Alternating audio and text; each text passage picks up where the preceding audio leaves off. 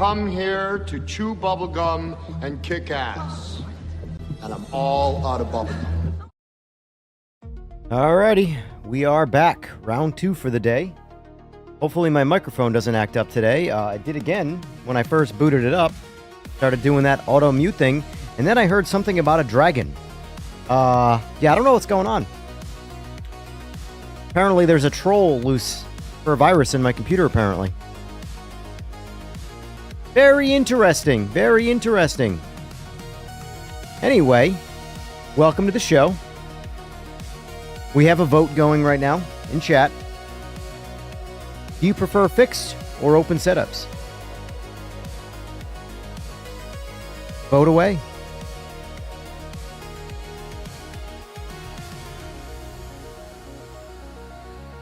I would really like to know what says that thing about a dragon.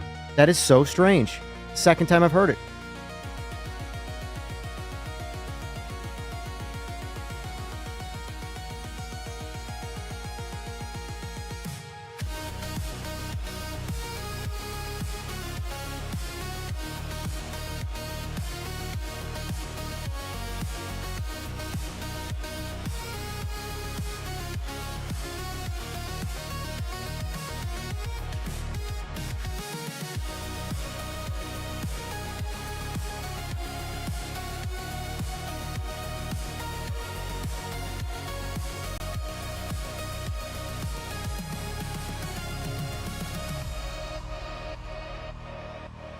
So the plan for the evening, crash on this splash screen. Oh, just had to be a little patient. Had to be a little patient. Good. So supposedly that bug is fixed in the next patch. Hopefully we get the next patch soon. A couple of really crucial bug fixes coming, and hopefully some ranked and general server stability updates.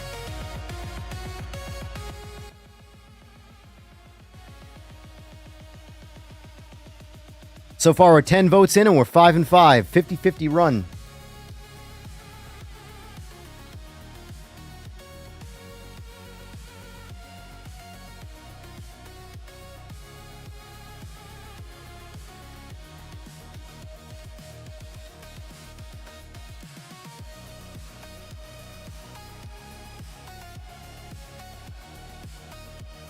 Turn on mods.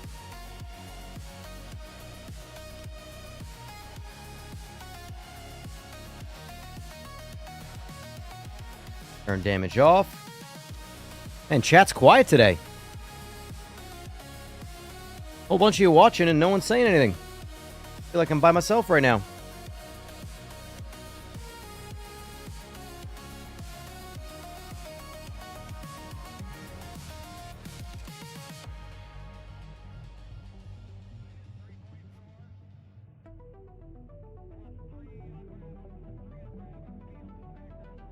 I am by myself.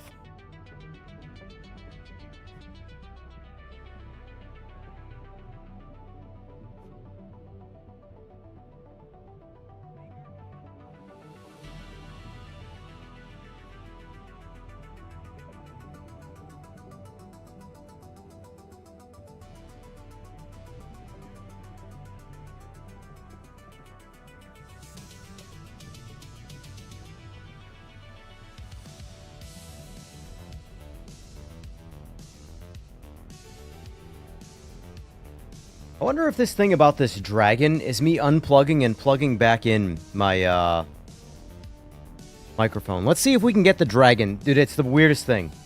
So hold on, let's find out.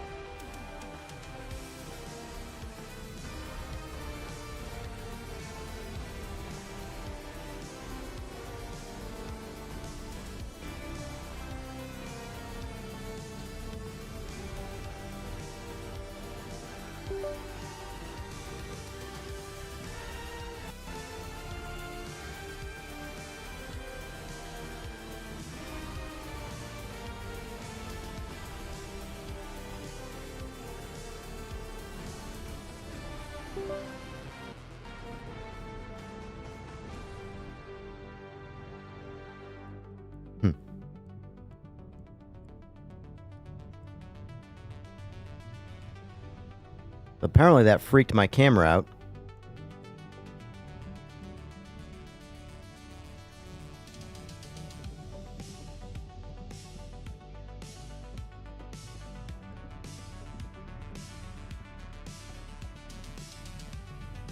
Bro, what is going on?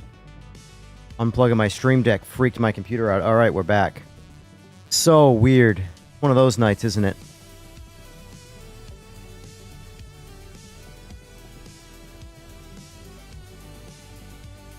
Alright. I think we're good. Let's just shut the music off for now. Just one program shut at a time. Alright. Hello. Oh, hello. Hello, hello. What's up? Not much, man. You had a frozen frame there. Yeah, it's all... Dude, I've been having the weirdest issues today. Oh, you're still frozen again. I'm not frozen. Wait. Oh, wait. You gotta refresh the stream. Refresh the stream. Here we go.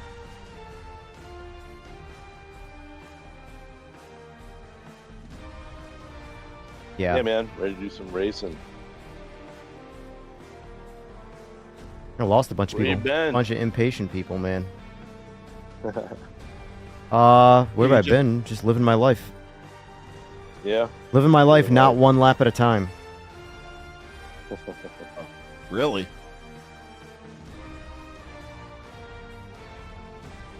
Well, how you been, EJ? For some reason. Yep. I said, how you been? Oh, living the dream. How about you? Same. You got earlier today's. You got like 1,000 views. That's pretty good On what?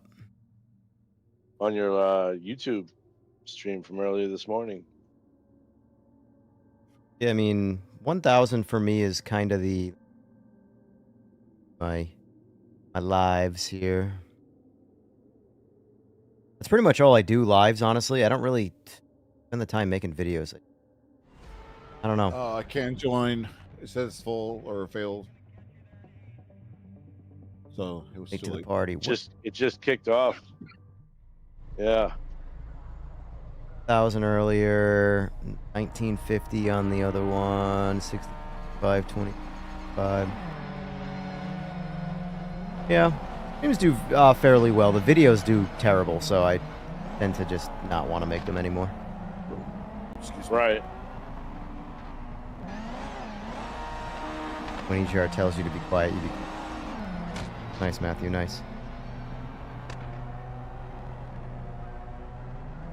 Lurking from work. Wonder when the next patch will be released. Think it comes sometime next week. I'll find out.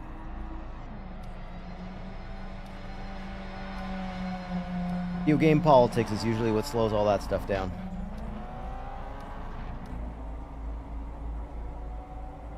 Oh, gloves on here.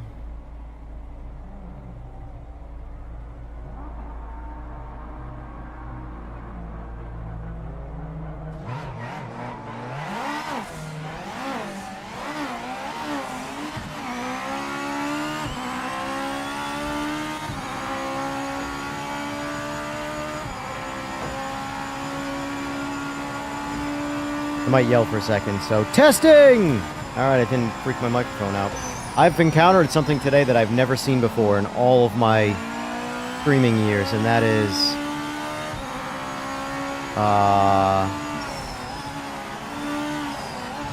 What happened? my Stream Deck automatically lowering the gain of my microphone. But, like, it's not on the software side. It wasn't software related. It was unplug my microphone or the Stream Deck and plug it back in, and it stopped doing it. And it did it again today when I first booted this stream up, which was the whole point of me trying to, you know. Sound good. No, it's fine now. Oh, it is but like good. the microphone would just lower. It would just mute the microphone when it would sense too high of a volume or technically registering peaking, even though it's not peaking. Yep. And it would And just let it automatically auto-lowering like it. lower the gain like crazy. And it wasn't software related. It was quite literally like a bug inside the firmware of the Stream Deck. Because Yeah, I have an no XLR. difficulty. I have an XLR Stream Deck So my microphone plugs directly into my Stream Deck. Very strange. Probably Windows related. Probably. And I've heard 2 times now of something, a guy about how to slay a dragon in my audio cues, and I'm like, what the fuck is that?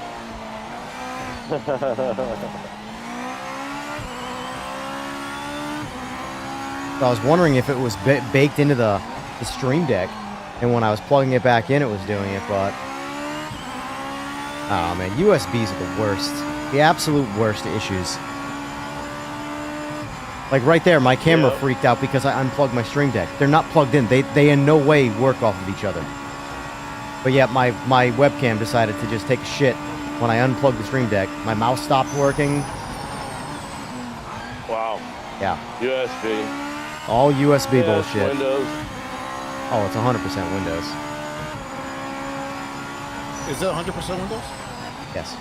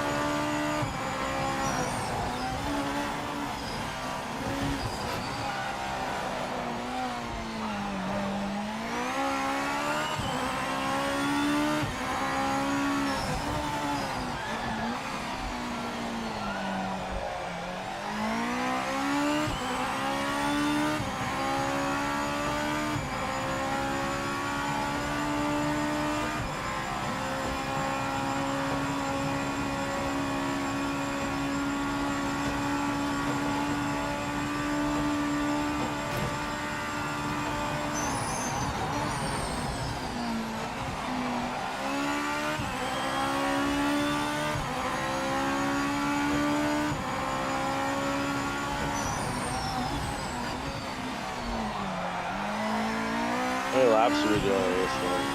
Oh, just 5 to get us started. Alright.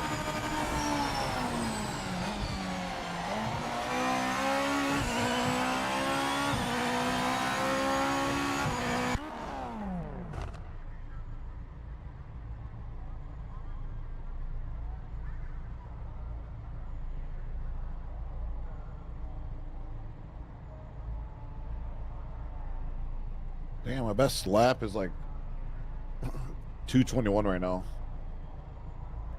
221 or 201? Yeah, 221. That's not right. That's not right. I would say that's, Got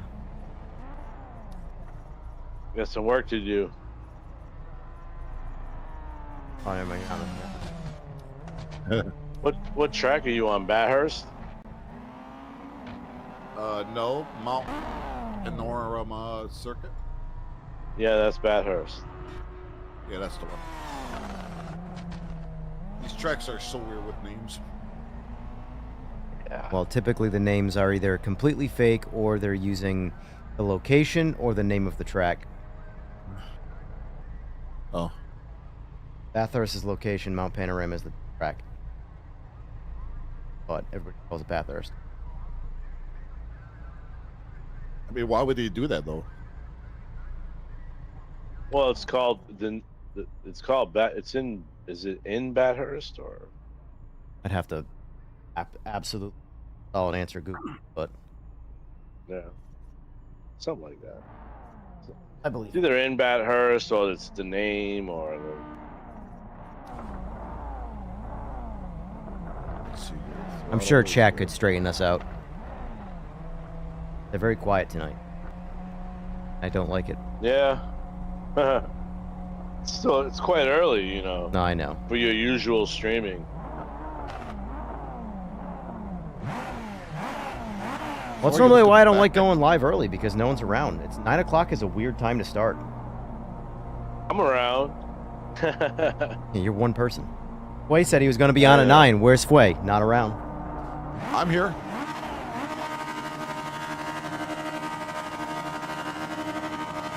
I'm here. EJ. Bullshit! Fucking bullshit! There is no way that was a red flag. Or a, you know what I mean, false start.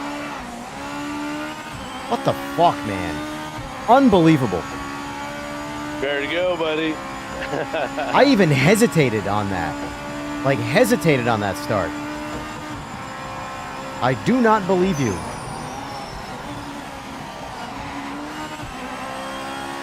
Have to check replays. Fucking bullshit. Oh, is that you, D tomorrow?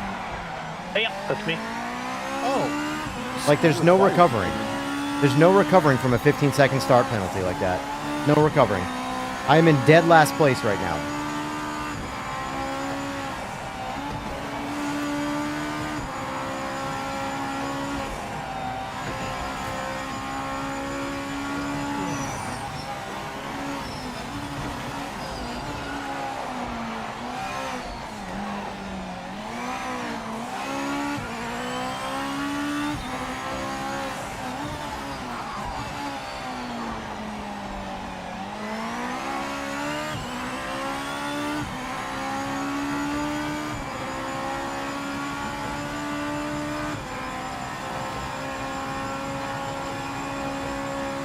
Ah, The Rip's a good movie, Ro.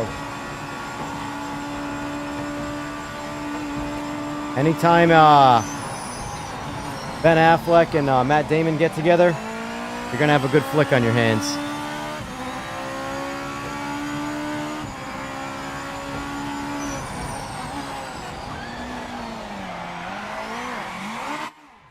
Fuck you, you bitch. Fucking bitch. I checked out of that race the second I got that penalty. Unbelievable. The false start penalties are the absolute worst penalty in this game. It's just an immediate, like, congratulations, the race is over, you've lost.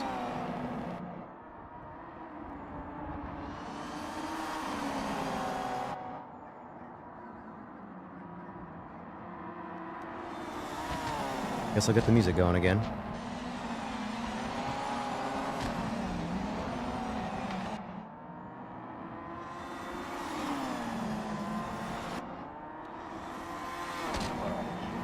Yeah.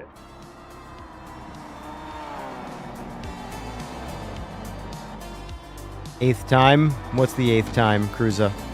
That I've rage quit? I've probably rage quit a lot more than that.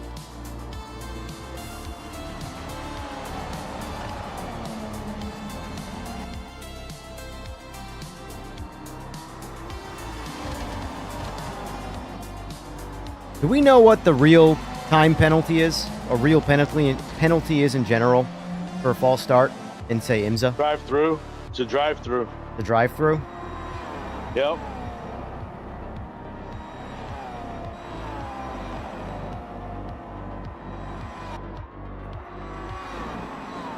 I feel like a drive-through is probably worse. I don't know. I guess it depends on the Yeah, pit. I think a little bit. It'll be at least 15 seconds, depending on the pit.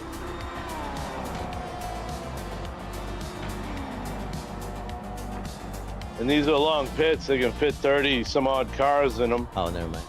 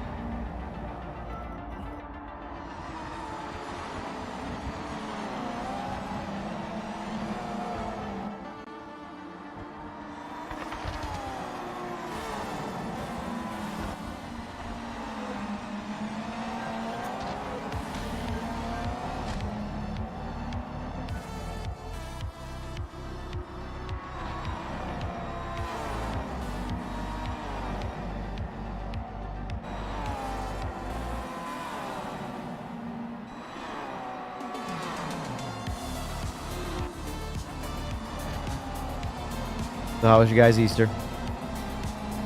Great. Good. Pretty good. Yeah. I'm trying to burn the calories that I got over the weekend. By sitting down in your sim. Turn that wheel. Just turn the force. It's Yeah. a hard workout. I was just gonna say, turn that shit all the way up. Oh, that's how it is.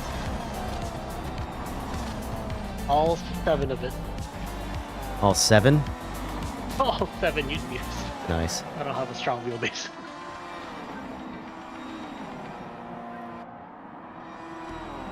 How's yours?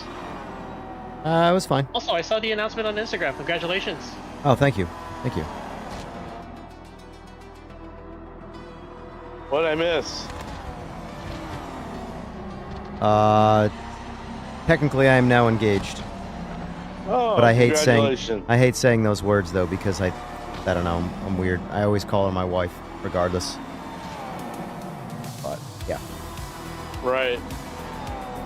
But yeah, thank you. Congratulations. Yeah, she wasn't going anywhere anyway. I just had to lock her in. Stuck with me now. Strap the collar to her. Chained her to the fence. Or I should say the Probably no heater. reason, that's a joke. That's funny.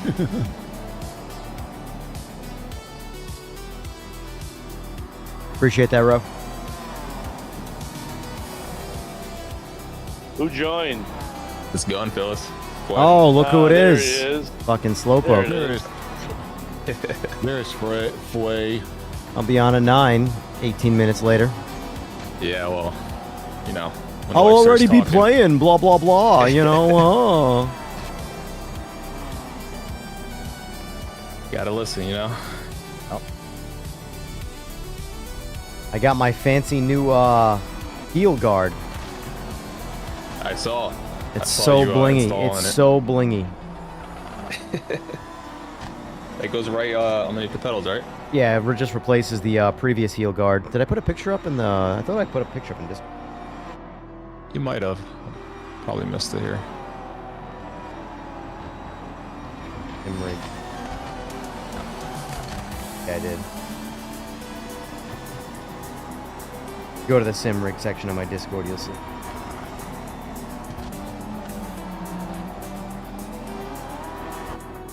Sounds good too, Wicked.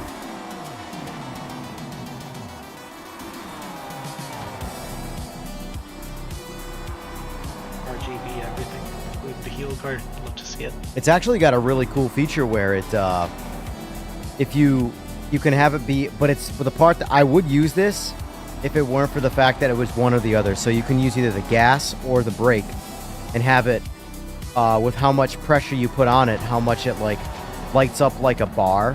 So you have like your throttle inputs in the game where like, you know, you see your meter when you're full throttle, half throttle, all that stuff. And the keep racing portion that illuminates will, if you have it binded to throttle, it'll light up green, but it'll like scale right to left, so from throttle side to brake side, and it will fill up green as you go full throttle. And it will also do it for the brake side, all red. But you can't do them both at the same time. Can you do yellow flag really? at all? Probably. I think you can bind it to ABS or traction control as well. What is it called? That's sick. What is the thing called? The heel guard? The heel guard. It's literally go on my Discord and look at the Don't plate. the sim rig section. It's the heel. Yeah, it's the heel plate, whatever you'd want to call it, that you rest your heels against when you push the pedals. Handbrake It's section. now Bro. an LED lit up keep racing one. When tell are we you getting what. a permanent shoe cam? That Formula wheel looks a lot better. Oh my gosh. That is nice. But That's pretty The cool. Logitech one? oh yeah. What's McLaren? What's funny That is is clean. you cannot buy that wheel from Logitech. It still says coming soon on their website. Guess where I got it? Fucking Best Buy. Best Buy. Literally just went on their website. Available. Buy. Add to cart. I bought it. It showed up. I'm like, oh, okay, so it wasn't a Yeah. scam. Not that it would Dude, be a that thing scam looks from clean. Best Buy's website, but it does. It's a.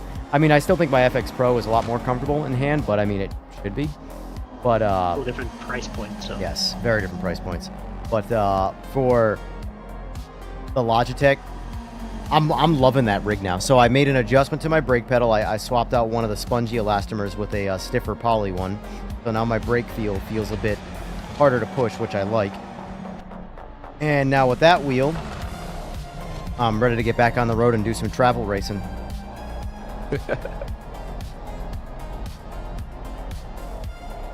Like it a lot. I actually permanently set it up. It's funny. This looks a little ridiculous, but this is at my desk. Here, I'll just put it. Kind of jealous now. My shit's a G923, and this is. That's my desk that I hooked up my older PS5 to. And that was the last available like panel I had that was free in a box. It's a 24-inch LED 1080p monitor. Believe it or not, the game looks really good on a 1080p monitor. You can tell the game is rendering at a very low resolution on console because I think a 1080p monitor looks better than a 4K monitor. Because typically upscaling, or when you have a lower resolution being displayed through a higher resolution panel, it always looks shittier than if it's closer to its actual resolution. You know, it's why old CRT TVs, they're super low resolution, yet they have a super clear cut picture, you know? Oh shit. That's probably why GT7 looks like shit on my 80-inch TV. Well, it probably looks better than PMR's resolution, I'll say that. PMR definitely needs to bump up its resolution on console, but I think it needs, He likes blue. You don't like red, huh? You like blue. Nah, I'm a blue light guy. You know, the stuff that like hurts your actual eyes in the long run. Yeah.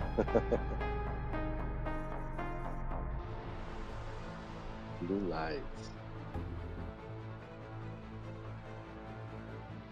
How much is the seatway itself?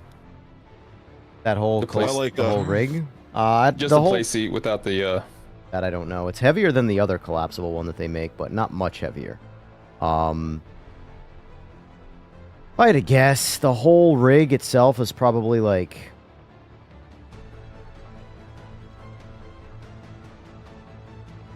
Probably gotta be 50 to 60 pounds total. The everything, though.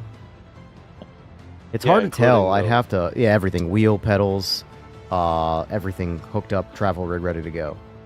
They just load it up in a Silverado and call it a day. Yep. Literally throw it in the bed. I drove it to my in-laws for Easter. I played at nighttime on that, although I had the round wheel. I hate the round wheel that comes to the RS50. I just hate it. It's the seams. The seams just destroy your thumbs. That's how it is with the G923. It's worse. It's worse on the RS50 wheel though. Like, trust me, it's much worse. Because of, like, they put all the seam at like where you'd rest your thumbs over the wheel, and it's super sharp before the seams. Like, it doesn't have like a flat area, so it's pointed, and then there's a seam, a stitch seam. So it just tears even through my gloves. It fucks my thumbs up. So, but yeah, the new that Formula wheel is pretty decent. McLaren one, pretty happy with it. Test driving with it earlier. Nice. Now I'm back to waiting for the Zeus wheels. That's all I want. Goddamn Zeus wheels. Goddamn Zeus wheels. Yeah, once I get the Zeus wheel, I'm gonna have to upgrade the base then. Yeah. Ready for that Ultra. Mm-hmm. You know, we should. I probably won't get a lot of money for it though, for the Alpha, honestly. It's because it's all gen. Yep. Should all partner up and open up a sim shop. We could try all the gear, sell anything we want. Requires being have a little. We can keep whatever. I shouldn't say be a dealer. Yeah, be a dealer. Rack temp, 128 degrees. God damn. Have a sim cafe, serve burgers and beer and shit. Oh, I finally fixed all the Simagic stuff too in this game. That yesterday all day with Bruno. What do you mean? So remember I was talking about how like the main settings don't work, like on my Simagic stuff. Like the main force feedback settings don't do anything. Gain, and I have to lower it individually. Well, that's because it was the Ultra wheelbase. The Ultra wheelbase was not in the game yet. So I had to give him the information so he could install. I have a file now in my computer that makes it all work normally, but it's not in the game natively yet. So he says not the next patch that comes out soon, but the following patch will have that. Same with the P700s. So like Limberto right now, he just got the Ultra. Until I send him that file, he's not going to have any control over his wheelbase in the game on the global settings. Like, none of those settings will do it. But the P700s will now work, and the P1000s, mine weren't working like that. I mean, like, they weren't registerable, like I couldn't calibrate them, because they were an older version of them. And I can't remember what Bruno was saying, but something about the PID that it uses conflicts with the shifter or something like that. I don't know. All I know is you can't use them both. So luckily, I mean, it hasn't been a problem because they seems to work completely independent of calibration. But either way, now I can calibrate everything. Feels a little more official. I want to calibrate. And you're on the new software, right? Yeah. But it's not because of the software. It's because of the hardware. It's directly with the game. So why is this? Oh, that's right. Because it's not applying. I forgot. I'm sitting here. I'm like, why is it not? Forgot. Oh, can't wait for that fix. Can't wait for that fix. Not applying the setups. Next update.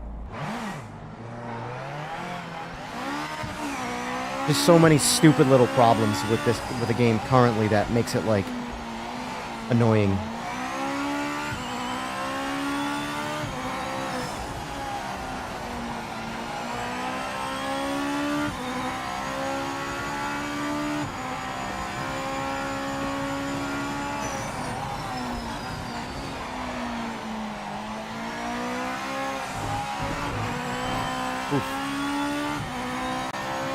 Also, are you still using the shader delete?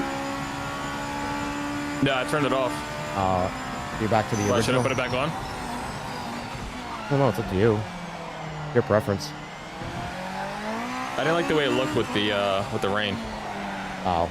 Well, I was gonna say if you got him one of the GTOs, it's broken. Okay. It would it has like permanent ground reflections on the inside of the windshield. You have it on Evo right now? No, I have the actual shader, the game file, the main one. Oh, gotcha.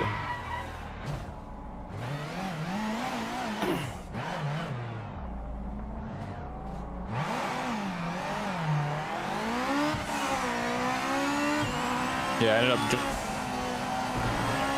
going when it was raining, and I was like, I can't do this.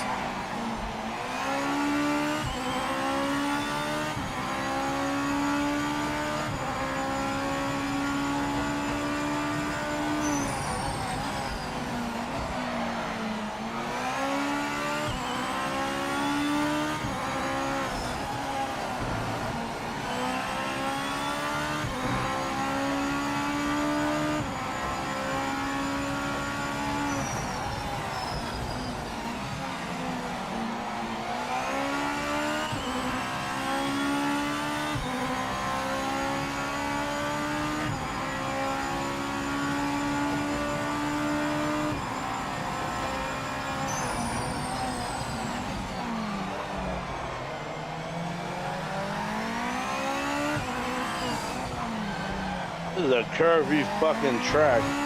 I don't know what time of day it is right now, but it is just making it so I can't see shit. Yeah, it's hazy. The road is sparkling too for me. Yeah, I On this got track. sparkles. I don't have sparkles.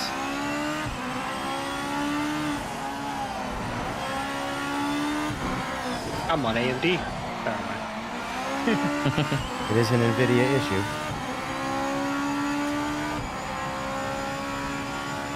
But you can't turn this track. What the hell? Slow down more. Yeah, we're gonna have to gonna take you to dance school or something, Sniper.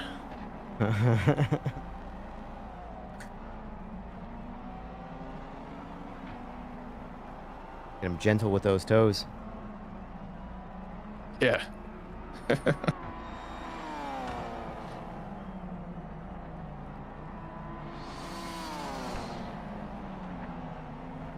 Yeah, I didn't think a 24-inch monitor would actually be, like, pleasable, but, like, surprisingly, the 24-inch monitor, while it is small, right on top of the wheelbase is, like, not that bad.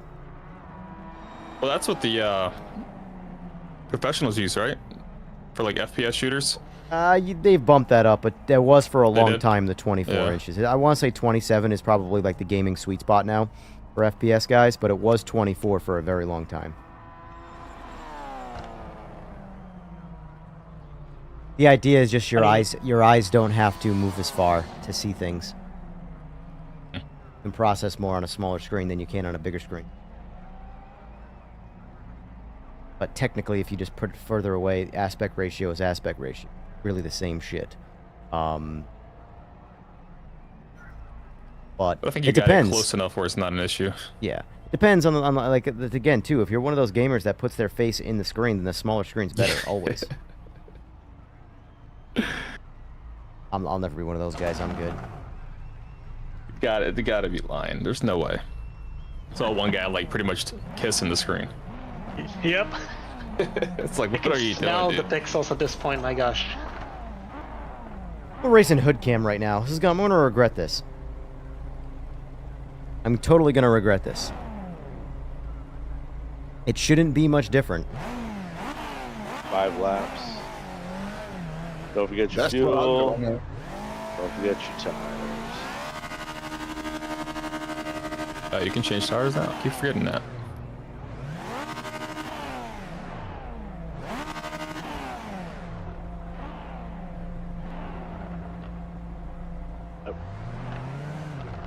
All right, here we go. Yeah, you just on these ones it's soft and hards and wets. Yeah, you don't want to change Well, tires. you putting wets on? No, I don't put wets on. Okay. But by default, sometimes it gives it to you on wets. Oh, really? Yes, sir.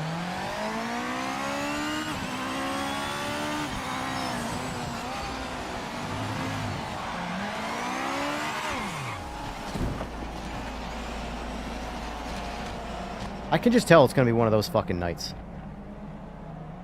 Was that you? Yep. Oh gosh. No fucking clue why that happened. And my wheel just cut off on me.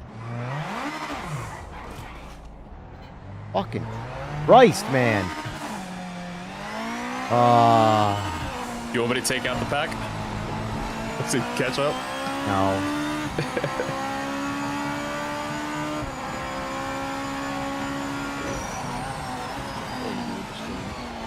Fuck this. Oh, someone spun I'm not in any mood to do this whole solo lap shit. If I'm out of the race, I'm fucking out of the race. 5 laps. Like, I'm not sitting around fucking 23-second deficit. I'm good. Fuck.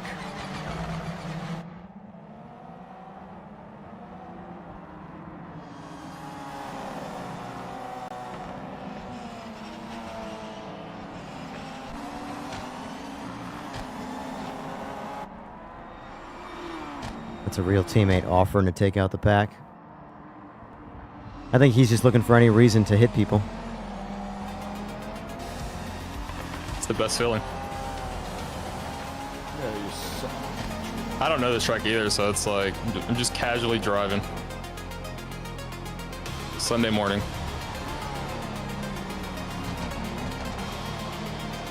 Fucking motherfucker! God fucking damn it, I'm making a fucking coffee.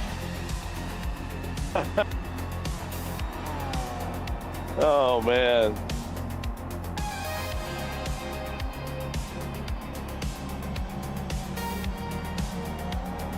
He said that like such a New Englander. Oh, yeah. Making a coffee. I love coffee. Coffee's My awesome, man. little Folgers in the morning.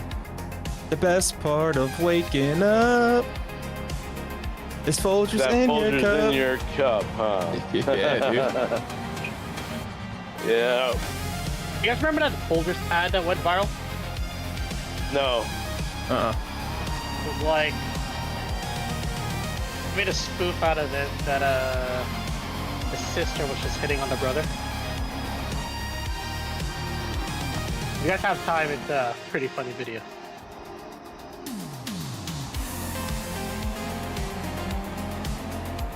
I've never seen it. These things, not good copy, but good ads. Well, it's got flavor crystals. Jeez. No, don't fucking go out, you fucking piece of shit. Do you drive in real life, Sniper? Yeah.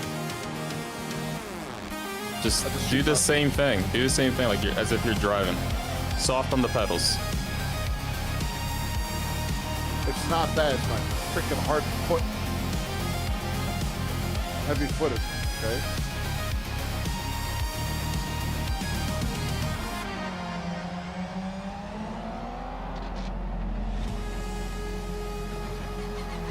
When you start to hear the brakes squealing, or actually the tires going skirt, ease off the brake a little bit, and you might have to pump it, but ease off the brake a little bit. If you hear the brakes squealing, that's good. That means they're working.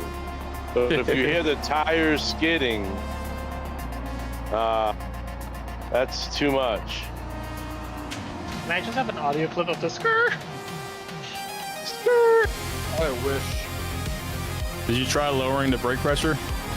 I did. I'm at 100%. No, you're at 100. Lower it. I don't know if that's gonna help me do it better though. It's gonna help you. It's gonna help, yeah. By how much? Lower it to like 80%.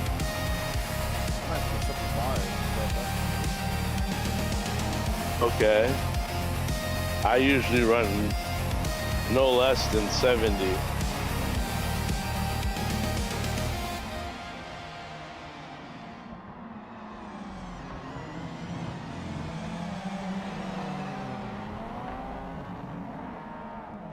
I need to do some more cars, man.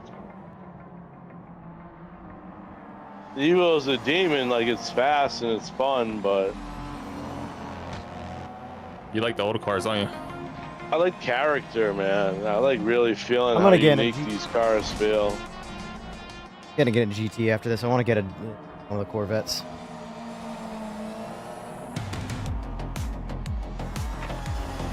Doesn't really matter what I drive because I'm clearly one of those nights where I drive like a fucking retard. So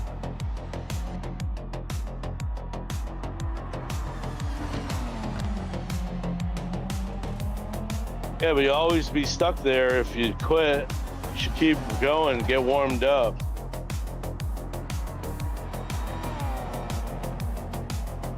yeah, I tend to not want to do solo laps in a race. So I know. I just want know. to race people, and if I am way out in front or way out in the back, I don't really care. Solo laps at that point.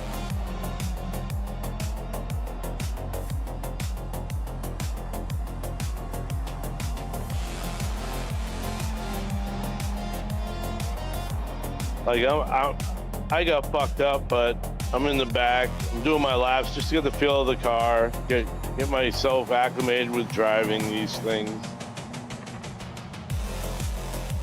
But it's boring.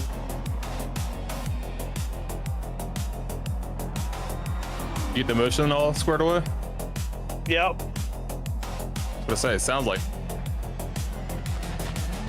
Good. Yeah. Need a different USB port and cable.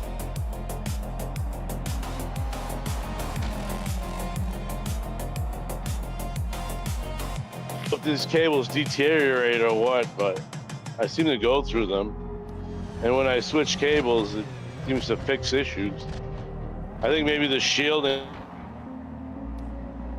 thing doesn't make sense. It doesn't work as well or something. Yeah. Because if you have electronic magnetic issues, what is the force feedback on the motion could die. Nate, who are you on the grid? So I know what name you are.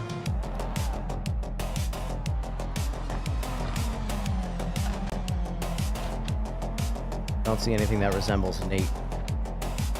Cable.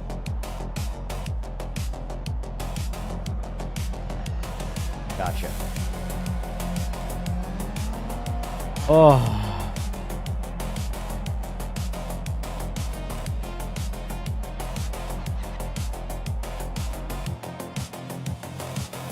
I'm also changing the time of day to be midday so the sun is on top of us and not in our eyes. Because that sucked. That was awful. Like, that was absolutely awful. That's why I started on hood cam and spun out on literally turn 1.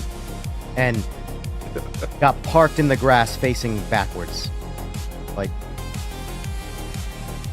Seems to be a bug. Yeah. Like every time you spin, it's backwards. Definitely a bug. Gonna have to have Straightforward fix that shit, because bullshit.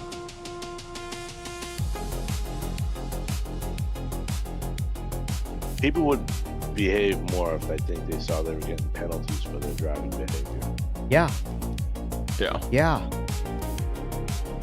Or shizzle. Dizzle. All right.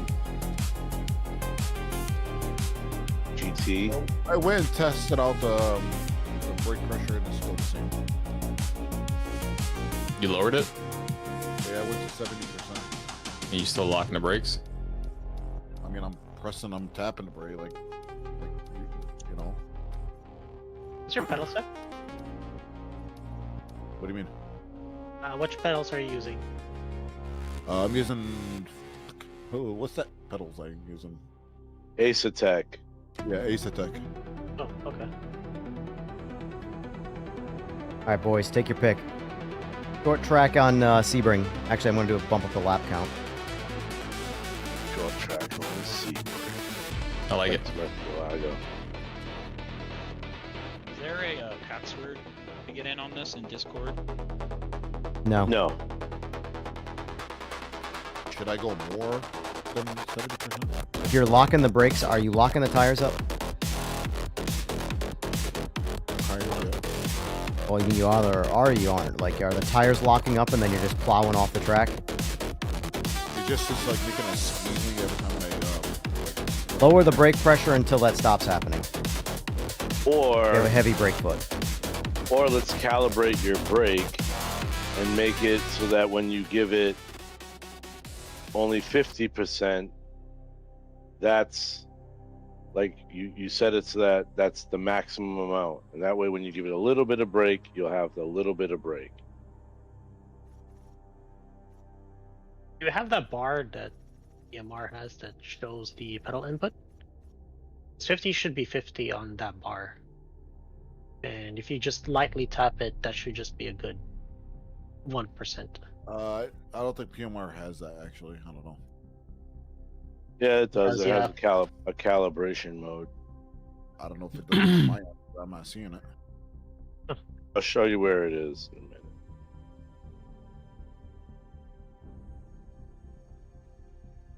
You sure love tweaking and tuning with your wheelbase, man. Yeah, I was gonna say it. I was thinking the same thing. Mine's on default. Gotta take it to sim school or something. No, he's on the default. You gotta set him up. He doesn't know how to set up. What you gotta do is you gotta persevere through it and figure out what. The thing is that you shouldn't have to change anything to learn. You can learn the default, everything default pedals, default car settings, default force feedback, learn it all. And then, once you find that you've hit some level of limit, then start changing things.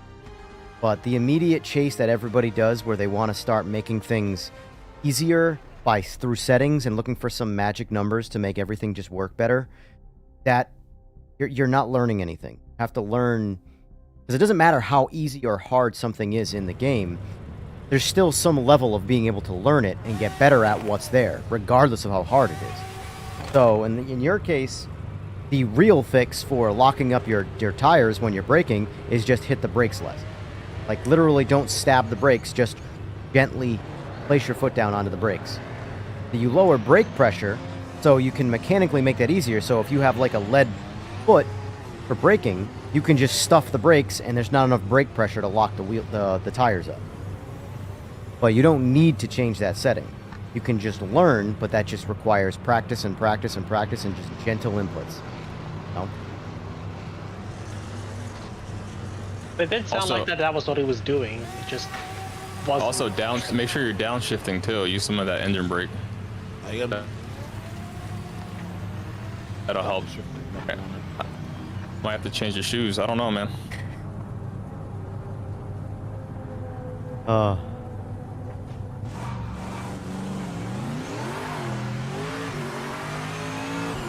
Oh yeah. Back in a car, I know.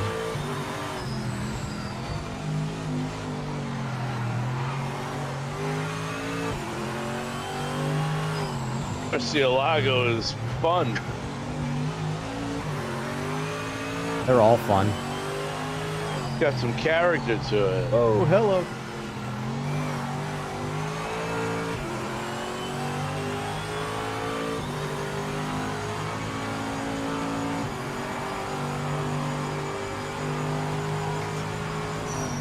Nate, you talking to me about cups?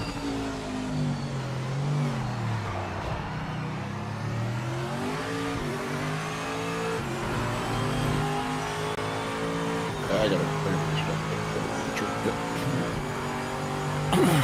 this.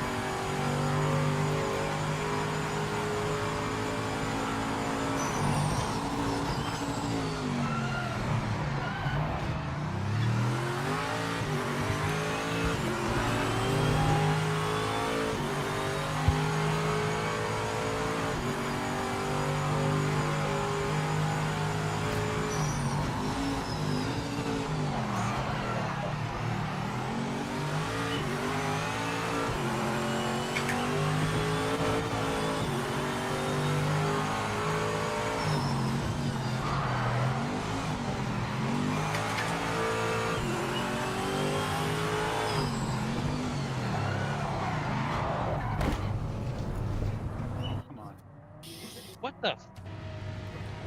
Jesus Christ, people. That was me.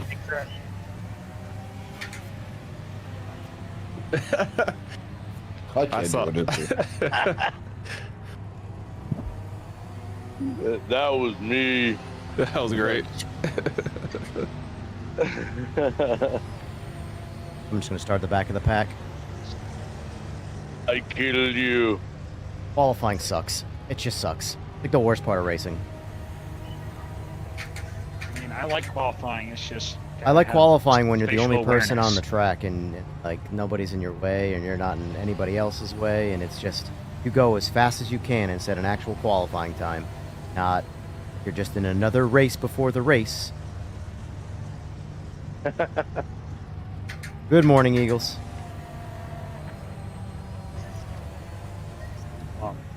Was on a fast lap, but it's all good now. Just watch yourself. If you crash, like watch when you're re-entering, because racing someone, especially once you've gone off track, doesn't do anything to help your qualifying time. Fuck that, I gotta re-enter as fast as possible. You know how to race? Right? Yeah. Shit. It's always a race.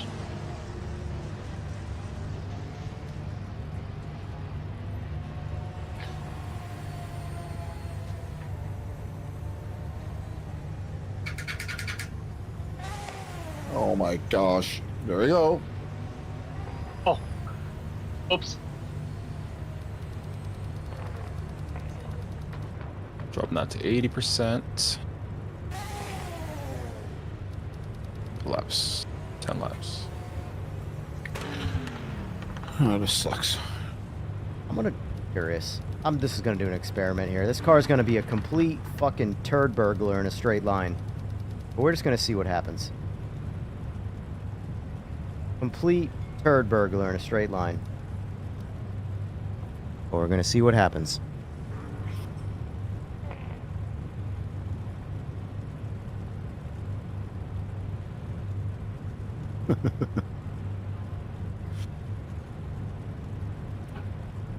Oh, I actually put up a quality time? Damn.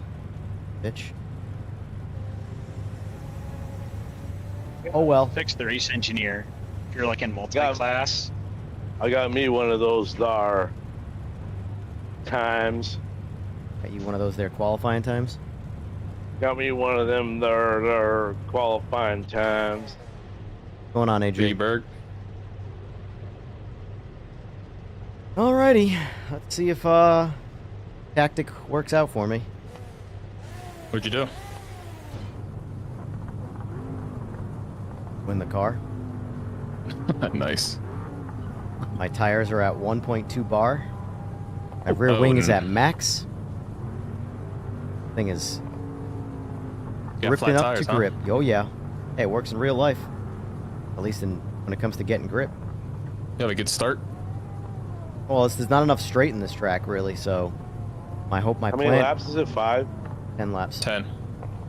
10? Okay. 10 laps? Oh shit. Well, Yeah, it's a short track. god though. damn it. Not 10 laps full Sebring. This is like half a Sebring. Really like 5 laps Sebring. I wish I could return to the pit and fix my You can Yes. when you have to go when you're in the race and go into the pit. yeah. Sucks.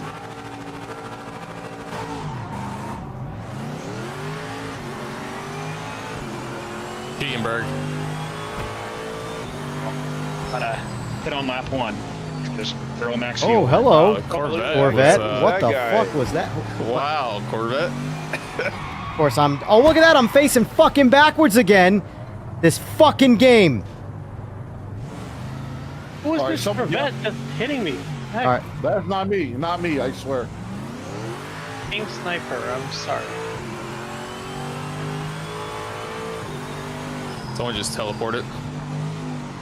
Whoa. I just got sent to another I don't realm. care. I don't care. I don't. I will retire on lap 1 every fucking race tonight if this is how the races are gonna go. I do not give a fuck.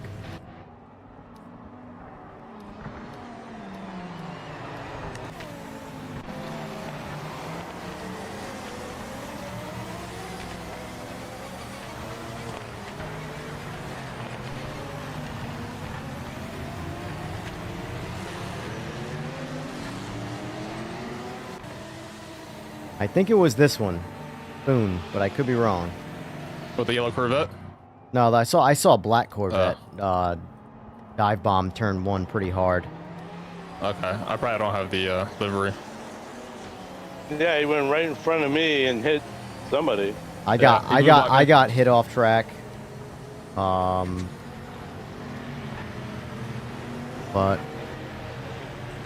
let me go back and look on the stream here. It's such shit, man.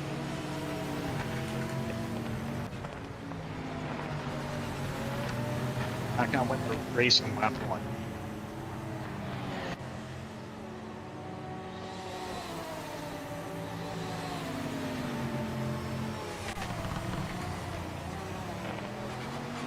I was side by side on the yellow Corvette, lap 1, and deliberately just like went to my side pod.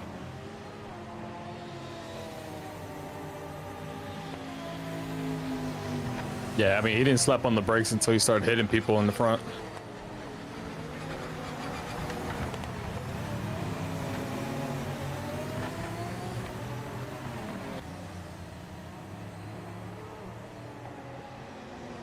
Sure that wasn't you, Sniper? Nope. I'm on the yellow white one actually. White and green. It's trap racing. I'm telling you, he's a hitter. He's the one that hit me and got me off course. He's on my hit list now. Nobody's on anybody's hit list. It's not start that shit, or else I'll just fucking him down and go do something else.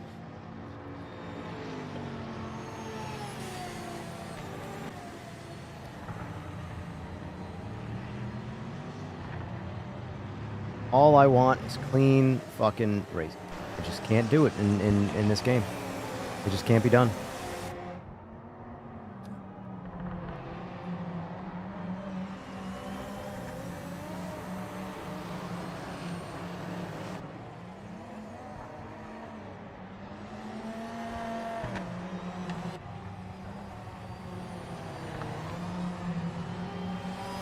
We need a fucking penalty system. We need something to just punish people for just driving, even if it's not intentional. You gotta learn some way. Like, bottom line is this. People in real life do things accidentally all the time that are mistakes, but they get punished for it. That's life. But in this game, even if you don't do anything intentionally and it's purely an accident, you don't get any punish. Rank's got a few characters that are taking advantage of that right now.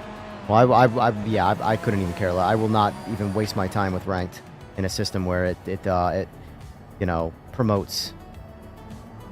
It's actually pretty good for the most part. I'm ranked 4th in the world on GT3 in Division 5. Yeah. I was gonna say, is anybody racing it? Yeah. Yeah, dude, there's hundreds, dude. Hundreds and hundreds. It goes up to the furthest I've been in my ranking was 340 something, and there was people behind me, so I don't know where it stops or ends, but oops. All good. Sorry, I kind of bounced off of the wall. All good, all good.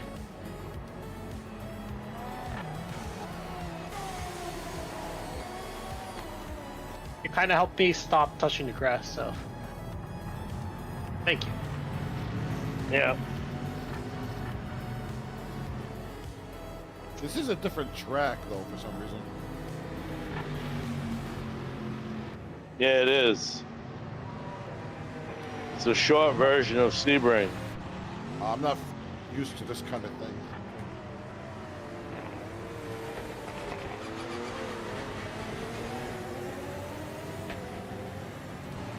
Welcome to the huge world of racing. I can't wait. Hey, have you guys seen the Horizon 6 stuff today? Yeah, I pre-ordered the full kit like an idiot. I think the funny thing is I paid for the. I mean, I didn't pay. It's included as early access, the 4-day early access, but obviously you get other things as well. But yeah, I don't even think I'm going to be in town for that.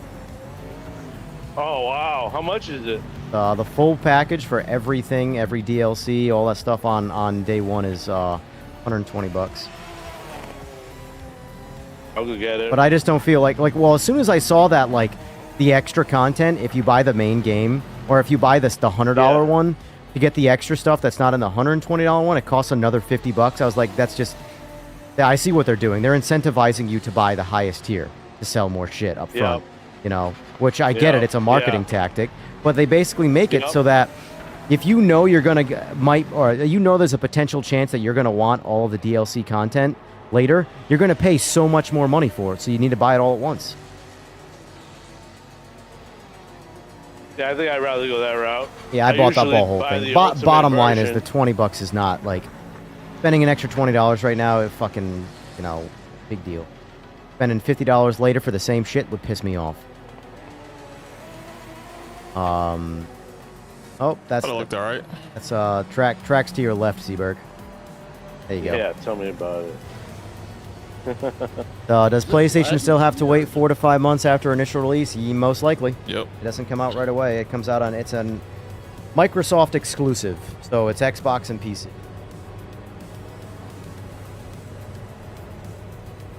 But You buy it on Steam or through the Windows Store? Steam. I do everything through Steam. I want one. If up to me, there would be no such thing as anything else on computer but Steam. I just want to play through Steam. I would have, if iRacing made sense to get it through Steam, I would have it in Steam. In fact, I actually bought it on Steam for 1 month and then canceled it and got it through their own app. But yeah. I just want to siphon everything, funnel it all through one port, essentially. Steam and Steam. I like Steam. I understand Steam. You got fucking Epic, Blizzard, all these other... I don't care. Just give me everything through fucking Steam. I've been waiting for Alan Wake 2. Right now. Alan Wake 2 is only in Epic.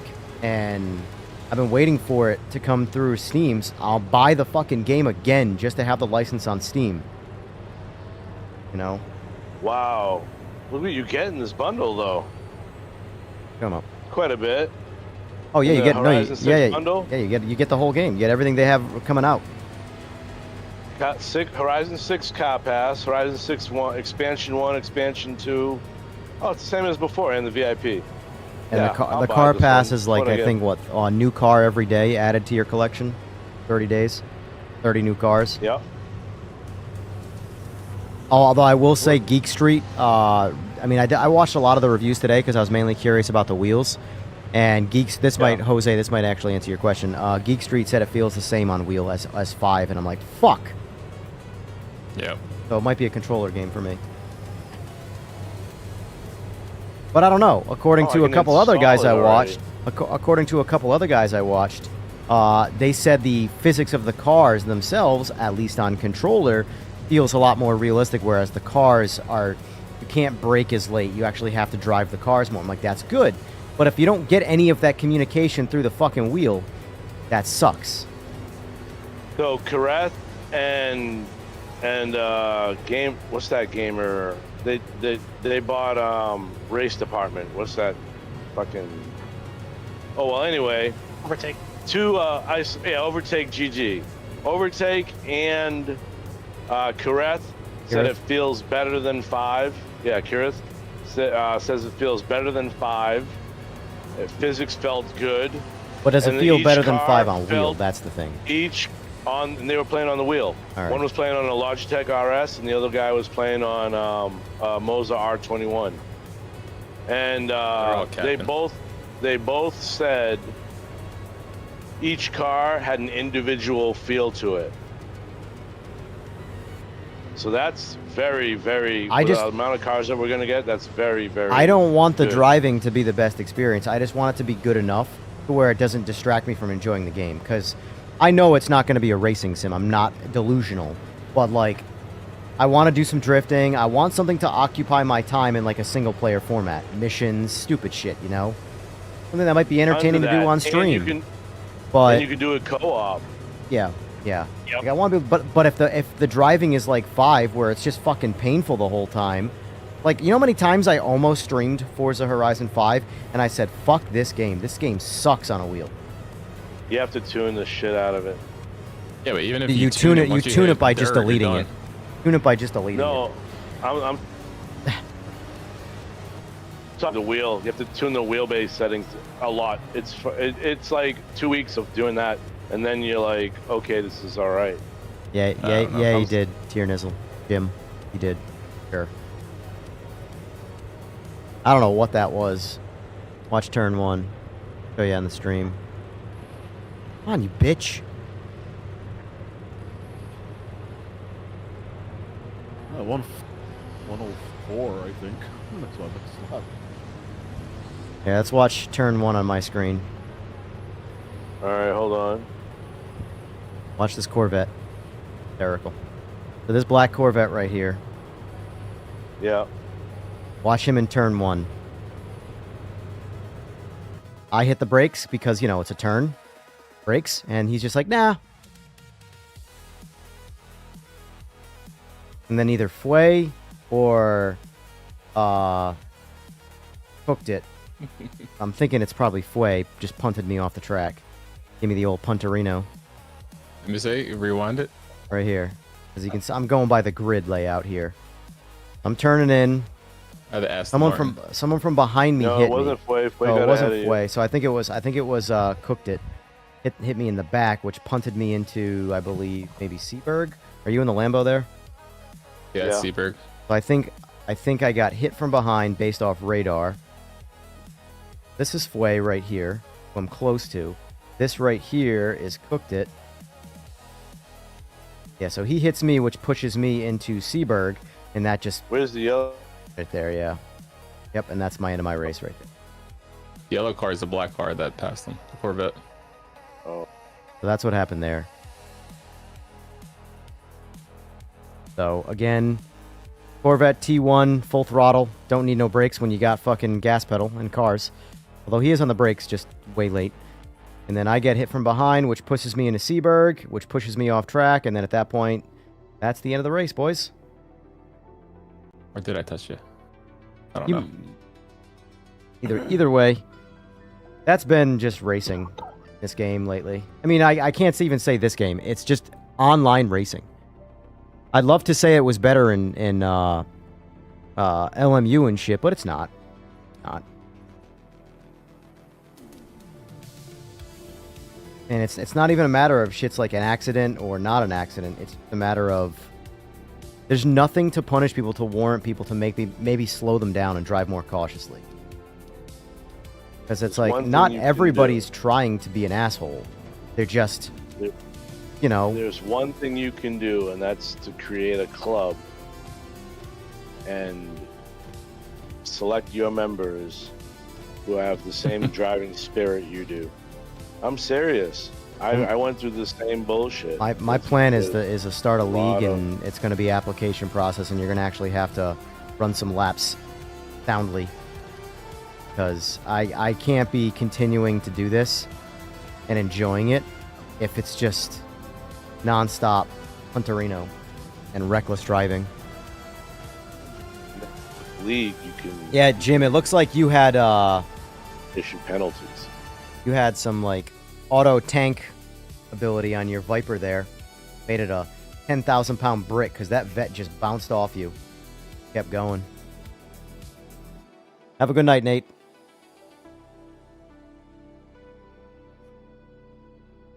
Good day, big camera.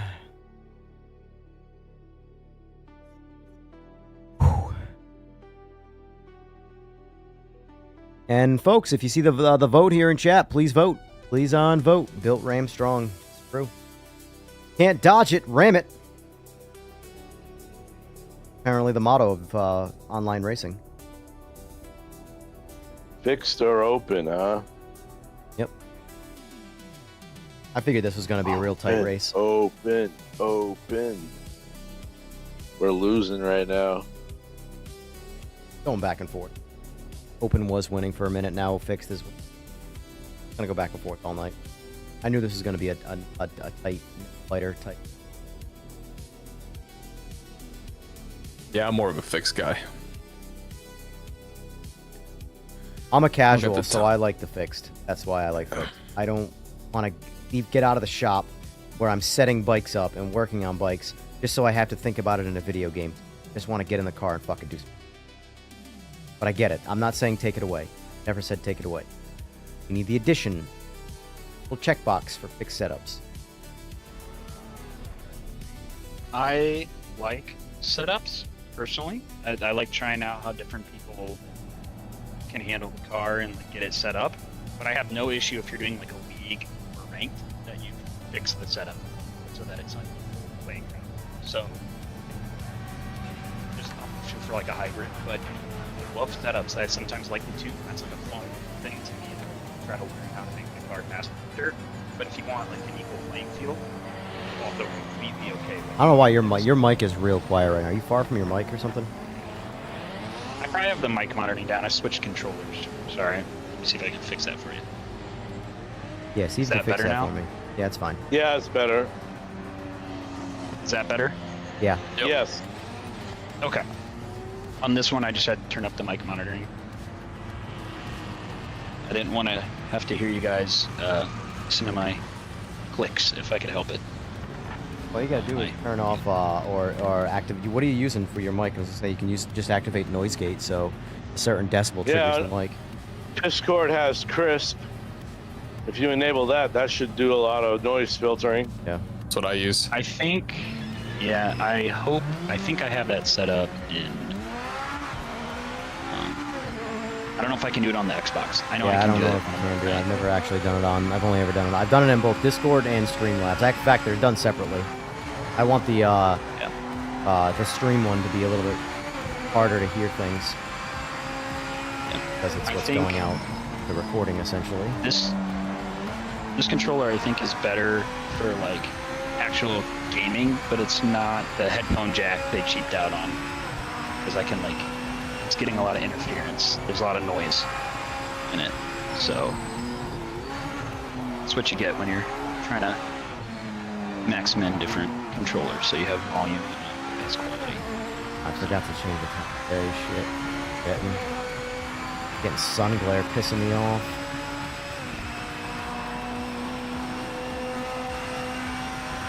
I don't get this glare you guys speak of.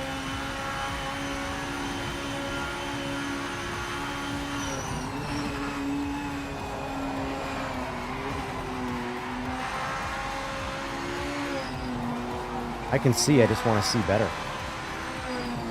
Okay.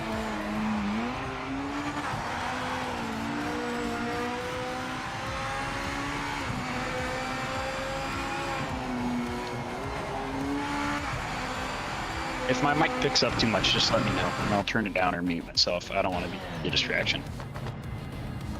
No problem. I've decided I'm not qualifying at all tonight. I'm not wasting my time. Not wasting time. No more qualifying for me watching. Spectating and racing. Probably spectating and rage quitting, let's be honest, but... feels like tonight's kind of night.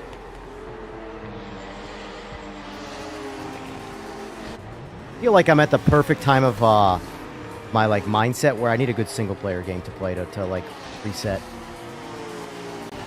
from just the ridiculous shit that is sim racing.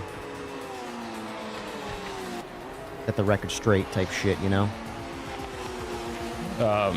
Should try out the Ghost of Tsushima, the second one. I've already crushed that game. Oh, you did? I Crushed still gotta the finish it. fuck out of it. I love those games. Same. I like those movies like that. Yeah.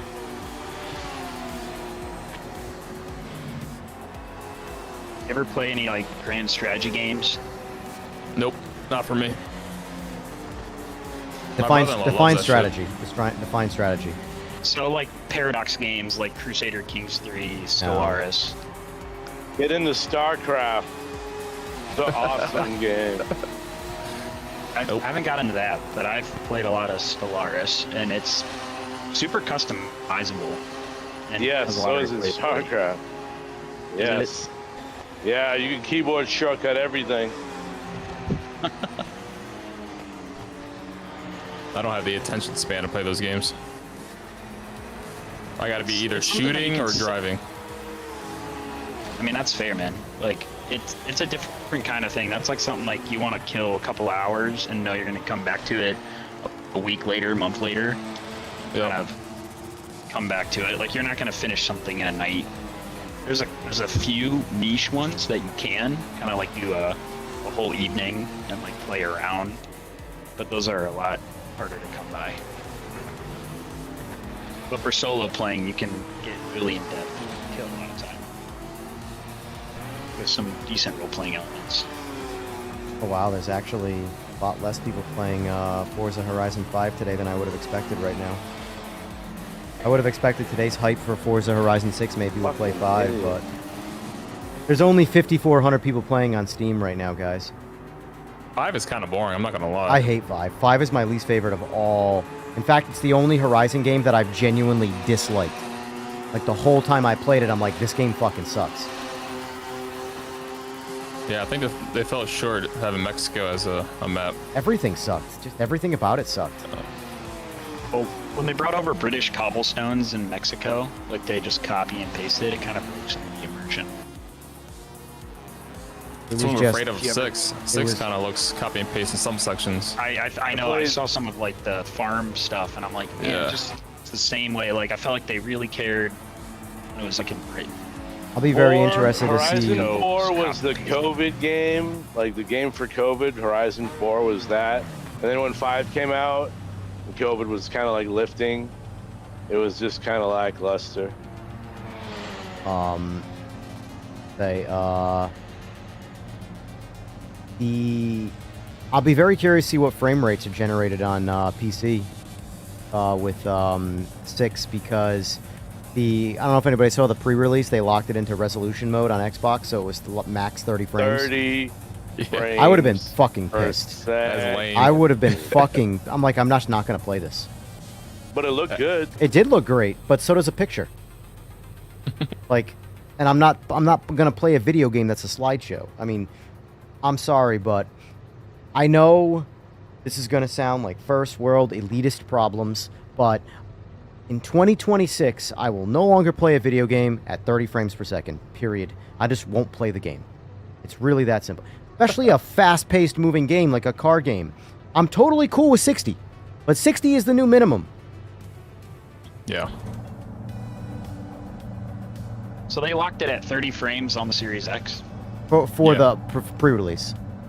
Quality mode. They didn't have They put it in quality working mode. performance. Yeah, they had no working performance. Oh yeah, because they wanted to showcase all Yeah, the the prettiness. visuals. I mean, Which I get it, but at the same It time, was a solid 30 though. There was no lagging, Yeah, but stuttering. it was it's a a solid solid 30. 'Cause 30. half the map wasn't generated. It was a solid, you know, fucking picture book. picture book. It's essentially a demo at 30 frames. I wonder if you buy that on Xbox Game Store, if they'll let you have it on PC and For the what Xbox. it's worth, Yes, DK, they do. all Yeah, of his they do. videos, Yeah. I genuinely recommend a grain of salt. Same account. Yeah, then I'll probably buy you that one and get the deluxe. I hate this fucking game.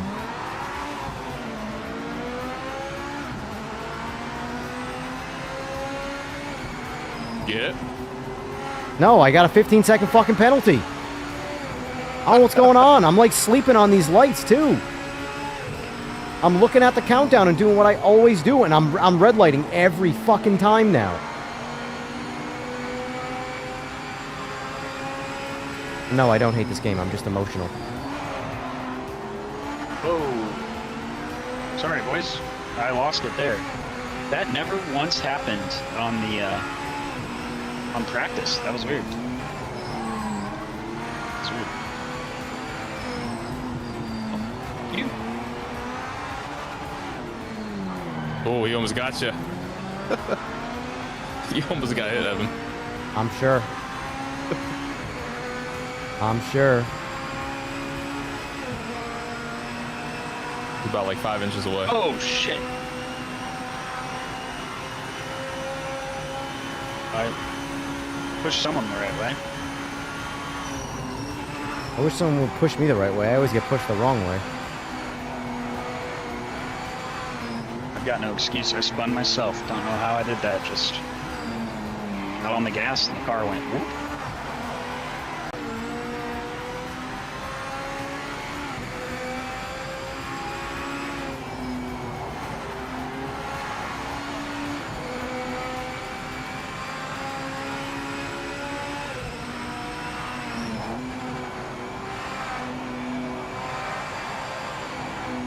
Ah, what the fuck with this understeer? Did I just forget? I apparently I have no idea how to play this game anymore. I don't know. Mine's acting a little weird too. You keep quitting. Dude, I don't forget how to play a game in... I played today. Oh yeah, that's true. Oh. And I played all weekend on PS5. Oh, Oh man, maybe I used the PS5 mode or something. 60 frames.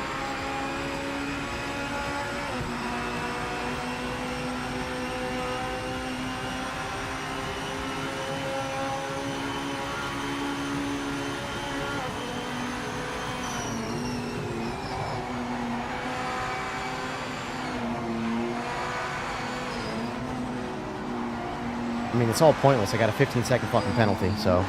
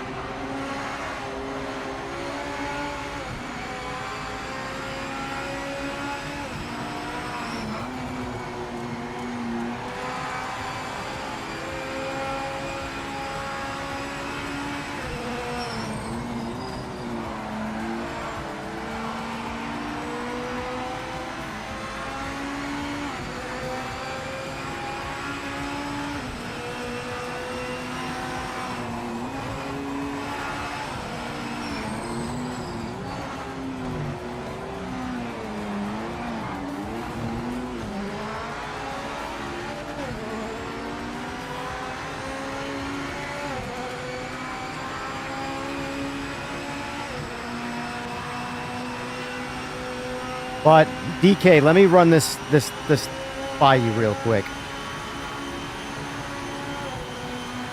This person who, like, a month ago, most people hadn't heard of. And now all of a sudden he's on the scene and taking credit for the game.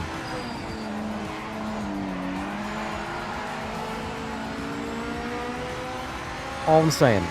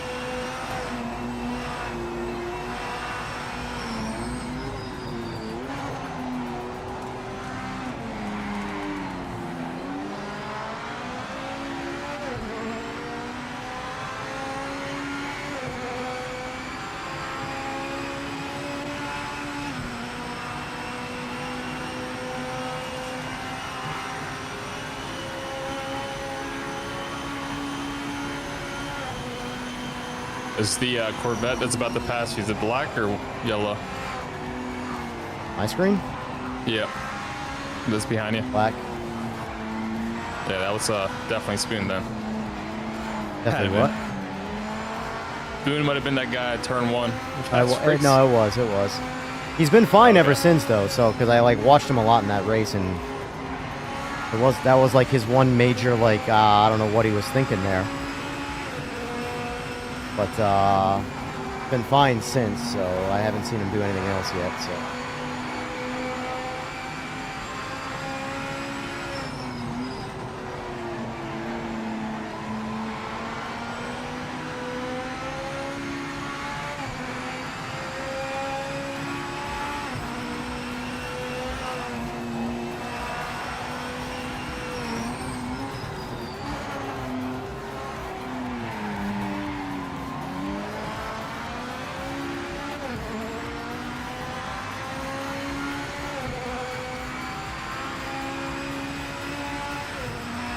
Somehow I've clawed my way into third in the NGTs.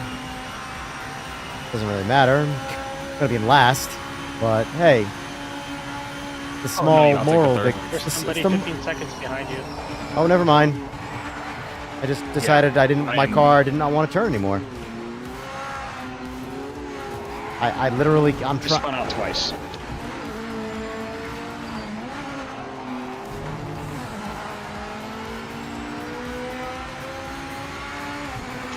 It's like when I need to learn to shut the fuck up when it comes to talking about racing. If I say anything, there is an immediate curse placed on me.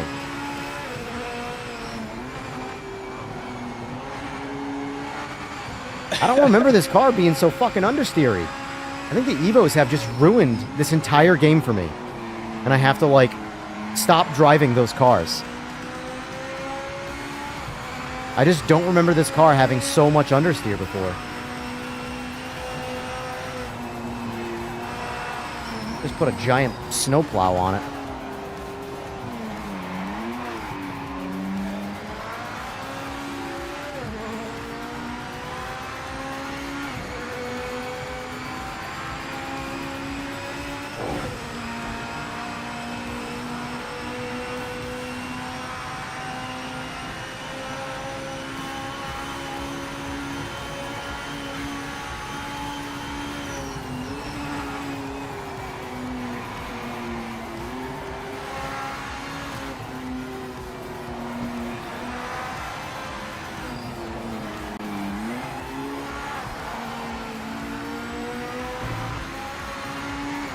I think next week I'm doing a podcast, my first one since, well, a long time. And I'm having Mr. Rye on. Oh, nice. Yeah.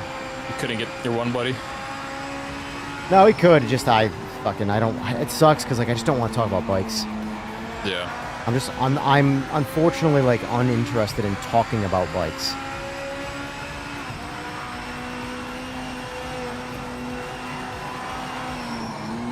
When are you guys recording? It's probably gonna be live. Oh, nice. Yeah, but we'll be ignoring the chat for the sake of, you know, live, and then we'll go to the chat for like after conversation questions type stuff. But I gotta like basically like come up with some sub. We've been talking about doing this for months now, but we wanted to wait for 2.0 and, you know, some more updates and stuff like that. Get the game to a better place before doing it. But I got a question for them. I'm sure you and a million other people have a million questions, so. But When are you guys going to add the Puerto Rico flag to the game? I have no idea.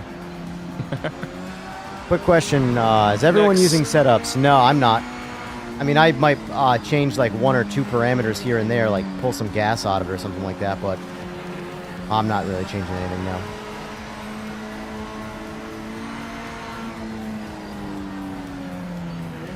Where am I at? I've just been pretty much just doing laps, really. Just casually driving. I'm not in a racing mood tonight for some reason. Yeah, that makes all 6 of my personalities.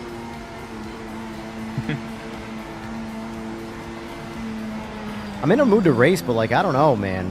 Might be just these cars. I'm in like a temperamental, like short fuse mood, where like the second the slightest miscalculation happens, like fuck this, throw my mouse to the screen. That's why I want no part of ranked. This will turn into Bro, a I rage need clip ranked. channel if I just started playing ranked. I like rank more than customs. Ditto. I just like clean racing. Well, Yeah, however I fair. get it is how I want to play the game, and if I can't get clean rate, like ranked just feels worse when it's not clean because it counts for something, whereas this doesn't count for shit. So like if it's an unclean race and you rage quit, it's whatever, you know. But in ranked, if someone fucking punishes you and completely ruins your race and there's nothing you can do about it, and then you end up rage quitting because like what's the fucking point? You know, it feels I bad. can do it again. You know. But 1 o'clock in the afternoon should cover all sun glare bases. What do you want for cars? Right, this one. Either the Evos or GT3s. You guys are sick of the Evos. I'm never sick of Evos. It's everybody else who gets. I'm gonna add the Evos because it's what I want to drive, but I'm gonna give you some choices. So.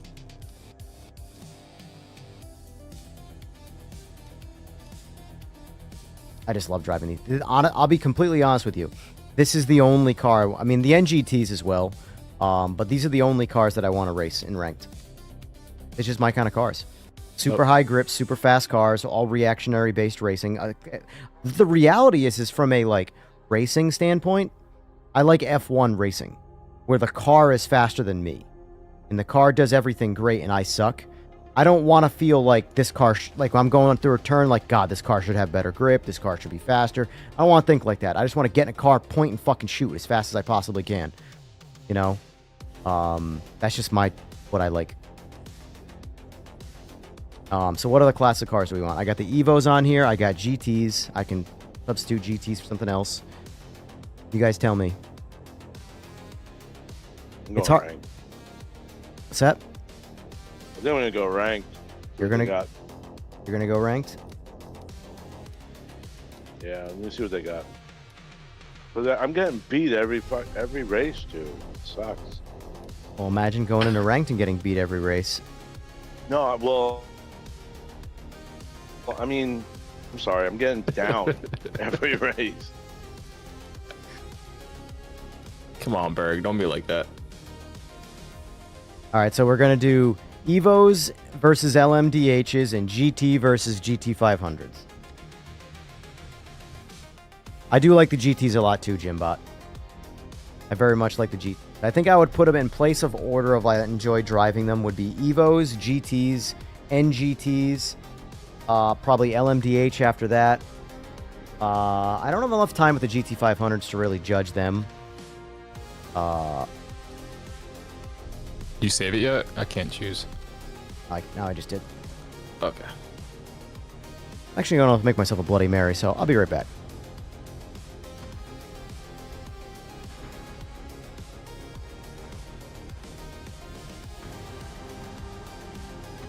What kind of races in Rankberg? Anyone on? Right. It's usually dead right now. For me, at No, least. Maybe more people in this lobby.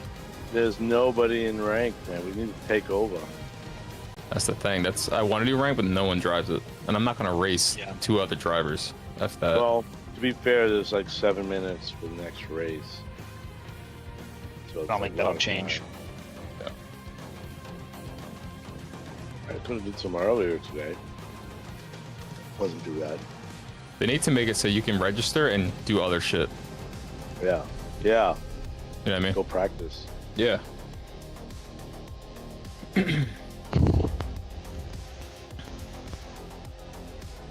12 minutes for GT3 Pro Cup. I'll wait for that one. I gotta get another one in there. Right now, I'm currently in GT3 Pro Cup. I'm currently in 4th place out of the leaderboard list. Nice. Tough.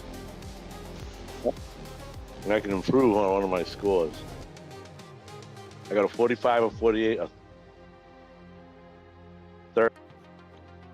There you Improve go. on that 30. Right, yank. I'm 10 behind first place in points. If I can turn that into like a 4 of these scores, I'll be alright. Dude, jumping on LMU, bro. I felt like a snail in that set. In Mhm. PMR, it's like the cars have more grip in this game.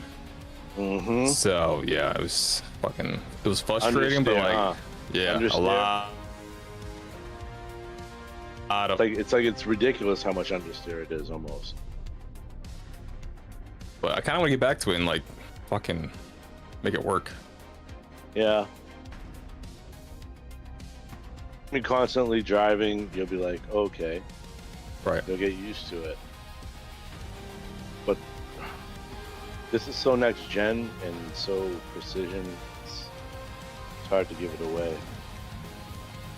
Yeah. Just needs that ranked boost up. I gotta get out of Division 5, man. I can't believe I'm down here. I'm smoking this thing. I would join, but I want to make sure you get your points. I'll get my points, regardless. All right. We're back. You making Bloody Mary? This is going to be a shit Bloody Mary, though. About half vodka, half really, really shitty mix. Ooh, spicy. Spicy, but I tried a different mix just to change things up. But this mix sucks so bad that I'd rather taste the vodka. So this is like 2 Bloody Marys in one, and I couldn't even fill the glass because I ran out of the mix. So this is gonna hit hard. That's a Sunday fun day drink. I don't know how you drink it at night. Surprisingly, this mix is so it's like too strong. I think this mix is designed to be ran with like 3/4 worth of vodka, and the rest be a small amount of mix. Because I still can't taste the vodka, and half of this drink is vodka. Ugh. I hate vodka. That's the thing. I fucking hate vodka. But I love Bloody Marys. Drink some whiskey. Hmm. Some whiskey neat. Liquor. Some berries in Let me there. rephrase. Liquor sucks. I like beer, wine, and Bloody Marys. Yeah, liquor turns me into an animal. Stay away from that. Liquor turns You everybody don't like into an animal. margaritas? I like You like margarita. I like margaritas, but those are like I need to be drinking a lot of water because alcohol plus sugar leads me to Yeah. massive migraines. So for me, I need to have. Plus, it needs to be a hot day. It needs to feel like there's a reason to have a margarita and not just, have one. Well, I'm surrounded by Mexican food, so I do. Ooh, we had Mexican last night. Perfect. Nah, I'm a sour beer kind of guy, and IPAs and whiskey. IPAs are legit. IPAs get me fucked up more than anything else I drink. It's like a pine Hands cone. down. Because I always drink like 8 or 9% IPAs, and I just think, oh, I can drink these like Coronas. I can't remember the last time I caught a buzz off of a regular beer, like Corona or something like that. And I drink them when I drink them non-stop like water, and I cannot catch a buzz. But then I go to drink an IPA like that, and I get on my second beer. I'm like, oh boy, I might be fucking this up. Fuck it, let's keep going. 3 days worth of hangover later. Yeah, I'm at the point in my life now where I get hangovers before I get drunk. Feel that. Sucks. Apparently, I don't have that good Italian blood. I got the shitty Italian blood. I'm a big wine fan, though. Oh yeah. Reds, though. Reds, Yes. Like- not white wine. Red, I dry drink box red, wine. baby. Yeah, dry reds. Yep. Cabernet, The Pinot. sweeter the red. wine is, the worse it is. I like it when people are like, Yes, "Oh yeah, it is. we're having wine." I'm like, "Oh, what are you having?" "Oh, we're having sangria." It's like, don't talk to me. You're not having wine. You're having candy. Make it dry as the Sahara Desert, I say. Yep. It's good with lunch. For dinner. Having a good lunch if you're drinking red wine at lunch. I drink. Champagne or Prosecco? Seriously, I drink like a middle-aged divorcee. Like, Middle-aged Karen, just Yes. living her best life. yep. Like the entire bottle in like wrong a with bucket that. worth of glass size, you know. Yeah, that's my problem. I can't stop drinking once I'm drinking. The only thing that doesn't upset my stomach now is just bourbon or red wine. Everything else fucks me up. You know what fucks me up? Cheap beer. Cheap beer Like, really makes me sick. Dude, like Bud Light, I Hurts my fucking stomach. throw up like I don't know crazy. how people drink that shit. Like for me, I know what Corona, drinking, like, tailgates and Corona, and like Modelo Consume too much in is like college. my like cheapest beer that I'll drink when it comes to like the quality of the beer.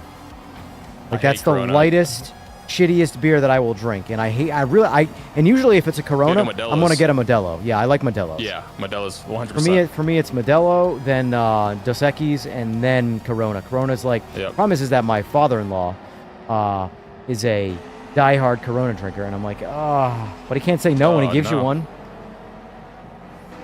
Right? Corona And then he gives you a Premier's actually second one, a pretty third, good, and a the fourth, and a 90 fifth. calorie one. What was that? The Corona Premier is actually pretty good. Really?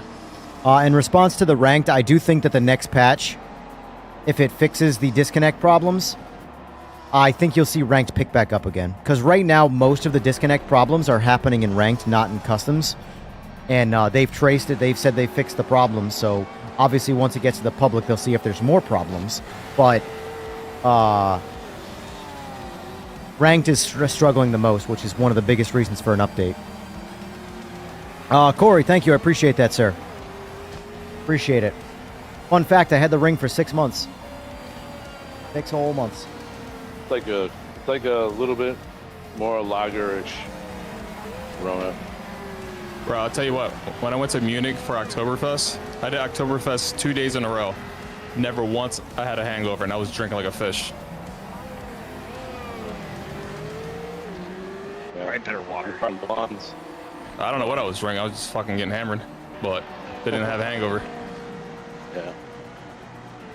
Belgian. If you've never done Belgian weed. Oktoberfest, you should do it once in your life. There's Telling you. one in there. It's the best thing ever. There's one near Huntington Beach. That's. Nah, you gotta go to Munich. Oh, you get to go there. Yeah. Seaberg, you were a handsome guy when you were young. What the fuck happened? Got old, man. What'll happen to you too? Bro, tell that to Hugh Jackman and all those guys. You Jackman. Yeah, they're on fucking $10,000 fucking a month diets. They're on Yeah. $10,000 a month TRT, bro. Give me their fucking dough, and I'll look like fucking $1 million. Look how tight the poll is right now, 51-49. But I mean, here's the thing, though, right? It doesn't matter who wins this argument. The matter is that it's divided as close as it is, and we only have one of those options. That's why you need both. That's what I've been saying the whole time. telling you. I looked good when I lived in LA. I moved up here and I started using this shit. Well, you gotta look good when you live in LA. Because you only have two positions in LA. You look good and have money, or you look bad and live on the streets in a cardboard box. There's really no middle ground. That's LA. Or that's California in general, I should say. No, that's There's a lot of places I'd love to go to California, but I could just, I mean, here's the thing. There are places that I could live in California, but I could not deal with the money. I could not deal with the politics. I couldn't deal with any of that shit. I don't. Just don't pay attention mostly. Well, a lot of it. Yeah. You have to Oh, understand. really? That happened? No, I'm not. man, I'm what not a talking about that fucking level of bad guy. politics. I'm talking about like I'm into motorsports. I would not be able to do my job in California. No. Why would you not be able to do your job in California, man? I can't even ship Competition? exhaust. I'm a dealer for Brock's Performance, and I cannot ship exhaust to California. It's illegal. Oh no, you can't. It's illegal. There you go. That's step number one as to why I can't run a business. Oh man. I can't even That's ship awful. parts to you in California, let alone actually You should build. parts. Yeah, you Ain't gotta. up the ass stripping there. Wait. We have exhausts. We have an M4 exhaust on the fucking R9 that got shipped to us. Brock's Performance shit will there. not do it because of he crosses no boundaries when it comes to legal shit like that, and I don't blame him. Fuck that. He could lose his entire business based off one exhaust if the EPA wants to come after him.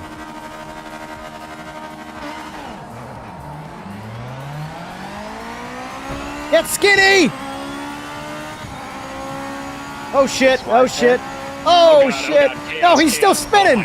He's still spinning out! What the fuck was just happening? You got right. Oh my god, he's someone's going. teleporting like crazy right now. Teleporting, there it is. I don't mind teleporting as long as the teleporter can't hit me. Yeah. When the teleporter can teleport punch you, that's what I don't like.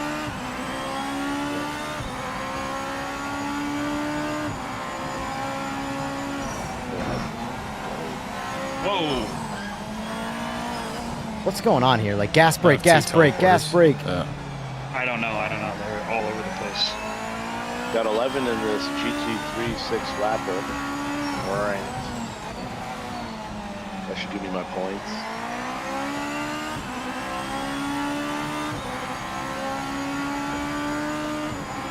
Oh, it's you in front of me. Terminator. How faster than LMD is it's hilarious. Are you running less wing? Or are you running default? Default. Oh, no. You're running default because I'm catching you now. I honestly don't know. Oh, no. Did you change it or no? I picked a random setup, and then I went to grab a drink, What? and then misqualifying. And then I edited the gear ratio thinking I made it taller, and I didn't. So I goofed that up, so now I'm just on the red line.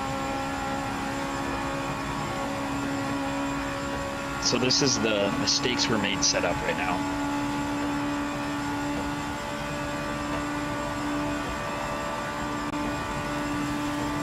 Yeah, I'm running you down pretty hard up top. Yeah. With the Yeah, def- I Don't do it. Don't re-enter. Jesus Christ. A lot of people see a pack of cars coming and just re-enter. What is... I don't understand it. Like, you learn that as a kid. Look both ways before crossing the fucking street. Like, these are basic human survival laws. Not while you're racing. It all goes out the window.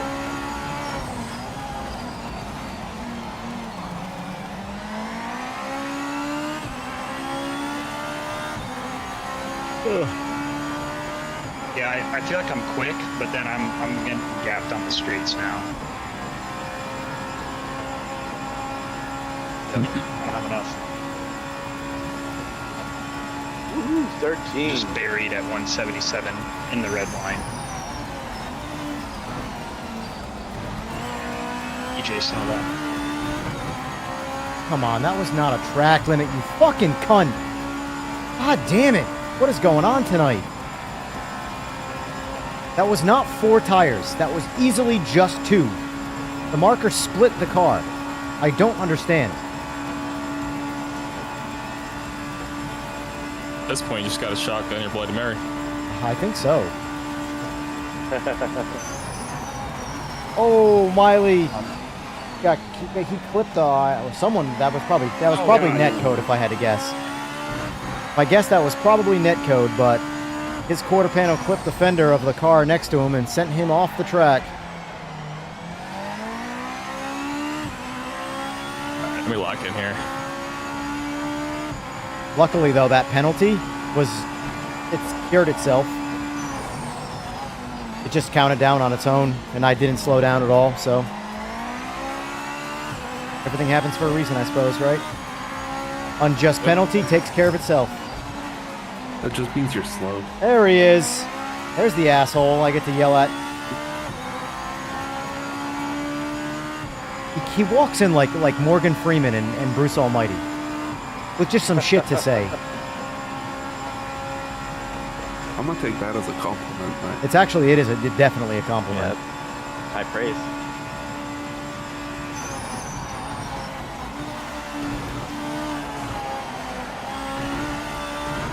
Again! The same spot, Sora! Yeah, you had all 4 wheels off there. Bro. And look, the penalty erased itself again. It's because you're slow. Because they're unjust penalties and the game is filtering them out. That penalty is based on the AI going around the track, so if the time runs down while you're going full pelt out, that just means you're slower than AI. Wow.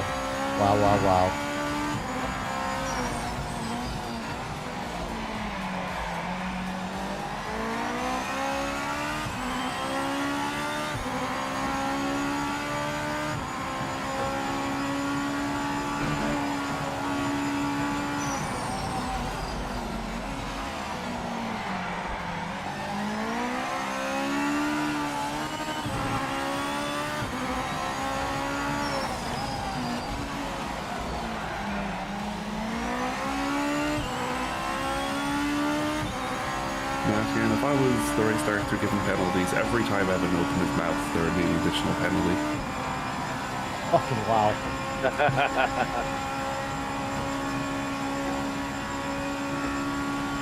I'm losing so much time on the street.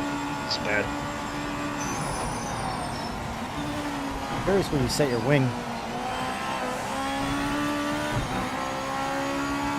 It's not the wing. I messed with the gear ratio, and Are you topping the car out? Yeah, I was trying to make it longer and made it shorter. So that was a goof.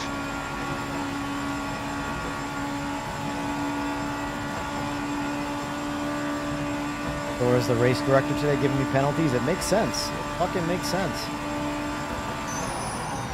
Oh!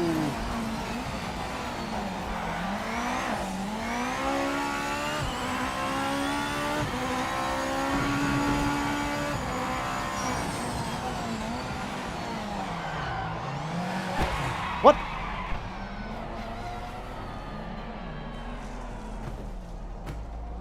I'm dead inside.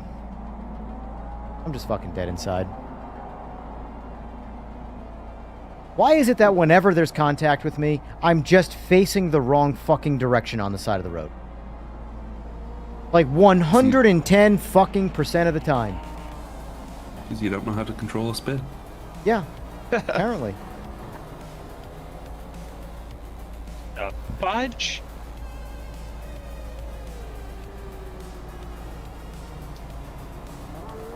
I'm gonna sit here until it DQs me. Fuck this. Wow. Bloody Mary. I just got some rubber band damage. Those are the worst. Oh, I'm not meeting the minimum pace? That's a shame. It's all good, Eagles. You don't say. All good, Eagles. There we go. Self DQ. We're not having a good night tonight, so. I don't know who to blame. Probably all me, but still not having a good night.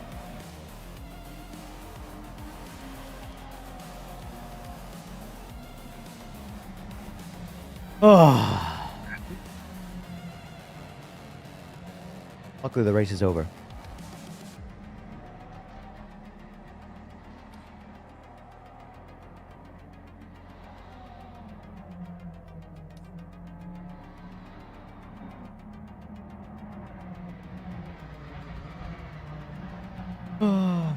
I'm just gonna blame netcode.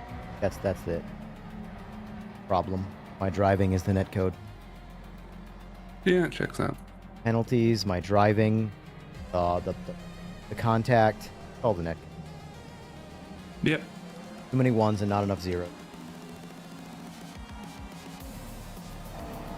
All right, I got a dip.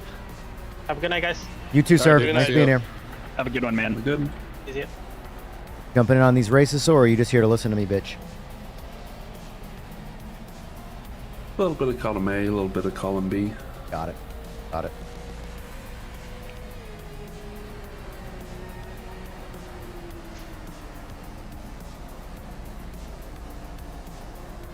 I will say I hate how much I like these Evos.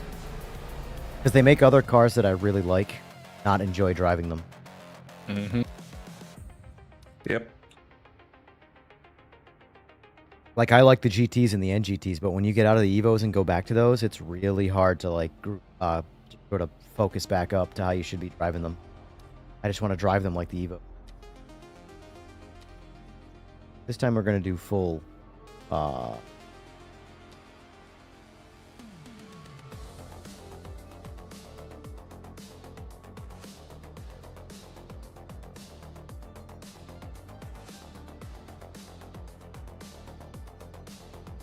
I still want to know what the fuck this shit about a dragon was.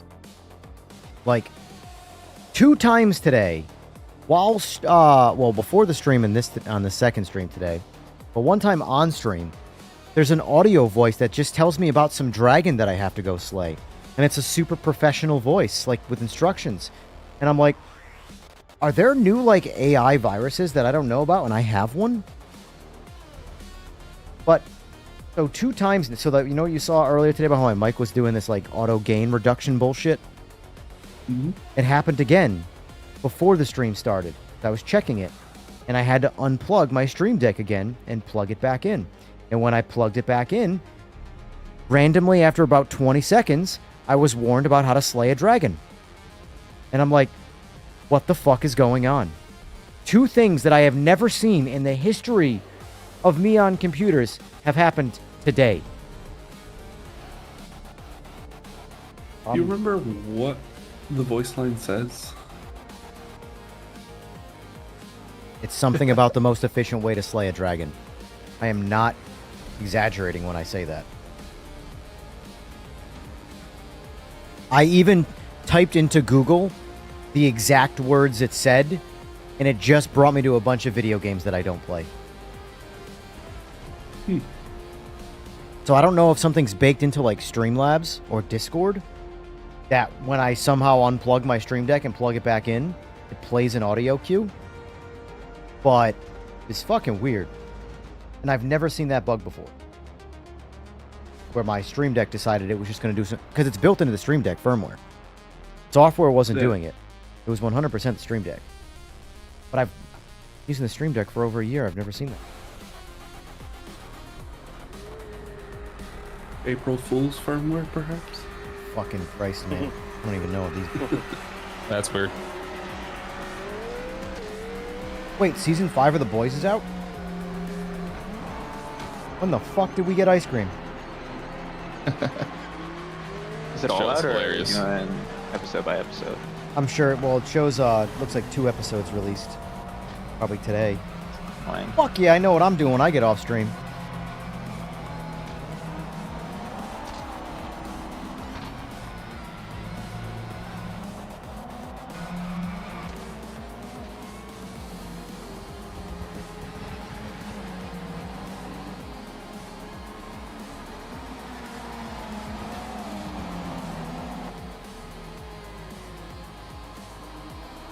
Really like that Super, don't you?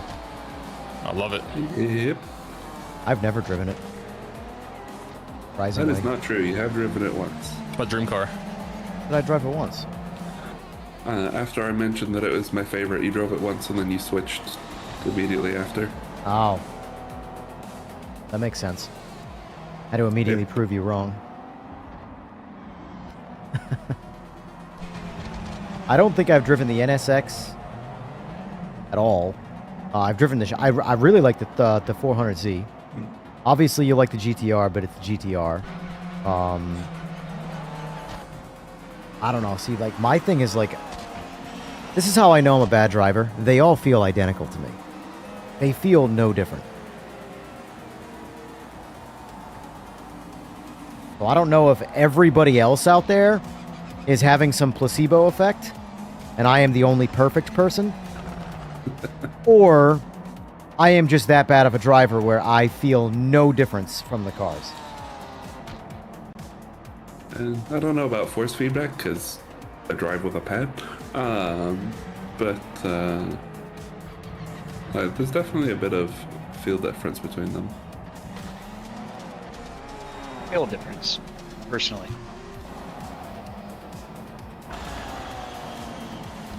So I is don't the- think it's as drastic as other classes. No, But that there's- for there's a sure is little not. difference. That for sure is not. Oh, tear nizzle. Hip in the wall. But it's a tighter regulated class, right? Like, as far as weight ratios and power. Well, if you so look at the they're class, it's the identical specs. Every car identical specs, so they should be close. Not even GT3s like that. But I notice like the weight distribution feels different for me. Like some feel a little bit different balance. I think there might also be like difference in the aerodynamics.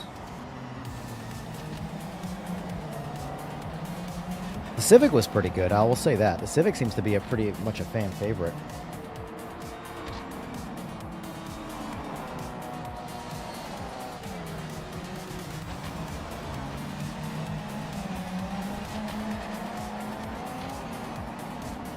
I just can't wait for High Rock.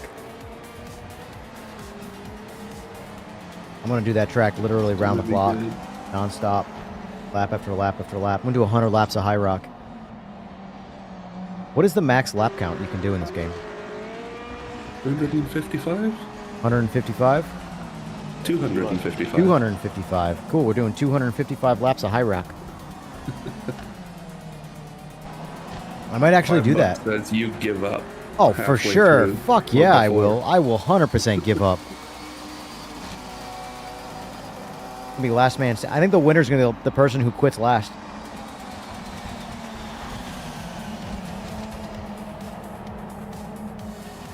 Force feedback always felt Like, on great. a Today you weekend can't feel endurance anything. race.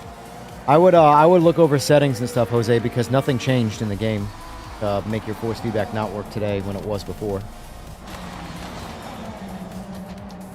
Oh, Furry. Furry decided he just wanted to go park over there.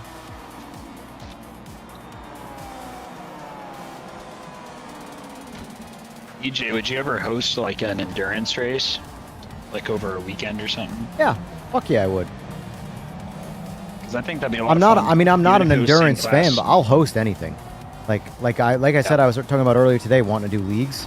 Once we get join in progress, that's kind of like sort of like the catalyst for being able to properly host a league.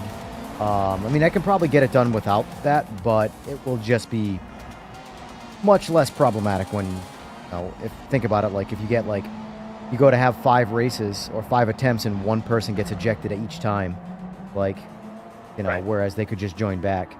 But anyway, I would probably, for my leagues, I probably wouldn't race in them.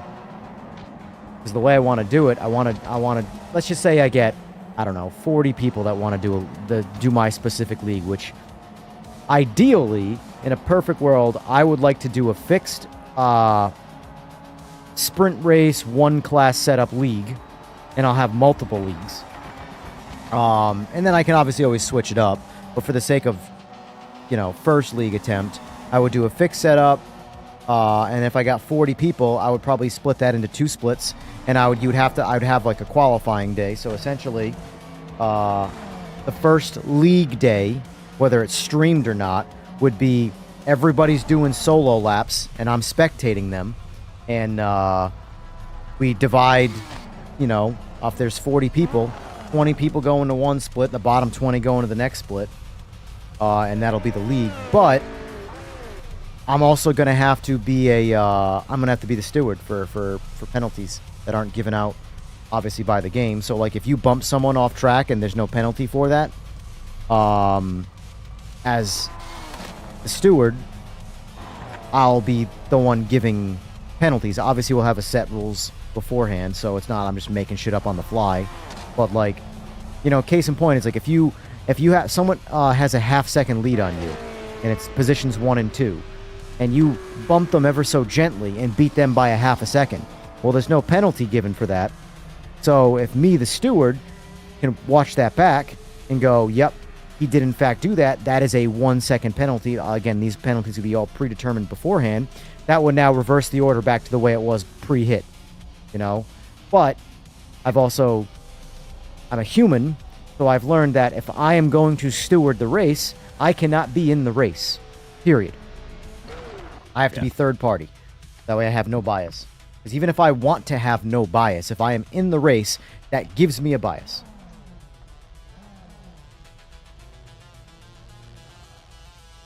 But yeah. Plus, it'll be far more difficult to be in the race and also be running it. But anyway, I really want to do leagues. I'm pumped for doing leagues. Because like I said, I don't Look forward to it. I don't know if I have the mentality for ranked. I'm just not competitive enough. Or I'm not that I'm not competitive enough. I'm way too competitive. And I'm not good enough. So I just don't want to do it. I like the idea of leagues. I mean, selfishly, it fits my work schedule. If it's like an evening night that I can commit to, you know, as well. The first league I do will probably only be Americans, just because it'll be easier to do, time-wise. Why?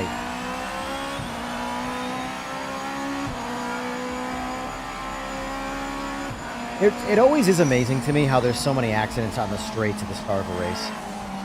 All you have to do is go straight. Oh. It's got, Oh, look at that. Look at that. Yep. Not surprised there. One bit. Like, Betting on how quickly often... EJ's gonna quit the race. Lap 1, for sure. Lap 1. Without a doubt, lap 1.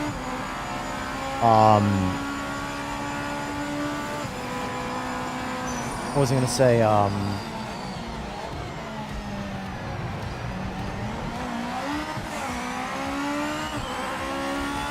It always astounds me how much road racers like to make fun of the straight line guys for only having to go fast in a straight line. But then when we get into sim racing space, nobody can fucking do it. It's hysterical. I thought this whole straight line thing was easy.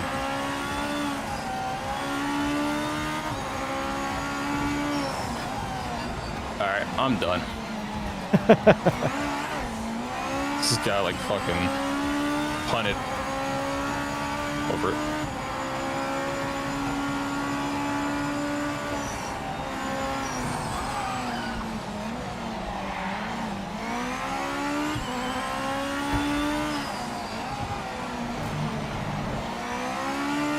Alright, fellas. I'm gonna call it. Alright, sir. Good night, boy. Alright, guys. See ya. Have a good one. See through people. I don't know who's legit, who's not. Yeah. What's that? Well, the trick there is just act like everyone is real and don't try to drive through people. That's very much real That answer. is just in the braking zone. They're in front of me and then they're through me. So I can slow down, but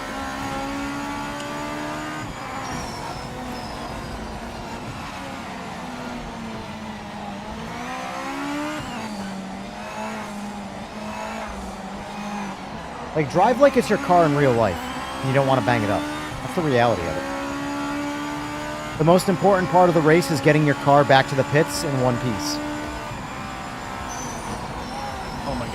Oh yeah, I'm collateral. Come on. Oh, frick on, people.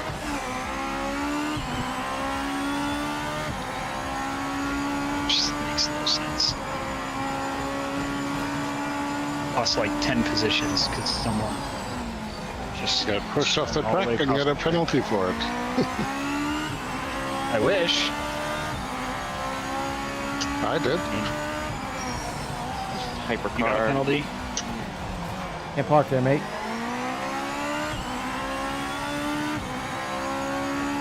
Whoever hit me out there, I don't know. There was no penalty. That just swung out. That was close. Happens quite a lot. Yeah. It is what it is. Just gotta try to grind our way back up.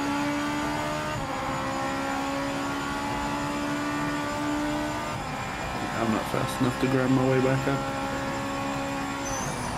That's why I just drive rather than race.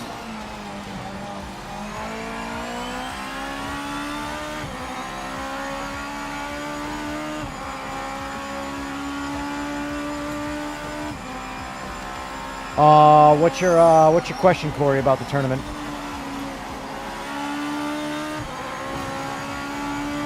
What are my thoughts on it? I mean, my thoughts are the first and second place winners of the tournament were both tuned by me, so what do I know? I just smash the keyboard and get lucky. I'm sorry, was that cocky? Was that too conceited of me? Did I dial that back a little bit? It fits your brand. Well, here's the thing, right? Like, I don't talk, when it comes to the sim racing shit, I don't talk shit. I suck at this stuff. But in my world, motorcycle racing, oh, I talk shit. I talk lots of shit. Talking all the shit. Yep.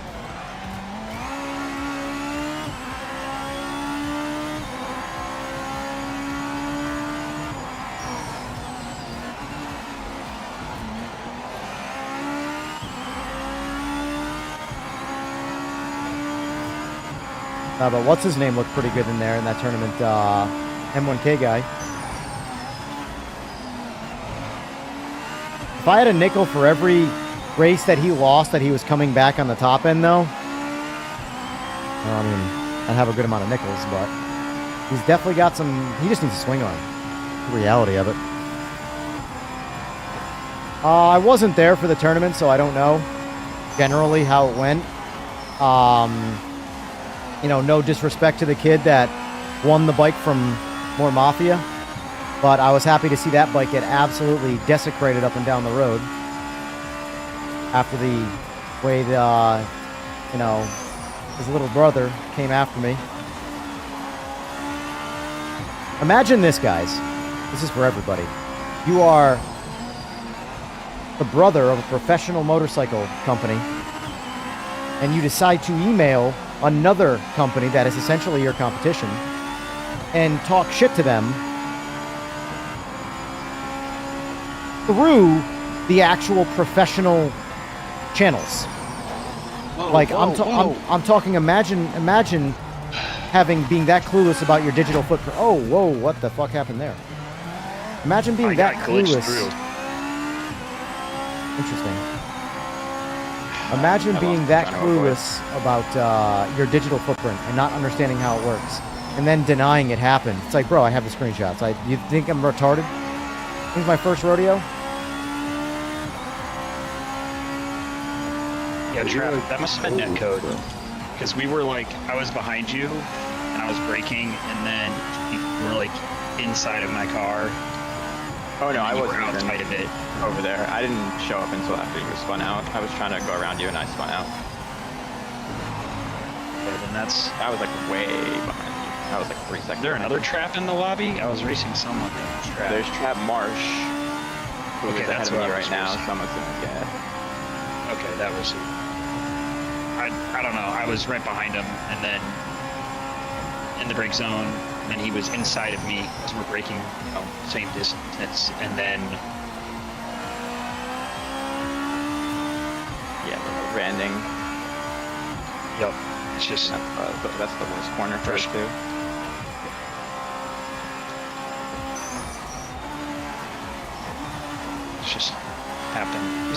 notice it. It hasn't happened all night, but for whatever reason. Has the lobby been this big? I feel like it's been a pretty big lobby. This might be It'll someone mostly console depend on still get over your connection to that specific person. Yeah, we're far away from each other. I don't know if lobby size actually has any effect on anything anymore. Because I've had some pretty small lobbies and some pretty big lobbies, and honestly, it really just comes down to that person's connection. And it seems to be like solely based on sort of that person's connection. Whereas before, it was literally like, once you got past 10 people in the lobby, it was just piling on. The lobby would run worse and worse and worse with more people. That seems to be completely gone now. At least from maybe it's my more first-hand experience, anyway. Yeah. To me, maybe it's just more opportunities to have a bad connection with somebody the more people are in the lobby. Yeah. Virtue of numbers. I don't think they were driving maliciously or anything like that. I think it was just we didn't have a good Unlucky connection. Yeah. I got the brunt of it. Bug at the moment where the vehicle position will stop updating if the connection is too bad, which results in the rubber banding.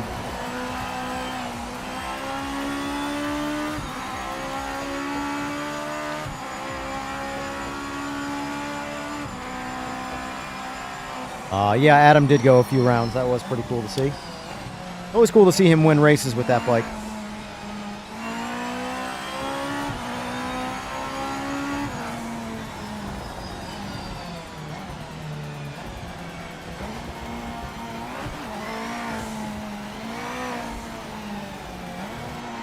Dang it.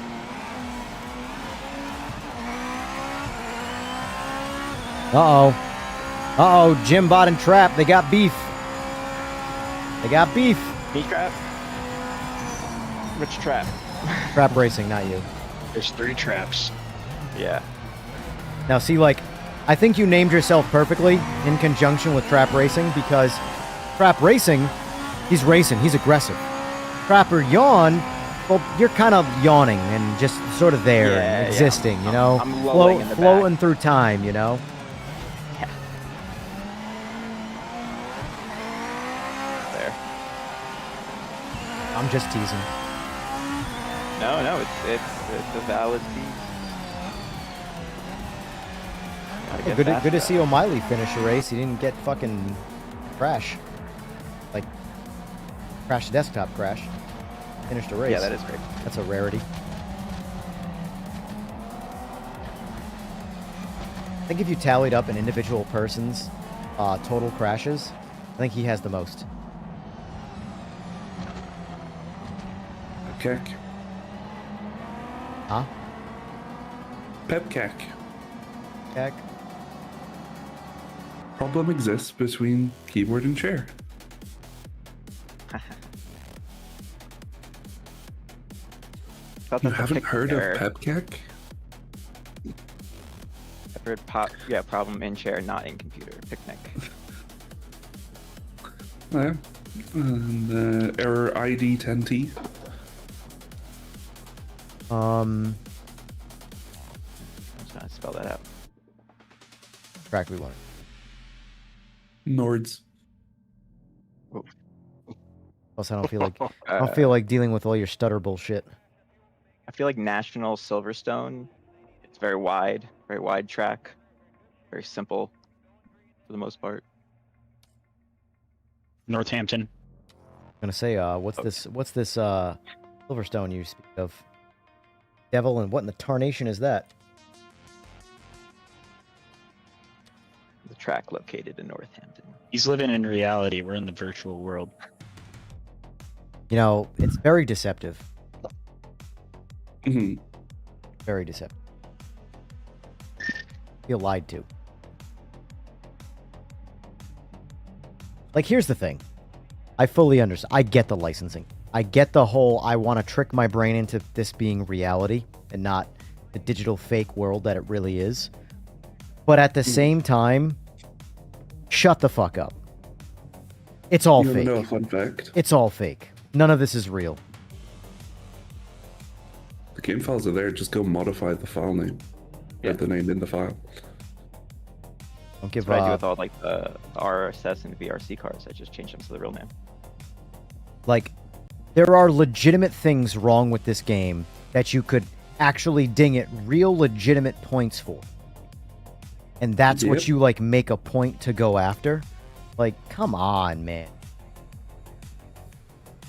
Like, I've been waiting for a reviewer that hasn't been playing this game. So, admittedly, Overtakes, I didn't think was as bad as I was expecting. But, like, I've been waiting for, like, a more mainstream reviewer that plays all the games to give a genuine, like, I agree with them through and through the whole time. This does this really well. This does this really well. This is a problem. This is a problem. This is a problem. There always seems to be this, like, black cloud that's just generalized over the whole review. Like, really, really, really positive things get, like, yeah, this isn't too bad. This is pretty good right here. And then it's right back to the hard negatives, you know? There's always a but with all Yeah. the positives. Like, I understand from the critique's mindset, you have to critique things harder. But again, if you watch people that actually do, like, in any other media, that actually legitimately critique things, it feels like, okay, that's a genuine critique. That's a problem. I agree with you. Like, there's a lot of things, like Gamer Muscle, right? When he talks about, although he's a little too force feedback, like, crazy to me, like, I don't really know what he's looking for in force feedback, but admittedly, I'm not the guy to tell you what the world's greatest force feedback is. I know what a real car feels like, and I want my wheel to feel just like that, which usually means I have to eliminate a lot of the forces that are coming through the wheel because they're artificial and they're not actually coming through a real wheel in real life. Like, people want the oscillating wheel because that essentially is the lateral G being pushed through the wheel. I don't want lateral G to come through my wheel because it doesn't come through lateral G in a real car. It goes through my body. So I just accept that. I can't feel that in a video game. Yeah, force feedback Anyway. is inherently not realistic. Stop picking on him because he's Kaz's right-hand man.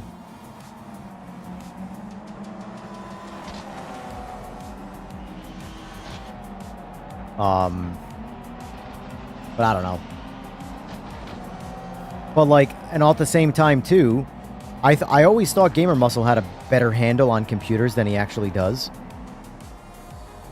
But then when I watched his review where his GPU, and he has the same hardware as me, is just stuck at 50% utilization, and it's even dropping below in, like, the 30s, I'm like, dude, you should just it's a know RAM that issue. you have a problem there. Dude, I guarantee you I could put... I mean, like, talking about, like, the RAM speed, like, the configuration? Potentially. But also, like, we do thrash RAM a lot more than we should. I mean, Which, most modern games, not for nothing, are all pretty bad when it comes to RAM utilization. So, as long as you have enough, you're pretty much good. RAM speed and stuff like that, like latency, it does affect it, but I'm not going to lose half my GPU. Like, I guarantee you, I could turn Expo off on my memory and run it default, and I would not lose 50% of my GPU utilization. you have a 3D chip, don't you? Yeah, but so does he. Fair. He has- Yeah, you don't notice as much of the RAM issues with the 3D chips because the cache is so much larger. The other option is that because he went with a 9950 X3D instead of a 9800, he is not properly configuring his CPU, so it's not using the 3D V-cache side. It's using all 16 cores randomly, which is why I didn't get that chip. Why I got the 8-core only V-cache chip, because I wanted not deal with Windows potentially fucking up my gaming experience. And Yeah.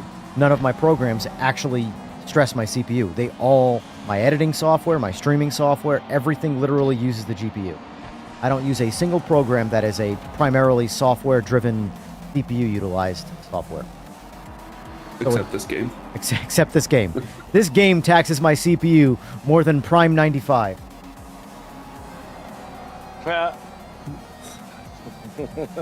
That's I quite a think 3 bit. people got that reference.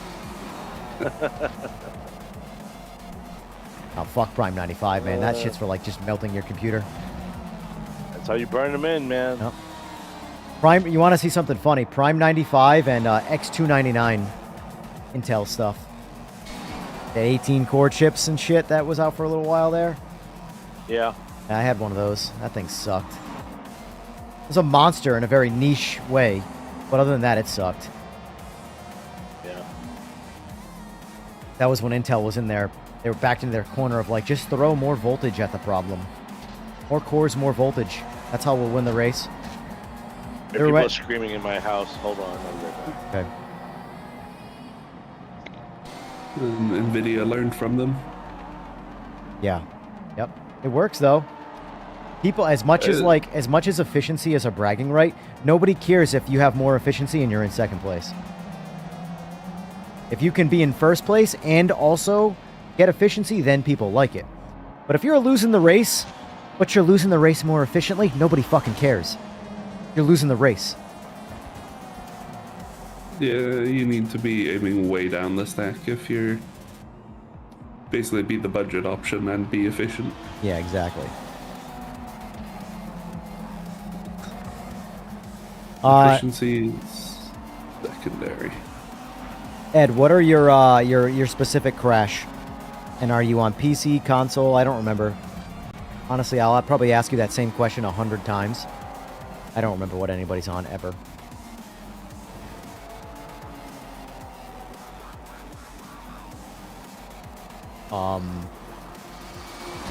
But like, usually when I know I'm having a problem, I know it's pretty legit and it's not like a generic on me problem. Sometimes they're on me, but usually it's like okay, what bugs have I been able to duplicate pretty easily?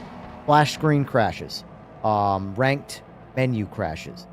Outside of those crashes, I don't really get crashes, like at all.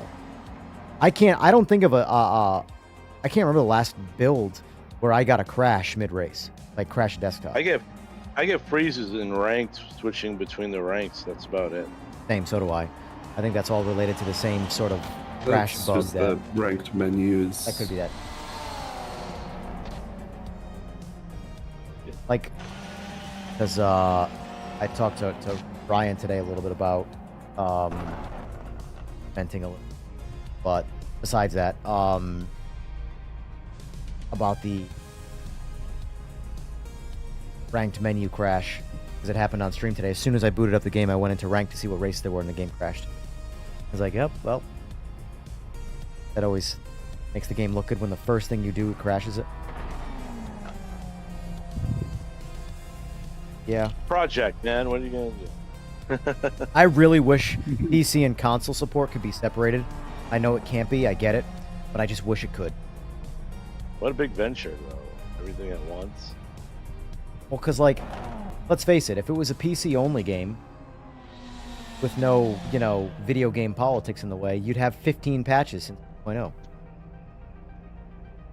But, like, look at, like, I mean, not for nothing, but I look at Race Room, like, last week, when they released, since they released their most recent, they call it major update, although I don't really call it a major update, where they fixed the wheel one-to-oneing so it automatically does it in the game, which was a very nice to have.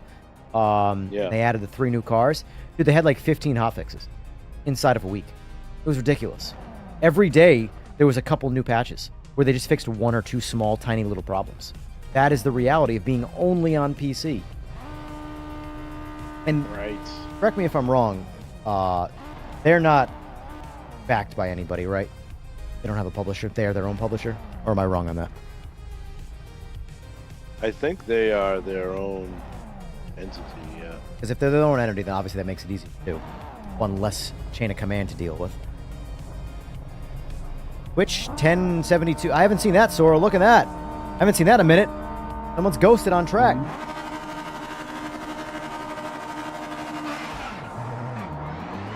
think he's moving though. I think he's actually dead. I think he's a corpse car. Or just, I was just gonna say, or just a disconnect. Yeah. That's good. Crash. I was gonna say, I really hope that wasn't the return of the ghost cars on track.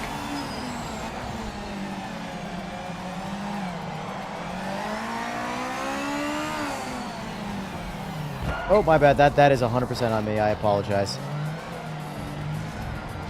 This I'll guy. wait. I'll wait. I feel bad. Go.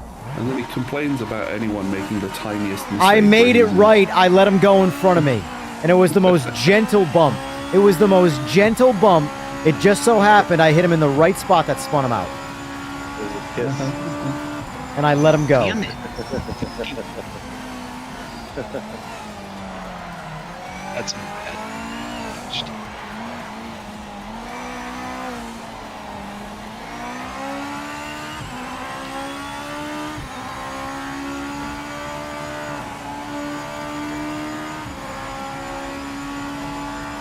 It crashes in.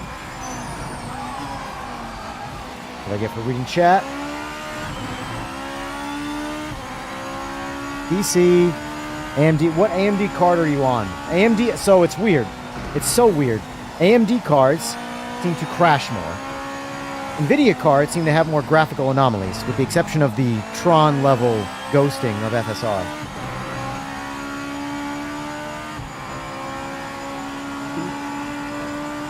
But I'll take graphical anomalies over game crashing all day.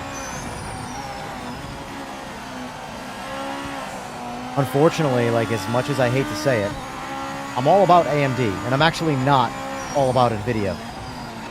But I can't, in good faith, switch GPUs to an AMD yet. It's the same song and dance since, like, day one.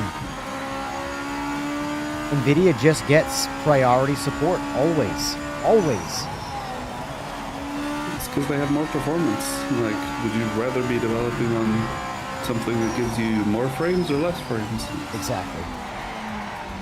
So unfortunately, until NVIDIA completely leaves the space and AMD is the only choice, which let's all root for fucking Intel in this card here. I don't know this track. I'm so bad at the fulls. I'm just gonna go back to pit. I don't even know what I'm fucking doing. Hey, you made it to second lap at least. Well, I'm not bad on the short track or the mid-size track, whatever it is, but the full Silverstone track, dude, it is just like, I'm telling you, Helen Keller. She's the one designing some of these tracks. So anyway, there you go. Sora. 6000 series. Yep. I don't know how much. I know you're more of a server side guy, but I don't know how much of, like, how the generalized information gets spread throughout you guys. But obviously, the 6000 series problematic right now in this game. Yeah, it's. When did this patch come out?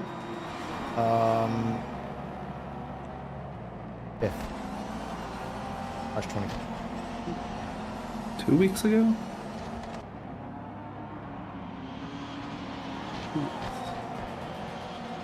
The development builds and this build are worlds apart. I mean, we have fixes for so many things. Oh, Or- like currently that you just. And that's Well, that's the positive of running into more issues in testing. Have more time to get more issues fixed. well, I mean, so generally the pipeline for builds is you'll spend some time just working on features, bugs, whatever kind of stuff, and then you'll hit your kind of deadline where you swap from implementing new things and doing whatnot to purely fix critical issues to try and get the build out so people can get all of the things. So then you make the build, you test it, you find the critical issues, you fix those critical issues, and then you repeat that cycle until the build is ready to go out. And during that time, it kind of locks out what you can work on. So things that are kind of already there in the previous build are not always considered critical issues because it's not a degradation. Which may be annoying to some people, but it's the kind of, if we had to fix every issue before the next patch would just never come. So it's focus on stopping degradation and fixing an amount of issues within a certain time period. I get it. Let me ask you this question. So it's more of a personal question. Not too personal. Nothing like that. But this is more of a personal question. Do you have any regrets? Like in life in general, or in this game specifically? The game. Well, I think I know the answer to in life in general, because I think anybody saying no is lying. But You'd be surprised, actually. I have managed to do quite well in life. okay. Well, would you, if you factor this game into that, does that change that answer? There's a couple things, which there are certain things I didn't push on early enough in the development process, which has led us to have more technical debt and more issues. And then there's certain levels of testing that should have been done pre-release that just weren't, because I made assumptions. Do you think that in this game's sort of development that you sort of maybe learn some things where even if it's just a matter of keeping your mouth shut versus now saying something, do you think that's maybe changed the future of how you personally do your job? I don't know why that was such an interviewee like question, so sorry. that very much, as I was saying it, I'm like, I feel like someone has a gun to your head right now and, you know, there's a spotlight on you. But a lot of it is stuff that I knew at the time that I should push back on more, but if you're crunching for, you know, year and a half, 2 years, you kind of just get tired at a certain point. Not just this project, but most of the projects I've worked on have just been crunch the majority of the time. Because is there anything that isn't? Let's be honest there, though. Like, do you think you'd ever be part of a video game project that's not just crunch? No? Had a couple projects I worked on where we weren't in crunch. One of them, admittedly, was right at the start of its development. So kind of before there was any even announcement about the game or anybody knew anything about it. It was all pre-production stuff. That was pretty chill. And quite happy with the work I did on it too. But other than that, it was just an indie project that... Well, aren't these really all kind of sort of indie projects? Like, you're gonna go by, you know, sizes of studios, how big the games are. I feel like all sim racing, even iRacing, falls under indie by comparison to like the major shit. So they're AA rather than indie most of the time, which is significantly smaller than AAA, but generally it looks like an indie. Yeah. So I mean, you get to a point where certain indie companies become large enough themselves that like they could publish other like indie studios stuff, and they could manage multiple portfolios and do all of this stuff. Yeah. At that point, you venture more into the AA rather than indie. I mean, this project, we obviously have a publisher, so it's not really indie anymore in that sense.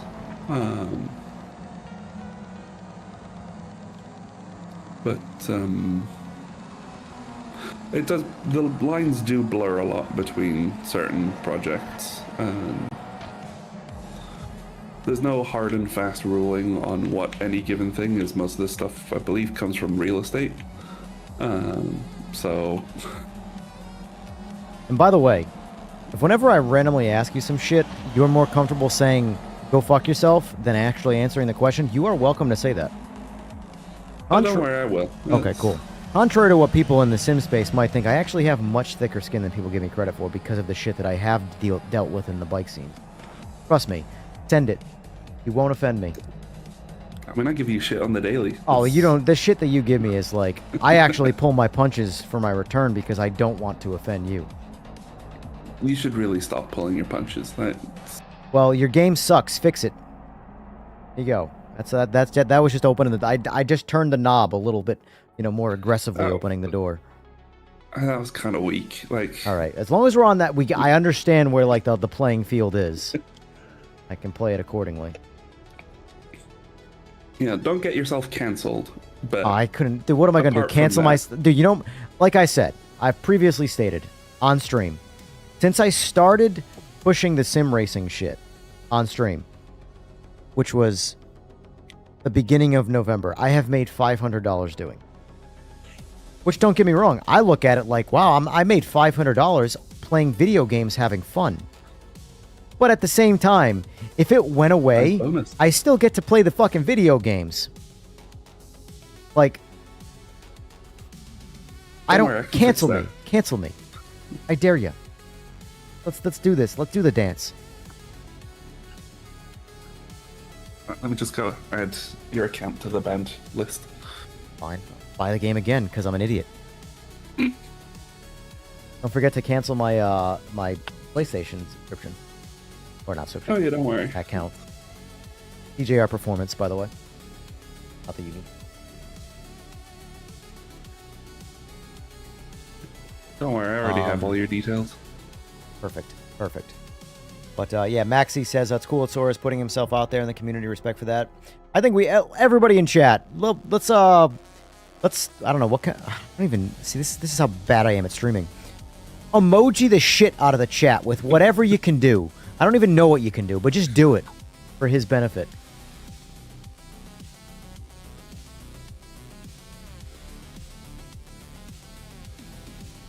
You've had zero problems in your 9070XE since day one. So it seems the 7000 and the 9000 series guys have had pretty good experiences outside of a few anomalies. But the 6000 series does seem to be like a pretty consistent across the board sort of like problem area. I mean, they are. Look at that. Within, game development terms, the 6000 series are ancient cards at this point. Yes. When did they release? Look at that. Look at that, Sora. Look at that. Look at that. Why, thank you all. It's not that I actually do much, but bro, you are you are a few Hail Marys short of throwing a toaster in the tub with you. I don't want to hear it, okay?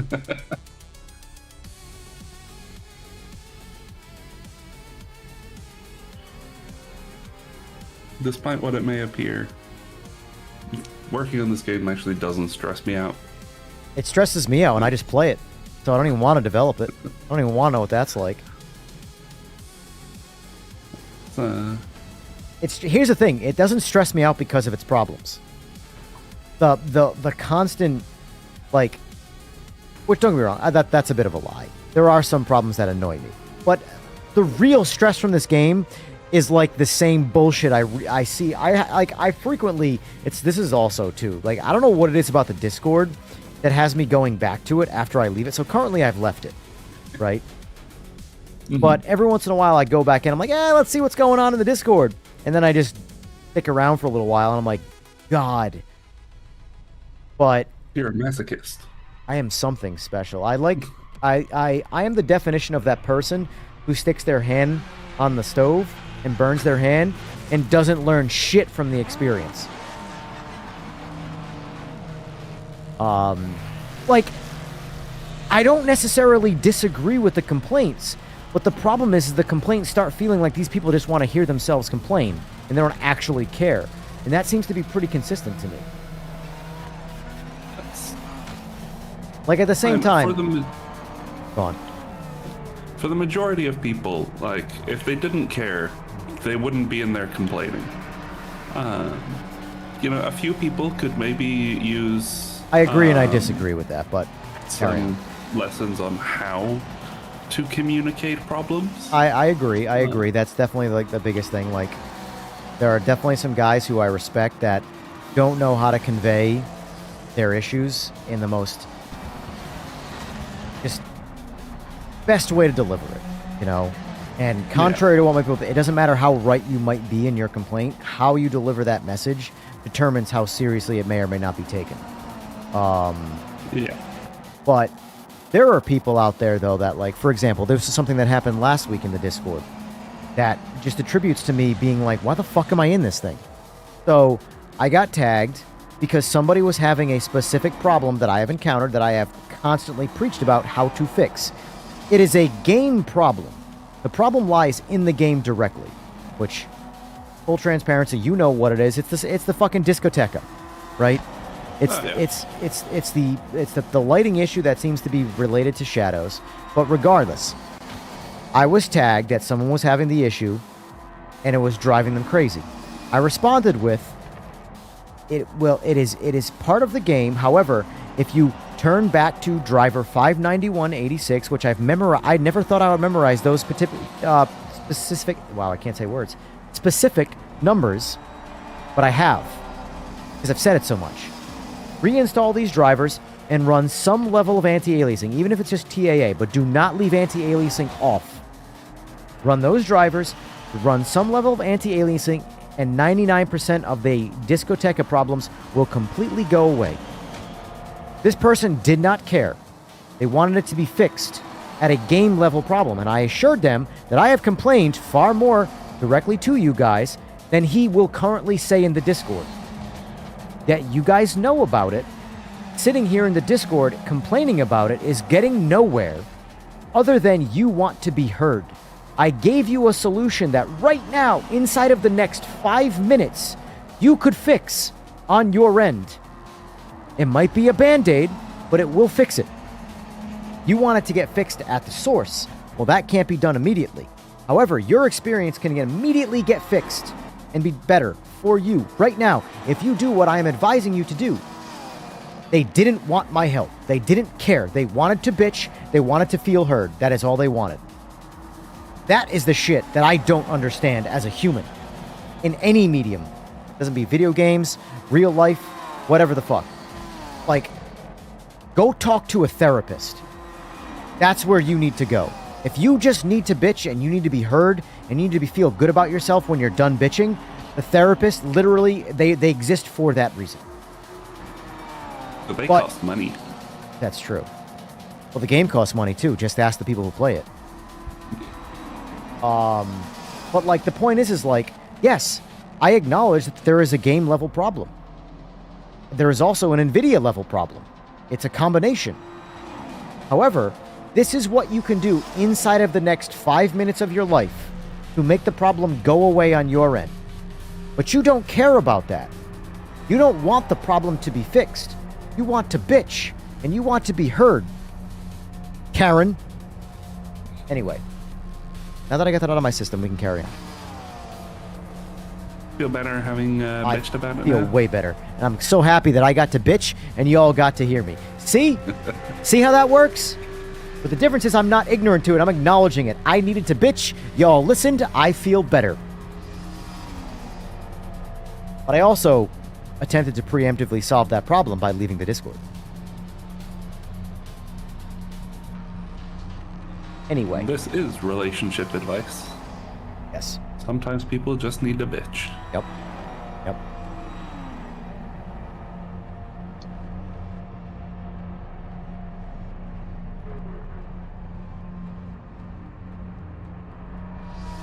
Exactly, AJ. It's a shame that it has to get to that. I wish it didn't, because I truly... if I wasn't there to actually help the person, I wouldn't have said anything. I would have just ignored the tag. But I was like, all right, well, I genuinely know how to fix this issue on his level, or at least band-aid it enough to the point where he will never see the issue. But he didn't want to hear it. Half of it is dudes trying to say trying to get banned so they can say they got banned for trying to point out an issue. For some likes, they can complain. Yeah, it's weird. It's weird. Or why are people... I don't know. This is why I don't interact with humans. I do not generally. blame you. I do not fucking blame you. That's why I stay at home with my servers. I mean, we found a way to make a lonely statement feel even more lonely. Like, you could have just said that's why I like to stay home alone, and it would have felt less lonely than by saying with your servers. Somehow that made it even more lonely.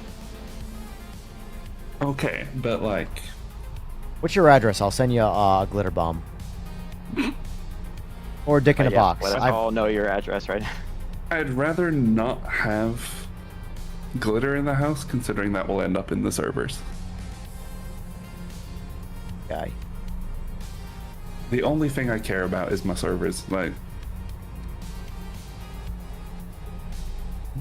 You're like my there's a reason why I asked you if you've gotten a petabyte yet.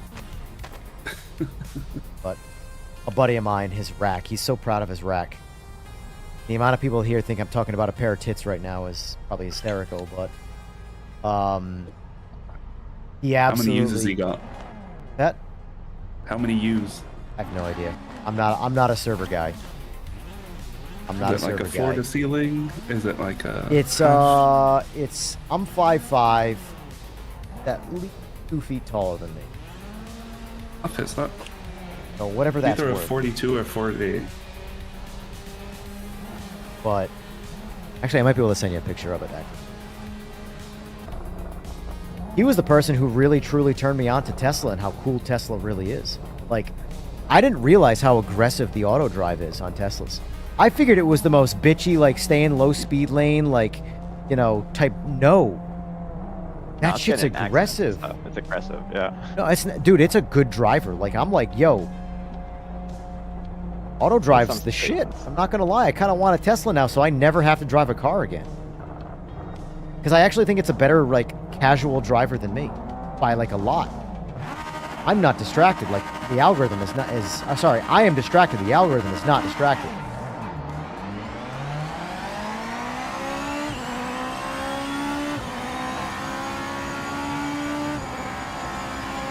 Twitch 1020 knows how to launch.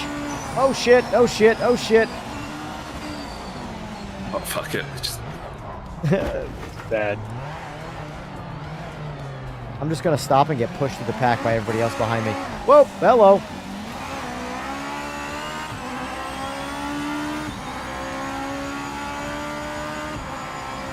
Alright, so I'm in 8th. I started in 13th. That's not too bad.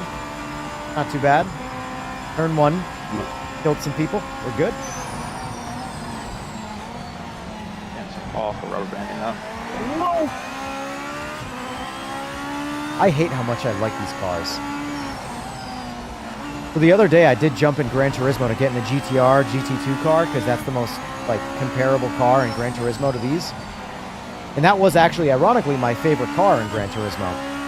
And I was kind of sort of saddened by how much these cars are just, they really are that much better than the driving and altogether in Gran Turismo.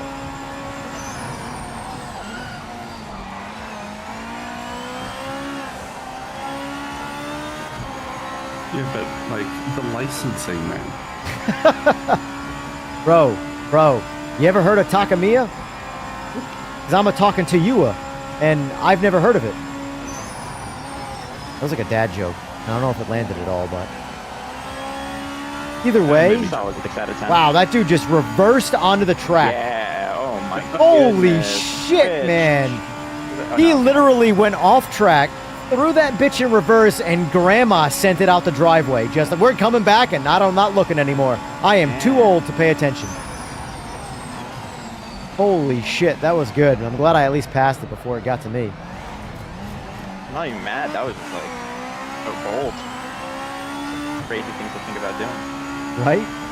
Thanks for it. Oh, shit. Sorry, whoever I just murdered.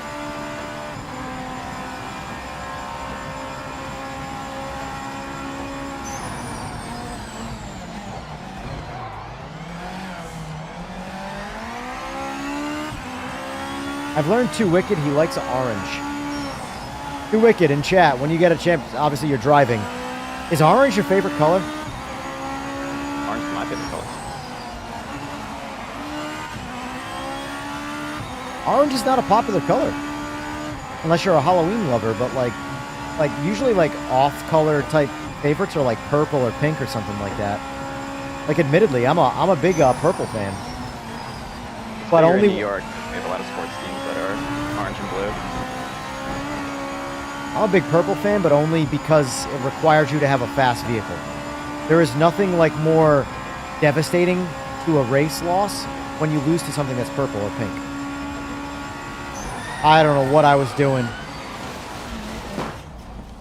I feel like we need a bright. I thought I had so much livery. more road right there. I don't know. I was so focused on the draft that I just checked out of paying attention to everything else. I'm like, why is this dude braking so early? And then I realized when I slingshotted around him that I was at the 50-meter zone.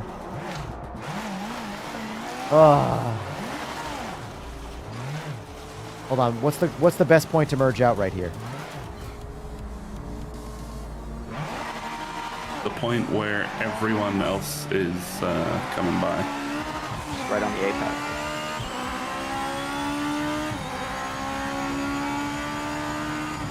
You really giving me a fucking slowdown penalty right now? What the fuck did I get a slowdown penalty for? Are we roll racing right now? Insult to injury. Hold on, we roll racing? Trap, we roll racing? We roll racing, Trap? Ready? Where's the horn button? All right, ready? Ready? Beep, beep, beep. I win.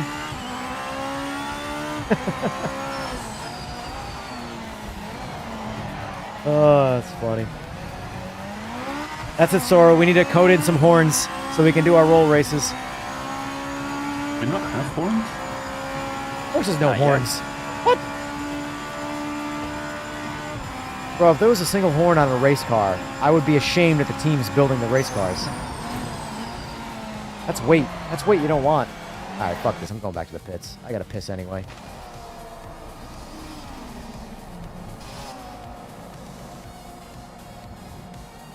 I need a solid 8 hours sleep. I need a lot more than that. Fucking I need like a solid 3. I need an exorcism.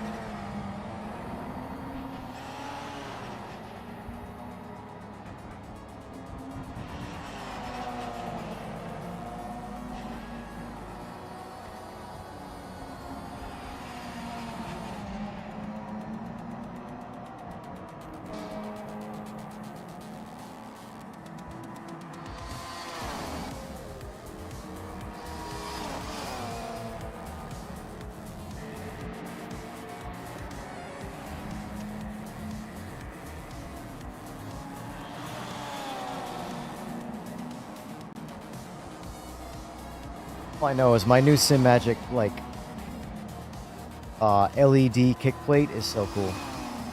It's the little things in life. Yeah.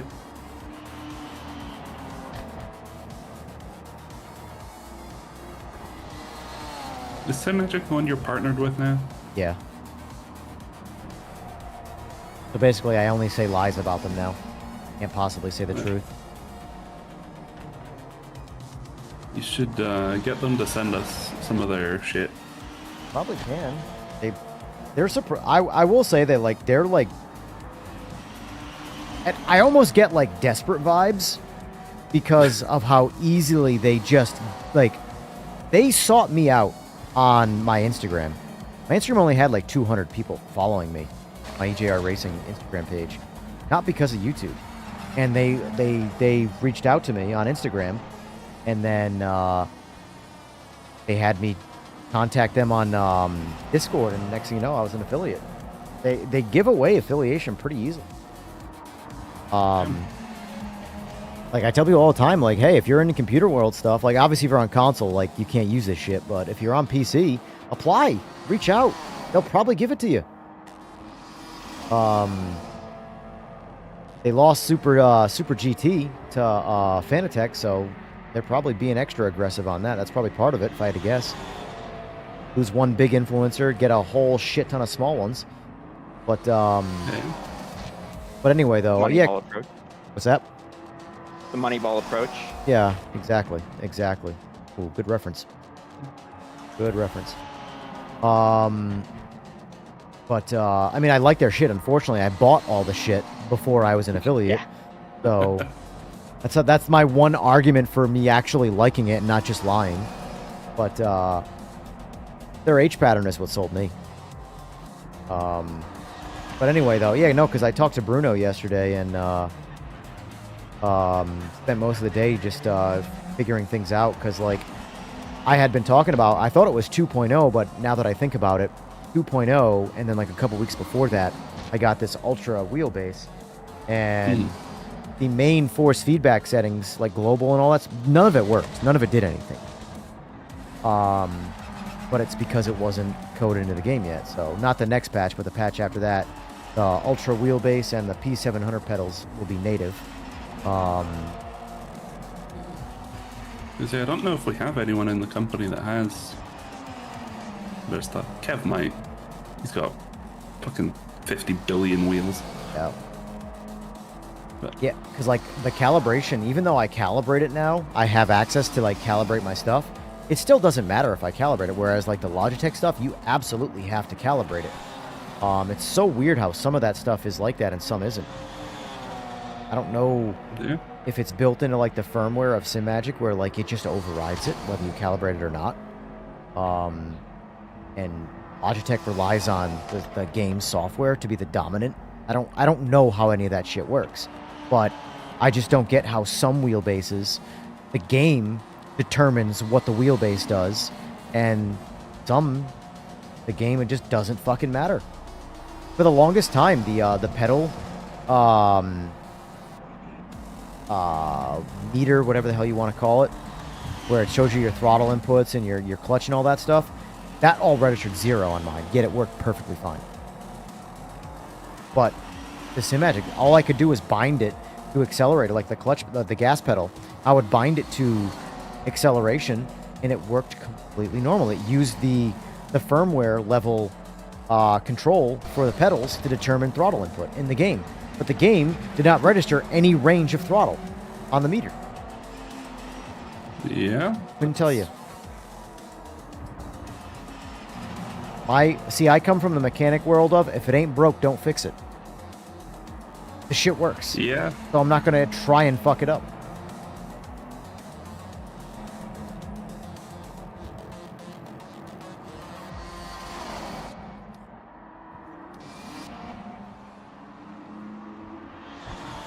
Anyway, though, what stuff would you want sent? Outside of just, like, generic some stuff. Probably whatever, like, their main, most popular bass and wheel pedals are, so that we have cover as broad a basis as possible. I want to say the 700s are... I could technically probably send you the 700s since they were sent to me from them, and they're obviously not going to take them back. And I'm not going to sell them, obviously, because that would be really, really bad practice. But I could probably send them to you guys for, like, obviously, whatever I send covers the ridiculous level of shipping and tariff and all that nonsense. But yeah, do what you got to do with them. You know? Yeah. Or I'm sure I could have them. Either way, it's probably, honestly, depending on who they're going to, it might be cheaper to get them from China. Also fair. Yeah, especially at the moment with the minor turbulence of global economics. Minor, little rumble in the tummy type turbulence. Yeah, just a little bump, you know? It sucks. I'm like kind of fucked on the whole Simagic affiliation side of things when it comes to like discount codes and stuff. Because I asked about, I suppose I could potentially talk to some of the third party, like the US distributors directly, but I asked my, as I call it, handler about getting some US based affiliation with Simagic, because I had a local guy. I mean, he was in my house and he's like, okay, I'm going to go home and order all of this shit. He's going to use my link, my discount code and all that stuff. And It ended up costing, or would cost him, $150 more using the discount code, getting it from Yeah, sorry, furry. China Damn it. directly, than just getting it from a U.S. distributor at retail. I'm like, just get it from that's dumb. Yeah. Don't like You're having a battle. because import and tariff was so expensive, My penalty. or I should say, a shipping and tariff was so. Pissed it away. It was like $400. Yeah, sounds about right. So like, I had more oversteer there than I thought I was. It just...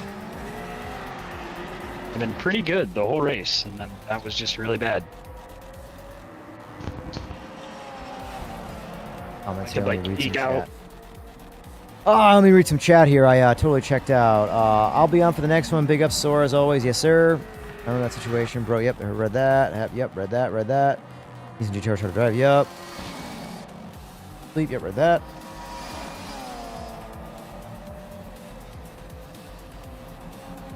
Okay, you went back on the track. Oh, yeah, I saw that. Yep. Track limits are interesting, finicky system. Wish it was more so points based upon. Yeah, I agree. What's going on, Durden? All right, well, I caught up. That was quick. So, Sora, just, I don't know if you're paying attention to my poll, but this is something that I've been asking for. I've harped on Ryan. I've harped, all areas of the ability for me to harp on. A little checkbox to lock everybody out of being able to change their cars up. Called fixed. I don't know how hard it is to gray out boxes, but I feel like, I don't know. I don't know shit about this stuff. You obviously know, but how hard it would be to just gray out the entire, by clicking a host checkbox, and no longer make any changes to your car. Yeah, I mean, it's not particularly difficult. It's just lower priority Yes, at the moment. I get that. But it's one of those things that would probably take an hour or two to get it in, test it. I get it. But then it's like, okay, but do we spend that hour or two doing that, or do we try and fix the...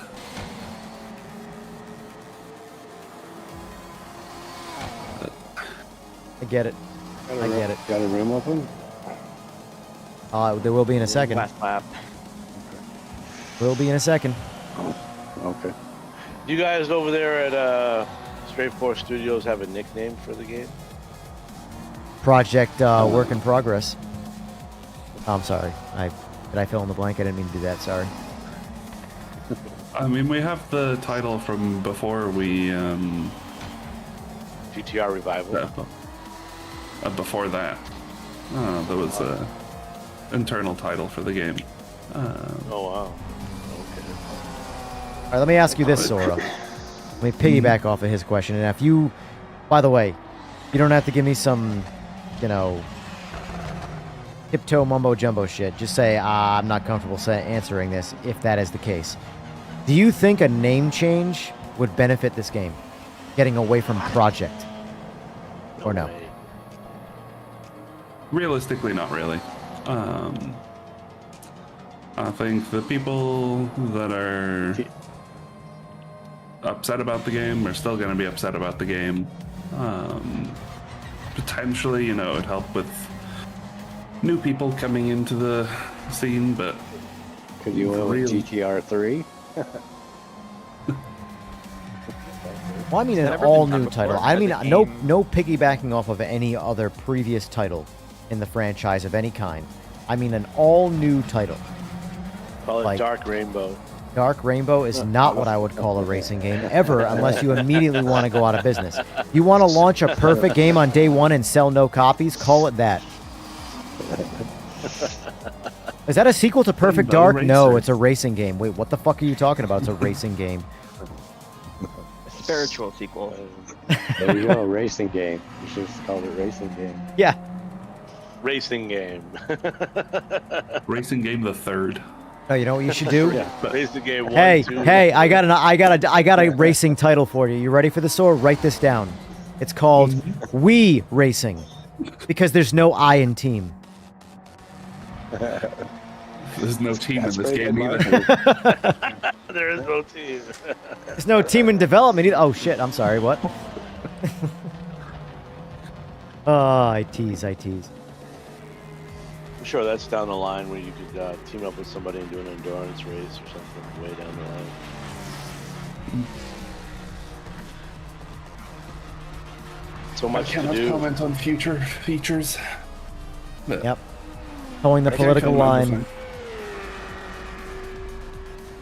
Who knows? We could have you racing a banana in the future. Hey, listen. Hey, If you just turned this into Mario Kart, Don't promise things. honestly, I'm not gonna lie. If you just made a mode that was straight Mario Kart, I think the only thing you'd have to worry about would be no one would Nintendo take the suing game you. Seriously. What was Dude, the one I seen Even a today? crate They were equals in update. shopping carts racing. anybody in this world who doesn't want to have a good time, I'm sorry, I just don't rationalize with you as a person. It might have been Wreckfest. There are joyless Right, people. but you need to rationalize with their wallets, and that's Yeah, but- that's, Well, if that's the case, then Mario Kart has sold more copies than every sim title combined, squared to the fucking millionth. I don't even know what I just said. That's how fucking bad the numbering is. no, it's true, but like that could be a mod, right? I mean, I don't think there's anything wrong with hiding anything ridiculous behind the word modding, even if it's done by developers. Yeah, what's the farming simulator? They got all kinds of crazy shit. Think about it. Think about it like this: Farming Simulator by itself. How can you take that seriously? Yet people do. No disrespect, but like, Oh yeah, it's there's a farming. video game to wash. There's a wash your car simulator. Fucking ridiculous. You can simulate detailing in a car. Thanks for being here, Ed. I appreciate it. And I'll, like I said, the devs know about the 6000 series graphics card, so that's unfortunately one of those things where it's just kind of a wait and hold on type situation. I get it. It sucks, but hopefully it gets better sooner rather than later, you know? Goat simulator. Yeah, Goat Sim. What about the Goat cat Simulator game? was fun. What's the cat Yeah, game? A cat simulator. One. No, it's not. It's not Cat Yeah, Simulator. there's it's that a cat PlayStation game. cat game or whatever. Yeah, and it was Like super cats fucking and popular. robots. They need Yeah, it was like they need a got nominated for Game of the Year. Do you remember the Cat phenomenon Taco. that would that randomly spammed a theme called Only Up? no. Dude, Only Up. Every major fucking streamer on the planet played Only Up for like a month straight. That game, which was built primarily of fucking what are the assets called? I don't even know what it is. Cat one? Half-Life? Gary's No, mom. no. The shit you can Unity easily. Store assets? What is it? Unity Store assets? No, it was all pictures. Fuck. Set me on me. There's a term for it that's frequently used for like sloppy, cheesy, half-assed fucking developing where they didn't put any effort in. What happens when you breathe nitrous oxide? Asset flip? Hey, gents, I'm gonna head out for the night. Good racing. Yes, sir. Later, man. Thanks for playing, sir. Take it easy, fellas. Yep, we'll catch you on the flip side. Goodbye. Bye.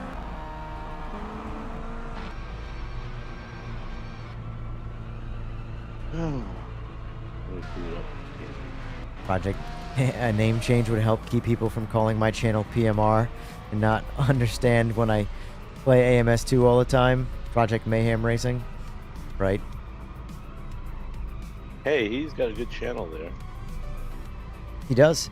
He's fast. He's fast as fuck. Buck Fathurst.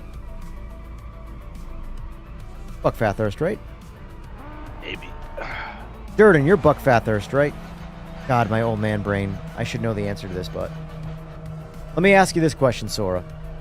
I know, Tiptoe, you're not in private chat. But, next update. What's the over-under that when we spawn into the lobby like this, we no longer hear people doing burnouts in the pit? Part of the charm. So, good question. I've not looked into why that happens, so It may There's have a been high- fixed there's by a- just other fixes, but Got it. Got it. Well, from everything I've learned, if you yourself haven't directly fixed the actual issue, server side is still probably going to exist. So I expect to hear burnouts. That's fine. I'm okay with that. Was wondering. I think it's due to disconnect. When It's only loading on in. spawn in. Yeah, it's specifically like if you disconnect when you're loading in, then the audio component doesn't have any data, and so it just goes a bit ham.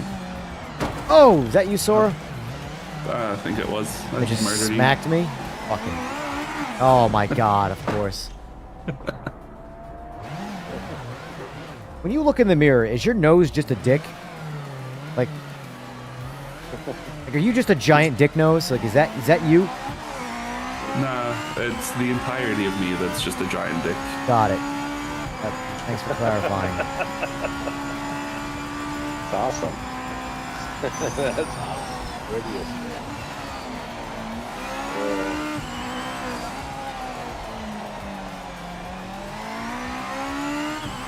Also, too, when I did drive the this car, well, the GTR variant in Gran Turismo 7 over the weekend, I made sure to like remind myself of a certain YouTuber's words, specifically Unnatural, and like it's more unnatural in that game. And he's all about that game. But they have the license.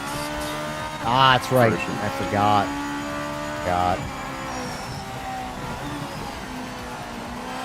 It makes all the difference, you know. It truly It does. makes it feel so much more It realistic. truly does. It truly does.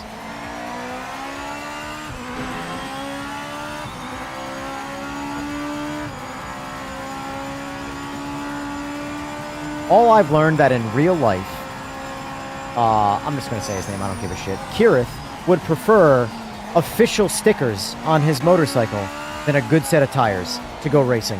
That's all. That's all I've learned. Those are more important.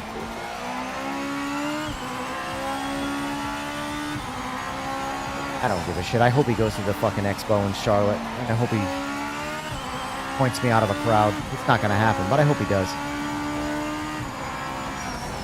The problem is they couldn't see you out of the crowd. That's true. I'm only 5'5". I'd hide. I'd blend in. It makes it really easy to get away. Yeah. Hey, Sora, you can't drive. Bye.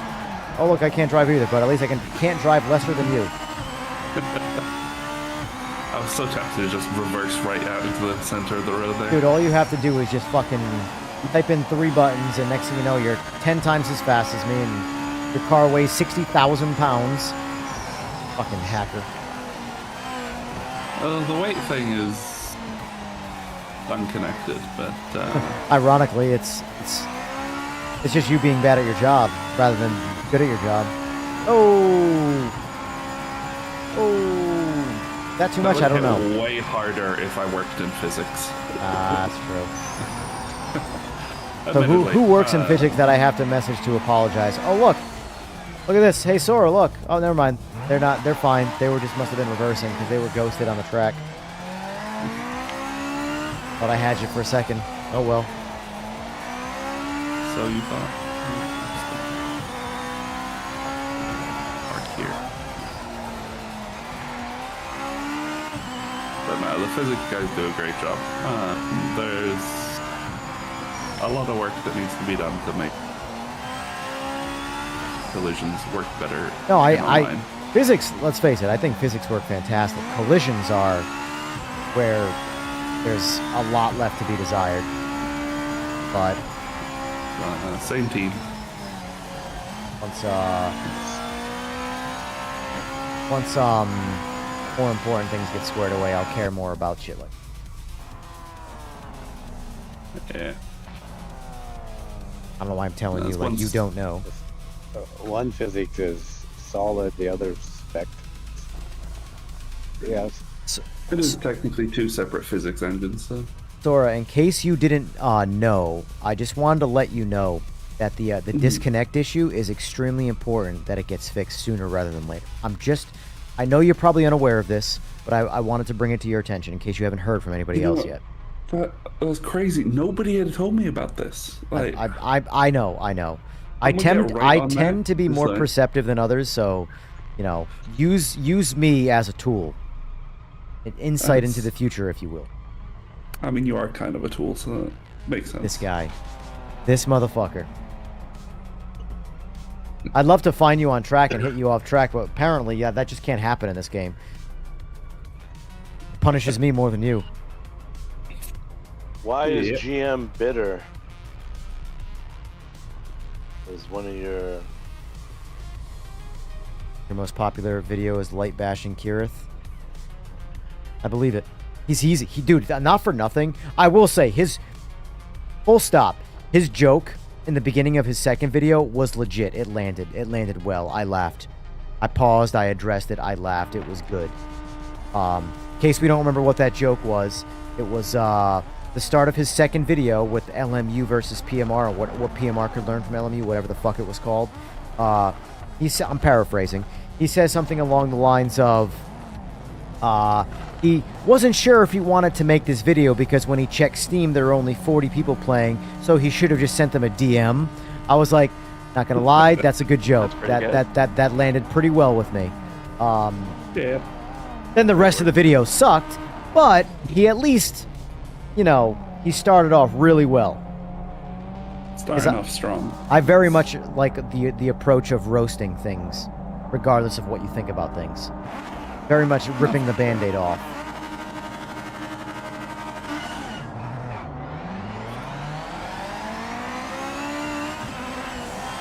Excuse me, guys. I need to punt EJ. Gotta catch me first, bro. Bet. Oh, man. Oh, what the fucking motherfucker.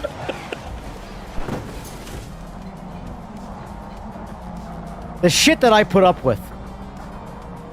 I support your game. I play your game publicly. I deal with people in Discord. And you do that shit. Man. You said I had to catch you. Forgot how much of a heat-seeking fucking missile you are when you want to be. I didn't even need cheats for that one. Yeah. I think it's time I change my car because you know too well what it is. See, there's just one problem with that. You streamed, so I can just see which car you select. Yeah. Well, what you're saying is I gotta put my shit on a delay because Sora's a stream sniper? Yep. Got it.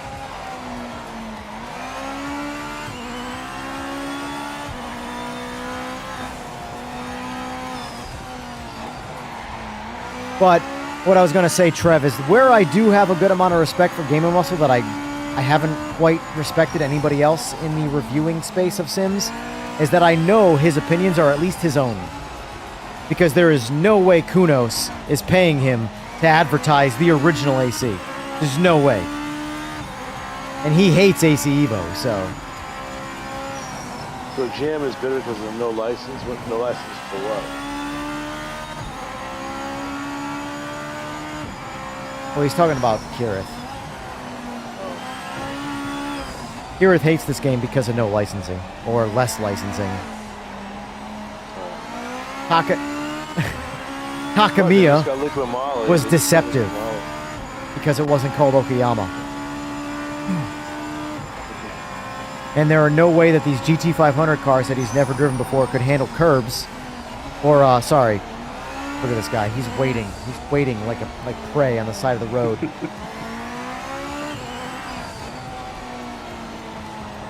It was... I'm sorry. I laughed too hard so many times when he said that he's having fun. He's having a lot of fun, and this is a very strange feeling. Like, that alone summarizes sim racers right there. I'm convinced the less fun sim racers are having, the more realistic they think it is.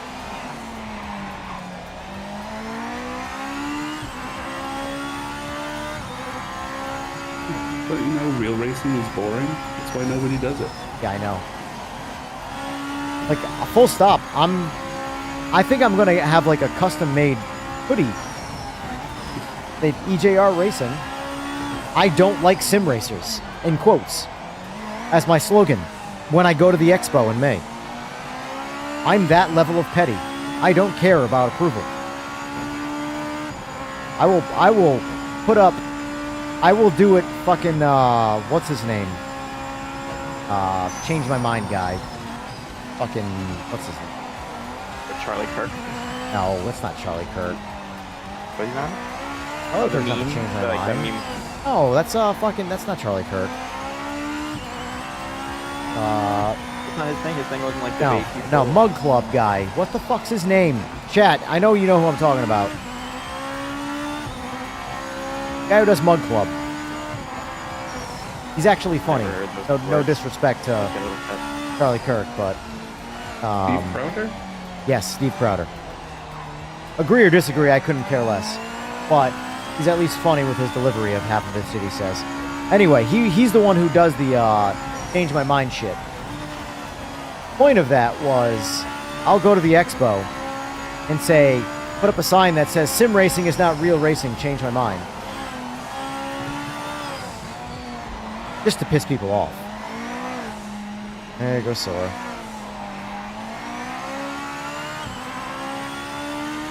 Thought you following behind me.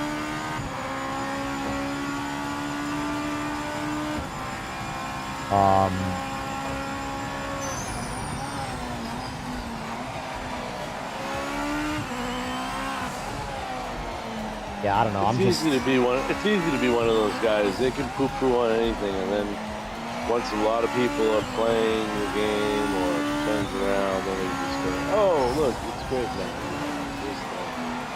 Yeah, but my whole thing is like, I'm a die on the hill type person. If you're gonna truly be that guy that says this game, it feels the same as it does in day one, and you hate this game and you want to be that loud about it, cool. In a year from now, when this game is even more different and that much better than it is, you better have the same tune.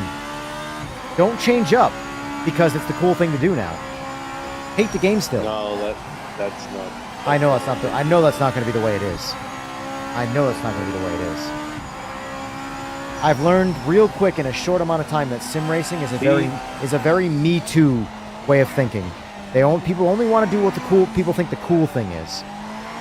Brett said today, Test Drive Unlimited, which is pretty. It's a good looking game, but it doesn't feel very good. Said that felt decent as well. That it felt decent. Yeah. Well, like, see, the problem I think with like a lot of games is that there needs to be one scale and not a like. I feel like the people who review things are constantly moving the goalpost to like fit their own sort of opinions, and I can't stand it. Like I will easily be able to compare, say, this game and say Forza Horizon 6 without having to separate goalposts and change the narrative. What does this game do that's way better than that game? What does that game do that's way better than this game? The joining comparison should be it's a car game. At the end of the day, that's what you do. You're racing fucking cars.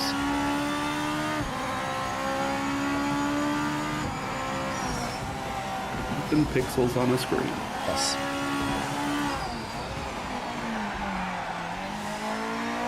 But how much control do you have over those pixels? That's the argument. It's the type of control as well, because like in the Forza games you have the Horizon one, you have way more control, but On a control. so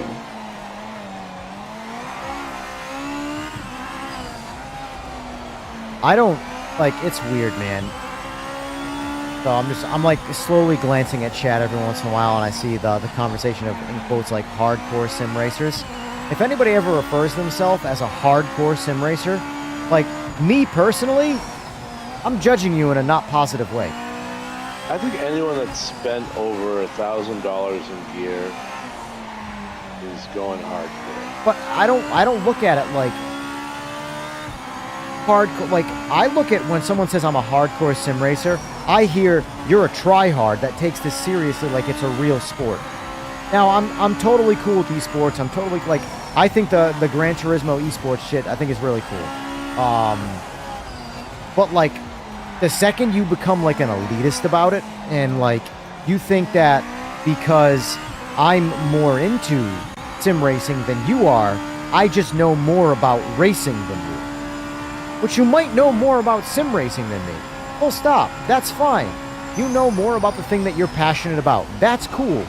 But calm the fuck down when it comes to, like, I know what real life is because of this digital space that I am a big part of. Like, you might be a Diablo fan, and you're really good at Diablo, and that's your passion, and I'm not going to slight you for that in the least. But don't tell me what it's like to slay demons in real life, okay? You know, like, let's separate the two. For starters, you can't do the one in real life. I mean, you can, they look like different things.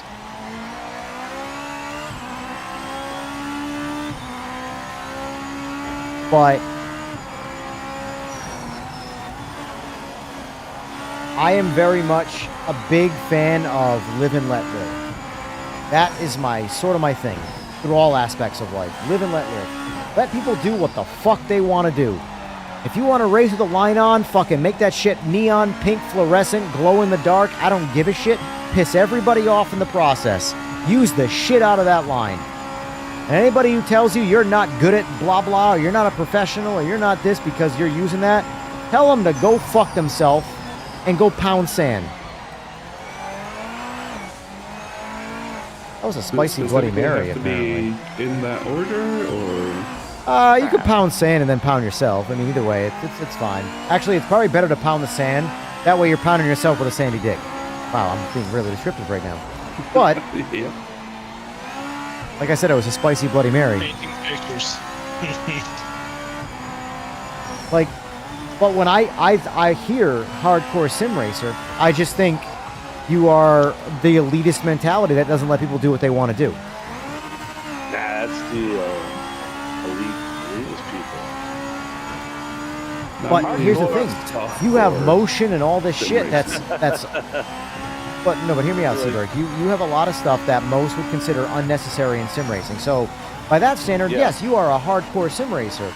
But I would never call you like a hardcore sim racer because, again, I associate douchebag elitist mentality with words like that. Now, maybe I'm wrong on that, but I don't look at you as that type of person, elitist.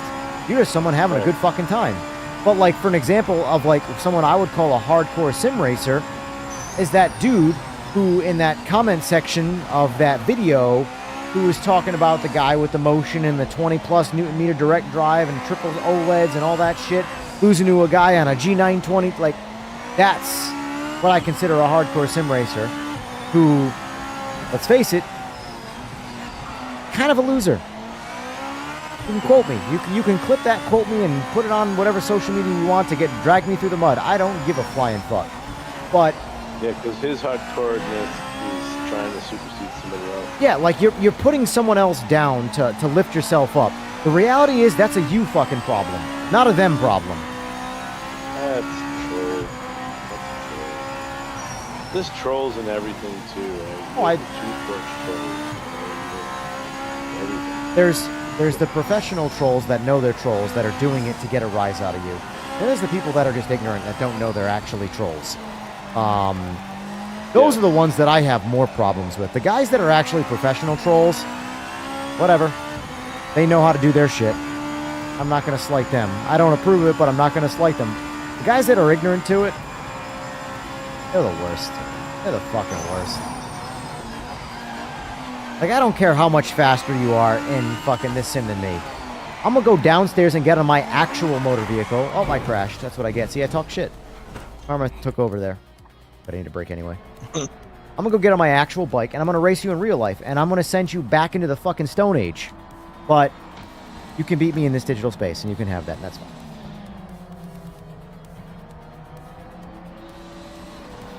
At the end of the day, if Sora would just do his fucking job, this wouldn't be a conversation right now. Yeah, See, I so just went out there and got the licenses for shit. everything is your fault, Sora, at the end of the day. The trolls, the hardcore sim racers, the PC elitists, it's all your fault. I feel like every day when you wake up, you button up your shirt, you clench your tie, and you go, it's all your fault. Thumbs up, fingers out, pointed at the mirror. I've dumped. I'm gonna ruin the world today. Yeah.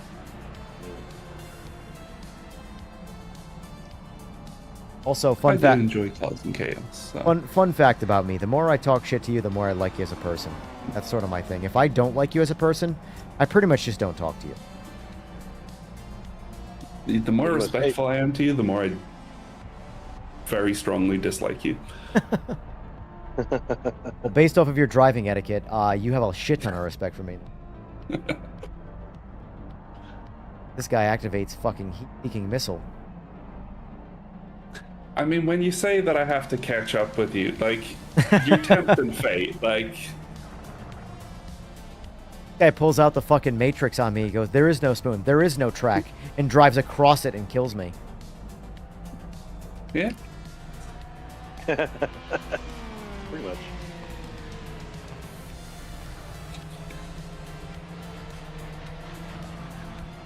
We'd won, I think the Evos, after finishing, still held like they were slowing down, but us two GT500s, we couldn't actually pass them, and they were solid. Crashing us. They were crushing us. Wait, They what were happened? slowing down, and What happened? Say it again. once the race is finished for the quick cars, the slow cars still need to do a lap, but the quick cars slow down and interfere with the slow cars. I when they got get you. auto controlled, yeah. Yeah. Why did I? Yeah, I was doing everything so Furry wouldn't lap me, fucker. Well, I was gonna stay behind you, but then one of the I thought you auto were, cars like, took you out. like he's just putting pity on me and shit. Fuck Blame off. Sora, guys. He's in the chat. Just fucking roast him. Pick him apart. This guy is way go for too it. positive in his miserable ass environment to drag him down. No. See, I don't think at this point there is anything you could do to drag me down. Like, Silver linings. You just look at Glass you just look at half all full. the code you've programmed, and that's enough. I can't do that. This is my favorite racing game, man. That's a lie. He looks at his servers. All right. Yeah, he looks at his server rack and realizes that it's not good enough. Needs a few more petabytes. Yeah, so he's gonna go buy some more. The I'd work love that to, goes but, into it, like, though. Yeah, the cost the right cost now of it. is Yeah, fucking- it doesn't even make sense. Doesn't even make sense. Crazy. like, oh yeah, I want to upgrade one of the servers. A year ago, cost like 10 grand. Now, Yep. yeah, 150. Yeah. 150 grand or doll or just 150 grand. It's all right. I'm not trying to dive into your Blade? like private life, but I hope you're putting the server in a house that you own for the money that the servers are costing. yes, I do own oh. my house. Okay, just making sure your priorities are in order. Get that. A lot of people don't have those, but just checking. It's I always like to been make a sure that the guy homeowner for a few prioritizing, years. you know, the game that I really, really like as, you know, and it outside the game. None of my business, of course. Like I said, you can happily tell me to go fuck myself. I won't, but I'll accept the response. yeah, no, it's my financials are in proper order. It's house first, so I don't have to pay. Although, admittedly, the fucking mortgage cost at the moment, it would be cheaper for me to rent. Oh, that actually, and His also, rent has gone down. in Oh, all nothing in all can be seriousness, AJ just brings up a good question in chat. Has Sora done any backend without updates? I'm curious, as I've seen far less 0500 ping. Same, actually. Since I've been back in town on my computer, I have not seen a single instance of. Mind you, it's only been 2 Yeah, I streams, haven't but seen it. Yeah, I haven't seen it while playing. Like everyone's been in the lobby too. yeah. I think it was really just the release of Amazing. 2.0, and then it's kind of gone away. But like, No Fixed itself changes before it has to fix it. whatsoever. Cool. Okay, it fixed So- itself. so what Check you're that out. telling me is Yeah, you some have time even less to ferment. control than I think you do. Got it. Got it. I Awesome. mean, I've said from the start, Like these cog in issues the come wheel. from people's networks. Like, I can't control how shitty someone's network But is. for the most part, though, I 100%. play with the same people. Yeah. You know, Eagles, AJ, Just be bad. Eagles perception Eagles of time. specifically. I want to say AJ, Furry. Everybody at some point has been 500 pinged. And it could be that one of the US ISPs have finally sorted their shit out. Because that part of your network can also fuck things up. There's not much in this country that's got their shit sorted out. So I was gonna say, will they ever sort it out? Let's be real. Come on now. I was gonna say there's not They much might in this have, you know, country that's Let's X sorted the doubt out. on that You can one. just say Yeah. that. And you're pretty I think every accurate. American agrees Yeah. on that one. Yeah.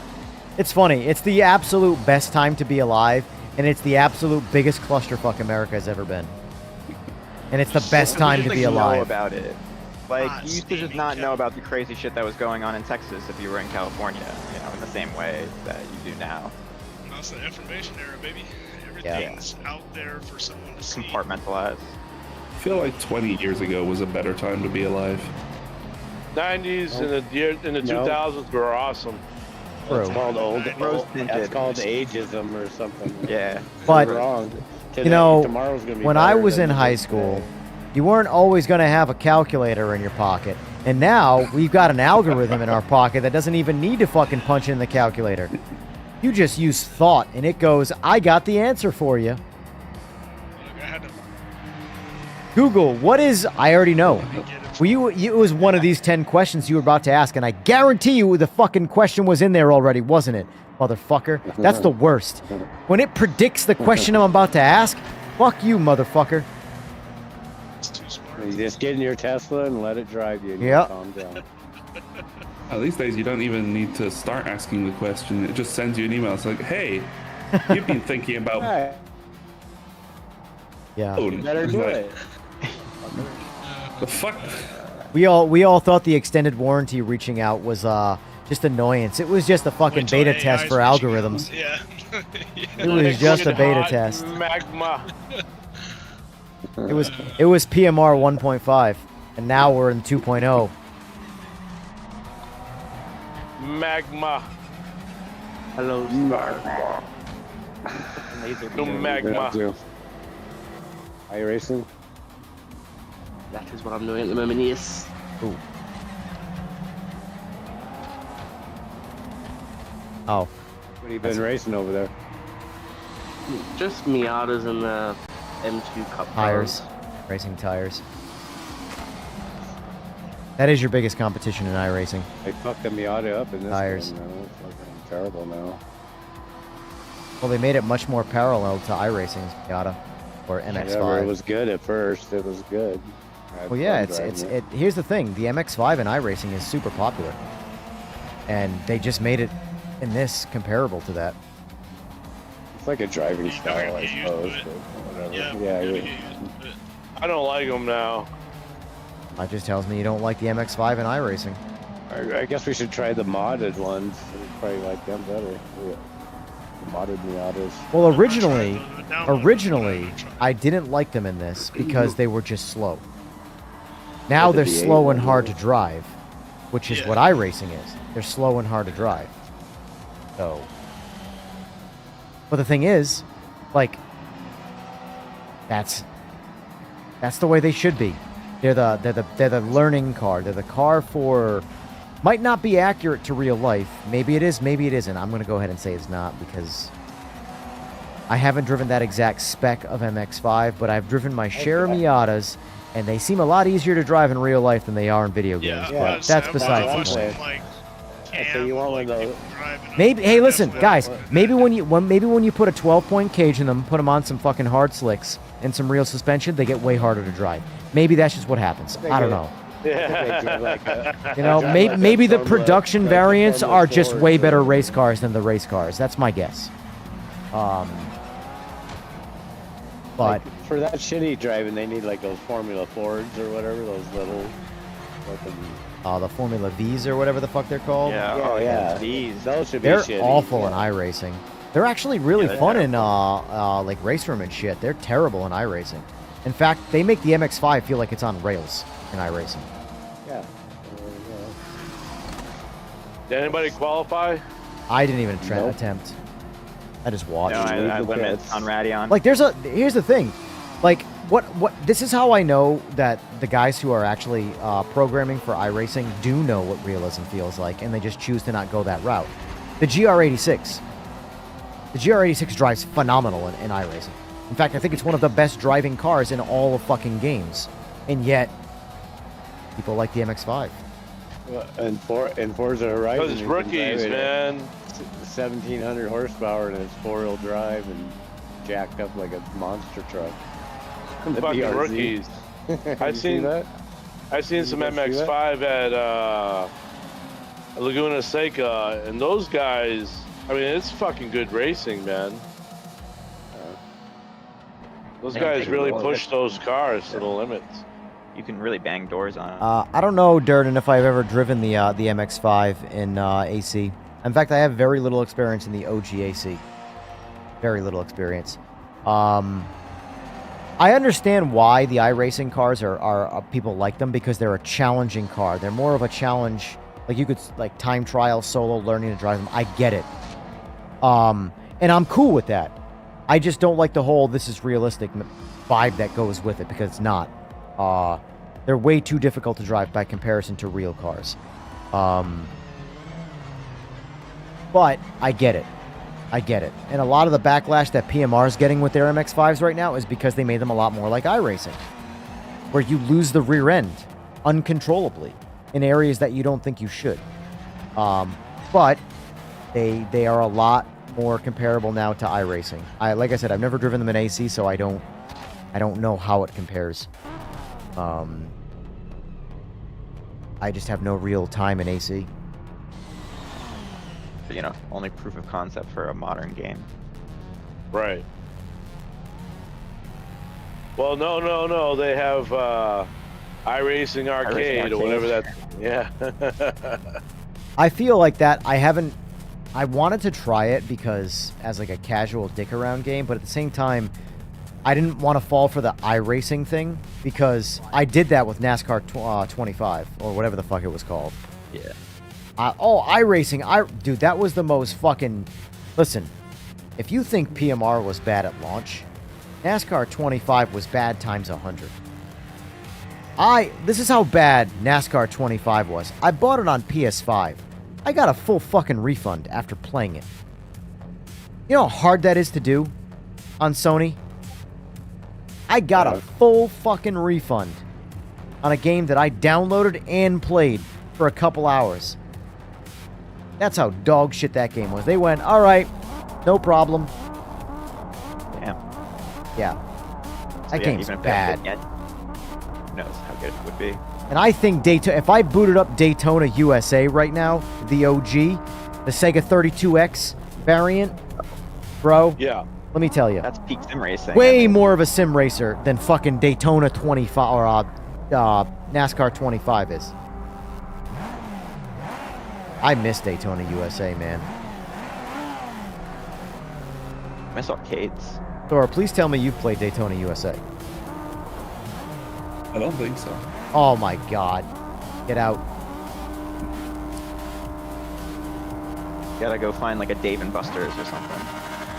Do they even have those in Sweden? I've got no clue what it is, so Oh, probably not. Yep, that's An arcade emporium. Yeah, shit on that. I still look at Dave and Bowling, Buster's too. as a new... Christ. Yeah, they serve food and beverages, alcoholic, full bar. I remember when it was called Jillian. To me, Dave and Buster's is still new, but it's like 25 years old. Dude, the 80s is almost 50 years ago. I know. Please, no. I'm like, people are like, oh yeah, 20 years ago. I think like 90s, 80s. No. 20 years ago? Yeah, that was the Y2K. 2000s. Yeah. Bro, I remember Y2K. Y2K. Oh man, I wish that was something. Yeah, in hindsight, that should have happened. Yeah, everything reset. That'd be great. I was waiting for You that. fucking ma'am. That is coming up again in 2037, I think. Because the Linux Epoch runs over. Really? That's great for all the servers.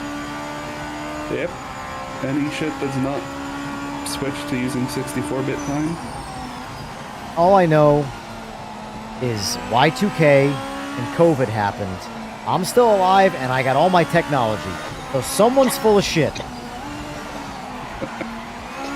Well, Y2K, there were a lot of people spending a lot of crunch hours making sure shit didn't break. Yes. They whoa. Just like a marketing hoax to me. My layman perspective. Because we gotta fix this fucking hoax. That's what it was. Gotta make sure this is just a hoax. Oh, this is a random question. This game doesn't have direct storage or anything like that, right, Sora? Pretty sure there's code in the engine for it, but I don't know if we use it or not. Because Oh, man, use it. I was gonna say, because like I was at it came up earlier in today's stream, my daytime stream, about like people complaining about how this game is slow to load. I'm like, this is one of the few games that when it does crash, I don't mind because I'm back in a race almost immediately. It loads way faster than a lot of other sims. And then the subject of like discrepancies of like, well, if you're on a standard SATA SSD, an NVMe, or obviously a hard drive, forget it. That's dead tech compared to even just a 2.5-inch SATA drive. But I was gonna say, if like there's really no real benefit to an NVMe in most things over your SATA unless there's direct storage, and then I was wondering if this game has direct storage. Well, no, the throughput is right there too. That's on a PCI Express bus, which is. Are you on the Gen 5 or Gen 4 SSD? I'm on a Gen 5, but outside of running a benchmark, there has been zero real-world difference between a Gen 4 and a Gen 5. You might just find running PMR on the Gen 4. You do notice the difference. Really? We load a lot of shit.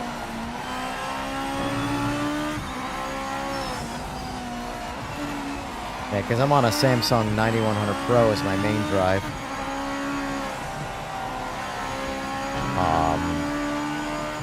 And it's super fast, like loading everything about this game is. But like AMS2 or iRacing loading like a Lime Rock MX5 solo sim takes forever to load the sim. How large is the game? iRacing? Compiler, there's a bunch of shit. Pretty heavy. Probably like 100 gig would be, depending on how much content you have. I don't think we compress as much as some of the other sims. AMS2, it takes forever. Race Room isn't as bad, but it still takes this is the fastest loading one by a landslide. I think LMU's pretty quick too, but I don't play it enough to fully really know Forza it. is fast. Forza is very fast, but it uses direct storage. Yeah. AC1 is faster. Helped implement that. Forza Horizon 5. It is the longest loading ever. If you're playing multiplayer, oh my goodness. For some reason I got moved onto it for a month. It was like, yeah, network programmer, implement direct storage. Yeah. Sure. Baked in there somewhere. Isn't it? It's just a direct, it's part of the API though, right? If you're on DirectX 12, I think you can somehow fold it in. I don't know. Basically, it gives you an API to load things that will load it directly into GPU rather than having to go into CPU, RAM. And you can decompress it while it is reading it as well, and then it gets decompressed on the GPU. Which, yeah, that can have a huge improvement to loading performance. Yeah. But free up the CPU for some cycles or something, maybe. well, you free the CPU to load other assets other than just the graphical ones. And also, generally, you have a lot more than just loading to do when you're like loading up a track. Right. A lot of systems that need to be initialized and physics and your inputs. Input usually is pretty quick to set up, but everything adds together.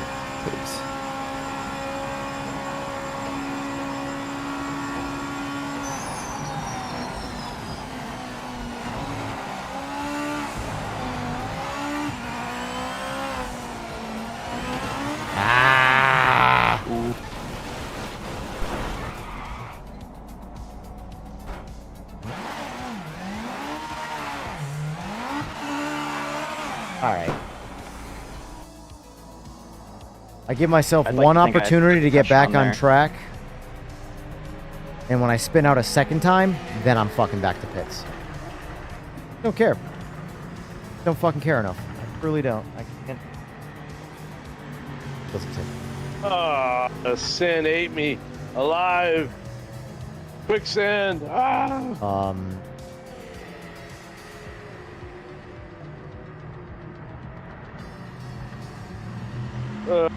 Yesterday afternoon it was all Here we 500, go. but was in I didn't know that was prime you. time Europe. Sorry. It's alright. I was the one fighting here. Yeah, I messed up on that corner because as fast as you think you come out of these corners, I'm faster. Just a Yep. Catching up. Just a reminder, folks. In chat, there is a poll I would like you guys to vote on. I am curious. Do you prefer fixed or open setups? So far, 58% for fixed, 42% open. I hate to break it to you, Seaberg, but fixed is back halving open. Pretty good right now. What is what? Fixed? Fixed is running really low downforce. And it's back halving open pretty good right now. Oh, in the poll. Oh, yeah. This time it just put me in the fucking sand. Yeah, I had a feeling. Well, like, again, though, even if it was super elitist, it's because all the noobs want to just ride the fixed setup, but at the they don't know how to tune their cars and stuff. Man. But I could make the argument too that while the aliens are still going to be aliens, and there's the fastest guys will still be the fastest guys, there are going to be a lot of average guys in the mid pack that lose to a lot of people on average setups they otherwise would win because they're making their cars faster. In theory here. Yeah. Who said fixed setups would have to be the default setup? That's true. I'm all for choice. Give people choice. True. More choice, the better. The reality is, you can do a fixed setup on somebody's setup, right? All right, but let me ask you this. theory, yeah. Let me ask you this. Mm-hmm. You're part of a race team, right? You're looking for a driver. And you said, we have 10 drivers. We have to set the car up for each driver, determine who's the fastest driver. Or this is the same car for all 10 drivers. Whoever goes the fastest, they get the job. Remember, there's no I in team. You want the best team player that goes the fastest. Bottom line, you want the fastest driver. Works with your engineers and everything. The fastest driver will drive anything the fastest. Max Verstappen doesn't need you to set up the car for him. You give him 10 different cars with 10 other different drivers. He's going to go the fastest in all of those cars with all of those setups. I don't believe that to be true. I do. He's That's not the the fastest- fastest in GT3. Bottom line is yet. anytime that someone is the most talented, they are part of that talent is that they are a sponge. They will adapt to everything that they're doing.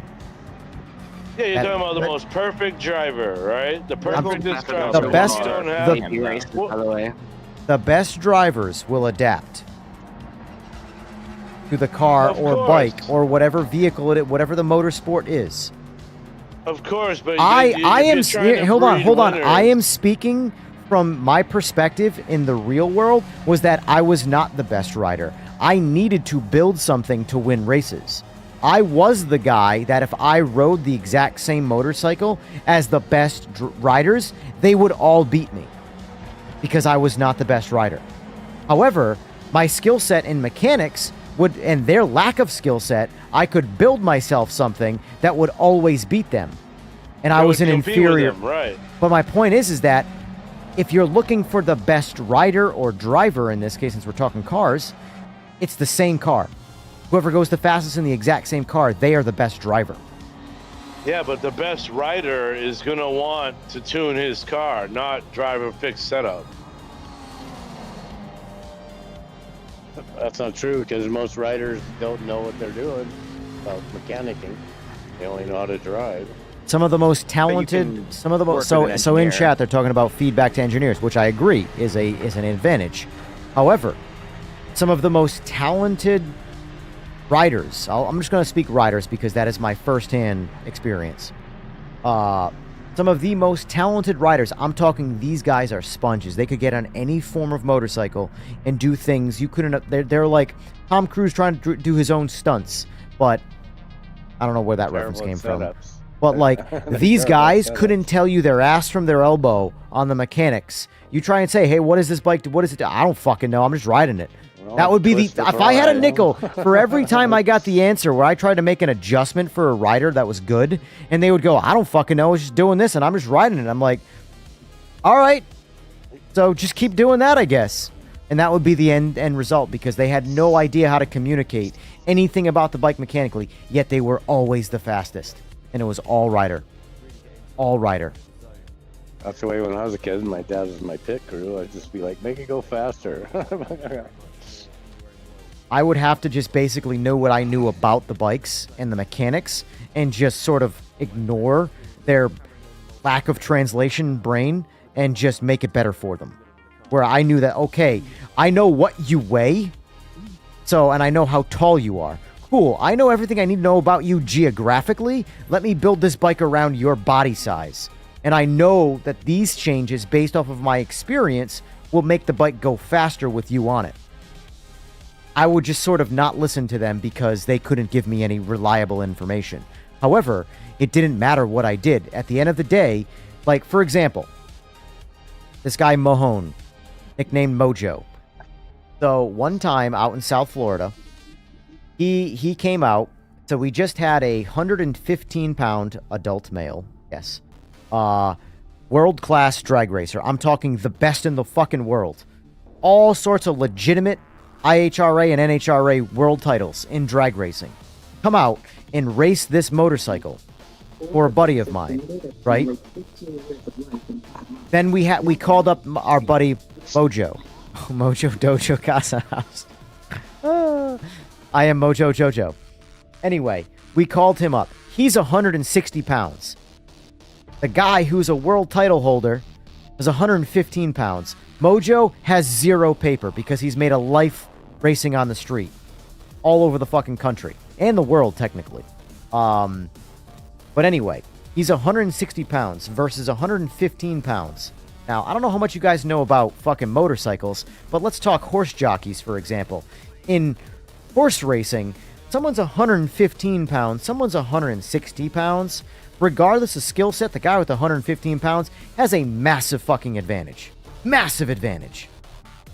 He comes out as a 160-pound dude and he sees all of the times and all the numbers this guy put out, he goes, I'm gonna fuck this dude up. Guess what he does? He's never ridden this bike before. He goes out and fucks this dude up. Number for number. Every single number he does better.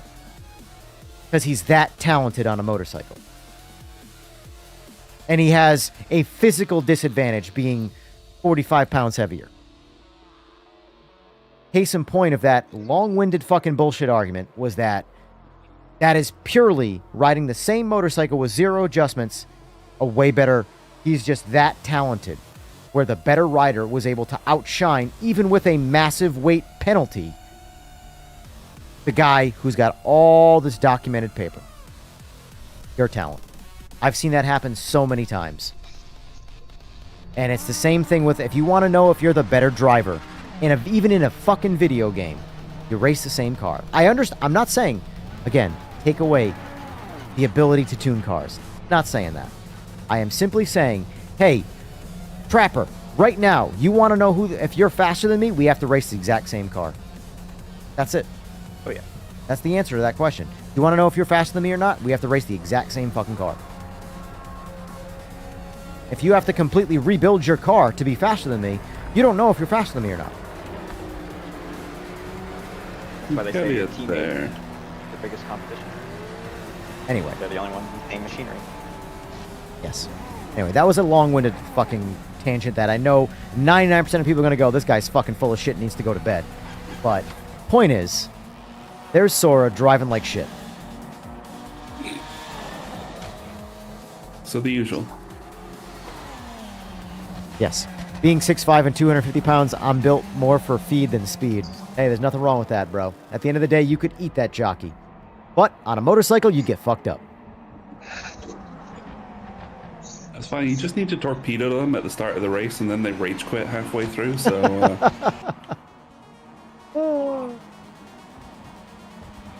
it's not about being faster. It's just about outsmarting them. Or know their weakness.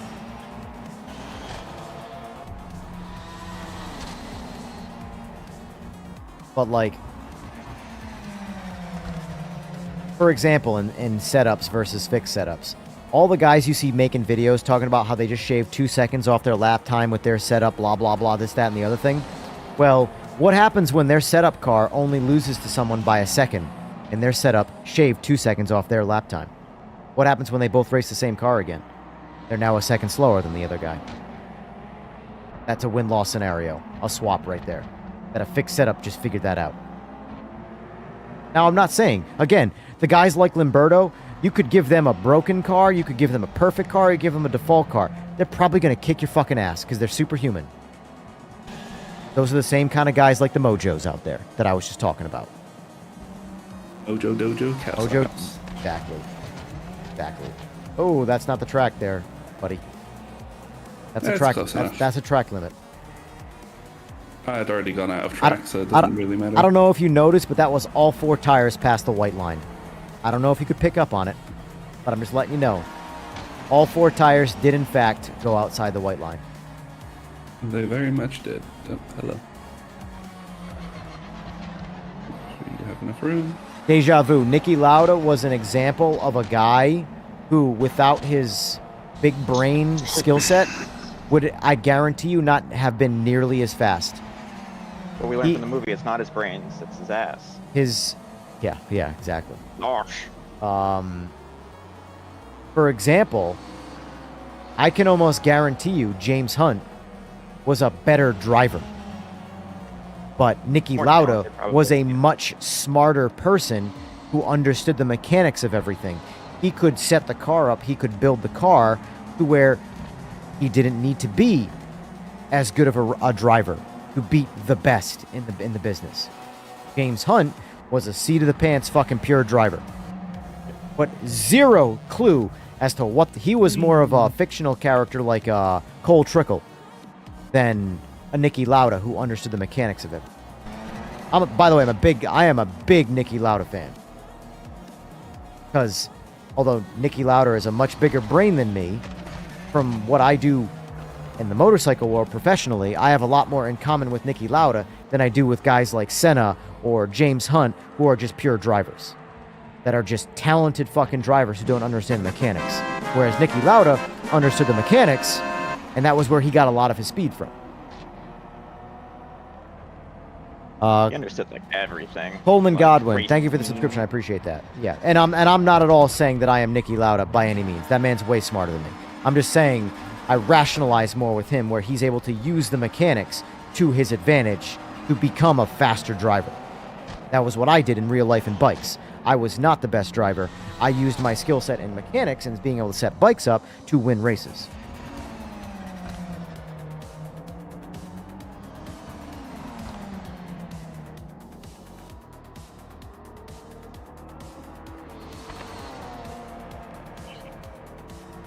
But by no means am I saying take away setups. Not. I feel like every time I bring the fixed setup addition into conversation, people are thinking I am talking about eliminating the ability to set up cars. No. It's not one or the other. It's I want both. Like the poll in chat should really be the whole point of this. It's 58% fixed, 42% open. That is enough of a divide to warrant both. Both options. The thing I don't understand is everyone seems to be under the assumption that fixed setups would mean default setup. It's like, realistically, we have setups.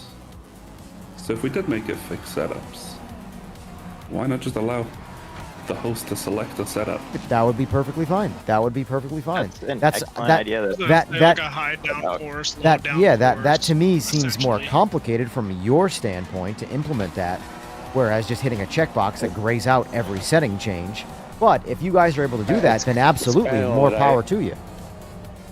What I do in Forza is I have a universal build that people have to live by. You know? We Yeah, I feel like already that'd have be the awesome. stuff for saving setup, so should be I just know, another- I don't like the stock setups. They're horrible. But I mean, if you're able to implement that, then absolutely that would be even cooler for fixed setups. The host determines what the setup is. I absolutely have nothing against that option. You know, if everybody wanted PC, if everybody wanted ABS, if everybody wanted max downforce, if everybody wanted super low tire pressure for maximum grip, whatever, you know. But the point is that whatever the setup is, everybody drives the same fucking setup. That's the point. Everybody's competing with the exact same thing. You know? Or else it just becomes, the reality is it becomes Call of Duty, where everybody's trying to get their loadout. Because their loadout's better. Why would I want to use a ground AR when I can use mine? Way better. But then the counter argument, well, I don't need this doesn't even do anything. Well, then why do you want it? If it doesn't, that's my biggest fucking annoyance. Oh, setups don't even do anything. Well, then why do you fucking want it? If it didn't do anything, you wouldn't say that. Might not make the car faster, but it makes it drive like you want it to.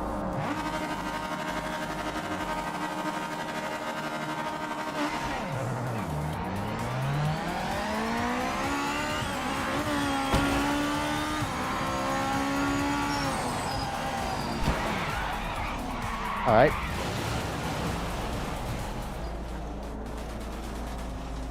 Really, dude? Don't give me fucking room, man. I don't know why.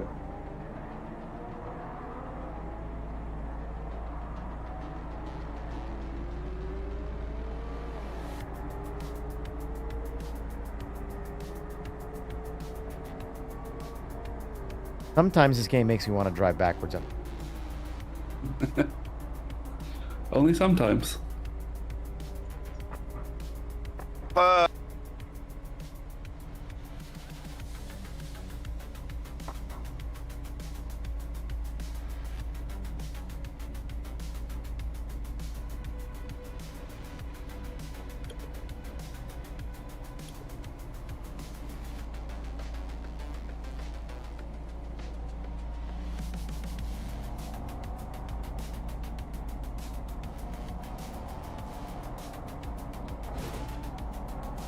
Have a good one, Durden.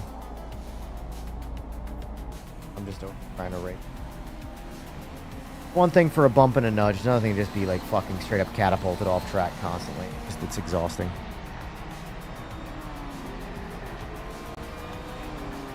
I do Like, it once you per do stream as a joke. you do a little fender rub with someone, and then it's like, oh, cool. Well, you scrubbed my fender, so let me just drive Mach 7 through you. Fucking Christ, man.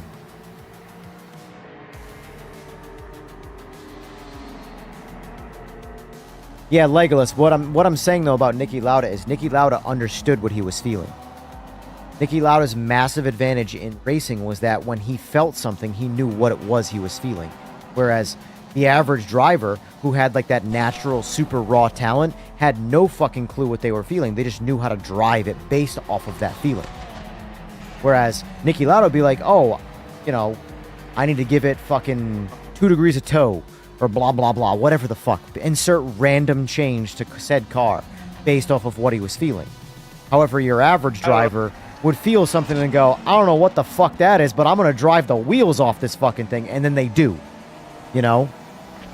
That was the big difference between Lauda and a lot of other drivers. I think you find that more in the street racing scene, because a lot of the people that come up into the race world, you know, they've gone to academy, they come in, they're learning all about these cars and what produces the speed that they want to have. And they're learning about the intricacies of car design as well. Like, they're car enthusiasts, a lot of these guys as well. I know that there's this, you're saying the unicorn, the guy with the raw talent, the magical, can just do it. Oh, like, I hate this track. I don't know, man. I think racing is so close because it doesn't matter, man. And they're all tuning their cars, man. At the end of the day, though, the best drivers will be able to drive the same car the fastest. That is just the way it is. I'm not saying... I think there will be some minor differences based on... Because all drivers will have a preferred driving style, which... like, they do better. How? If you change the car to... be able to handle... different situations better, like, it's gonna suit different drivers better. It will. It might be edge cases. That's a big variable. And all right, if you say, how about this scenario, right? Horses for courses. Would you say, okay, here's a select car. There are two drivers here, right? Neither guy has ever driven this car before. They each get 10 laps on a track to go around. Yep. Whoever goes the fastest, you would say, would be the better driver, correct? Yep, in a production, it doesn't just stop there. In whatever he's the best driver for that particular class car. Because the point's been proven that if Verstappen was the best driver, like you could say he's the best driver if he starts winning in GT3. Look what he's already done in GT3 cars with zero experience, though. Like, you have to understand, you have to factor in, he's going up against, his experience in GT3 has been going up against guys that have been only racing GT3. True. He's never done it before, and look what he does in something that he has no experience in. That is natural raw talent. Give him any level of time with that car, he's going to be doing the same shit he does in F1 to the GT3 class. Dominating. Perhaps. Because it's natural raw talent. Perhaps he has to prove it, but there isn't many people. I mean, well, when you come through the rankings, you obviously come through different class cars and driving them and being winningest, and then you move up. But like,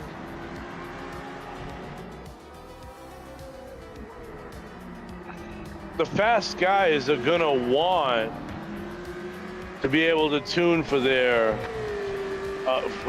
for their advantage. Humanity in general in competition is always going to want an advantage. Always. Right. But my point is that wanting that advantage doesn't determine who's better at something than the other person. People are always going to want to have an advantage. Always. That's racing. That's if like there's a reason why there's the expression if you're not that's cheating, part you're of- not trying. Yeah, but that's like a part of their attributes as a driver. And if let's say you have a guy who knows how to get in there and get cars to do what he wants them to do and becomes winningest, and he can do that with any car, right? Because maybe that's what Max Verstappen is doing too. He's tuning in, you know, and then he'll be better, you know. Like to say that they're not better because they don't tune is like I don't know, man. It's kind of like I didn't. you're putting my words in my mouth when you say a that. lot of racers. I didn't say people aren't better drivers because they're not because they have to tune.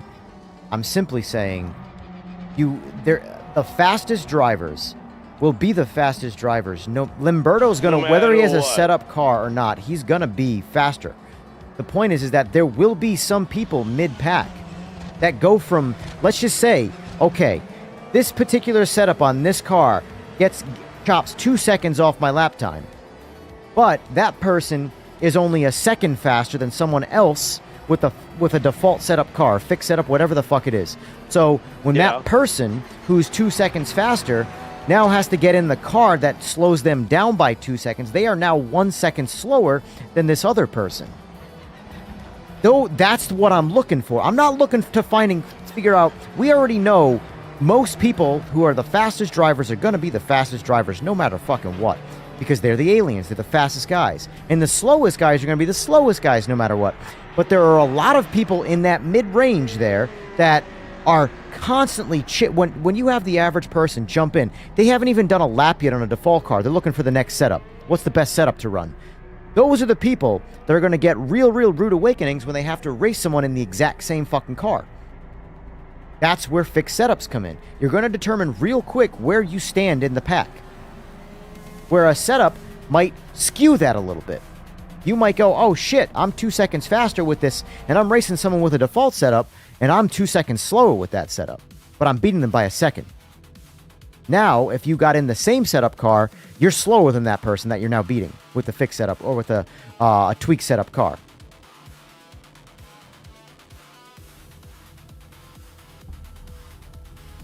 It's mostly like who can adapt. Or did you break my game? So probably. All I know is whenever I see the hourglass... Okay, we're good. Whenever I see the hourglass in PMR, I'm just expecting a fucking Giants 10.0 crash. That's all I'm saying. I'm still trying to reproduce that, even just once. It annoys me that you can't reproduce my biggest crash. That's not it. Can do the exact same steps as you, 100 times over, no crashes. I can't duplicate it on command. I just know it happens all the fucking time. Like, it'll be 5 times in a row and then won't do it for a week. Yep. There's so many fucking weird issues in this game. I think the disconnects. The dev team went for months. Never seen that issue. Wow. So we do playtests many times a week. Never appeared. Throw the game out, people just disconnect left, right, and center. It's like,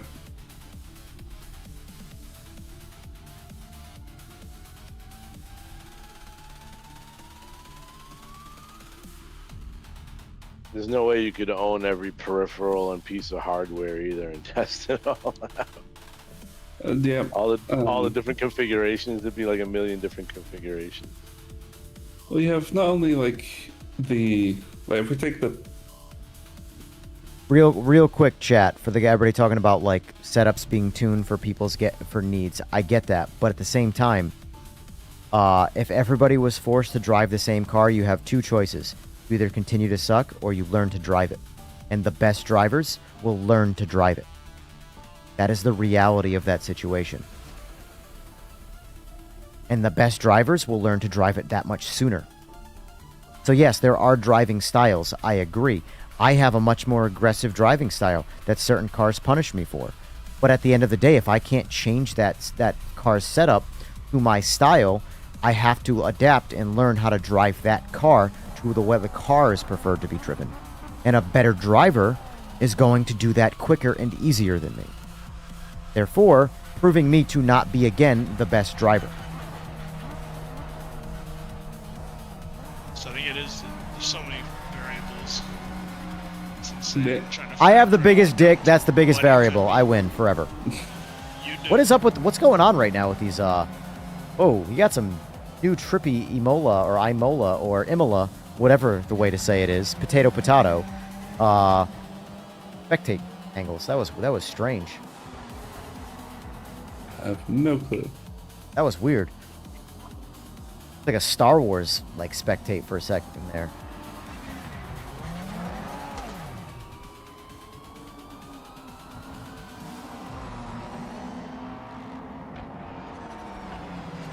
That would be kind of a fun camera angle to have. Just be out in space, looking down.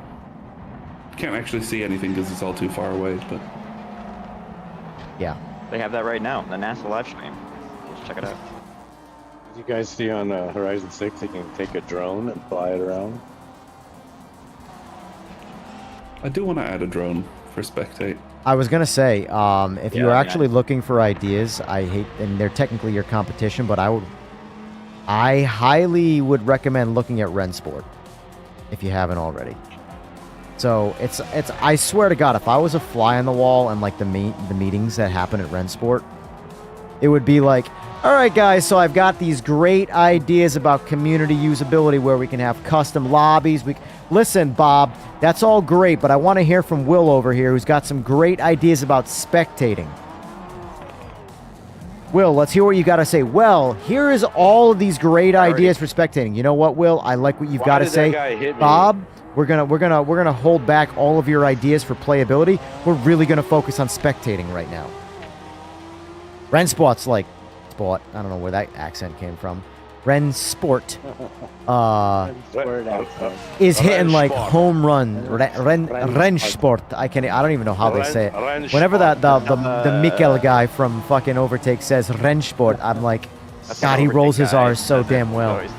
But Rensport, I genuinely think has like the best spectating I've ever seen in video games. It's wild. They have so many choices. They have the drone. Although, admittedly, the drone is a little incomplete. It clips through the environment. So it, like, flies through the ground and you see underneath the world. It's like, okay, well. But, hey, you know what? It is what it is. If I get my way, like, gonna be full setup for flight sim for the drone. Oh, really? So I'm gonna be able to fly. Oh, it's Horizon 6, you can, in your car, you can go into drone mode and fly around. Hey, listen, if I can't bomb the track, then you haven't done a good enough job yet. Yeah, you can fly it. You can fly it all over the place. Like your car like gets air and goes flying. No, you go into a drone camera. It's a drone, and you just take off from where you're sitting in the parking lot or whatever. Yeah, you can just go fly around. Well, it's kind of a cool feature they just did. Yeah. What happens to your car though? Like, how are you able to? Your car just sits there. No, your car stays there, and then you can just go fly around in a drone and see shit. So did you know if you get DC'd, you get stuck in the gear? You can still drive around. What? But you can't do anything. You can still drive. You got the pop-up because once you accept the pop-up, it'll send you back to. That used to happen to me with Race Room, and I would just like move it to my other screen and just like keep playing for like a couple hours. We don't want to force people out, you know. We want them to be able to see the pop-up and. Yeah. What we need is to be able to rejoin halfway through, like qualifying or practice. Yeah, sorry, you should probably write that one down. You probably never heard that one, so you should definitely write it down. Yeah, that and the disconnects. It's disconnects. So many new issues popping up. I know. New features. It's a feature. That's right. If it doesn't work, honestly, it's not really disconnects. It's auto rage quit. It's really a good system. Just It just sucks that it never happens to me because I'm the person it needs to happen to. The worst part is I was on a really good lap and then DC. It was because you were on a really good lap. You broke sound barriers. Who's your provider? Wow. Spectrum. Do you have their router, or are you using your own? Got their stuff. Oh, get rid of it. That's your number one problem. I guarantee it. 100%. What I think they keep having YouTube videos saying they're going to outlaw router. Is that true? It's some. It's routers from certain locations. Oh. Because they can transmit data. That's what they do. I think it's funny though. They basically given all the hackers a time frame. Yep. You got 11 months. Get to work. Get your shit in now. Get your spyware in there now. Because after 11 months, we're cutting you off. But no, that do so much. 100% that is your problem. It's not so much Spectrum, it's your Spectrum router. The provided router is dog shit, and everything runs through it, whether you're on wire or not. It's 100% a bottleneck. I don't understand why it's so bad, but I'm talking if I was on my Wi-Fi at my house, I would be standing in front of my router with all full bars. I would be able to get full 1,000 download, and sadly only 35 up because it's not fiber, but I couldn't send a fucking text message. It would fail. I would get on my local network, which was 1 bar of 4G, and I would send a text, no problem. As soon as I ditched their garbage-ass router for any level of aftermarket router, 100% of my problems went away. Get yourself a router. Trust me. It's because they can make them insanely cheap if they just don't put in any proper hardware. And most of the time, rather than having a dedicated NIC, they use the built-in CPU for packet processing. Those CPUs are not designed for packet processing, which means they are very slow at it. It's like this is one of those few things right now where I can 100% absolve the game of the actual DC problem for you and say it's your router, because I just know what I've experienced before this game existed with the Spectrum router. Like, it's bad. Like, it's real fucking bad. It would piss me off how I couldn't do the most basic of tasks that you can do on no level of service, like phone service, that I couldn't do with my 1,000. And if you run a speed test, you get all your speed. It's like, what the fuck? This is bullshit. It says I'm getting 1,000 down, and I can't do the most basic things. Get yourself an American router, like Netgear or Linksys. Stay away from like TP-Link, and maybe a D-Link would be okay. But you have a Reco, because it's crazy that you guys are saying this, because this is like my exact problem, like packet loss, but like my speed test looked fine, and Spectrum is like, we don't know. But yeah. Are you on a Spectrum router? I am on a Spectrum router. Oh, get rid of it, 100%. Like, number one problem of all your internet right there. Get rid of it. Like, as soon it's as dog Sora shit. was like, yeah, it's like packet loss is like a huge thing. I was like, that's exactly my problem whenever I have connection issues. It's always random ass packet loss. Yep. It's because those I jumped. Thor, you just got smoked. Yep. That person, I think, DC'd. They killed you in DC'd. Or DQ'd, Yeah. either way. They completed their mission. Or is being stream sniped. Networking is such a funny field because everyone uses the internet, and yet nobody invests any time in learning about how it works. And so it's like, yep, you get the thing from your ISP, trust that they're all they need to know is that when things go down, it's usually DNS, and then they can have a nice day. If they know what DNS does, that's if you're not hosting your own DNS. What's going on, Dano?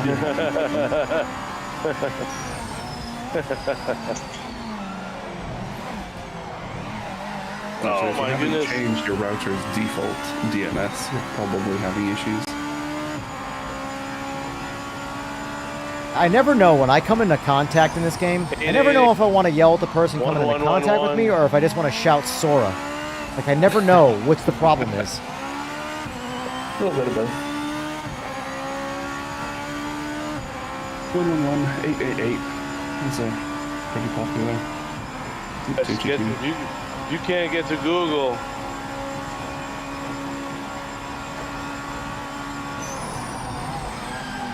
Well, that ain't it. 111. Oh, fuck you for turning the fuck around. Fuck you, I quit. Motherfucker. I'm right there on the other side of the fucking road to get on back on the track, and it just spins me around 180 last second. Fuck you. God, I can't stand that shit. I just want to be facing the right fucking direction. That's it. All right, I feel better now. I'm good. Got it out of my system.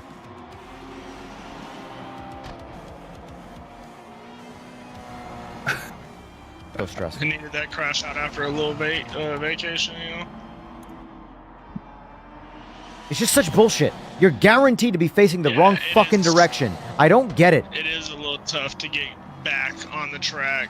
You tap the gas and you're going like 360. Like I went 90% of the way across the fucking field, and then I get right to the fucking concrete or tarmac or whatever the fuck it is, and then I just do a 180. Like, fuck you. Honestly, just a skill. Listen, you're a skill issue. issue. Your entire existence is a skill issue. Yeah, pretty much.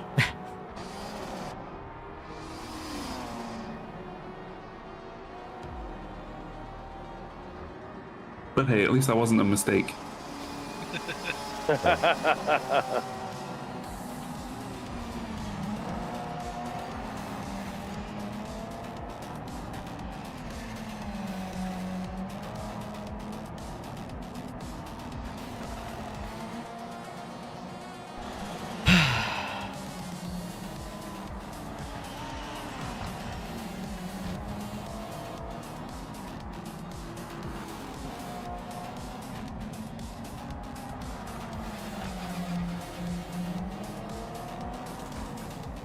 I'm gonna grab a drink. Anyone want anything? Bloody Mary, please. Too bad, you're not getting anything. Water right before the race. Anything with whiskey in it. Thank you. You're a terrible host. You're the host here, so... Yeah, and I'm in the pits as usual. Yeah, you're hosting.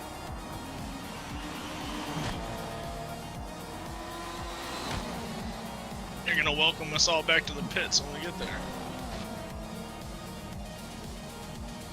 Dagnabbit.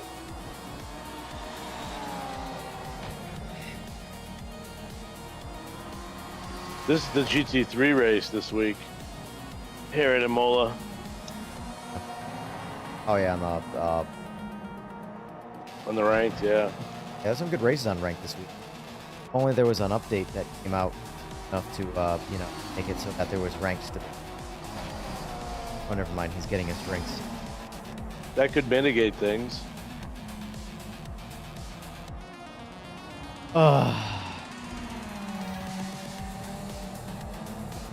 Hey, man.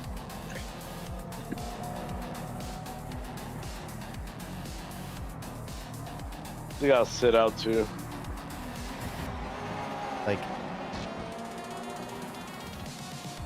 Like, it was 100% my fault that I went off track. I completely missed the braking zone because I don't know Imola very well. Normally, when I race Imola, I use the line for braking zone.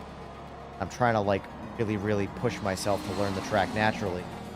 And I missed the braking zone. I went into the dirt. But okay, I went straight the whole fucking time. I accepted the fact that I was probably going to lose 4 to 5 seconds from being in the dirt. But as soon as it fucking 180, it's like, cool, I'm going to lose another fucking 30 seconds trying to get back on track. I'm fucking good. I'm going to the pits. Another cool feature would be you could turn off the line for everybody. Can't enforce. I don't really care about that level of enforcement. I think it's in like our best interest if someone's like confident and comfortable on the road, and if they don't have the line, it might be more. Because like I look at it like in the sense of like if you're driving a real car, you're still it's like having GPS on. You're still driving the exact same fucking car. Like it's the thing you're driving is still there, but you're just getting guidance on where the fuck to go because you don't know where you're going. But yeah, but you know the diehard simmers. Yeah, well, the diehard simmers have iRacing. They can go play that shit if they want to like force cockpit view and do all that bullshit. That's the way we used to run our club in Forza 7. No driving line.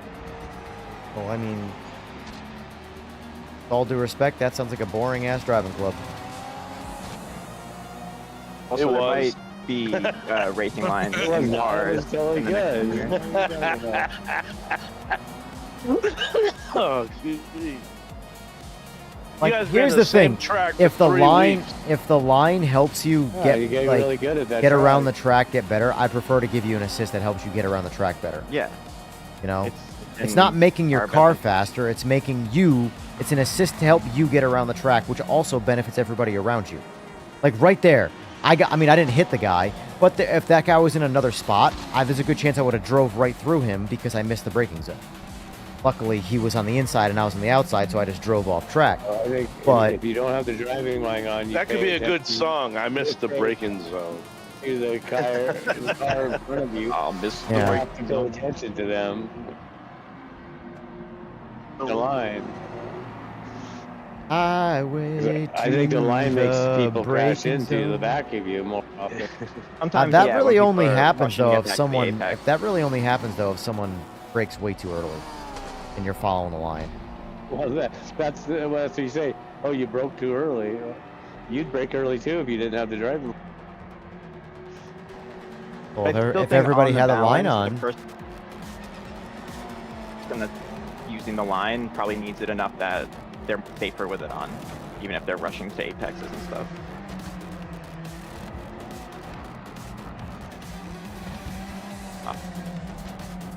I don't know. I don't mind And you assists wanna that have have. a I don't. simulation racing club. I don't. Yeah, you want to be scared. You want. I don't mind assists. assists. You I wanna don't. not I don't know mind what you're assists doing. that have no effect on the car's driving. I'll never mind assists like that. But anything that affects the way the car drives, that could change the car itself, that's where, I might have a discrepancy. But like a line, I get why you'd want for like the for the diehard guys that all want them pure, sure. But like for a league where you want to just kind of get people driving the game, like for example, okay, Jester. Jester's a pretty good driver. Jester's a better driver than me, but he can't drive in cockpit view. He prefers bonnet cam. Bonnet cam's where he shines. If Yeah, I can't drive in the cockpit. forcing him in the cockpit, I might beat him in a race where if he drives his particular setup, or I should say his particular view, there's a good chance he'll beat me. That's why I say no rules, man. Like, besides the rules of the game, like you should not have fixed anything But because fixes changing the everyone's physics of the different. car versus changing your perspective Yeah, of I'm the 2 car. or 3 seconds slower a lap or inside the car. Okay, but then also turns make people slower. So let's just have a straight road. Perfect, and welcome to my world. There we go. I'm gonna fuck you all up. Hang on. Forza Horizon, you got a half-mile drag strip. Well, no, we can't have drag racing because, then there'll be a difference in who can react faster at And the who starting knows line. how to- so who we knows gotta how have to That's the rolling fastest starts. driver, and that would straight be lines. me. But in the Yes. Sims, more could be a ping connection thing that makes someone faster off the line. So I really feel like it shouldn't be this hard to understand that everybody driving the same car. I don't know. I feel like I'm I'm messing with you. No. Like, I feel like this horse is I so know, fucking dude. decomposed I and know. dead that. I know. But but anyway, you get so. I'm a listen. Because Listen. you just drive the fucking stock settings. So. It doesn't matter than that. Like at the end of the day, here's the thing: if Good I'm at it. try-harding right now and I don't feel like learning, I'm just gonna copy the fastest setup, and then we're right back in the same fucking car again. Let's see what happens. If you don't win, then you know you're not the fastest driver, right? I already know I'm not the fastest fucking driver. Me Me too. Me too. But if I had a How many good asterisks tune, do I tell need to ya. put in front of the tell point ya, that if I know had I'm a not the good fastest tune- driver? If I had a good tune, I would pay money for it. I could Fuck be that. the fastest driver, man. Paying money for Seaberg. setups. Oh my god. Seaberg would. He'd pay money for it. People do. iRacing setups, people pay for those. ACC setups, people pay for those. There is so much Um, more speed and understanding what you're setting up than paying. Like, that's what I don't understand. Like, listen, if you want to get a setup and someone wants to give it to you and you go a little faster with it, that's cool. I'll try any setup. But, like, paying someone for a setup, now you're giving up actual real-life currency for something that you still don't understand. And guess what?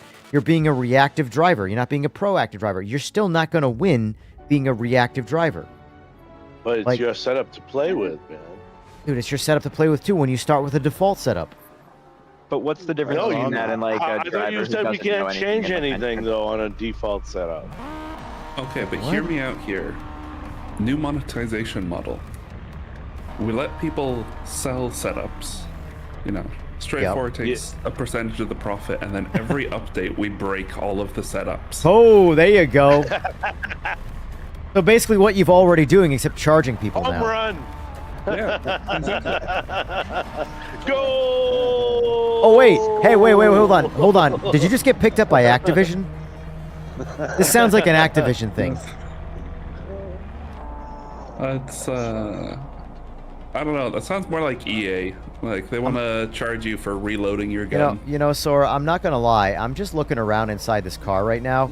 This shit would look really good in VR. It's almost like you guys just don't feel like implementing VR.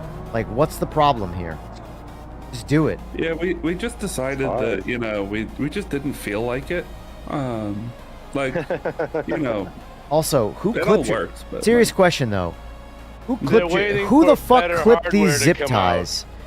This is like a cardinal sin to me with zip ties. When you leave that much left over on a clip, you deserve to be like something bad. Punished. When I see Reprimanded. uncut, unclipped zip ties, I lose my fucking mind. Man, you know what the worst part is? Your rendering team went out of their way to render it like that and not just do it. Oh, fucking Christ. I have so many bones to pick right now. Oh my God. We got a nice fancy Motec M800 down there, and then we got unclipped fucking zip ties. It's like this is really real life right now. This is such bullshit. The render team and the art team are two different departments. Well, whoever the fuck does whoever is responsible for that. I'll be one of the Give him a cookie. artists. Kudos. They pissed It's a me off. nuance. Congratulations. It's an Easter egg. Yeah. Because, like, they've done a legitimately good job. Carbon body, carbon roof.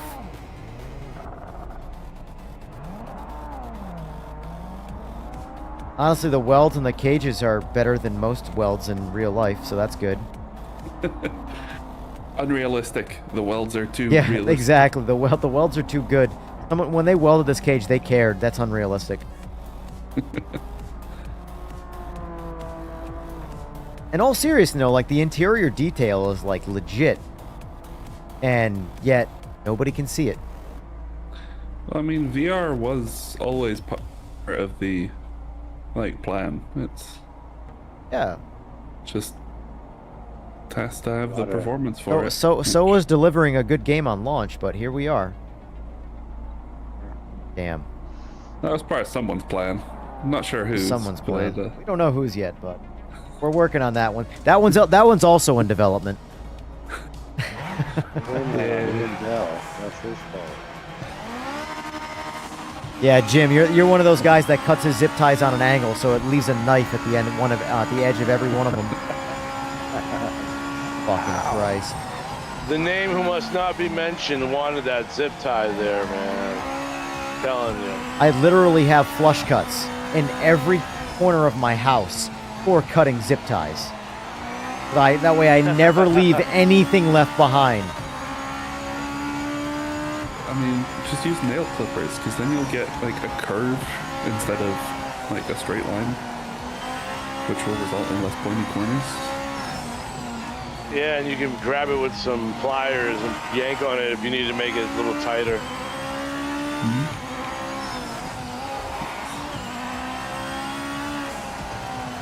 Nail clippers are a seriously underrated tool. What is?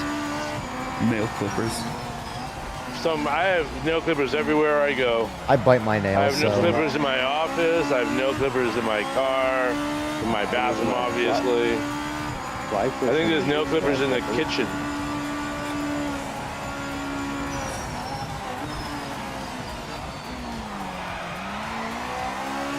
almost go everywhere with my nail clippers. There's only one other thing that I have everywhere else I go, and that's a towel.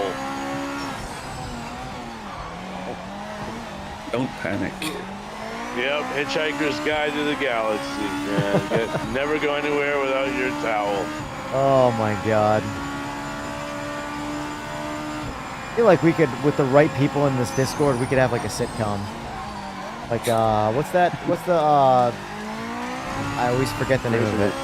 The show growing up where they would be in a fake theater and they would review old horror movies.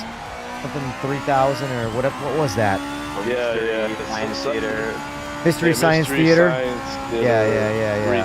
3000. Like that, yeah. I feel like that's like the same sort of narrative we got here, but not horror movies, just pretty much any walk of life.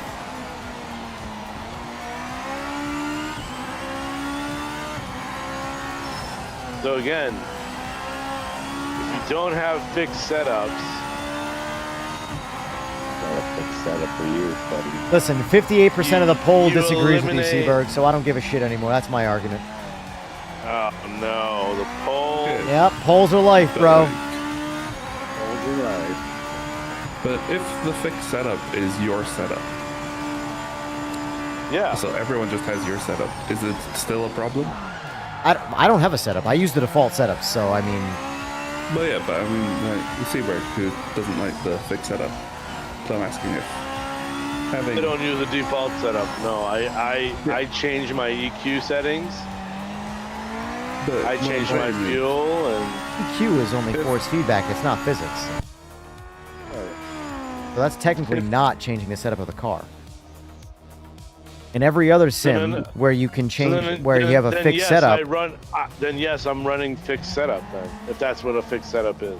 Yes. The fixed setup is just that everyone is running the same setup, not necessarily that everyone is running the default setup. Okay. What I'm saying is like, whoever's driving style fits to that setup is going to do the best. The other person will have to learn to drive that setup. No, because Evan's argument is if you're the fastest guy in anything anyways, you're the fastest guy. Doesn't matter. The fastest guy, regardless, if somebody doesn't will like adapt. that setup, they could adapt. After a while, it might just take. If everybody, let's just say hypothetically that the default setup is the fixed setup, right? Yeah. The fastest guy, whoever is the best driver, will eventually learn to drive that car, even if it's a short amount of time or a long amount of time. You will become the best in that car, even if it doesn't cater to your driving style. You will eventually learn to drive it the best because you are the best driver. Your instinct, your intuition, whatever the fuck you want to call it, your Doctor Strange, medicine woman shit, whatever the hell it is you do to be a good driver, will Dr. Quinn medicine woman is what I was going with, but I got Doctor Strange medicine woman. So either way, it works out. The amount of people who have no idea who Dr. Quinn medicine woman is. Woo. I think that was AJ. She was hot back in the day too. She was hot in Wedding Crashers.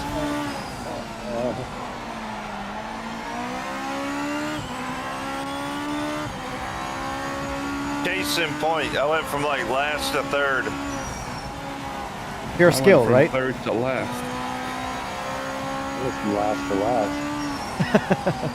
A lot of people in last place right now. Somebody's lying. Only like 12. You know who's not in last? Eagles. Would you believe it? No.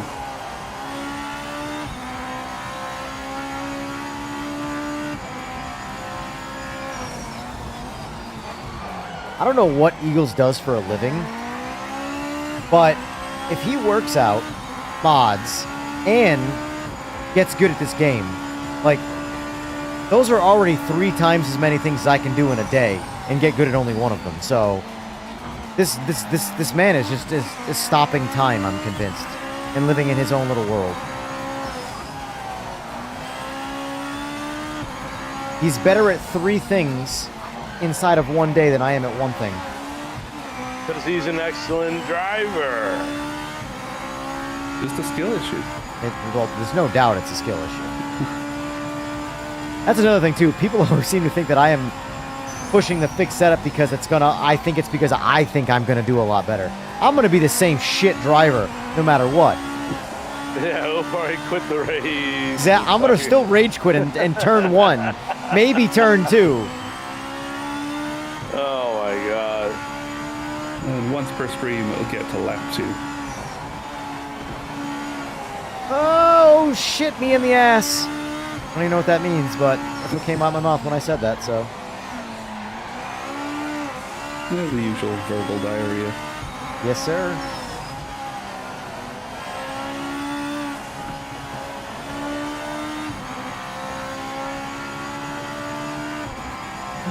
I'm gonna go park. But I can guarantee you, though, there's going to be a lot of people losing races that were winning races before if everybody runs the same car. That will happen. When do we get to try out the setup that's fixed? When fucking Sora solely implements that, because he's the only person at Straight Forward. Well, he's the only person at Straight Forward when there's a problem. When everything positive happens, it's a team effort.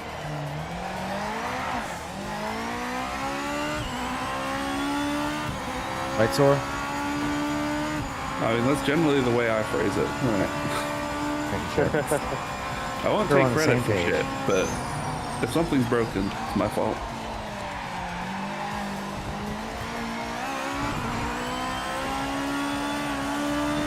Part of it's just to keep my ego in check. It's so massive already.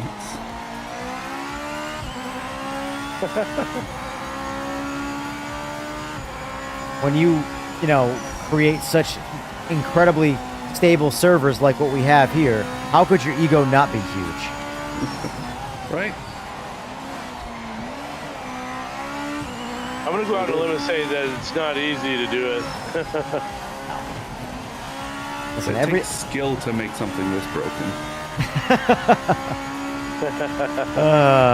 And release it. Mm-hmm. That takes balls. And charge money for it. Yeah, most people would just chicken out, but nah. Yeah. You guys are committed, that's for sure.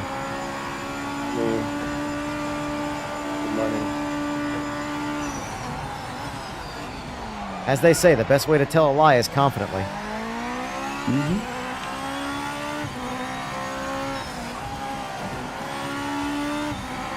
This game is spoiled.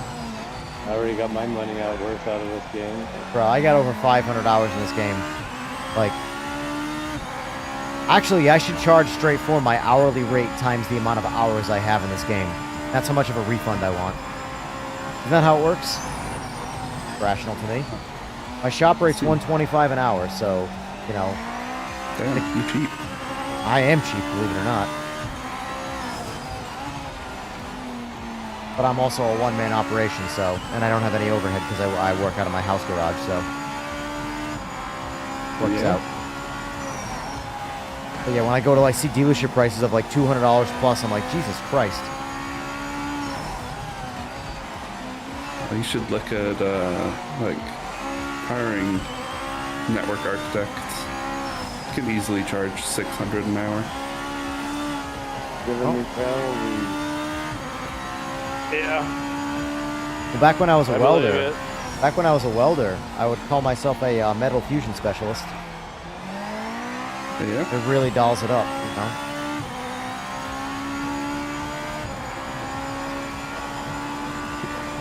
Or an MFS, if you will. There's nothing that's more confusing and cool sounding than an acronym. Oh, definitely.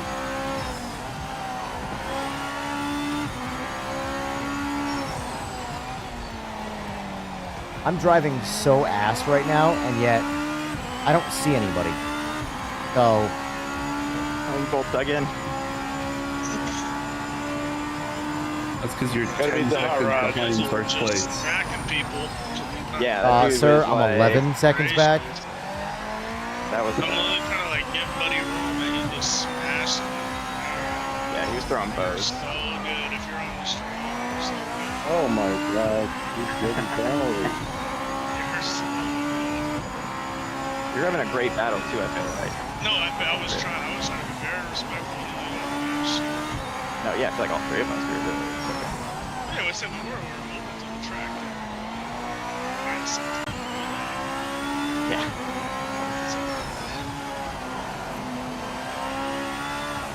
I am now officially in last place because the previous last place has either quit or just retired. Your name is above them on the list. That's what counts. Oh, yeah. Well, I don't know about you guys, but I was always trained that bigger number better. So, as far as I'm concerned, slowest lap time is the fastest.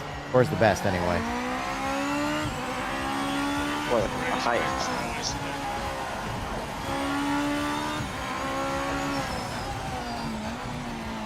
Should almost have that recorded. It's like just slowest lap time ever done. Admittedly, due to some of the testing we've done, we have several laps that are over an hour long. Yeah, it's a long lap. Yep. You know, I knew I didn't have the fastest lap. But, like, fuck off, Eagles. Like, oh my god. Like, Tier, fully expecting to have a faster lap. AJ could go either way. And then there's just fucking Eagles. Just like, yeah, I race the AI all day. Like, as much. Here's the thing. Most He's a people. driver who passed training. Most people in this game just fucking talk shit about how bad the AI is. Literally, Eagles is Bane. He was born in the AI. He adopted the AI. He's now part of it. Why is We're that? all bitching about the AI, and yet he's racing it. And here he is, kicking our ass. I'm just saying. I'm just saying, didn't come in last. True. You did beat one person, Hot Rod. I wouldn't really Almost took me out at the finish line. I'm sorry, I didn't even see you. I was like, Drendar, get back on the track. What were you driving, Hot Rod? I was driving that Sell It. Eagles, you have I don't found a understand. way to turn 24 hours into like 72 hours. I'm convinced. Efficient. We with do time. He is the fifth dimension. We can do NGT. NGT at Mid Ohio or something, or Arbor-Ring, or Seaburg-Ring, Interlagos, anything. I'm gonna take a pass. And for Lagos, EJ's favorite track. Well, it's a good thing I'm in charge of the lobby. Yes, Be it the is. last track getting picked. You won't even pick it. I don't even see it on here. Like, it's not even in this game, so I don't have to worry about it. You removed it from your game files. That man's good. I know. We'll try. Since we have a smaller crowd this time, we'll try this track. I do like this track. Yeah, clusterfucky. Hey. On a hard day, I work 2 hours. There's plenty of time off. It makes sense.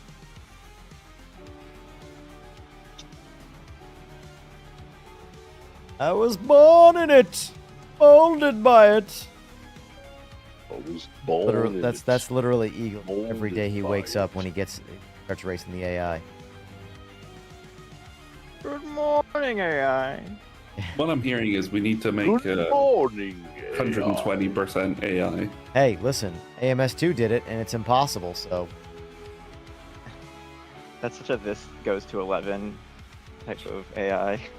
dude, it really is like, it's funny. It's like you can tell AMS2 made the AI go to 100%, and then rather just change the AI scale, it has said, fuck them, add another 20%, and that extra 20% is just impossible.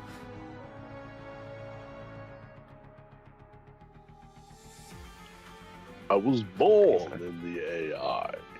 It was like they just said, well, you know, we're going to take the fastest lap times of 100% and we're just going to subtract 20% of time and call it 120. They're just gonna add rubber banding and fucking. I will say, has anybody breath. here played LMU with the AI at 100% difficulty? It's No. impossible. By impossible, I mean, dude, I have never seen a more dive-bomby, ridiculous AI coding in my life. It is awful. Oh, especially in multi-class.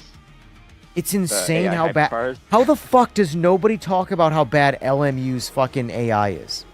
Because no one does it. All they do is they're ranked. But like Or- iRacing has the best AI I've ever seen. No one talks about it. Barely anyone does that too. The adaptive AI in Race Room isn't that bad. It's not. I will say it's not bad. I just think it's too slow. Like in terms of it's the adapting You have to side. like of get it cooking, yeah. But like iRacing's is actually, believe it or not, that's one thing I give to iRacing that I think is like really, really, really next level in terms of what they've done. Is their adaptive AI? It's incredible how their tires are so bad because their AI, which you think would be so much more complicated, is so good. Which tells me, Yeah, it's not that difficult to make.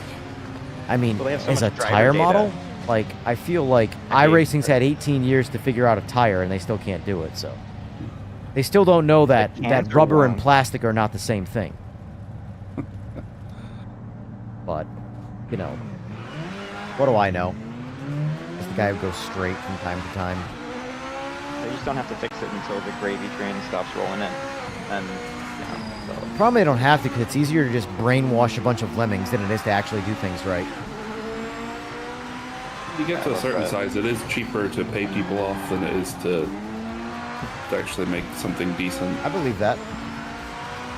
Just look at governments. Right? Fuck Intel. I mean, look at Fortnite.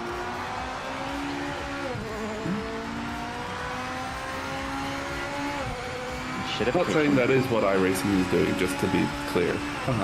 Just Listen, just because you're trying to potentially secure your future job at iRacing does not mean you have to back out of that. That is a gravy I train. don't have a lot of companies reaching out because like network programmers are generally in low supply, so I don't need to worry about that. Gotta toe that opinionated line, sir. Luckily for me, I'm not worried about burning bridges in the video game space, so.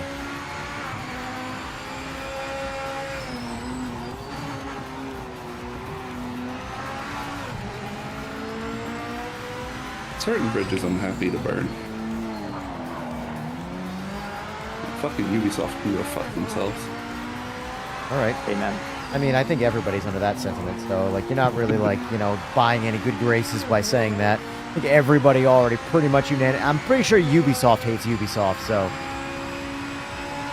Like, it's the most, well, I probably shouldn't say suicidal on stream. I already said it, so who cares? It's the most suicidal company. Why is that? Because the company hates itself. French? Ubisoft. They're unanimously hated by everybody. Well, Motorfest was okay. The Horizon ripoff, but the first 3 Assassin's Creed were awesome. There's been a lot of great Ubisoft games once upon a time. When's the last good game they made? Or what is the last good game? the Crew Motorfest. I kind of liked with Far Cry 5. I mean, I've always liked the Far Cries, but here's the thing. Far Cry is the exact same game with a different setting. Yeah. So, all they have to do is copy and paste their previous game and change the location, and it's a good game, because Far Cry is just a decent game. But the thing about Ubisoft games is that they are always the same game. No matter what game you play, it's the same format. And they try them. Yeah, they're not a AAA house. They're what? But Ubisoft? They're making like a certain, like they're making Ubisoft games like that's the thing. If They don't Ubisoft have isn't AAA AAA, then nobody's They're AAA. No, they're not AAA. Technically, Ubisoft has reached quadruple A for a lot of their. But the amount of Really? money they spend. Yeah, they Ubisoft have is massive, dude. They spend more in marketing than like probably all of like, the sim games combined, I would think. They were, I think, the largest independent game developer.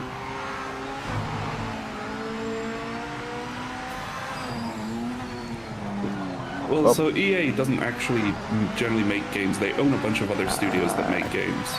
Ubisoft itself is the company that, like, they're Oh, that came out of nowhere. Ubisoft Studios. They're not. They're bigger than Valve. Valve is a bit of a weird. Valve don't really make games. They make Steam. Yeah, And if then, you remove Yeah, see, occasionally some of their developers make hobby projects and then they release them on Steam, but like Valve makes Steam. Yeah. And the Index hardware, they're in the hardware as well. Yeah,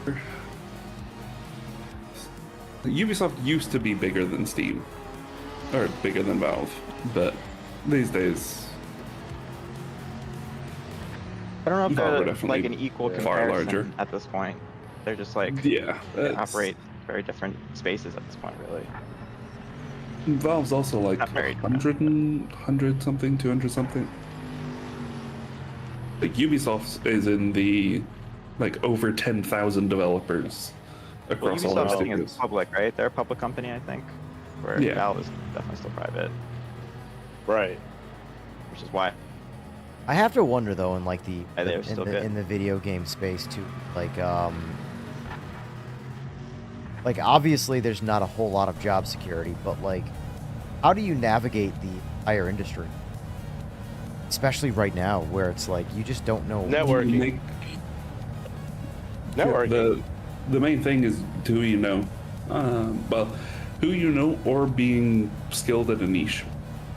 Because the niche positions are still very highly sought after. The things that are like dropping like flies is Epic generally Studios. your like gameplay programmers or UI, the art team, like these things where there are already a bunch of people looking for work in those areas. There's a lot of people that want to do them. I feel like art, especially, is the most compromisable because of AI type shit, where it's the least very No. or least sought after. Well, AI can't make art. It's actually cheaper to outsource to third world countries. That's I say third world countries, like China and whatnot. It's cheaper than even using AI for it. Also, there's a lot of copyright things where you're using AI, you might not be able to copyright what it makes.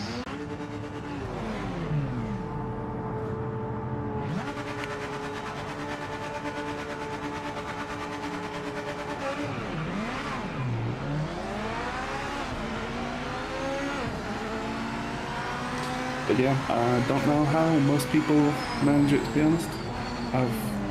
I've not had to look for a job for over 2 years now, so.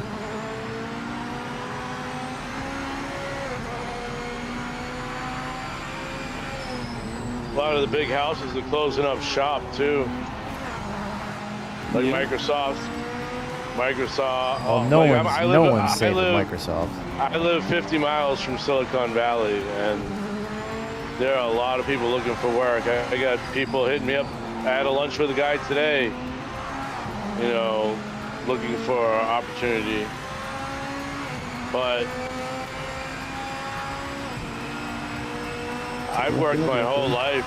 It's IT, I think, is the most job security out of the whole spectrum of occupations, because you can get work just being certified, not even having to go to college. Then you have your educated people that went to college as well. It just seems to be, well, it used to be a lot of work for these guys.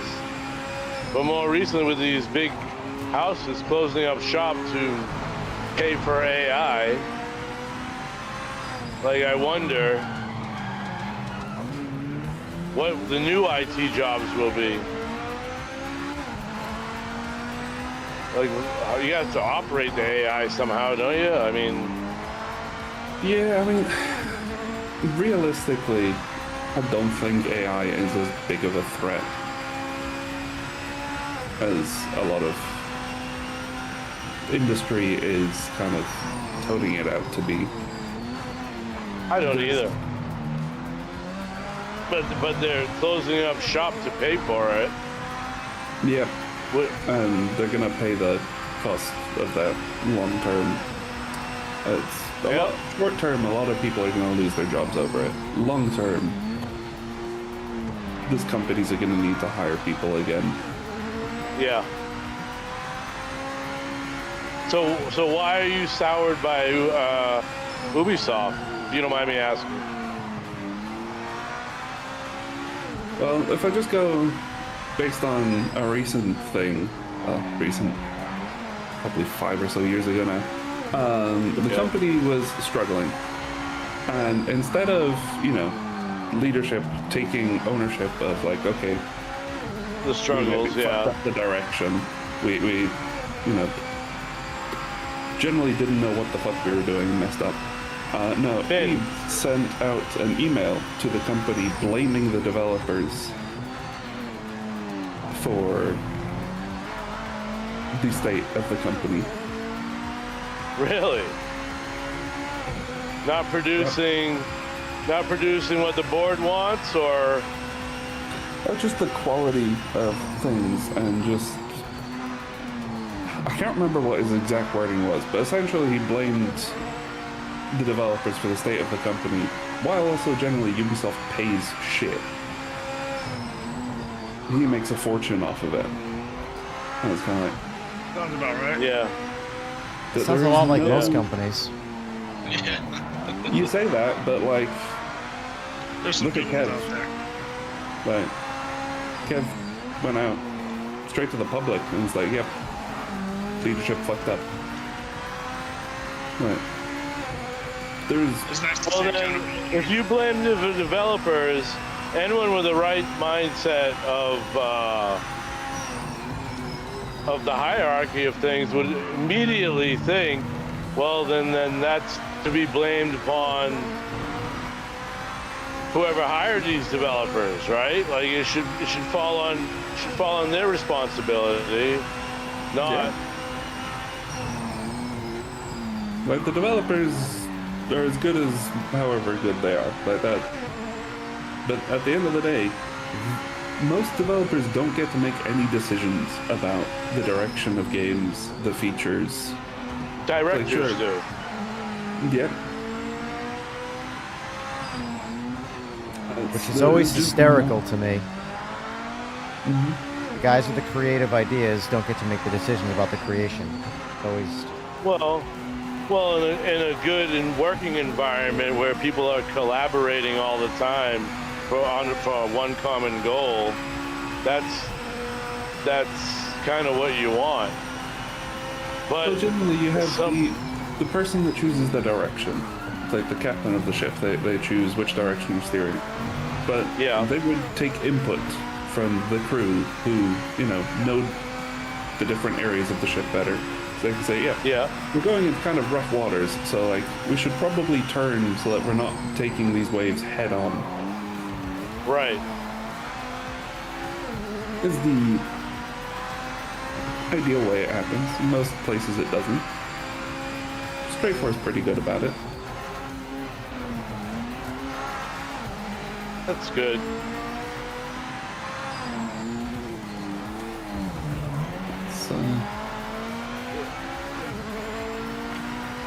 Corporate mindset is generally not an ideal place for creating new or interesting experiences, which is why we see so many like little 3-man indie studios making these games that just blow up. How big was I forgot the name of the studio that did Claire Obscure. I don't know. And I've never even heard of that game. Expedition 33. Came out one Game of the Year and a whole fuck ton of other awards, and it came out of nowhere as an indie dev. Never heard of it. You guys have really never heard of that game? What was it? No, what was it? Is it an RPG or? It's a single player game, but it was a phenomenal game. phenomenal fucking game. Really cool story. But it required your imagination to work. It was not a fucking spoon-fed handheld type game or hand-holding type game. It was like you had to exercise your creative side of your brain to. Oh shit! It looks like their core team, supposedly according to internet reports, is 30 to 34 members. So, core team of 34 members. Yeah, I mean that's like game of the year. I mean that's not an easy title. Mind you, it's a single player game. Storage unit game has a much higher chance of doing that than their standard multiplayer. Yeah. Hey, when's the last time Call of Duty won Game of the Year? Ever? It's because there's not much depth in Call of Duty. Like, I enjoy playing Call of Duty. Like, no shade to it. They've figured out a formula that works, but like. It's just brain rot. Like, I don't know. I just like Player Obscure, God of War, like these are like and better than God. Honestly, like I mean, most people will disagree with me, and I understand why. But like, I'll take Alan Wake 2 over God of War, and I love God of War. I'll take Half-Life 2 over God of War. Half-Life 2 is great. Like a game like Clair Obscure or Alan Wake 2, there are games that those are games that you could play 10 times in a row on repeat and pick up things that you did not know were there the whole time. Like, it just clarifies the story that much. It's such a complex, like, brain exercise type narrative that, you know, like, I'm a huge Sam Lake fan. Sam Lake is like oh my god, fucking lap 9, fucking spun the fuck out, you fucking douchebag. Like, I put Sam Lake up there with Kojima, you know, and most people haven't even heard of Sam Lake. For the people who don't know who Sam Lake is the guy who played the original visual character of Max Payne. Right? Yeah. He's not the voice of Max Payne, he was just a visual. He was the physical image of Max Payne. But that's Remedy. He's the Kevin Bolland of Remedy. And Remedy does Max Payne, Control, Alan Wake, those type of games. And as much as I love Max Payne, it's my least favorite Remedy game. It's the most fun game to play from Remedy, but from a story standpoint, it's my least favorite game. Alan Wake is fucking incredible. Is Remedy the same studios that does... No, never mind. Never mind. They haven't done a lot of games. But the games they've done have been very, very big.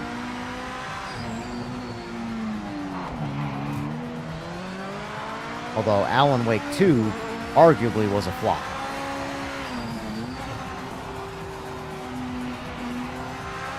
Yeah, there really hasn't been something that's been like mind blown since physics started coming into the 3D gaming universe. Like, you know, you got your sim racing, you got like Havoc Studios, this physics engines that's in like almost everything. Friggin' like when you could pick up when you played Half-Life 2 and you could pick up something with a graviton gun and throw it, pick it up and throw it and manipulate it and everything, that was fresh and invigorating. It was something new into the 3D space. But I mean, that was part of Valve's whole thing, was never, like, anytime they were gonna make a game, it had to innovate. The revolution. Yeah, and that's why they never came out with Half-Life 3, I think, or have not yet. So But Half-Life the funny thing is this, right? One of my favorite VR games. This is what kills me about like the video game space. I'm just gonna. Everybody here, when I said Clair Obscure Expedition 32, is like, what? Huh? What are you talking about? Let me read you this line. Glare Obscure Expedition 33 made history at the Game Awards 2025 by winning 9 awards, the most for any single game in the show's history, including Game of the Year. And everybody just said, huh, what's that? I never heard of it. Yeah, That's my point. Awards are also, like, that popular of a, they're not like the Oscars yet. They're trying to. I haven't played it, but I do know what it is. They're actually bigger than the Oscars. We're getting technical. They didn't do much marketing for that game, I'll tell you that. Yeah, I've met with There's a lot of games that release that just don't have any marketing. It's just kind of. I know. Yeah. It's admittedly a lot of the studios don't have the money to pay for the marketing, so it's kind of like. Right. It's not easy being a software house. You gotta have. When you produce anything, you just need money. Right. The more money, the more. I got tons of that in spades. More money, if you more guys need problems, I thought. I mean, I just bought a glow-in-the-dark fucking kick plate for my goddamn pedals, so. Trust me, I know how to light money on fire. Yeah, but.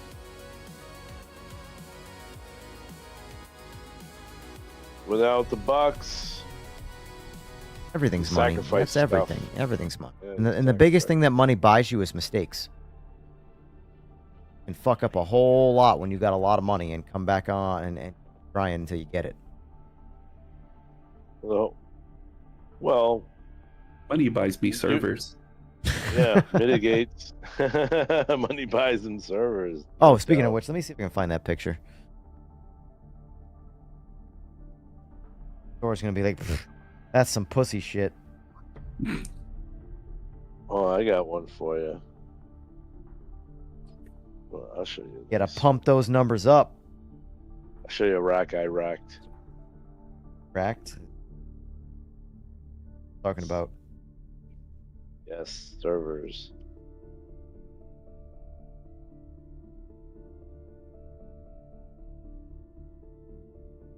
Really, 2 of my servers are currently just sitting on the floor.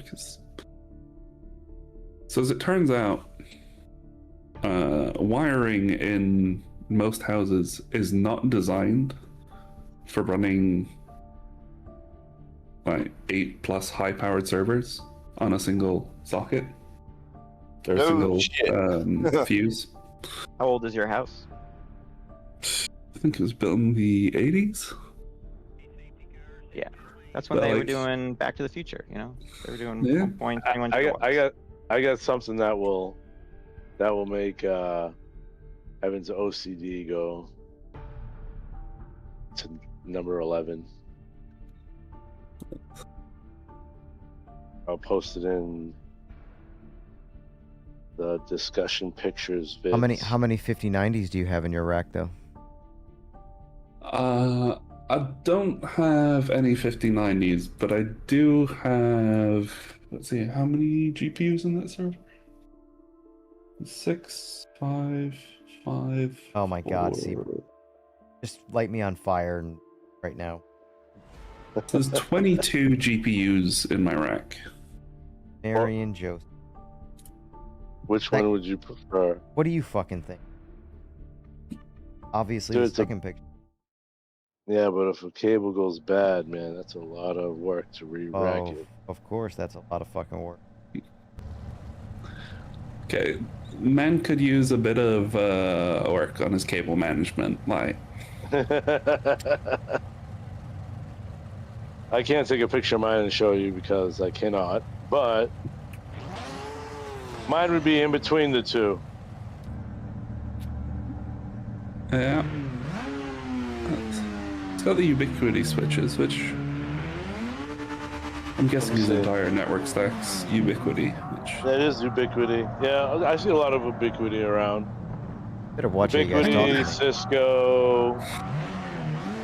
For what they give, they are very cheap. But yeah, I'd rather have an Aruba. Jamaica? Pretty mama. Something you can manage. I have a couple of HP switches, a couple Dell, and a couple Cisco. Do need to just replace them all though with a custom built one. I sit right next to the damn server closet. That's where my office is. They had enough space. They said, "Hey, we can make this an office." Said, "Okay." One Ricky, the 2019 and 2020 motor out of a Gen 5 is the same thing as a Gen 6. As long as it's a 19 or newer, you're good.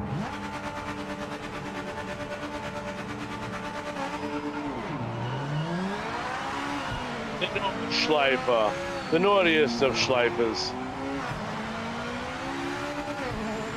Never has there been such a naughty Schleif. Right? Green hell.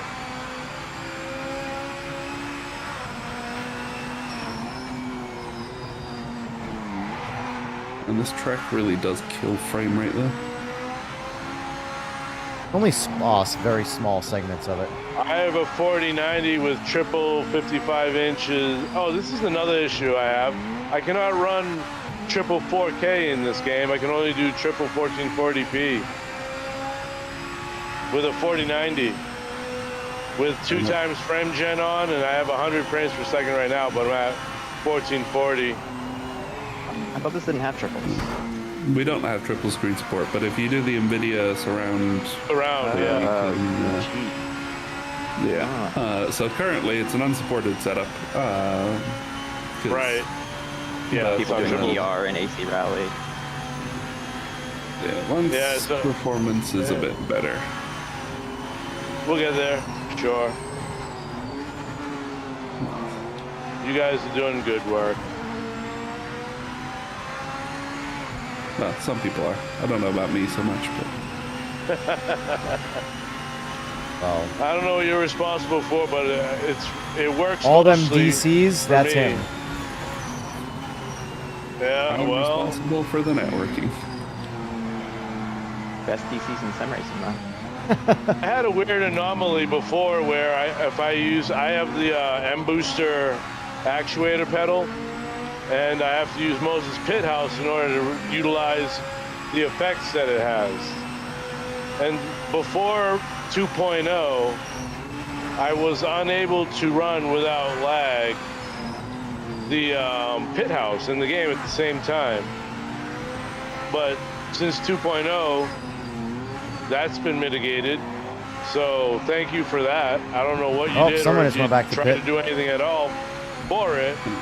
We did worked. have a big performance bump with 2.0. I can't remember what we changed, but we changed a couple things. We have a lot more performance improvements coming. What else could you do network side? Oh, multicast. Allow like 3 or 4 slots or forward as many as we want. Multicast. It already does multicast. Yeah, you can only choose one UDP port though. Fucking motherfuck. Technically, you can set up programs to have multiple programs listen to the same port, but I don't know that much of the software is set up for it, because by default when you grab a socket, which is your incoming IP stutter port combination. Here you go. Fuck that. Oh. Excellent. That's NGT on Nords. Fuck that. Understeer, you Man. motherfucking piece of shit. It's right behind you this time.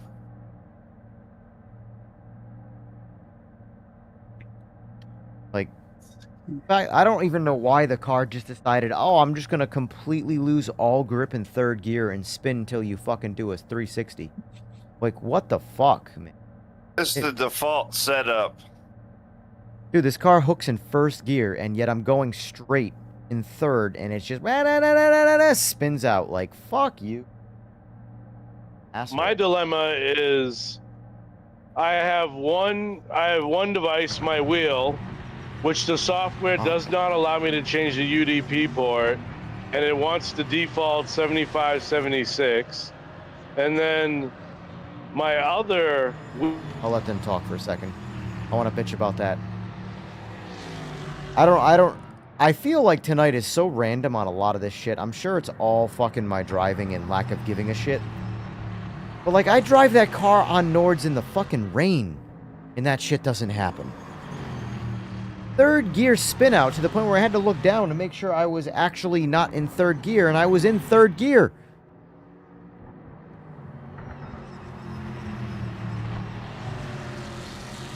Like, I know my tire clipped the curb. But, like... What the fuck, man? Like, way to just eject me out of the race and make me lose all interest. Yeah, and I'm not a big fan of the Viper in this at all. Not a big fan of the Viper at all in NGT class.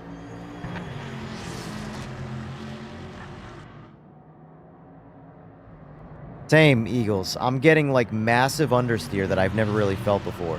It doesn't... I don't know what the hell's going on. Every time I've gotten in this car tonight, it feels like it's got twice as much understeer as I remember it having. And I know I've been driving the Evos, which could be desensitizing my brain to that. Or sensitizing my brain to that, I should say, but... Man! Does not feel good right now, that BMW.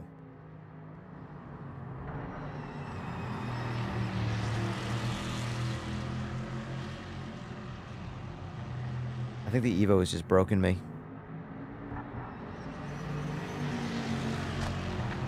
I will always choose, if you're talking stock motors, Ricky, I will always choose the ZX-10. Always. Gixxer is a fantastic bike if you plan on putting a stroker motor in or something like that, but as far as stock engine, ZX-10 all day. Yeah, exactly. It feels slow and like a giant fucking... not rocket. There for the discussion of it. And it's probably something we'll add down the line. That good game. The shared memory, it just, I don't know how that works. I've never looked into the inner workings of that, but I do know when you go shared memory, all the devices just work. I don't know how they communicate and at what protocol they communicate on, but it all just works. Hey, let me interrupt for a second if you guys don't mind. Sure. Mm-hmm. Is there any range of physics in this game that could change that's not related to, like, tires and like, the temperature and stuff like that? Like, because Eagles is talking about it, and I'm feeling it, and I just... In the NGT, in the BMW, for example, the car normally feels pretty planted, just, like, relatively slow. And I feel like it's a sloppy mess right now. And it's the same car I've always driven. Is it all placebo, or is there anything that could change that outside of the normal things? The physics is running slower. Elaborate. Physics is running slower. Okay, so we have multiple quote-unquote frame rates. So the input runs at one frame rate, the graphics runs at another frame rate, physics runs at another frame rate, and then the general game loop runs at another. So if the physics thread that's kind of running off doing its thing, outputting as fast as it can, gets slowed down because either something else is using up more cores than it should be, or something else in the machine starts doing something, or some part of the game is locking threads, then it can cause the physics thread to slow down. And when that happens, you can get a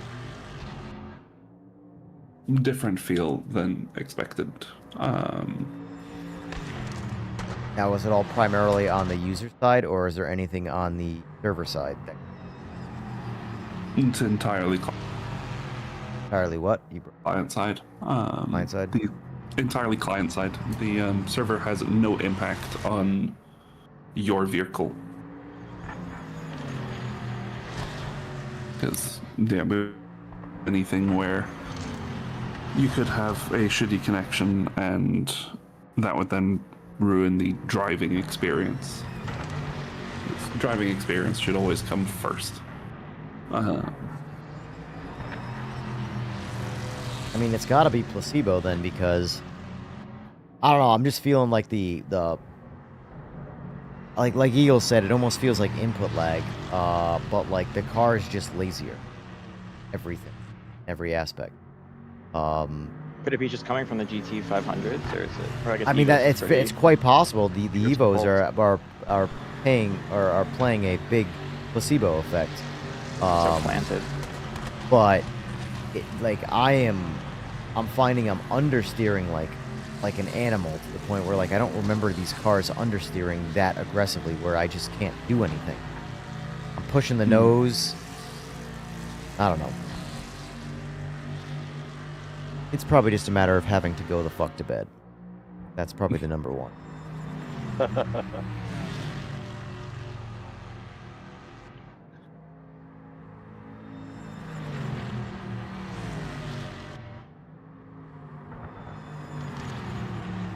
Oh, Sora.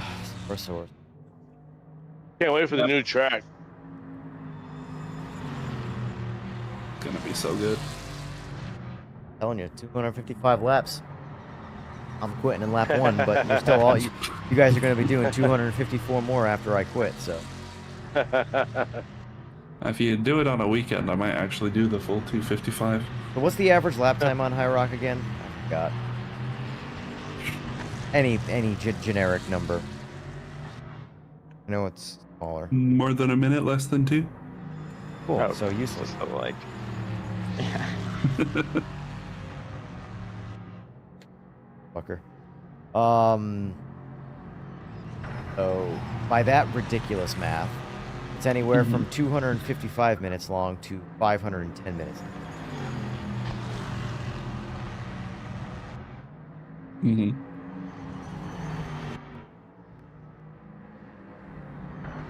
Yeah, basically it's anywhere from 4 to 9 hours. You'll probably finish it the day you start, is what you're saying.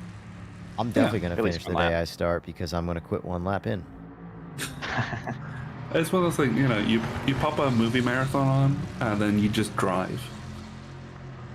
Except Lord of the Rings director's cut. there's no watching a movie while driving that track.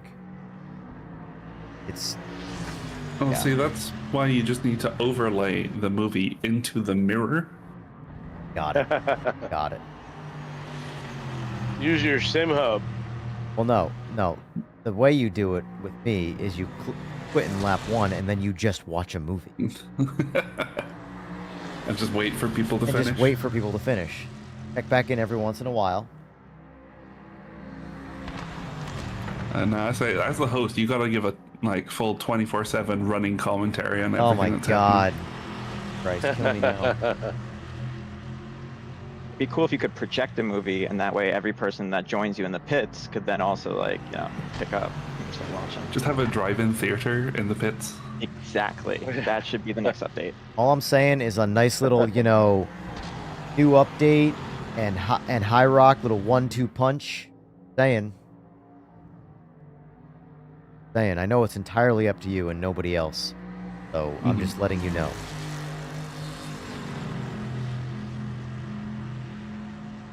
Yeah, it makes sense.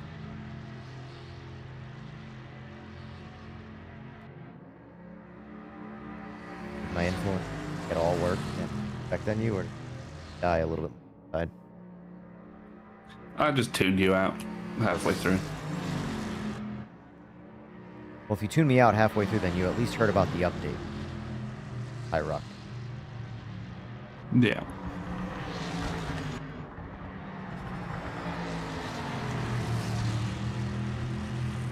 Well, what I'm actually doing at the moment is going through the performance profile to try and figure out why retiring is taking 91.69 milliseconds. Is that the stutter? I was wondering everybody's about feeling? that. I was like, this is 90 milliseconds. It's fine, but 91 is where I draw the line. Exactly. I agree. Alright. I'd give you 90 and a half. 91, a full 91. What is Yeah, it's a what bit is the average for that? Like, what's it normal? Is there anything? You normally can't feel it at all, and this is jarring. It's usually so small I cannot find it in the graph. Whereas now when I'm looking at the graph, the majority of the graph is this fucking... It's just like, yep, okay, that's...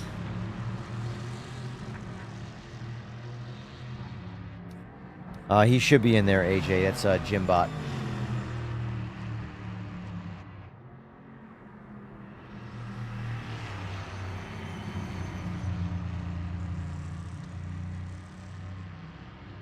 The weird part is, like, none of this should be taking any amount of time.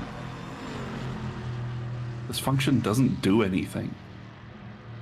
Does something, and whatever it's doing, it's taking 91 milliseconds to do it, so figure it out. Not like it's ordering a pizza. I mean, if it is, where's my fucking pizza? I was about to say, might be ordering a pizza. No? That's Whatever that something 91 milliseconds is doing, it's whatever fucking gamer muscles GPU the other 50% of it was doing. He must be running something in the background that he does, or Dude, he I might don't- prioritize like, fidelity over like frame Dude. rate or something. Fidelity's gonna Leave it tax there the and make GPU sure even it's more. running some sort of Bitcoin mining, and But these are all things that are make going a- to make tax a the bunch GPU. of money. They're all things that are going to make the only way you get to... You would have to be doing something that is overly taxing his CPU so that his GPU Right. is just idling.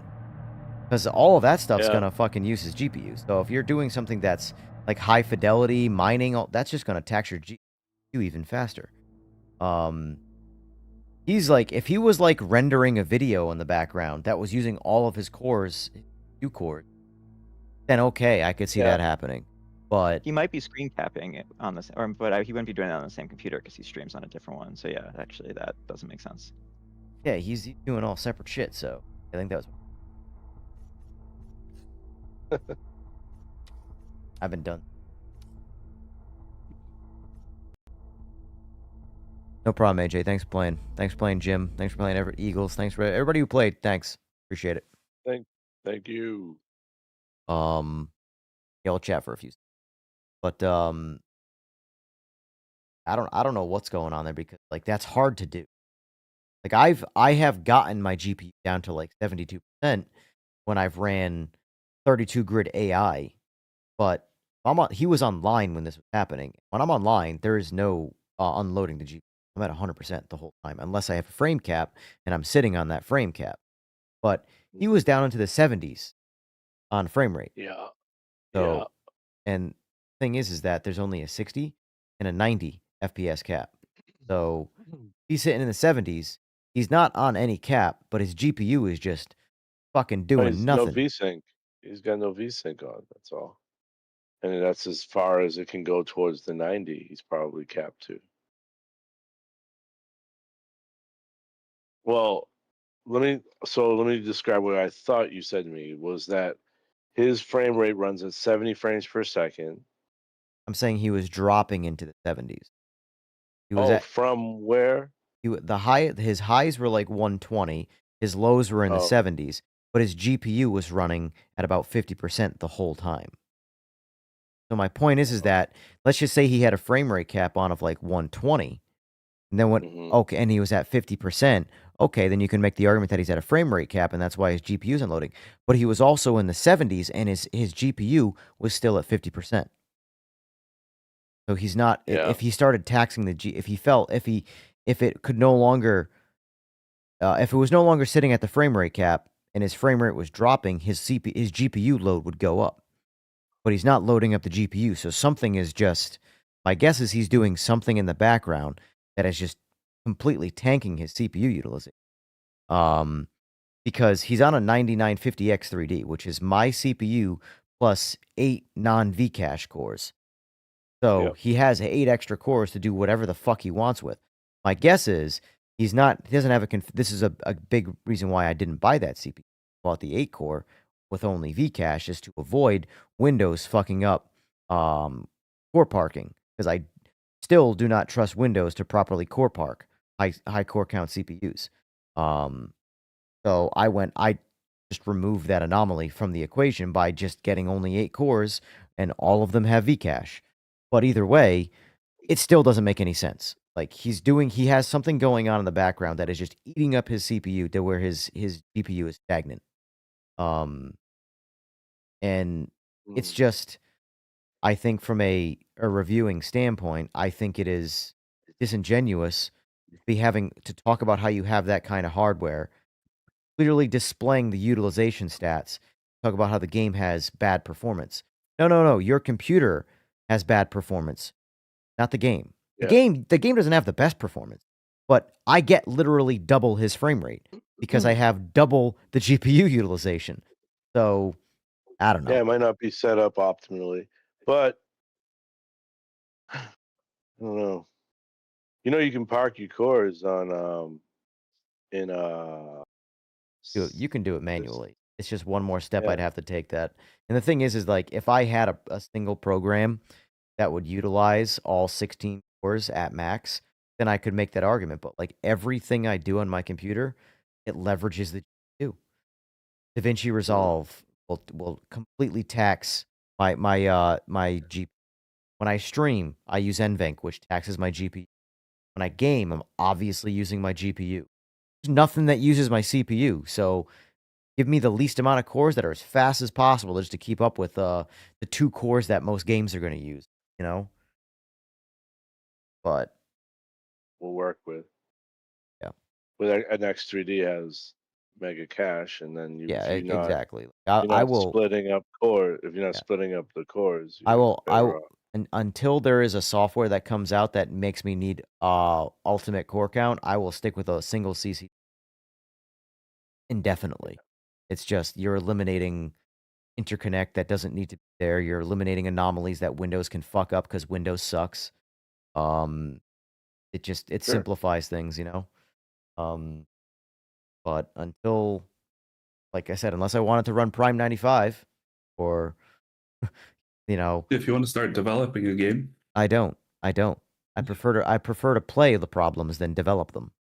You know. But yeah, trust me. Your Discord alone is enough reason for me to never want to be involved with developing a video. Trust me. If there's one decision I've made from that Discord, it's not getting into your industry. honestly, smart choice. But Yeah.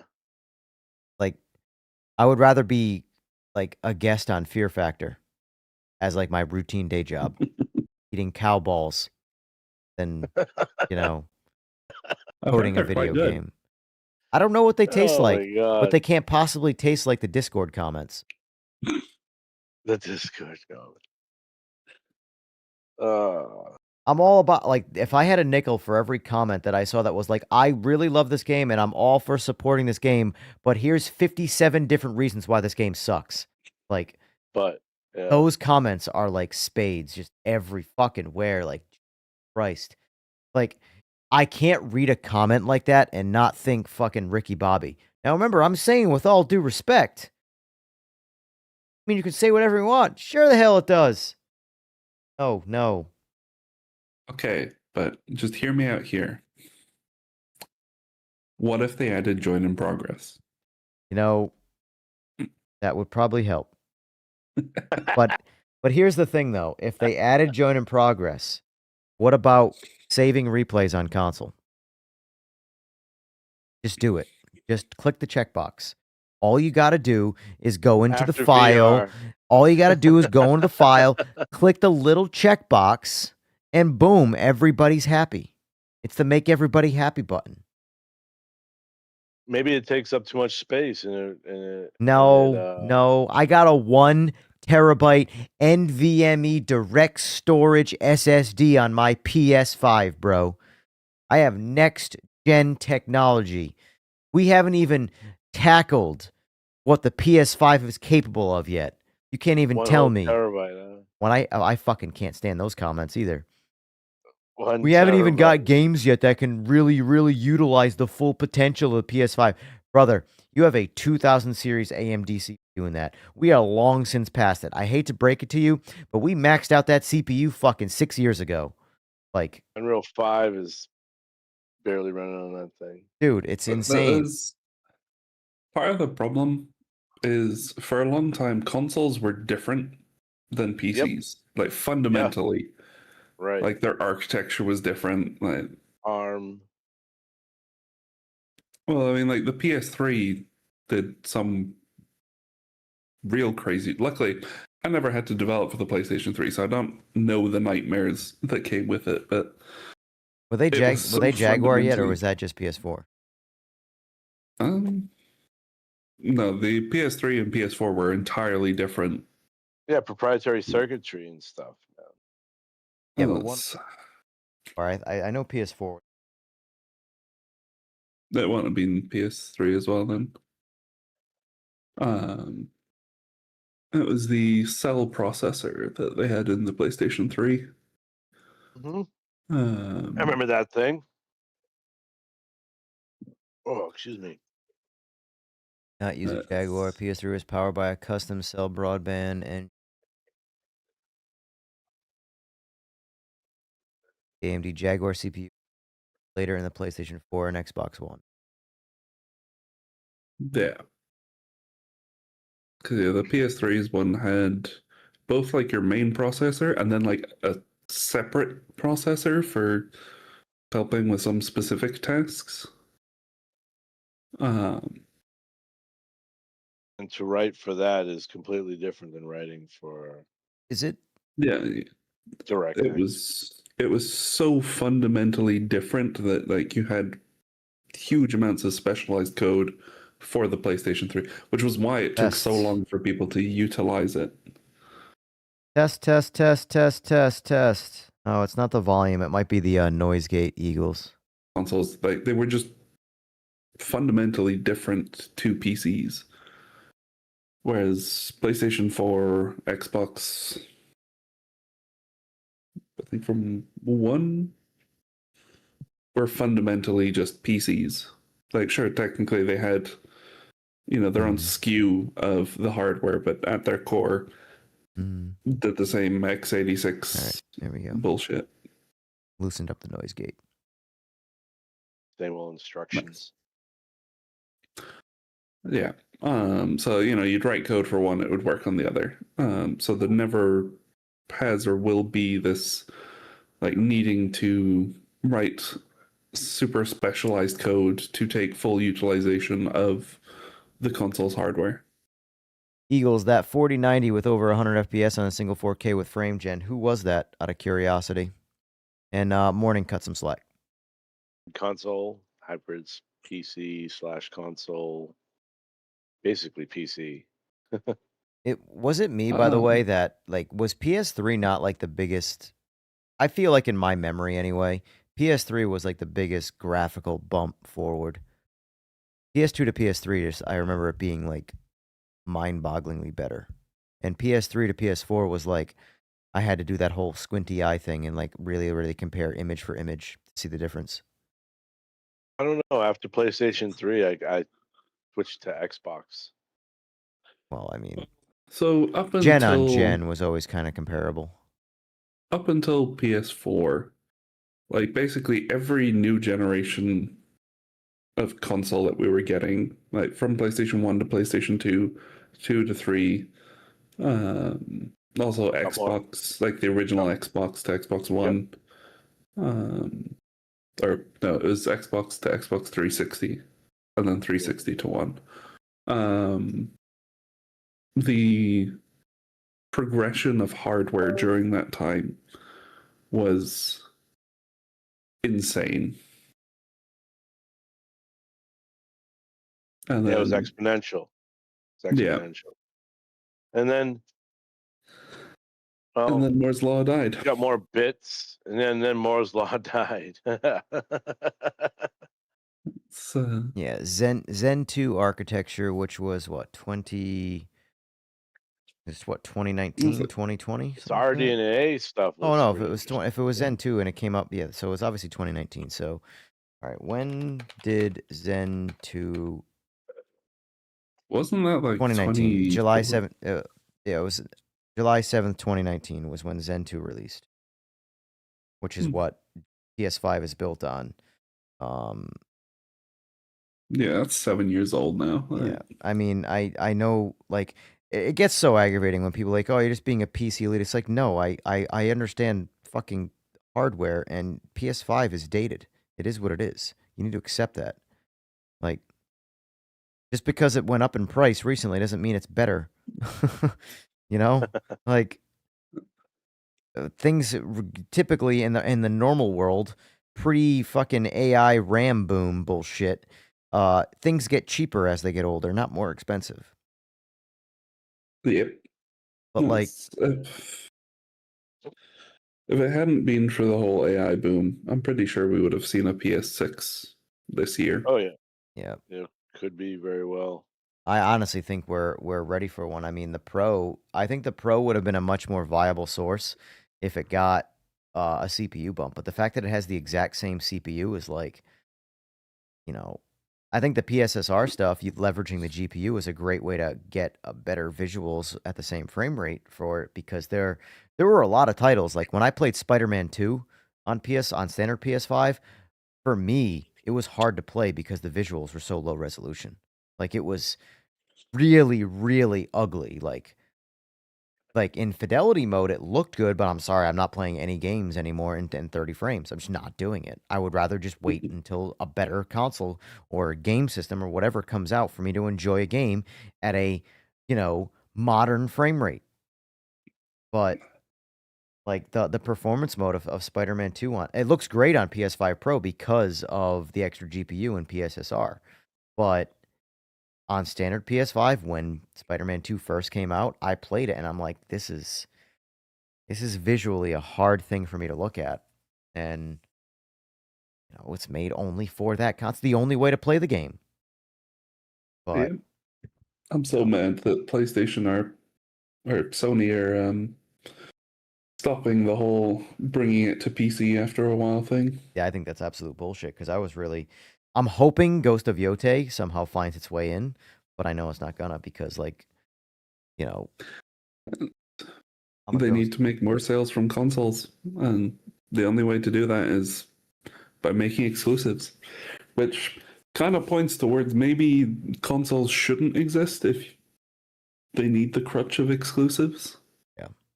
Well, the prices of them are going up. I mean, let's face it. If PS5 Pro is now $900, which, by the way, you can't find for $900 right now. They're all marked up. They're all third-party vendors marking them up. Because my guess is they fucking sold them their asses out of stock on April 2nd. So for April 3rd, when the prices went up, there were none available anyway. That's my guess anyway. I'd have to actually go read and look shit scalpers up. Probably just went oh, cool, it's going up in price. Buy it now, be able to sell it more. Yeah. But if that's what a PS5 Pro costs right now, what the fuck is PS6 going to cost? I'm sorry, but I'm not spending 4 figures on a fucking game console. I'm just not. I've always had a PlayStation with my PC because of that stupid exclusives bullshit. But I'm good now. I just stopped playing those games. I never got any. My problem is Sony still has some banger exclusives. Like I'm a big a Ghost fan. Ghost of Tsushima, Yotei, the Final Fantasy series, which does come to PC. But I will tell you this: if they release the third remake of Final Fantasy and it doesn't come to PC, I'm gonna be fucking pissed. I love so many of Sony's games, but I refuse to buy a console for exclusives, and there is no other reason for me to own a console. It's like Dolphin Seabird, come on. Where else? Yeah, we'll be golfing soon.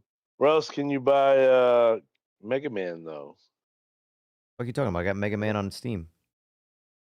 Do you? It's a Steam game, really? Bruh. Everything's on Steam. Bruh. Look at my stream. Bruh. Why would you play those? Mega Man is awesome. Ah! I'm a Mega Man X fan. I can get all the other ones though, but I'm a big Mega Man X fan. Are they co-play? Co-play. Yeah, can you play like 2 Mega Men at the same time? Oh like no, Contra? like co-op? No. Yeah, co-play, co-op. No. Oh, speaking of only up, this is the game.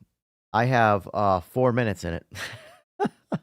I played the game for 4 minutes before I was like, I'm done with that shit. I'm just gonna watch that game be played. What game? It was a game that Only Up. lasted like a full month, and every major fucking streamer on YouTube and Twitch was playing it like crackheads.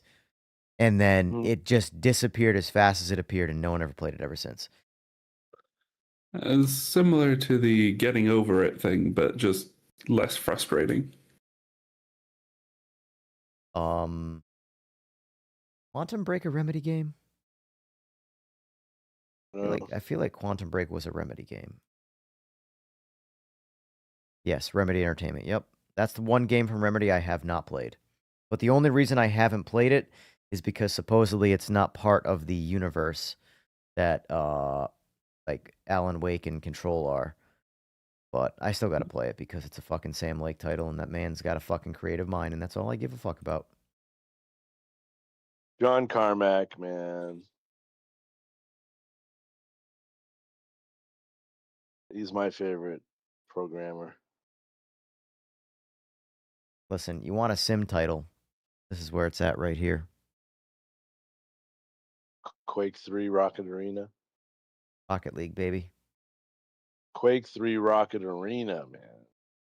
Rocket League does feel very just remote control car. It looks it. Sim.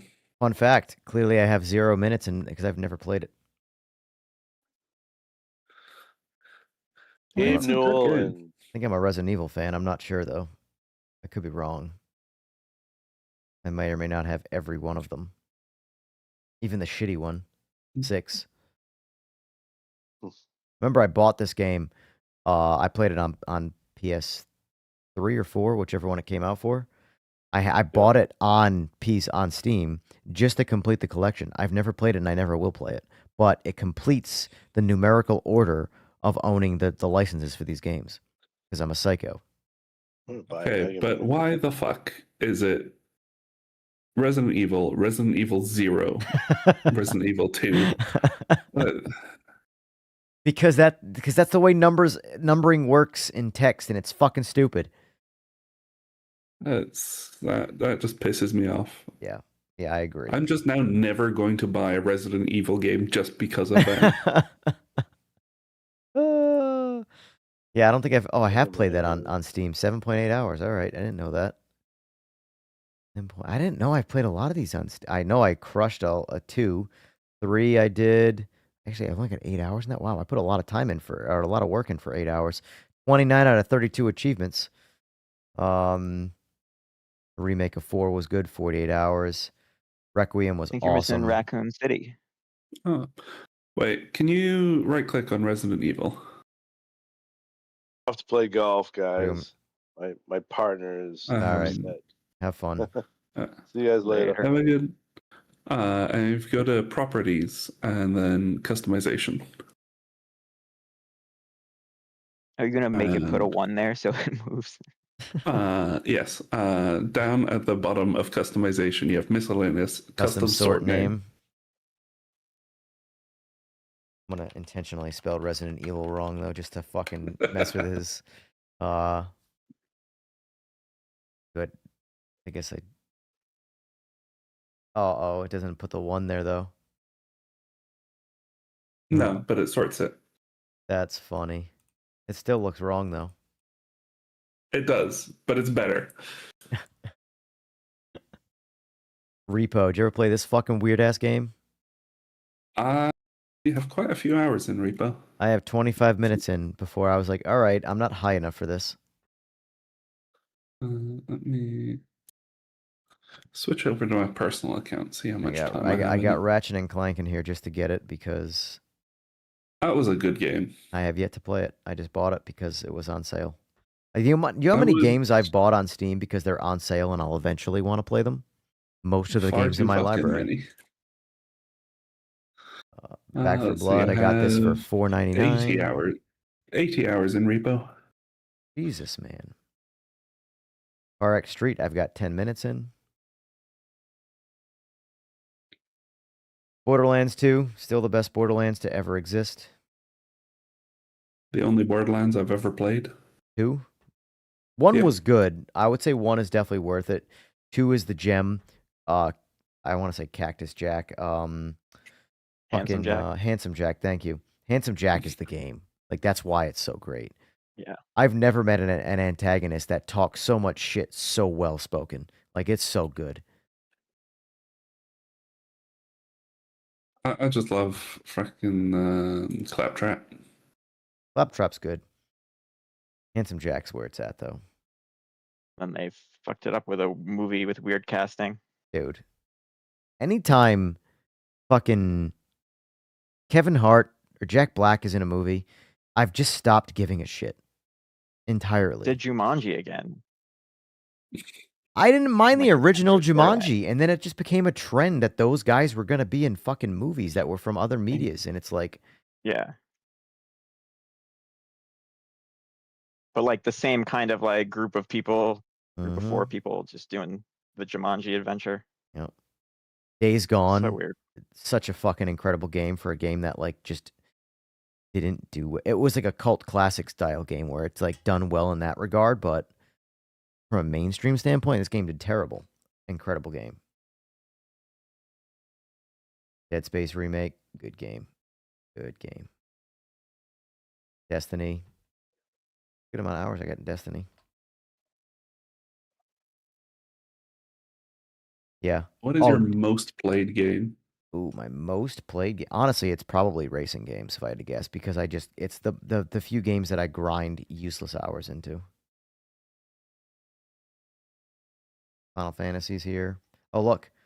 Look, don't shoot the messenger.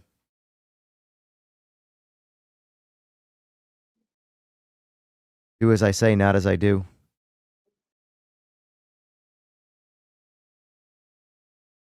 Pre-ordering stupid maroon. Never pre-order anything.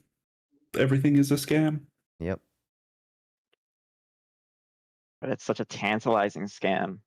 You get stuff. Look at this shit. Look at this shit right here. I'm a Final Fantasy fan. Rebirth. 61 of 61 achievements. Fucking loser. Absolute loser. Let's see. Oh, this was, dude, I'm not gonna lie. Doom the Dark Ages. I would say Doom Eternal is the best one, but Doom the Dark Ages is still my favorite. Just the fucking intro is incredible. Has anybody played it? I've not played anything other than the first Doom. Dude, Doom the Dark Ages intro, like, they found a way to make me want to fucking kill everything in the most, like, I'm ready to kill everything way possible. Like, the Dark Ages intro scene, maybe.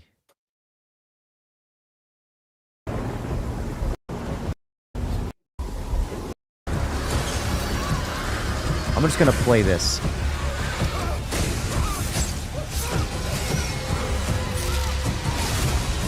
Oh, I'm back. This is probably gonna get the stream demonetized, but I don't think it's a problem.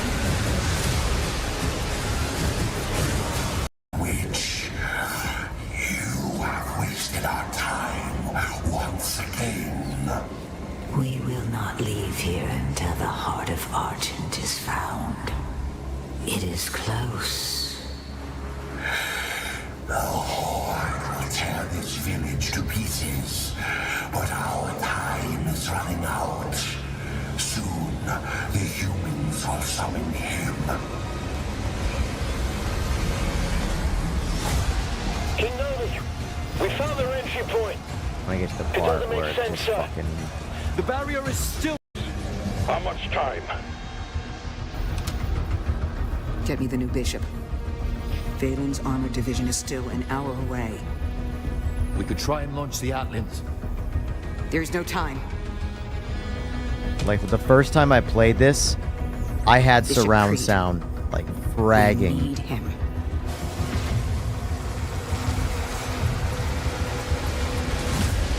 Far too much cutscene for a Doom game. There's like this is a massive amount of lore in the Doom world. Yeah.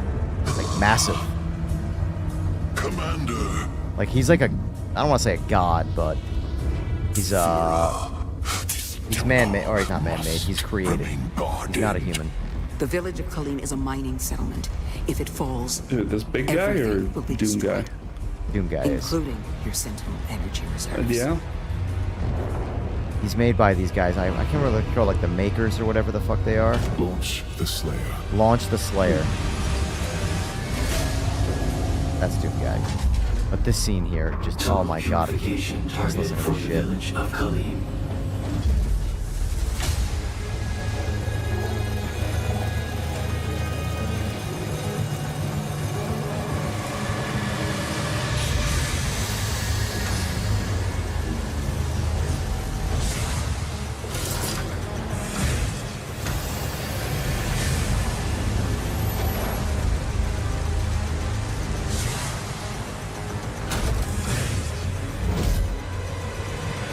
Launching the Slayer in 3, 2, 1. Release.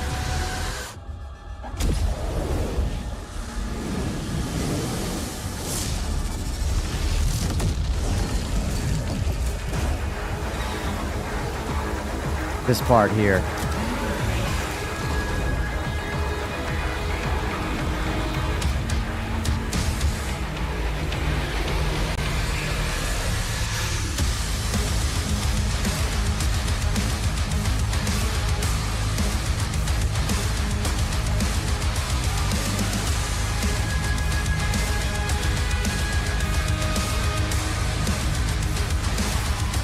And then you just begin just melting everything that can move. It's just so good. Oh, God, I love that game. Doom has always just had a way with its music. It really It's- does. It knows its audience. It really It's- does. Like Forget the composer's name. this game you guys have never heard of, huh? Player Obscure Expedition 33? I know of it. Never played it, but Like it's oh, well enough. it's a very different game, but it is worth it. But like you have to be into that whole stretching your brain type storytelling, not just like Mhm. holding your hand and spoon feeding you easy to digest information. It's like you don't find out till like 3/4 of the way because everything's like weird. It's a French game, and everything is like of involving paintings, and everything is very artsy, and like the Eiffel Tower is curved and very Tim Burton-y. And you find out like 3/4 of the way through the game that this entire thing is fake, and you're inside a canvas. And the reason why everything is displayed like this is because you are a predetermined. Your story is being literally painted, and yeah, but it's also like it breaks the fourth wall in the sense of like, yes, it's painting a story, but it's not predetermined, and it's like almost like the Upside Down where there's two different worlds. One is inside the painting, one side is outside the painting. You can exist inside this painting and live this totally fictional life to escape the reality of the real world. Anyway, it's Mario 64. sure. Sure. Yes. In a way. In a way. In a way, you are Mario 100% 64, correct. but with modern graphics. 60% of the time, it works every time. You know? It's just French Yeah. Mario. Deceit's a good one. I like Deceit. I had a lot of good times with Deceit. Surprisingly, Don't only know 10, that one. 10 hours of gameplay, huh? Interesting. An efficient 10 hours, I guess. Deceit is a game where you actively lie to your friends. You spawn in. It's a multiplayer game. You spawn in, and it's I can't remember how many people can play, but let's just say there's 4 of you. One of you is the monster. One of you is bad. It tells you which one you are when you spawn in, but you're not supposed to tell anybody else that you're the monster. And you all look the same. You're all human, but one of you transforms into a monster. Nobody knows who anybody is in the game. and it's your job as the monster to kill everybody. So And it's not be 3D Among Us. basically, yes. And then it's everybody else's job to figure out who the monster is and kill the monster or escape, one or the other. I saw Evan vent. Yeah. Well, like the thing too is that there's blood packs everywhere, and the blood packs allow you to transform into the monster. So what you have to do is sneak away and go drink one of the blood packs when your other people in the game don't see you do it. And if someone does it, then it's your job to be like, the whole time you're on comms and you're lying to people. That's the deceit aspect of it. You intentionally point the finger at other people. You make shit up. Oh, I just saw so-and-so drink a blood pack. It's him. It's him. Or her, I suppose. Yeah, I got so many games here that I have not played. Ugh. There's a lot of games out there. I have so many games I want to play, but You're too busy fucking making keep its player base. trying to. Poor guy. One day I'll get to play a game. One day, the game you get to play is going to be PMR, and you're not going to be bug chasing. You're just going to be playing it and enjoying it. I feel like by that time, you're going to be like, fuck this game. I'm not going to play that. Yeah. Once it becomes your work, it's a whole different ballgame, I feel Once it becomes, it started as his work. Yeah. Imagine if, like, your hobby started as work. Like, you never got to enjoy it, and then by the time you are able to enjoy it, when it's supposed to be your hobby, like, fuck this thing. Hey, look, Rensport. Hold on, where is it? Where was it last? Rensport.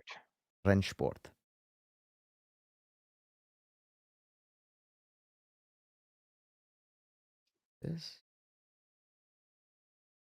Clean Sport. Oh, yeah, so they announced on December 11th. We're back with another patch. We've been on a cadence of one patch per week, kind of, since release. And as the winter holiday period is approaching, the team will be taking a much-needed break so we can come back in January ready to bring more updates. During this time, we will continue to monitor and work on critical issues. Now, for today's patch notes, though, blah, blah, blah. Okay, so come back in January. What's today's date? It's April 9th. April 9th. Still waiting for that January update. No, they haven't done anything? That's been the last update was December 11th when they said that they're taking a break, which I read that and I was like, yeah, cool. Makes sense. It's holiday time. Go fuck off. That's a lot of money to fly content creators to Germany. That's the thing that's so weird. They're like, marketing is like, they're fine. They're cool. And then they announced recently or last month their roadmap, which looks pretty fucking promising. And then the Nacon split happens. And then the next thing they announce is that they're just delaying their entire roadmap a month. Like, okay, well, they split from Nacon, so I get it. But, like... The next update's supposed to be in April? I mean, yeah. So, technically, their last words, they're still in that frame. But, like, they keep announcing update announcements. Eventually, you got to deliver an update, you know? Was it that Nintendo that did that? I was don't like, know. oh, we have an announcement to... We're announcing an announce announcement. the Switch 2 announcement. Yeah. It's like... what? I get that, like, PR and all that shit exists, but, like, at some point, you do actually have to give people something. Do you though? Like, Microsoft's just been telling people they're going to give them shit for fucking decades now. Well, look at Apple. They tell you they're giving you new things and they take shit away. Yeah. That's been the iPhone for the past fucking 10 years. Check out our all new iPhone. Remove the headphone jack. Exactly. Remove the headphone jack. We remove this. We remove that. It's the greatest innovation. Eventually, we're going to sell you a license to imagine there's a phone there. Oh my God. Fucking world. Battlefield 6. I got 13 hours in before I decided I was never playing it again. Yeah, it was about the same. Man, that game launched with such a massive momentum, and then it was like, it really does feel like Call of Duty is still king, and this was just the year that Call of Duty got their ass kicked, so that they have to kind of like, it's like there was like this universal sort of like everybody's gonna buy Battlefield this year, so that next year Call of Duty is better. That's what it felt like. Yeah. I don't know what happened to it really. Like, Well, despite a successful launch, half the staff still got laid off. I'm saying the climate yeah. of video games is like, oh man, They did a really good job hiding the flaws leading up to the launch. Yep. Like even with the open beta. Well, the fucking hit reg is the biggest part of it. That was like, I don't understand how people can play this game. There is someone 200 feet in front of me, laying prone. I am a sniper. That's a headshot. He's not moving. My reticle didn't move. I pulled the trigger. 0 hit markers. What is wrong with your game? This is not a moving target. Bullet drop my asshole. I'm shooting blanks is the only thing I would accept. I haven't tried it since after the beta, but during the beta, like, sniping was fucking great. So I watched a lot of beta content. Sniping looked great. And like every once in a while, a snipe was like, yeah, that felt good. And then there's like 10 shots where you're like, where are these bullets fucking going? And then when you do get the shot, you're like, that looked the same as all of the other shots that I fired. Yeah, they might have fucked something up. The hit reg was janky in that game. Like, Call of Duty's got a lot of flaws, but there was one thing I never had a problem with Call of Duty was hit reg. The problem that I would have with Call of Duty is that I had way too many hit regs and no kills. Whereas in this, I'm just shooting through people, and there's nothing. Yeah. But, and look at Far Cry's. 3, 4, 70 hours. Yeah, I got a lot of time in 4.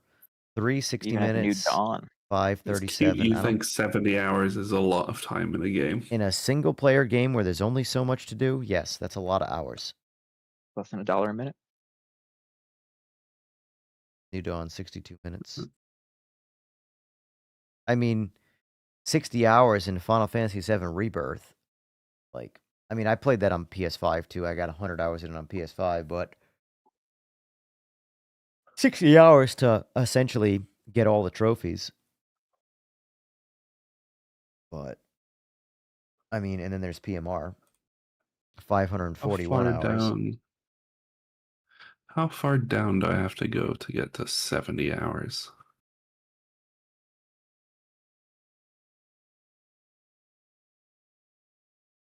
That makes me think you don't have enough games. I have over 500 games in my Steam library. Not enough. Probably not. You need 5,000. I've You been don't wanting buy games that you're never intending on playing, but it's on sale and you can't pass that up.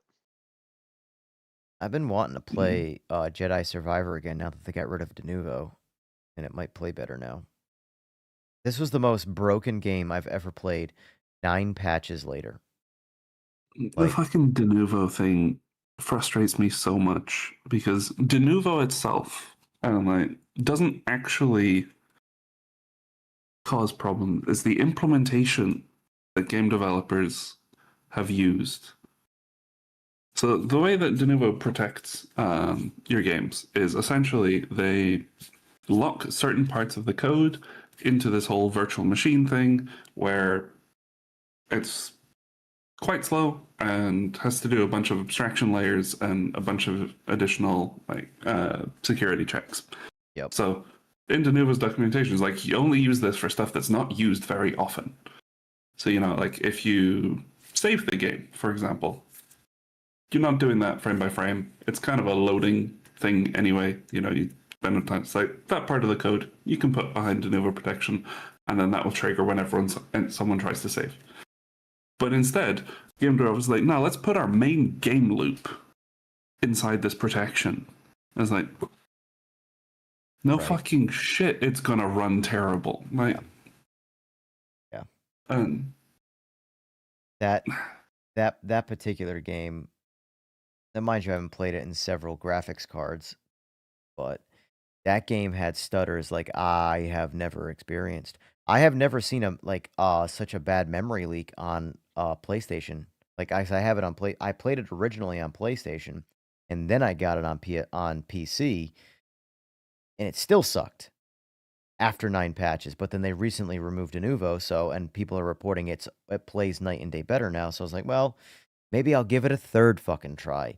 But on PS5, it literally had a memory leak where the longer you played it, the more your performance went in the complete shitter until you just closed the game and reopened the game from the save point you were just at, and it was like it restarted, and you're good to go again. And then degrading performance more and more and more and more. And like, how the fuck, the massive games like that get so bad? Then there's Witcher 3. This is probably one of my higher single player games hour-wise. 127 hours. That's just a single playthrough.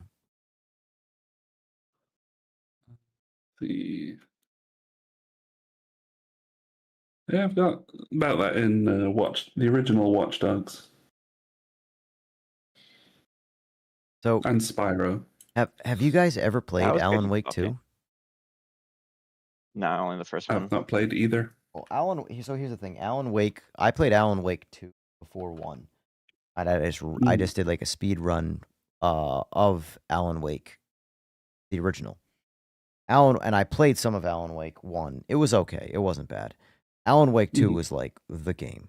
Like it really felt like it should have just be called Alan Wake, and the first one was a prequel or some shit, or like a short story to summarize what was coming in Alan Wake 2. But like this song, which will definitely get me demonetized, but I don't care, was the actual boss fight of the game. Like the final boss fight, this song.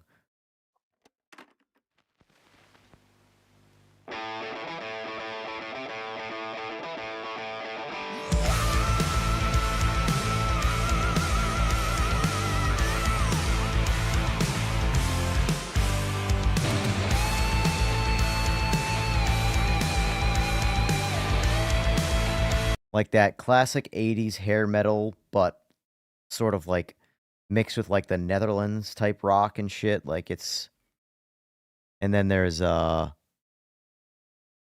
thank you, Jurassic Jam. Alan Wake 2 is amazing, but it's a mindfuck. Poets of the Fall are awesome. Yes, Poets of the Fall is the real name of the band. Their fictitious in-game band name is Old Gods of Asgard. Fucking like the scene. This 9-minute music video came out after the game released, but it takes place inside the game. So you're playing through this scene, killing these upside down style bad guys, while like this song is playing in the background, and you're like, what the fuck am I experiencing right now? And yet the whole time you're experiencing this, what the fuck am I experiencing? You're asking yourself, please don't let this stop. I want this to continue because I have never experienced this before in a video game. But like, let me just fast forward here. Welcome. This is playing. You're in like a TV studio, and this is playing on all sorts of TVs, and this is playing loud as fuck. It's all you can hear while you're just trying to survive. And you're like, I don't understand what's happening, but I love this. And the music is so random to the point where I listen to it all the time.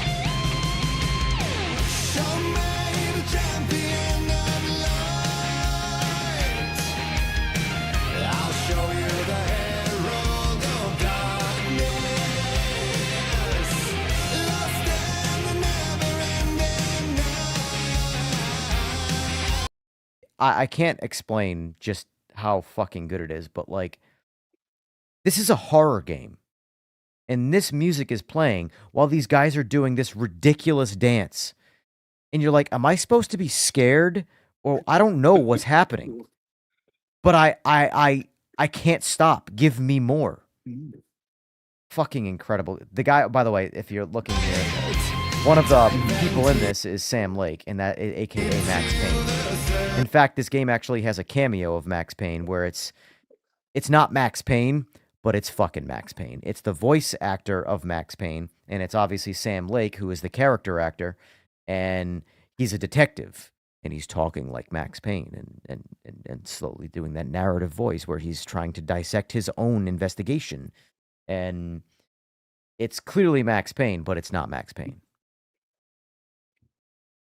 Like when you are creating your own games inside your own universe, and you're Easter egging to another universe while not copywriting yourself in your other story. It's like, yeah.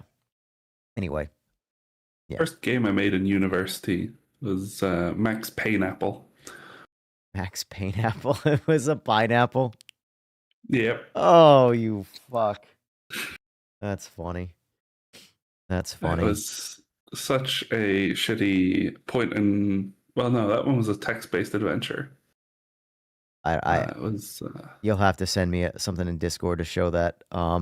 Speaking of art in chat brings up a good point. Have you seen the show or the show? Was it a show? Wait, it was a show. Twin Peaks, right? Not a movie. Oh yeah. Have you seen Twin Peaks? I have not. So the game was heavily inspired by Twin Peaks. Like heavily inspired by Twin Peaks. Yeah, that dance number definitely feels.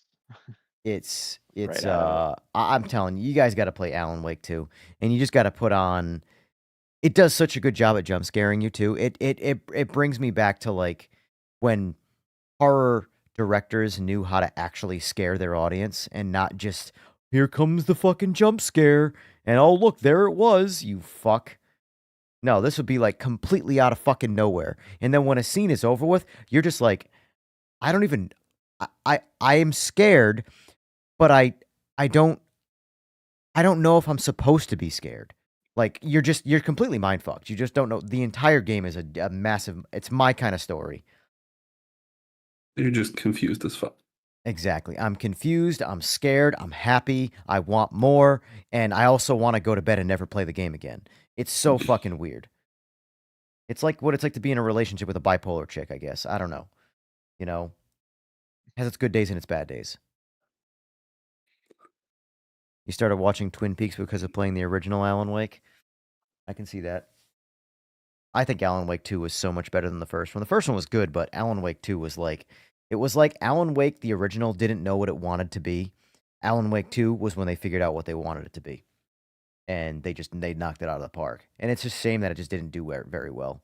Because I put that at the Claire Obscure level. In fact, I actually like it better than Claire Obscure. But... Claire Obscure like reset the narrative of video games. How like a small little indie studio could make a passion project and crush all the mainstreamers. But yeah, I mean, generally, passion projects are going to turn out better than most of the AAA stuff because AAA they don't dare take any risks. Yeah, but the problem is though is that not a lot of people end up playing the passion project because no one knows they exist. Yep. You know, and that's like I had read, admittedly, Claire Obscure was an anomaly. It only did well because it somehow broke out of its small little bubble that it was, and it just started getting talked about. And like it was a lot like sort of like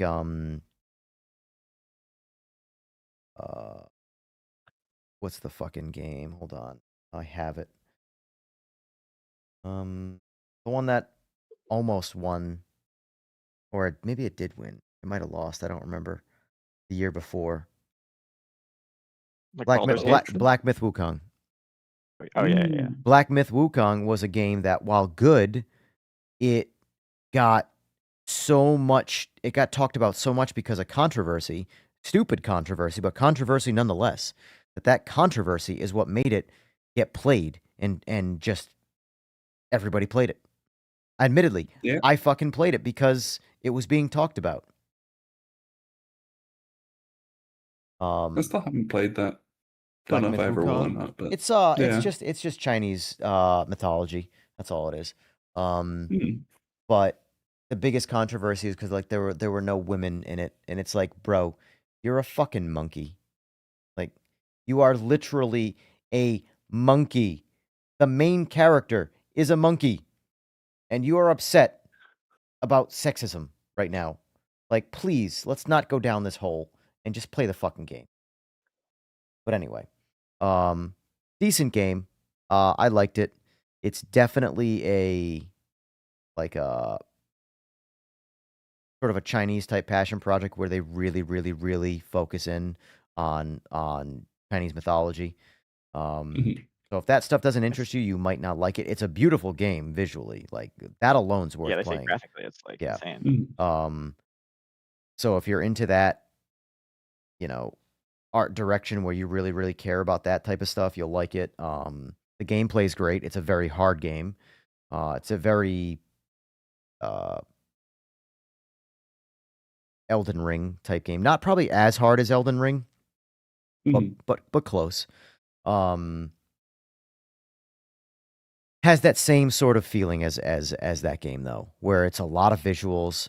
It's got more depth to the storytelling, at least holding your hand side of things, whereas Elden Ring does not hold your fucking hand when it comes to the story. You just play the fucking game and you just go places. Yep. But if you like Elden Ring, you'll like Black Myth Wukong. Wasn't a fan of Elden Ring, but then I've never been a huge fan of the Souls games. Just They're always okay. They, in my opinion, if those games were easy, they would not be talked about. yeah, I think that's the thing. Is like Alan Wake 2 is the kind of game where like the game has cheats in the game in the options. You can just turn them on for your first playthrough. Invincibility, infinite ammo, all out of the box, because I don't give a shit, because you're not playing that game for its gameplay. You're playing that game to be told a fucking incredible story. So they're giving you all the tools to just enjoy the story and be scared at the same time. Like, it's such a fucking good game. But from a gameplay standpoint, if there was no story to Alan Wake, it would not be a good game. that's the thing. Is like there's a lot of games where they just do one thing really well. Yeah. It's like, and there might not be much more depth to the game, but that's fine. Like, yeah, it doesn't. Alan We Wake don't might need games to do everything. Alan Wake 2 might be my favorite game in the past decade from or narrative standpoint. Like, it's been a while since I like finished a game and I was like, I don't even know what I just experienced. It was so good. Like, I'm like, I want to do that again. And then 6 months later, I did it again and had the exact same feeling. And I'm like, what the fuck? I can't wait to play it my third time. But I've been waiting for it to come to Steam, so I don't have to play it on Epic. Fucking Epic. Yeah. It's yeah. But yeah, Jurassic Days Gone was good. I like Days Gone. That was definitely one of the better zombie experiences. Anytime like they find any story of any kind finds a way to take the zombie apocalypse and tell me a good story in the process, I'm in. You got me. Twist my arm. That does seem to be like, a lot of the zombie genre is generic and yeah, they don't do anything story wise. They're just like, oh, zombies and bashing zombie heads. Exactly. It's like, okay, so this is basically just action movie. But hordes of people. Yeah, 'cause all zombies. good like apocalypse or zombie or whatever it is that kills. Like, for example,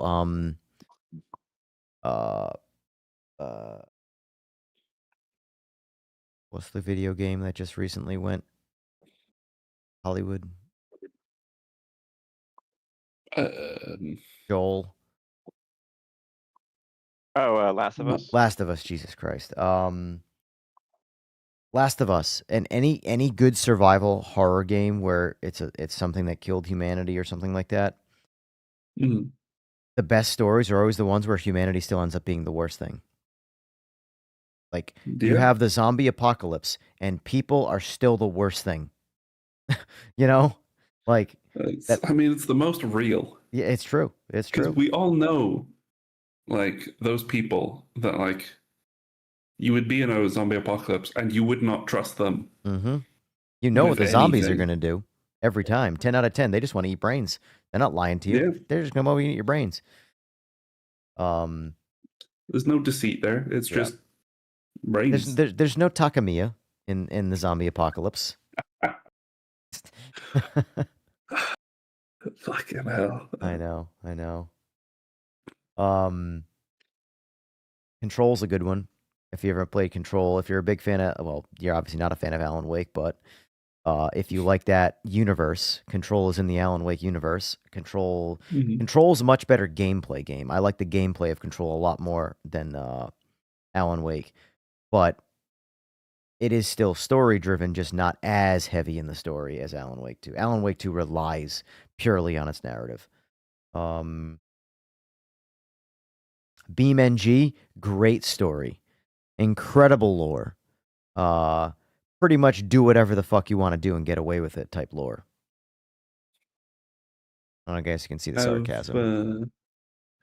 Not played BeamNG yet, but it's a mod whore friendly game. Yep.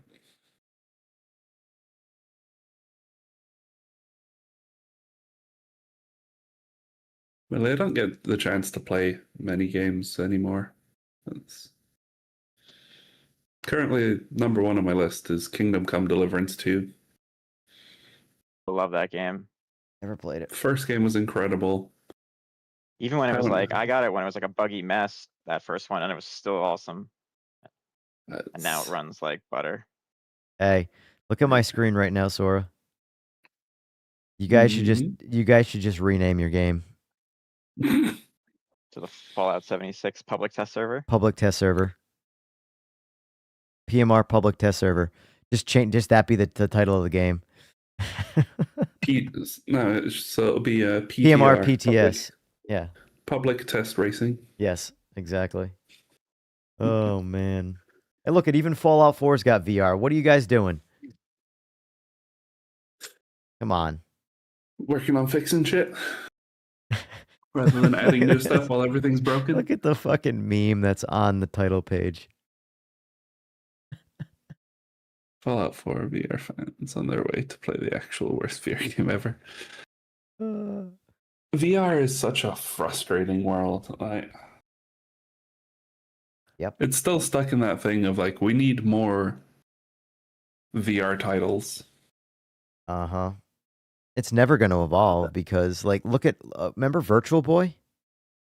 Mm-hmm. Chat, who in here knows Virtual Boy? Old SNES thing? It was like the original fucking, and it was basically a fucking tripod with goggles you shoved your face into, and you were told it was virtual reality. It was the first attempt. Fucking sold like 6 of them. That was admittedly more akin to like 3D TVs than it was to yeah, exactly. VR. Exactly. It was pretty rough. Could get VR to happen because like they're pushing their new headset, which can run games by itself and can like function properly as desktop VR. Yeah. Instead, PMR is giving Sora PTSD. Giving is present tense. He's more past tense than anything else. He's just living in it. He's swooning the PTSD.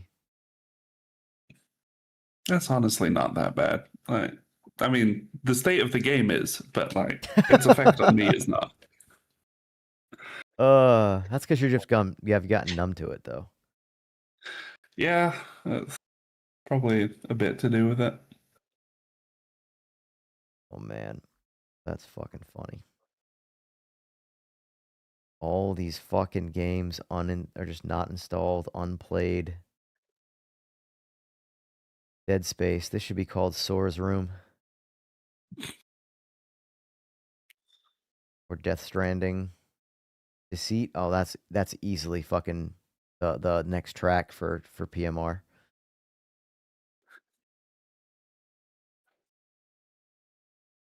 What's the most famous racing track? Oh wait, that's Nürburgring. We already have that. What's That again? Monza. What's the most famous racetrack? Yeah. I mean, Or yeah, Monaco. Tracks. I don't know what the most famous racetrack is. I mean, like for me, being an American, I would say Daytona because of how iconic it is, even though I Oh, yeah. don't care much about Daytona. But Yeah, from an actually. icon standpoint, at least in America, I'd say that's easily the most iconic track. I had never heard of Daytona until working on this game. Are you fucking kidding me? Nope. Interesting. It's like in the US, everyone knows the Daytona 500. It's just, even if you don't watch NASCAR, you know that. I mean, like, have you seen Days of Thunder? No. Not in like a really long time. Well, like, I don't think so. I'm just uneducated. That's well, that explains a lot. Fuck. When all the times I do spin out in PMR when I'm streaming, and I do a complete 360 and I land right back on the track and I've lost like 10 miles an hour total, and I say just cold trickled it, like that was a thing in that movie. People would spin out at fucking 180 miles an hour and just nail the landing and get right back in the race and lose like 2 positions. And it was like, oh, got it. Anyway. So I'll put Days of Thunder on while I work today. Perfect. It's actually a fantastic movie. It blows Top Gun out of the water, the original. Top Gun is the cult classic, but Days of Thunder is the better movie. In fact, pretty confident they're making Days of Thunder 2. So, is it on any of the streaming services? There's a scene in Days of Thunder where they race in wheelchairs. I'm pretty sure that is the theme of Days of Thunder 2. They're just in wheelchairs the whole time. Tom Cruise will still find a way to run at full speed, though. Parody that, right? Yes, it is. Talladega Nights is a direct parody, like scene for scene of Days of Thunder. Because they do the wheelchair. He's in a wheelchair there too. Yeah, yeah. Art's right. I think it's probably Le Mans, whatever. But yeah. That's probably the most famous track in the world. Just because everybody people in probably the don't world, know the real name of it. That is like the Super Bowl of endurance racing right there. Okay, so instead of trying to get the license for Le Mans, we should just release it as Le Deceit. Le Deceit, perfect. I like it. You know what's funny is that you're going to get Le Tired on Le Deceit. But I'm Le Tired. Oh man, that's an old ass video. That's E-Bomb's World territory. Speaking of deceit, I was so sad to find out that E-Bomb's World was just a ripoff of a bunch of other websites. Because there's so many... all websites a ripoff of? Well, true, but... yeah, E-Bomb's World got fucked for it and lost all of its credibility. I don't know what that is. It used to be where everybody put all their stupid videos. It was YouTube for like shorts before shorts were a thing, and you would make cartoon videos and all sorts of random shit. So like Newgrounds? Now fire like the missiles, video focused, Jurassic Jam, he knows what's up right now. Now fire the missiles.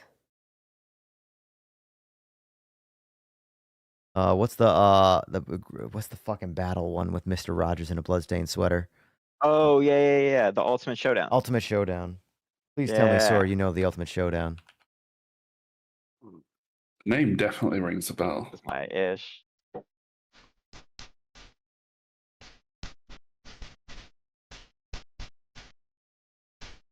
Oh wait, is it the song?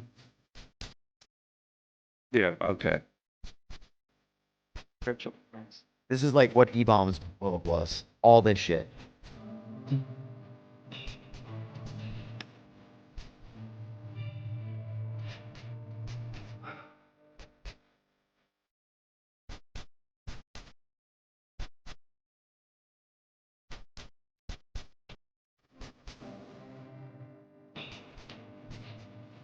I don't know if it was more of a UK thing, but it was the website rathergood.com.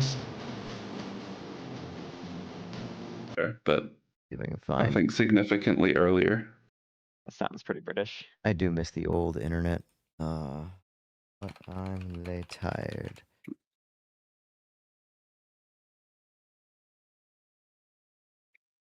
Okay, so here's the Earth. This is this video.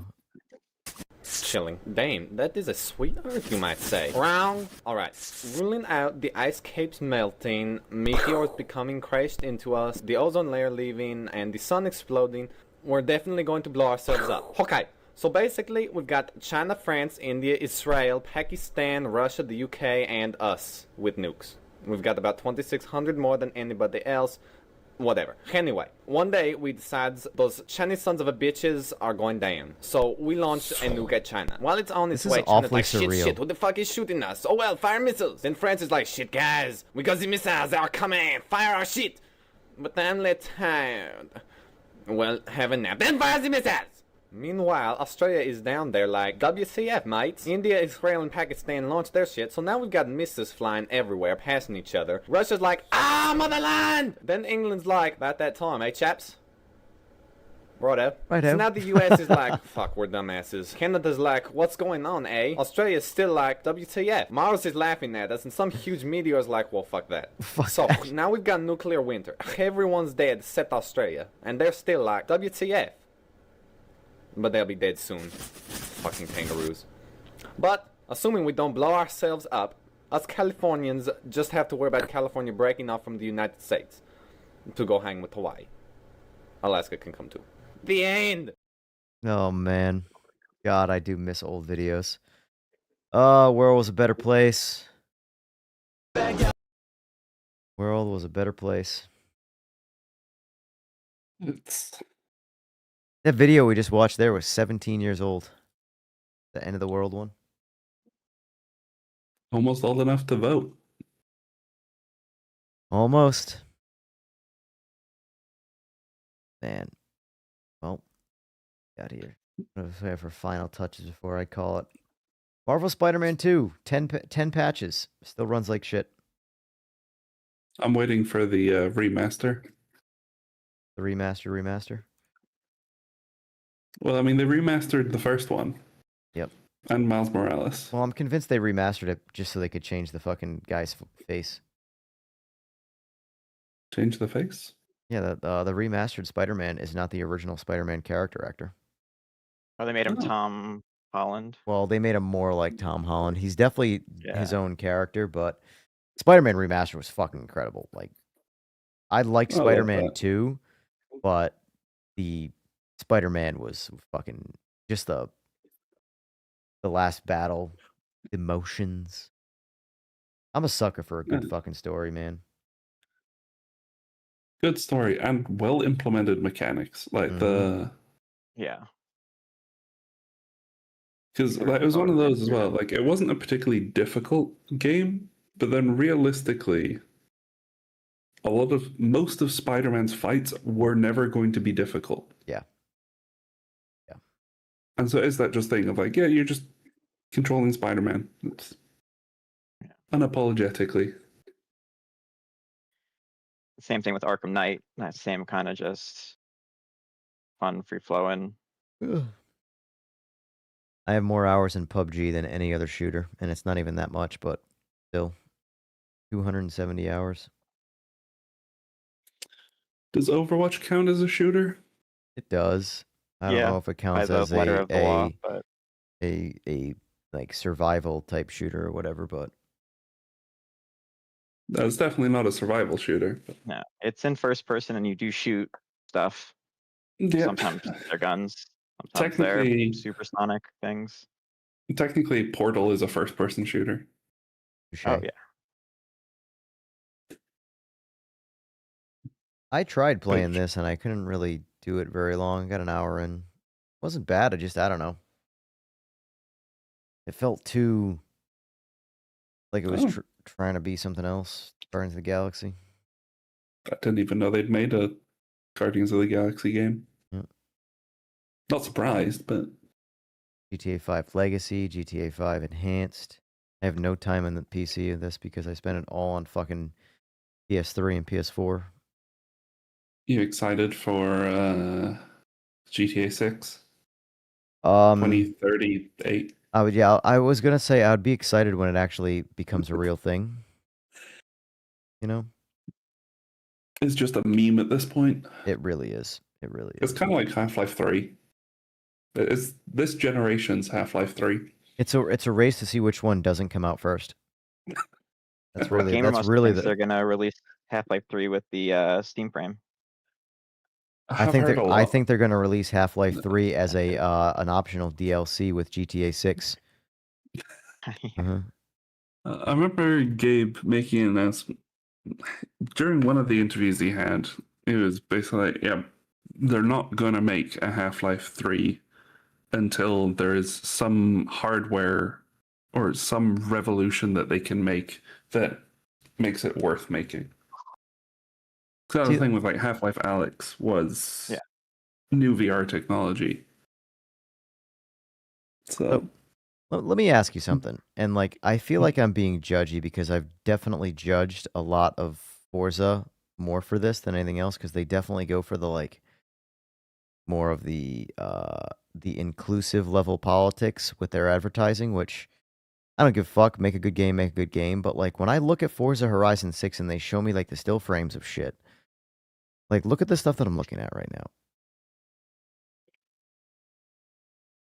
Like, where are the cars? This is a car. This is a game about fucking racing fucking cars. These are just these are just people and art. Like, and again, like I'm trying to not judge based off of this. But when I boot up Forza Horizon 5 and the first thing it asks me in my car game is, what are my pronouns? I'm sorry. My car doesn't fucking have pronouns, and I am not an avatar. My name is Evan. I am a real person. Get me in a fucking car and let me do some racing. Why are you asking me these questions? And like, again, maybe that's fucking not the modern world's take on shit, but like, I don't know. I don't care about any of that shit in this game. I want to race cars. And if we're going to get technical, all cars are women. So who cares? But anyway. So the kind of general idea behind it is it's a very small thing that's not particularly difficult to implement until you start to consider multi-language support, at which point it becomes an exponentially more complicated issue. But you know, we're going to ignore that and just pretend it's as easy as switching out pronouns in text. Then it's just, you know, something easy to put in there that pleases some people. Yeah.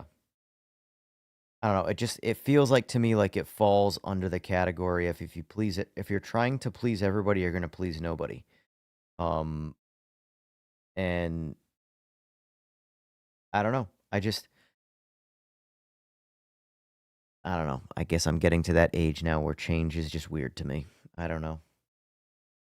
I just want to play my fucking video games that have nothing to do any kind of geopolitics or anything like that. I don't want any parallels to the real world in my video games. I just want to play good games. That's it. Like, sorry, not allowed. I don't want to be preached to. I don't. Keep it out. Just let me race my cars. But yeah, like not for nothing, but Free 2.0, Ryan sent me a fucking a file to eliminate the avatar from the fucking showroom in PMR because I didn't want him there, or her, or they, whatever. I didn't want them there. I want just the fucking car there because it's a car game, and all I want to do is play with everything. Cars. Like, I don't want people in my car game. I want cars and only cars. And if there's people in it, let me hit them because they deserve it.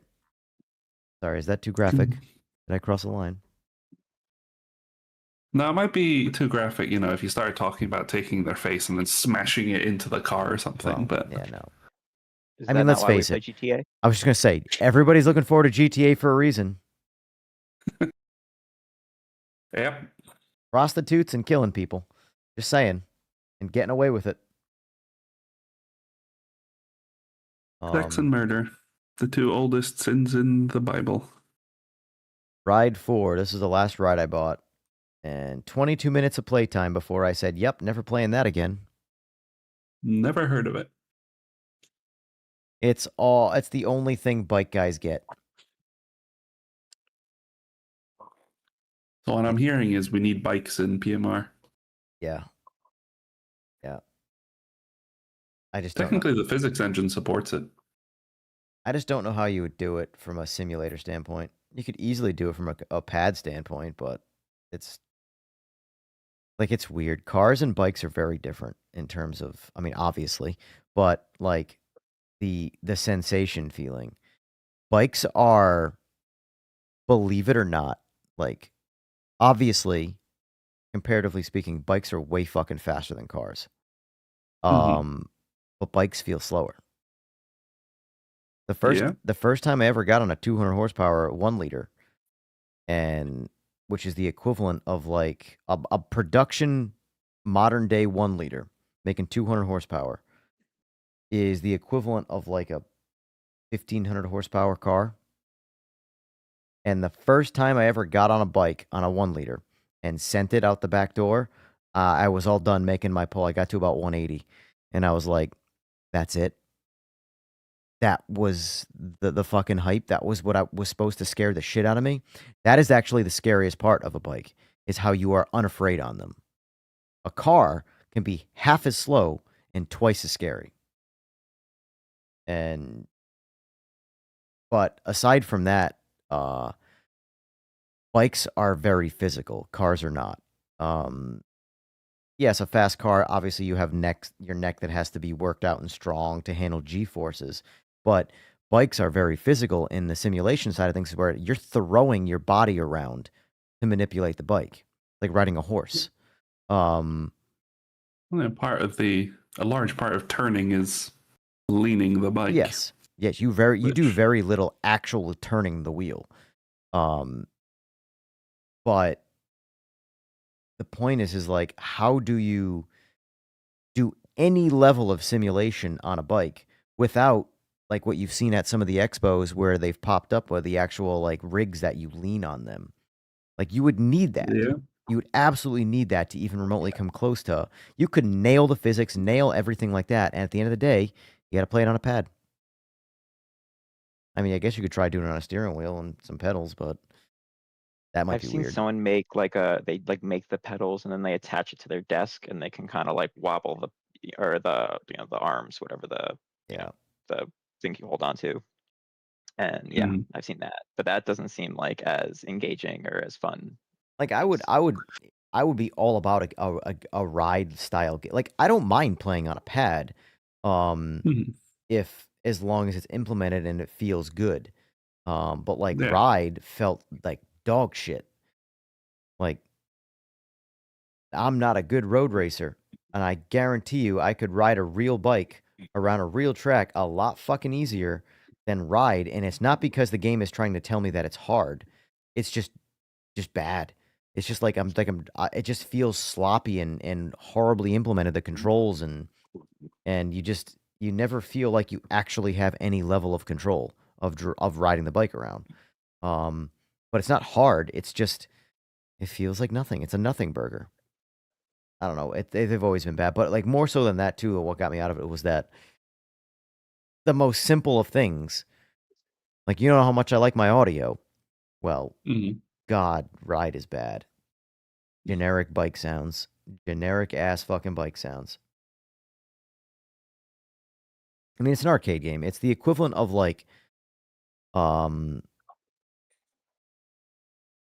Forza Horizon, but without the horizon. Just bad driving.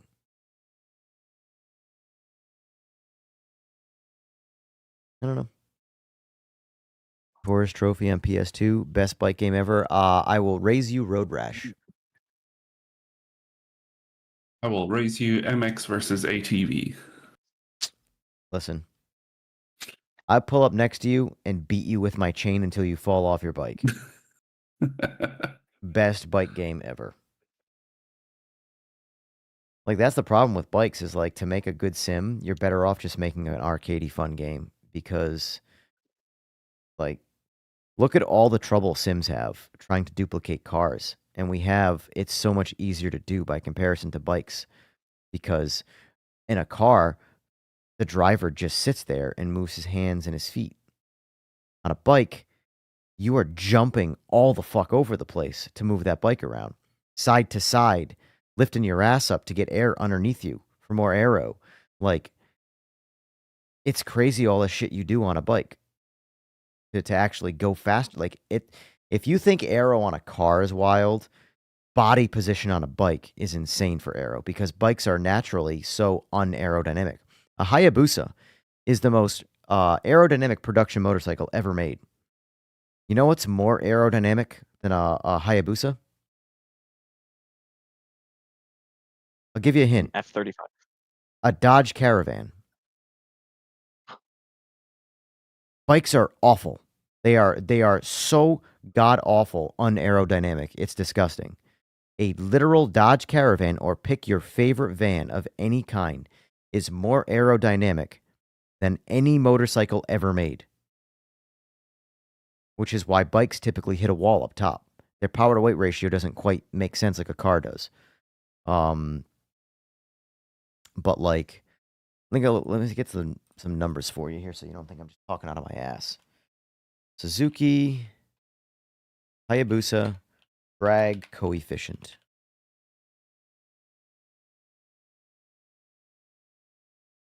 Dodge Caravan drag coefficient.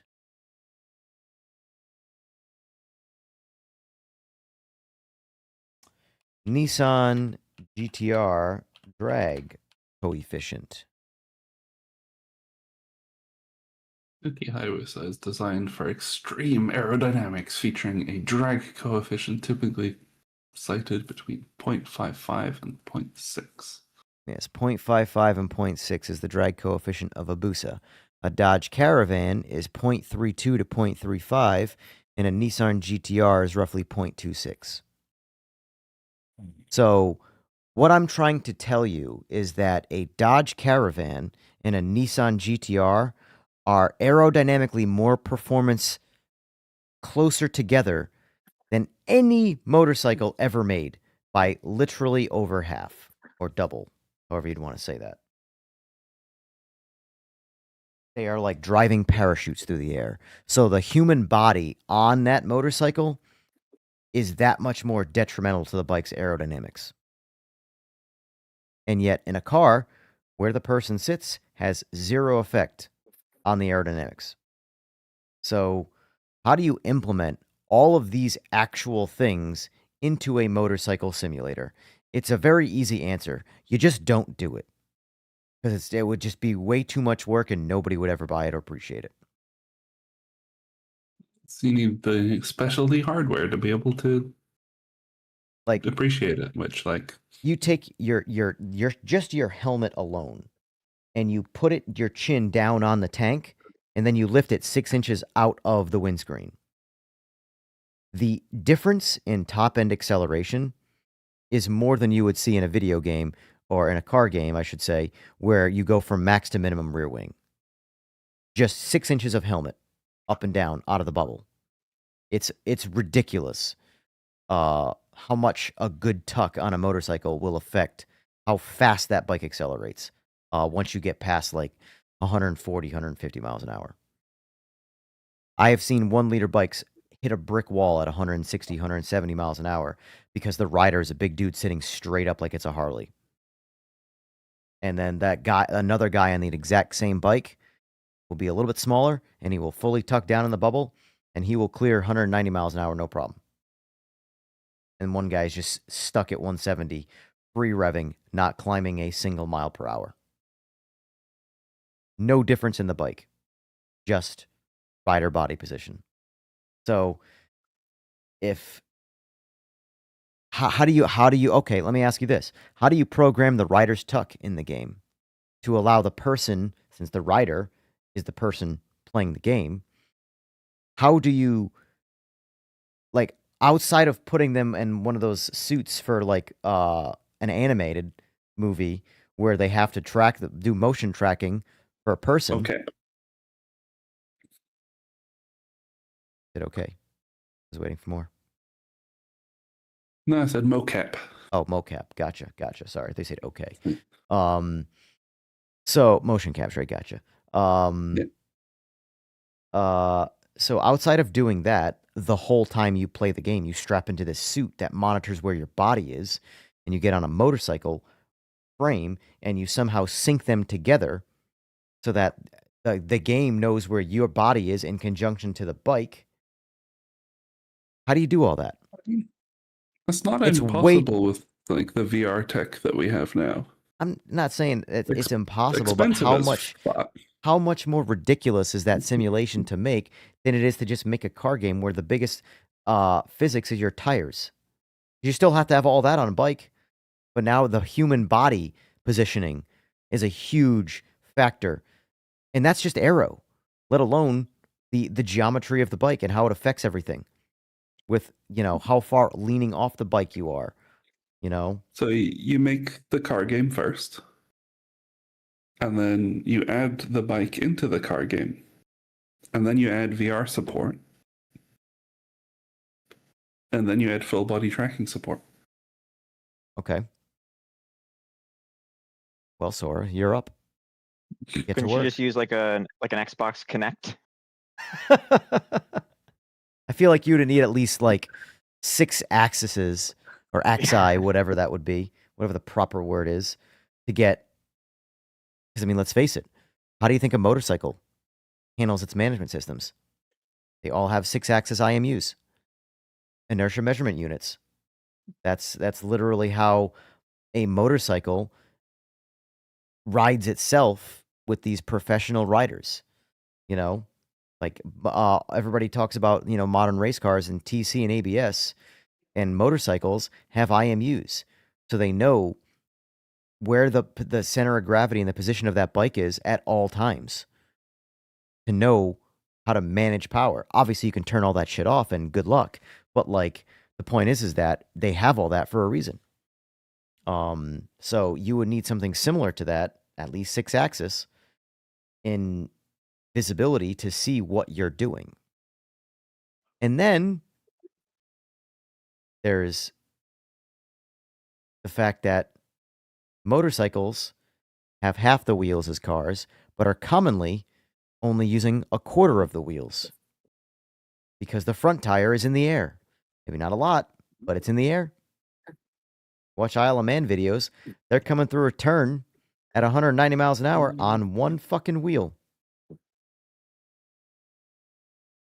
Unicycles. Art says, and by adding all of those features, he means announcing. Going to announce the features. Oh, man. Video games. No. See, we're going to announce the announcement of the features. Yes. Yeah. You can't just announce something. We might even have an announcement for the announcement of the announcements. That makes sense. I agree. Or you could just make Ride 7 and make it suck for the 7th time in a row and collect your money and move on. I don't like the amount of time, effort, and money you would need to make a proper motorcycle sim, and the amount of car sims that already exist, that have existed for years, that still haven't gotten that right. It's like, I just don't see it happening ever. And I'm okay with it, It- honestly, because it's like I would definitely be interested in the project, but like if you think you needed a like a motion system is not an option in a bike sim. It's mandatory. Without motion, you don't have a sim. I think it's one of those things that rather than being a game, it would be something that one of the manufacturers would make for testing their bikes before production, and like also for training for the race. So yeah, it wouldn't be a public thing. Like the military have simulators for the Harrier jets. Yeah. But In my opinion, a proper bike simulator would be to go to your dealership and buy a bike. Like that's it. That's just the way to do it. But the great thing about motorcycles is you can buy a 200 horsepower super sport, put an exhaust on it, and pretend it's a world superbike and still be pretty close for $20,000. You know? I do it all the time. The amount of like teenagers that have those. Like it's kind of crazy when you really truly think about like the super sport world. And that is like right now, an 18-year-old who can get a loan can go to a dealership and buy a 200 horsepower, 400-pound motorcycle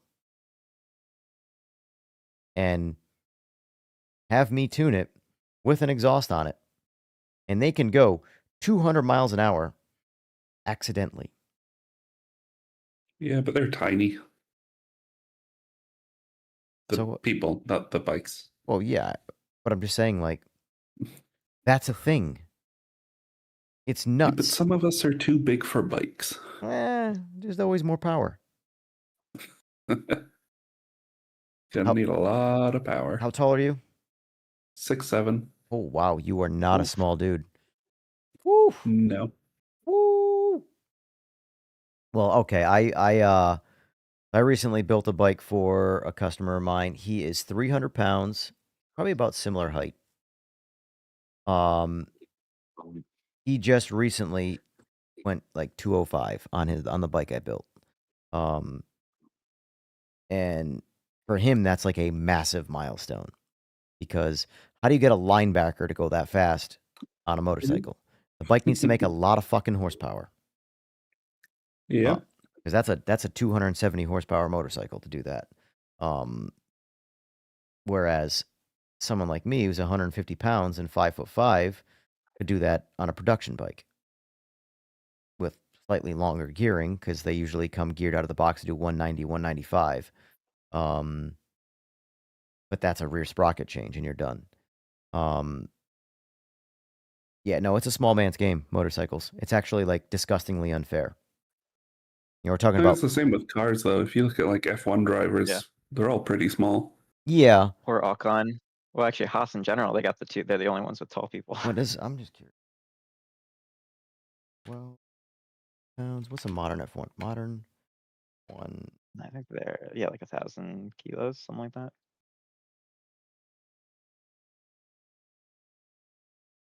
Oh, they are equalized, right? By like. Oh, so 1,759 pounds excluding fuel. That's actually heavier than I thought by a good amount. Yeah, those batteries, they're probably heavier now, right? Because depending on what they did for 2026. So it's now 50-50 with the electric and the ice. So yeah, I mean, all right. What's since 2020 25 F1 horsepower? See, it's a very generic number. 1,000 horsepower at peak output. Actually, more than I thought for some reason. I'm like way off on these specs in my head, although they're still not nearly as gnarly as the old turbo V6. Won't get into that. The golden age of F1 racing is long since behind us. It annoys me that like this, like I understand why they have a bunch of regulation, but like surely, if we're gonna have a pinnacle of racing, the top of the top, pushing as far as we can to the. Why do we keep slowing it down?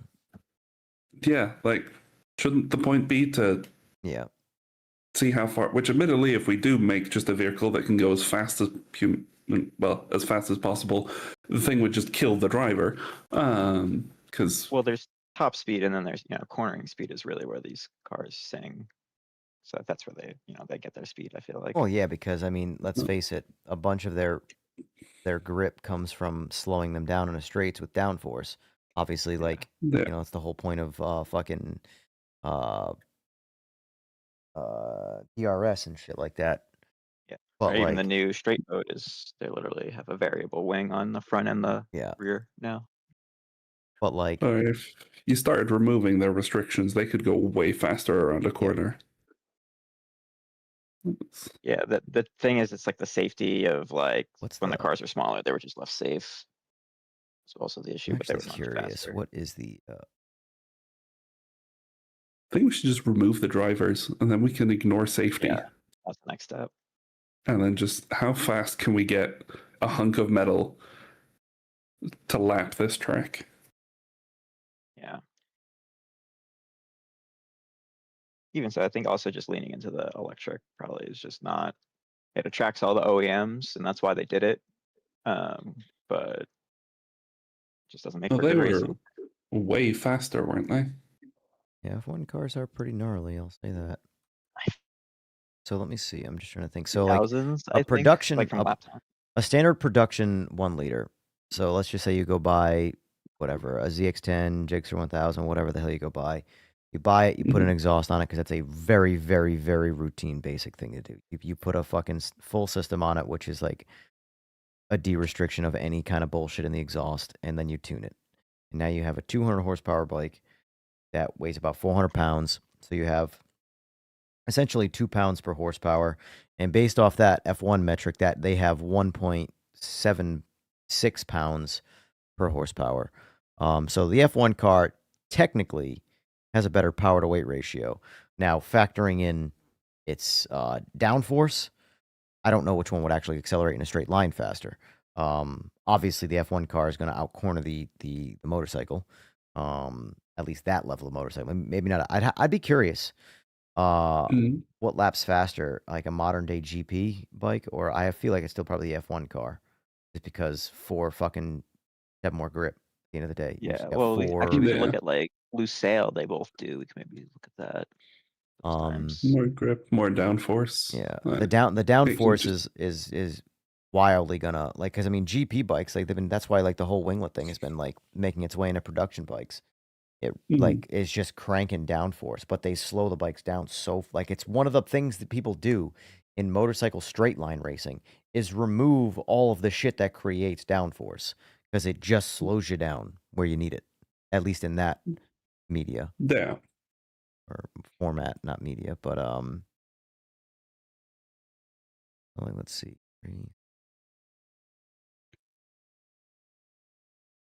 Morning, Boris. Yeah, so like my Busa is 1.3 pounds per horsepower. So technically, if you remove all of the aero from an F1 car, or not the aero, the downforce, sorry, and straight lined race my Busa and the F1 car, my Busa is still faster. But my Busa is a one-trick pony. It only goes straight. It does not turn. Yep. So I would drag the shit out of an F1 car in the Mulsanne straight, and then as soon as we had to turn, I would have to go 6 miles an hour or crash, and the F1 car would just turn. That's basically how that would go. Good morning, Boris. Lucille has both the MotoGP and F1 track. The lap record for Formula One is Lando Norris in 2024 at 22,384, and then the lap record for MotoGP is 2025 at 52,561. So, but that's a very cornery track. Wait, say those numbers again. So 22,384, a minute 22,384 for Formula One, a minute 52,561 for MotoGP. Yeah, it makes sense. I don't know how different the tracks are, and obviously it's a very turn-based. There's not a lot of straights on Lucille. Yeah, I don't see anything handling. At the end of the day, it's weird. All roads still always point back to 4 tires for going fast.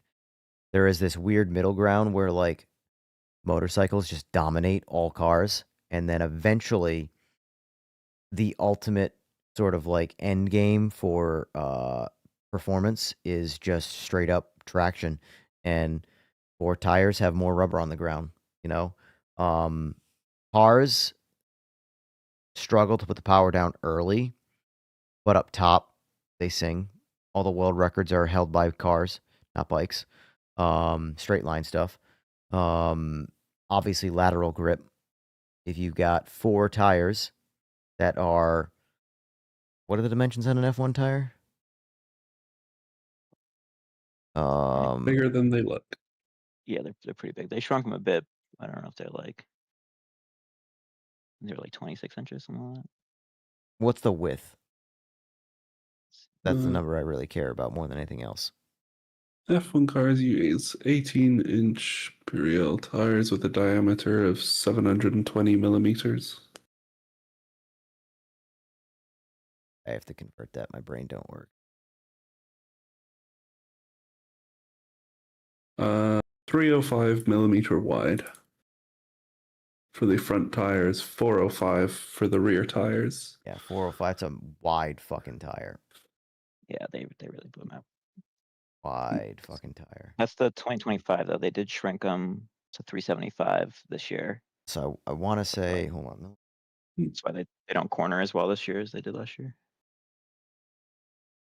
It always seems strange to me that you would think, like, why would they make the tires worse? Like, that's the one place, like, that's making you safer. You're getting faster and safer from the same thing. Why reduce that? Yeah, it's weird how they're trying to like manufacture because they think like overtaking equals good racing. So but 16 right now inches per tire. And I can tell you on your average spec motorcycle tire, you have about 2, at most 3 inches of contact patch at all times. And they have 16 twice, 32 inches in the rear of contact patch. Yep. And not to mention too, low siding isn't a thing in cars. And once they, if you say you're leaning in full lean, for let's just say a 45-degree turn or 45-degree angle, sorry, which isn't even that much of a turn. You can go a lot farther than that. Let's just say, okay, you know, fuck it. Let's say we're in a 70-degree lean, and you got 2 inches of contact patch, and all of a sudden that rear tire slips for a second. That's it. There is no You're regripping. fucked. There's no regripping on a bike. When that tire slips, if it does regrip, you high side, you still crash. You crash worse, ironically. You want a low side to happen, whereas the bike just slides and then you slide. A high side is where that rear tire slips and then rebites and locks back up, and then it flings you over the fucking top and sends you barreling through the fucking sky at whatever mile per hour. Yeah, bikes can't be pushed nearly as hard as an F1 car. And I mean, what was that, 30 seconds difference? Yeah. That's not even a fucking race, you know? But they do have GT3s beat by a second. Yeah, I mean, that's different though. GT3s are fundamentally not fast cars. They are just popular. They're also and WEC GT3s, which are even slower. They're essentially GT3 cars are basically comparable to like World Superbike style bikes, where they are production level cars fitted with all modern day race car features, but their starting frame is a production car. That's like what a World Superbike is. A World Superbike is the reason, like, World Superbike racing is the sole reason production supersports still exist. Kawasaki, all these companies are making these production bikes to race in World Superbike. World Superbike is considered to be the production level racing, meaning you have to sell 500, well, the homologation bike, 500 production bikes of that bike to race it in World Superbike. And ironically, nothing about the bike is the original bike in World Superbike. They changed the swing arm, they changed the wheels, they changed the exhaust, they changed literally everything. It's kind of like a GT3 versus like a Mustang GT3 versus a S550 or an S650 Mustang, production Mustang. You know, yeah, they're the same, but everything has changed to make it the race car, or in this case, the race bike. But a production 1 liter is much more of a race bike than a production Mustang is a race car out of the box. Bikes are just, I'm convinced that like if bikes weren't like grandfathered in over the years by just already existing, if someone like brought the idea of like say a ZX10 to like the board of Kawasaki and was like, hey, I want to make this a production bike, they would laugh that motherfucker out the room, be like, are you kidding me? You wanna make something make 200 horsepower? You want it to weigh 400 pounds? And you want to sell it with a warranty to people? Get the fuck out of my office. We're going to go back to making, you know, regular cruisers. These bikes would be illegal. They're way too fast out of the box. And any teenager can afford them. You see a lot of hooligan hood rat idiots on bikes because they're affordable by comparison. Just Teenagers one, are Boris. dangerous. Just one.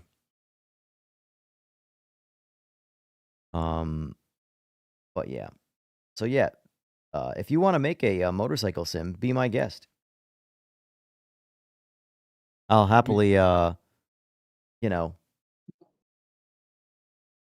try and provide as much feedback in all the ways you can't possibly do it right.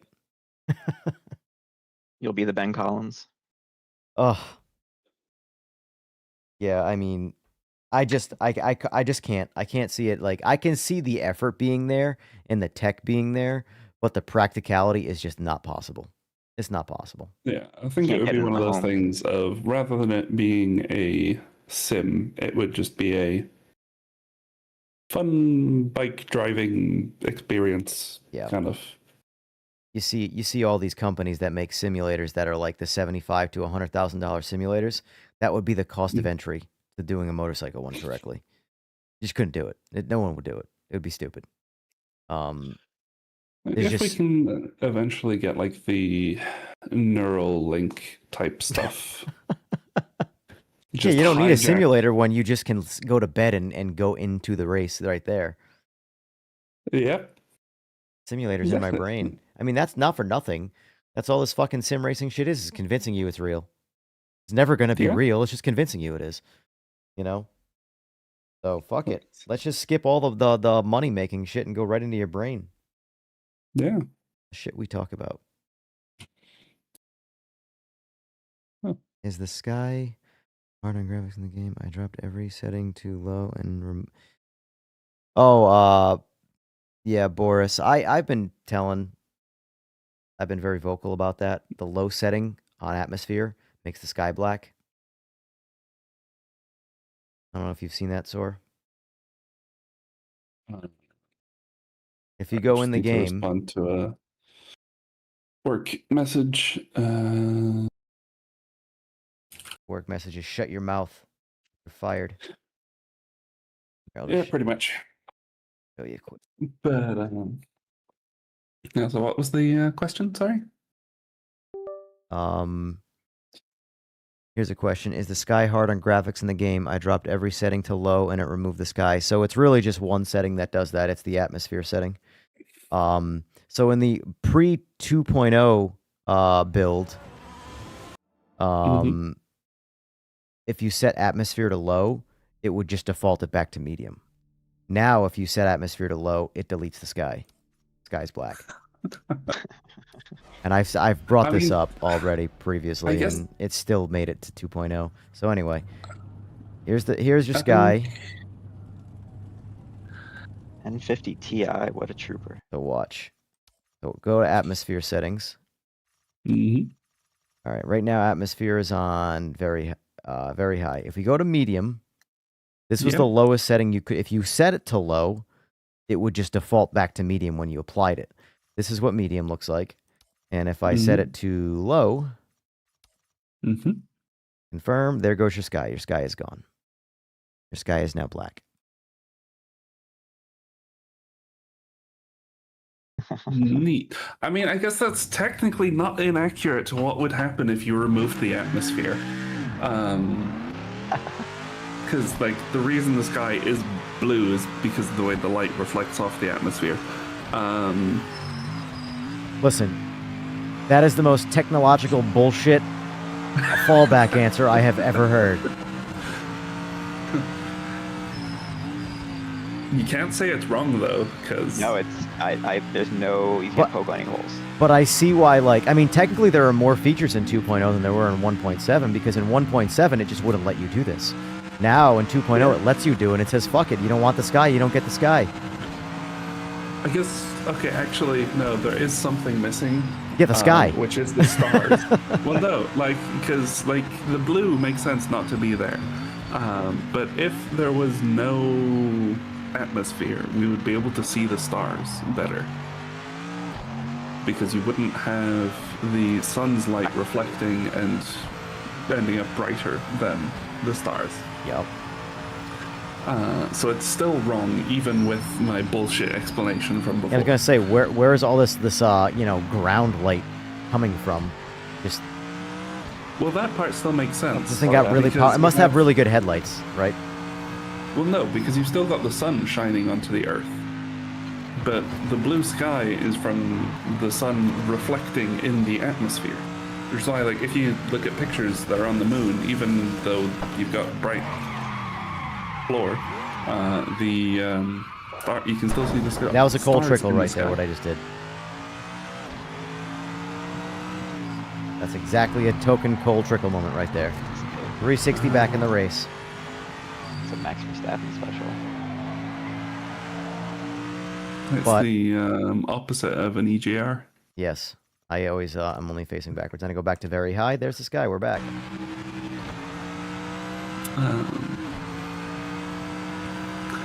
So, you say you've reported this to, I assume, Rye?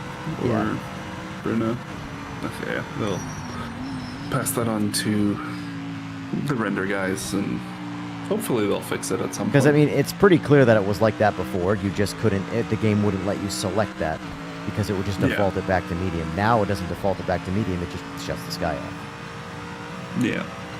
I'm guessing we're using atmospheric rendering for the shade of blue. Because, I mean, it does change as well depending on...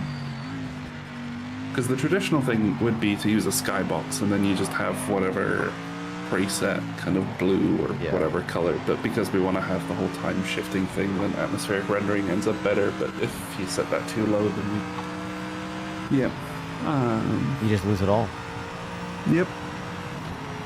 And there's no stars, which annoys me, the fact. We need stars. Nah. Yeah, constellations.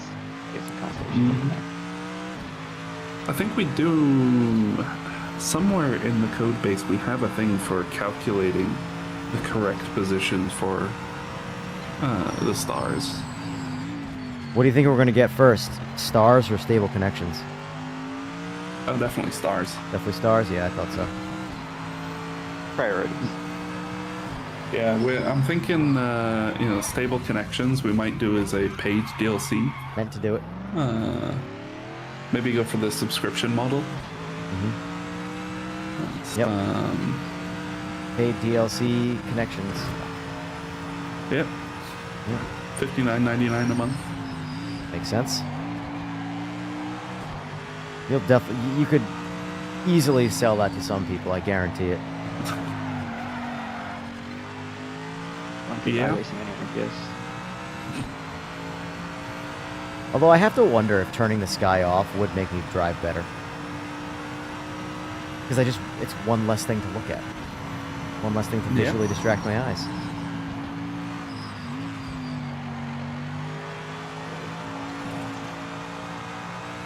Do we have in that build? Probably not.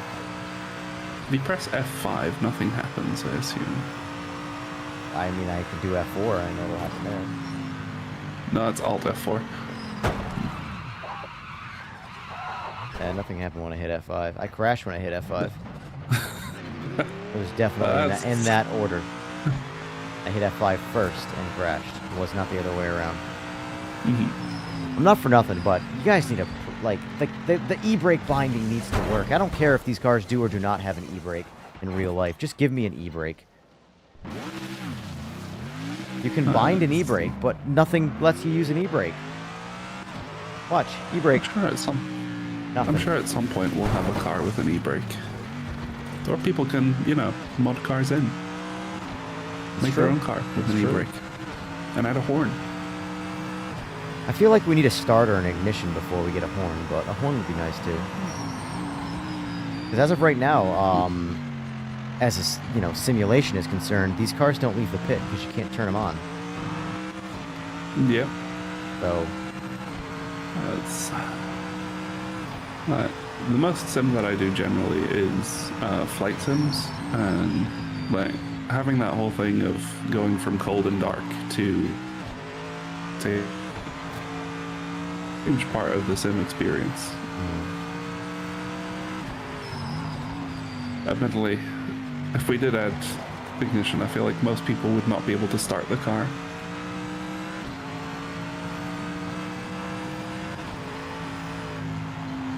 Drop the box of eggs. That's not good. I imagine they're getting pretty. Well, I don't know if I ever noticed the cost of eggs going up. I know it's talked about for quite some time, but I don't know if I ever actually witnessed it. Oh, the eggs here are twice the price they used to be. Good. Well, gas is the real horrifying one. I don't even want to know. 630 by me. It's, what's the cost of gas there? That's $6.30 a gallon. $6.30 a gallon. Yeah. Where are you at? I'm in LA. That explains it. Yeah. One less reason to ever go to California. I'm Which right type of gas is that? Petrol, right? Unleaded, leaded. Oh, unleaded. I don't know. I was thinking Europeans. You guys do. You went way petrol. too far down the rabbit hole of like, I wonder what these guys call gas. Yeah, I don't know. Petrol. Fucking Christ. Crude That's oil. funny. I don't know. Okay, Kerosene? so let's see. Liter to gallon. Dude, I just paid like $3.60 thinking like, God, I'm getting screwed. This man just said 6 and change. I drove up to San Francisco. It cost me like almost $200. All that both for ways. your house to burn down randomly too. Like, Yeah. Think about it like this. They're charging you all of that money for an extra flammable source to accelerate burning your house down when they cannot control a wildfire. Yeah, it's good to have a nice little house burning. You get to start fresh. Do you watch any computer channels on YouTube, like Bitwit or anybody like that? No, not really. Well, anyway, this guy Bitwit, name's Kyle. I've watched him for years. One of like a few computer channels that I still watch. He has a house in Florida. One of his houses burned down in the fire, like completely leveled. And he's been doing this series of rebuilding his entire house from the literal foundation up. And in my head, I'm just like, you had an out. Like, your house, you got the insurance money, you're out. You don't have any belongings to worry about moving. Get the fuck out. And he rebuilt in the exact same spot. To me, it's just like, all right. Yeah. I mean, he likes the area. I mean, yeah, it's a little warm from time to time, but good side is you never get any snow. That's why I moved. I'm over snow. I'm from New York originally, so I was done with it. I mean, fucking love snow. You literally moved from New York to California. It is outside of weather and maybe some people the exact same place. Yeah, that was pretty much it. I needed, I like cities. I'm a big city kid. I need noise. So I was like, I'm doing a new city. I'm doing throwing up in snow. my farm field right now. Yeah. Oh my God. Love noise. If it's dead quiet, I can't. I have a white noise machine just like going all day in my I mean, house. so do I. I sleep with a fan 24/7. Well, yeah, basically 24/7 when I sleep. But speaking of which, I don't know how the fuck I'm still up right now. It's about to be 5 a.m. Oh, Boris, are you I saw that. What was that? Are you trial running a like a super low budget computer for sim racing. 1050 Ti. I don't know if that will. I don't know what that would run. I don't know if that'll run iRacing on minimum settings. You could probably do AMS1. Where do you even play AMS1? It's delisted, right? No, it's still on Steam. Steam? Really? Yeah. Oh yeah. I would very much recommend it. It's really great driving. And they have a lot of the same AMS2 cars, but with better physics and driving. Racing on a potato, trying to help console players to make the jump on a budget. That is definitely one hell of a budget PC. Fucking 1050. Yeah, a 1050 Ti makes a PlayStation look like the space shuttle. Was it? That's almost a 10-year-old card. Right? Like But it's 2018, not only 2019. it's not only that, it's a 10-year-old like bottom tier card. Like there is no tier lower. Oh yeah. As the 1050 series and 1050 Ti were there so you could add more monitors. Like, So this game drives good, you say, huh? Oh yeah, I love it. On a scale of 1 to PMR, how does this game drive? It's a little less forgiving on the limit, I find, but I really like the throttle. Not to get all Coach Dave or whatever that guy's name is, but Dave Cam, whatever. But I really like the throttle in this game. Just it feels like Coach Dave and very, Dave Cam like, are two different people. Let's clarify that.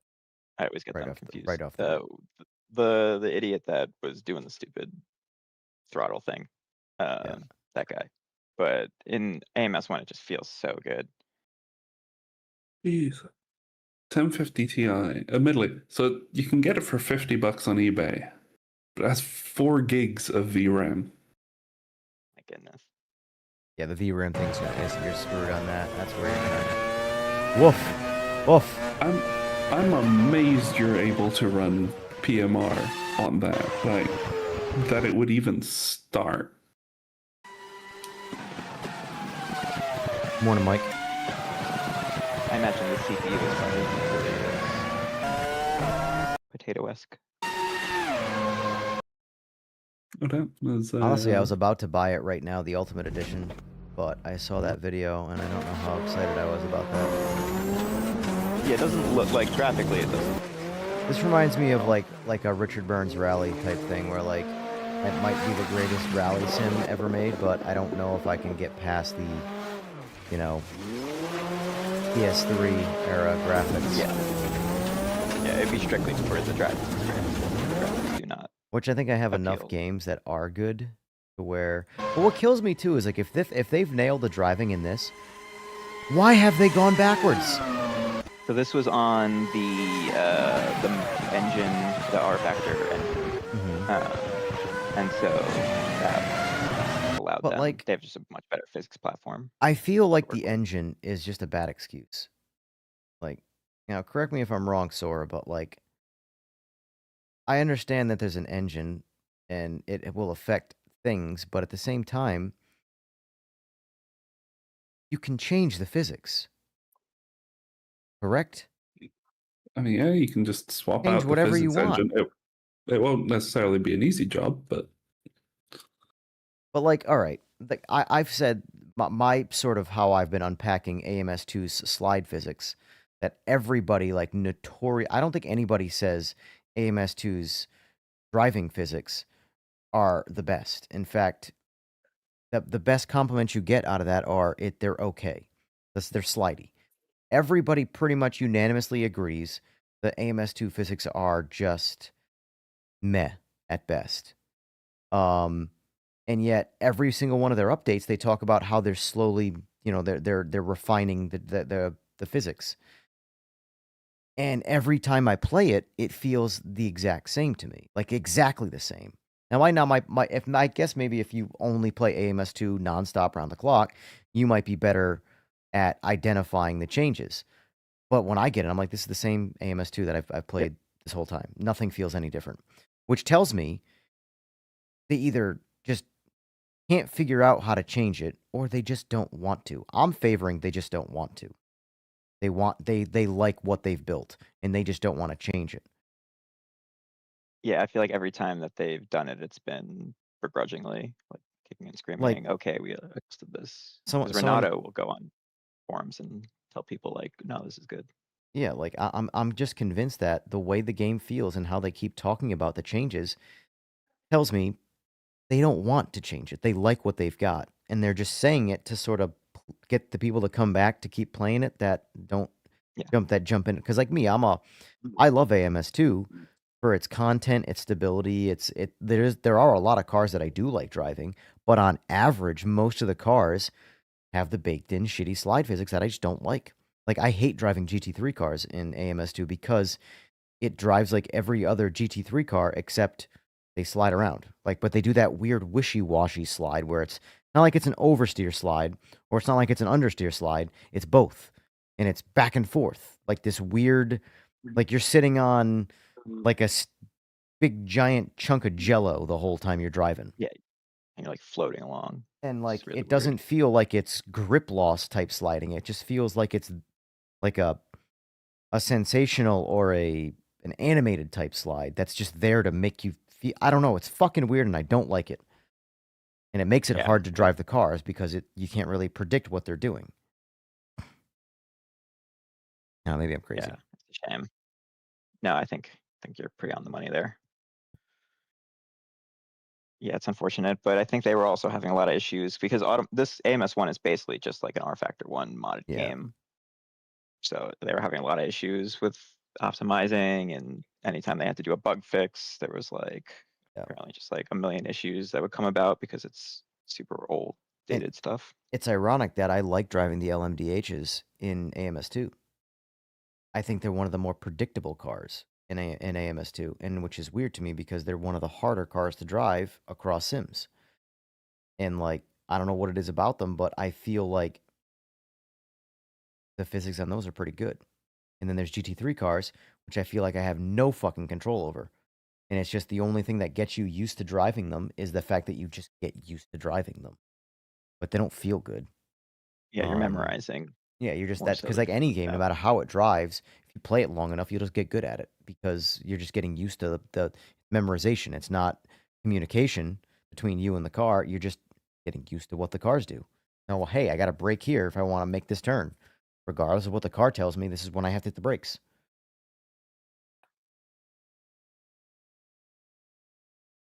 Fix it, Sora. Fix AMS2. Oh, I'm fixing that as well now. Okay. Were you I'll add it to my list. Were you did you work with Madness or did you come on after that? I came on after that. After that. Have you ever worked with PMR Madness at all? Kev. Have you ever worked with Madness? Oh, have I? No. No. That's I joined on for PMR, and we were working in Unreal when I joined. I think it was Unreal. Might have switched to Unreal shortly after I joined. Yeah. But I can't believe I'm still fucking up. Yeah, man, it's almost time for breakfast. It's not even 5 a.m. yet. Like it's 6 of 5. That's not what your clock says. What are you talking about? It's The 6 of clock on your 5. stream. It says 4:54. Yeah, it's 6 now. It's 5 minutes till 5. Oh, 6 of 5. Yeah. That's I've not heard that expression. Is that an American thing or is that a me thing? Crap, I think that's an American thing. I've heard that before, yeah. Okay.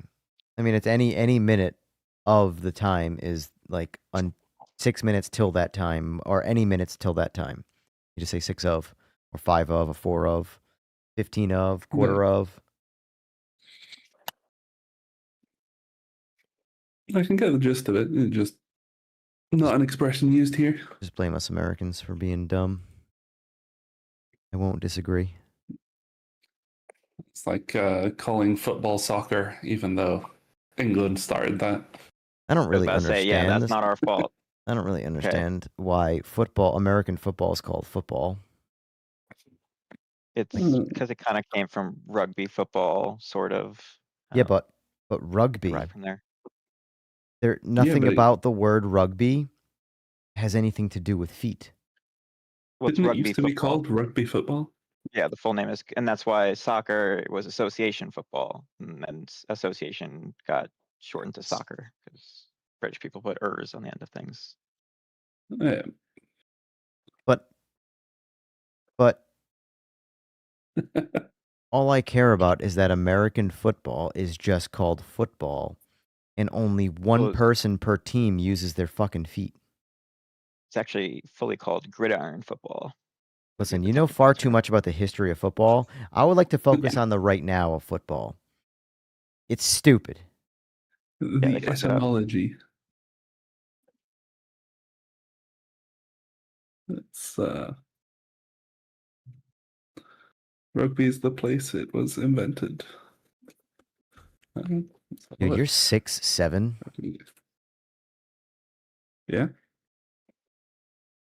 You're in the wrong industry. I'm just saying. Which industry do you think I should be in? Whatever, dude. I raced motorcycles. I built motorcycles. I'm a horse jockey. Well, I don't ride horses, so I chose my path where my body would benefit me best. You doing what I do would be a career woeful decision. But I lift servers. But is that a competition somewhere in Sweden that I don't know about? Server lifting? Wouldn't be surprised. No, it's just something you have to do when you have to do maintenance. How many on racks do you rack when you rack? Like, I don't, you know. Oh, my rack's 48U, so. Yeah, the U part, I don't know what that is. We've been through this. It's a unit of measurement, funnily enough. One Is it literally U. short for unit? Yes, it's rack unit. And one rack unit is 1.75 inches. And so in a 48U rack, that would be 84 inches, which is some amount of feet. Well, you're doing a fantastic job of really breaking it down for me. I appreciate that. I can see why the disconnects happen all the fucking time in ranked right now. Well, if my rack is 7 foot tall and I have to lift a 100-pound server up to slot it in there, I need to have the height. Got it.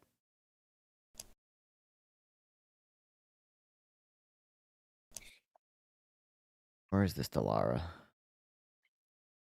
There's only 2 cars in this game right now that I like, and this is one of them. Oh yeah, the racks themselves are definitely heavy, Boris. They fucking... I think mine's somewhere around 800-900 pounds. Before the servers are in it. Oh my god, I forgot this game is... I have not reconfigured this game since reinstall. Look how low res... Oh my god. Woof! Woof! Woof! I gotta... Oh boy. Nothing works right now. I gotta completely... I forgot I uninstalled this game and never reconfigured it, so nothing works right now. The graphics are like ultra mega fucking potato. Alright, video. That should be like a graphic setting below low. Yes. Ultra fucking mega Hey, potato. look, that's weird. Look at this Sora. This is just a weird one. I don't even. Do you know? Can you explain what the triplay? I don't know how to say these words. But they have a checkbox for it, and now I just turned it on. I don't know what that does, but that's weird. Not a checkbox. That's a fucking slider. Either way, it's an on-off switch, and PMR only has an off switch. Yeah. Right, I only have Well, why one. didn't I you? only have one screen, so I couldn't care less. But Why didn't you get involved and fix it then? I am. I'm telling you to do it. There you go. I've done my job. You're being a manager. No, I'm being a consumer, and consumers are going to consume. Wait, according to this, the graphics are actually kind of up, and I don't know why that looked so god-awful dog shit.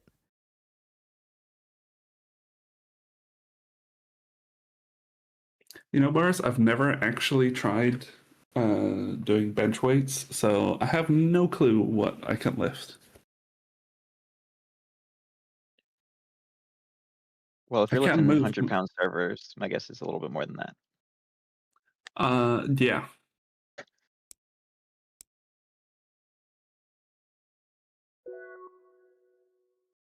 I think my heaviest server at the moment is just over 200 pounds. Damn. The storage server.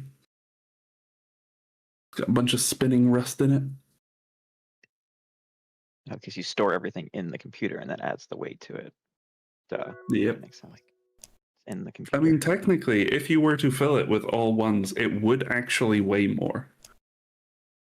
Wait, like physical ones, or are we like legitimately if you binaried it to all ones? I don't know. If you binary, so basically, because well, actually no, from the hard drive's perspective, it wouldn't, but like RAM and SSDs and similar things, if you set the value to 1, it will technically microscopically increase the weight because electrons have a weight. That's insane. Yeah. But, oh my god, that's hurting my brain to think about. I mean, it's a completely insignificant amount of weight. Like, you wouldn't be able to measure it on most scales. Oh yeah, I'm sure. But Still, that's a good it's a good fun fact for a dinner party. Yeah. It's like when it's daylight out,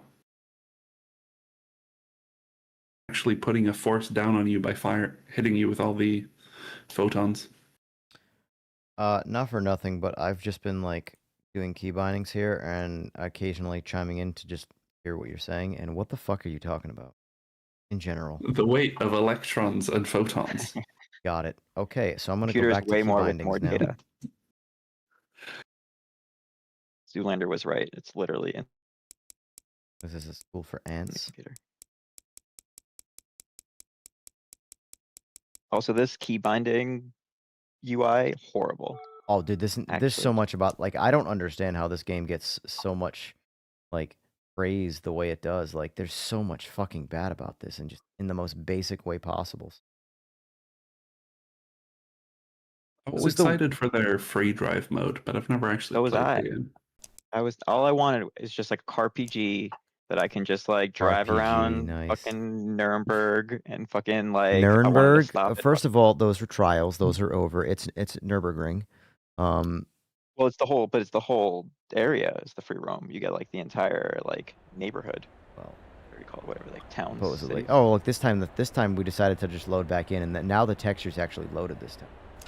Great game. GG. If I ever get time where, you know, shit's not broken, I do want to take like some of the open source map data for just some town or city and surrounding area and just make a free roam map in PMR. AP1, they have all the free roam stuff there. It's all like pretty integrated, and now they have like pedestrians, and now the pedestrians are like doing stuff. What the fuck? Why did I just? What the fuck is? This game is so janky. How do I? Where is the key? I can't remember where the key binding is to change the camera. It's a. Oh, you have to go into view settings. You can't. It's like I think it's drivable. See. Hold on. Simagic. Camera. Drivable. I believe it's the word drivable. I'm not wrong. Oh, you're trying to toggle it off of cockpit. Switch, like, watch. It's drivable. So go to- How the fuck is the word drivable? Camera, like, whatever. I don't. Whatever. I literally didn't know that was a thing. I would just go to view settings. This car. The only reason I like this car is the way it sounds.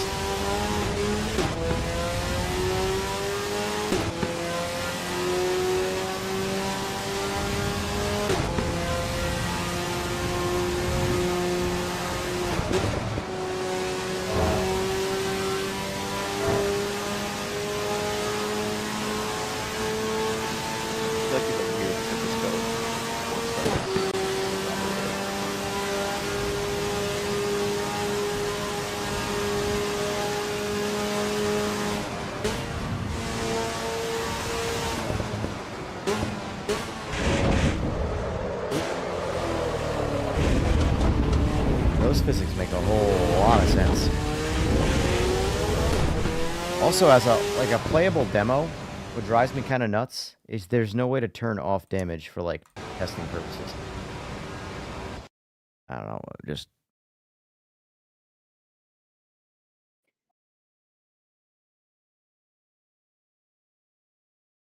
Still can't make a single lap around a track without quitting.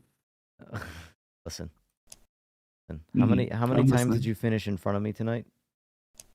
That sounds sexual, so don't answer that. Let's see. This is the only other car in Evo that I like driving. Otherwise, the wheel isn't one. Interesting. What it looks like right now. Drive. Yeah, my wheel's 1-to-1 right now. See? Un to un. I will say that one thing I do like about Evo right now, the hand physics. Completely irrelevant from a driving experience, but the way he like slowly lets go of the wheel and stuff. Although he lets go of the wheel before grabbing it with his other hand. Listen, none of that matters. None of that matters, bro. I told you. He's got his thumb wrapped around it, actually. It's just... Let's try racing it in this view. It also amuses me that sim racers break one of the #1 rules about holding a steering wheel, which is never put your thumb through the wheel. Oh, yeah. The GT Neo, it's like almost impossible not to when you're turning. I always notice it, and I'm like, oh shit, this snaps back. You need to improve your grip strength. Go do some bouldering or something.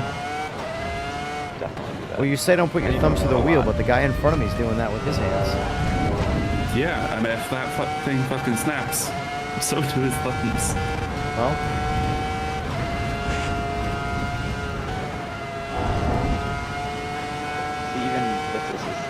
Car and Evo is still better than this.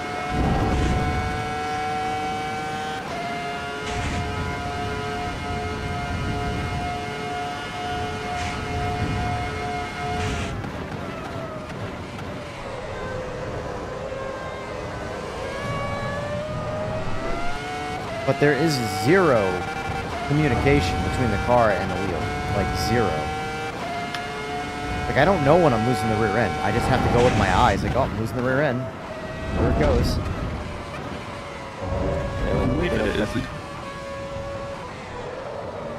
It's going this way now.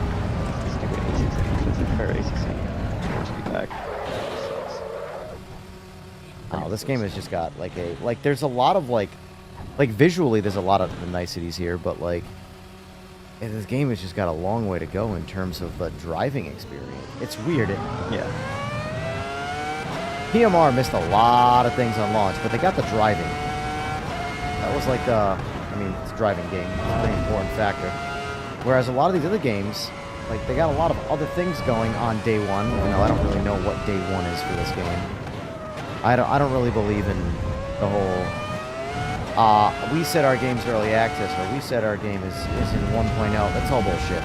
The day the public gets their hands on it is day one, regardless of what you call the game. If you're selling it at full price, and you're putting the game out, marketing it, then yeah, that's your release, whatever you call it. If you put it out as like a markdown price, specifically as like, this game is not ready, and you actually... The thing that I have to question too is though is like, what do we consider that price to be? Like, because it's pretty clear that we are entering into an era of video games where there is no set prices anymore. Even what is it? Sony was calling it what, dynamic pricing or something like that. Oh yeah, changing the pricing depending on person. So like, not region. They do that for like regional. what do we consider to be like the baseline price for a full game these days? Like, what is that? Because it's all over the place on other games. Anywhere from $50 to like $80. Indie, AA, AAA. Anything 60 and over, that is a fully released game. You're not. If it's an indie game, then it'll depend entirely on the scope of your game. Yeah.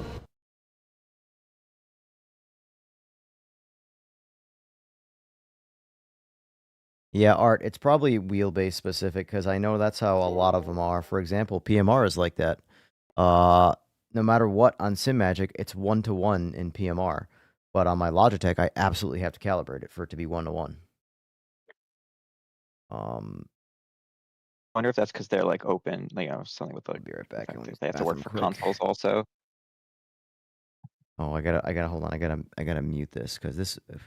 I mean, I'm sure I'm already copyright claimed from all the videos I watched, but LMU will definitely take the rights to this video for the fraction of a second you play their theme song. Dude, that's like, there's a lot of things that this game does. Oh wait, no, never mind. It's not doing it. I forgot they fixed it in this last update. Okay, good. I forgot. How nice. Basically, they broke other shit, though, so one thing that this game did that really pissed me off was the audio settings stored in temporary folders or temporary files. So when you did this, when you set your audio settings, so you turn the music off, and then you run any kind of like cache clearing program that gets rid of temporary files, it resets your audio settings in this game. They fixed it now. It no longer stores it in temporary files. But it was really fucking annoying when I'd run that program before and then I'd go to open this game again. Oh, look, you get demonetized. Fuck you. 10 out of 10.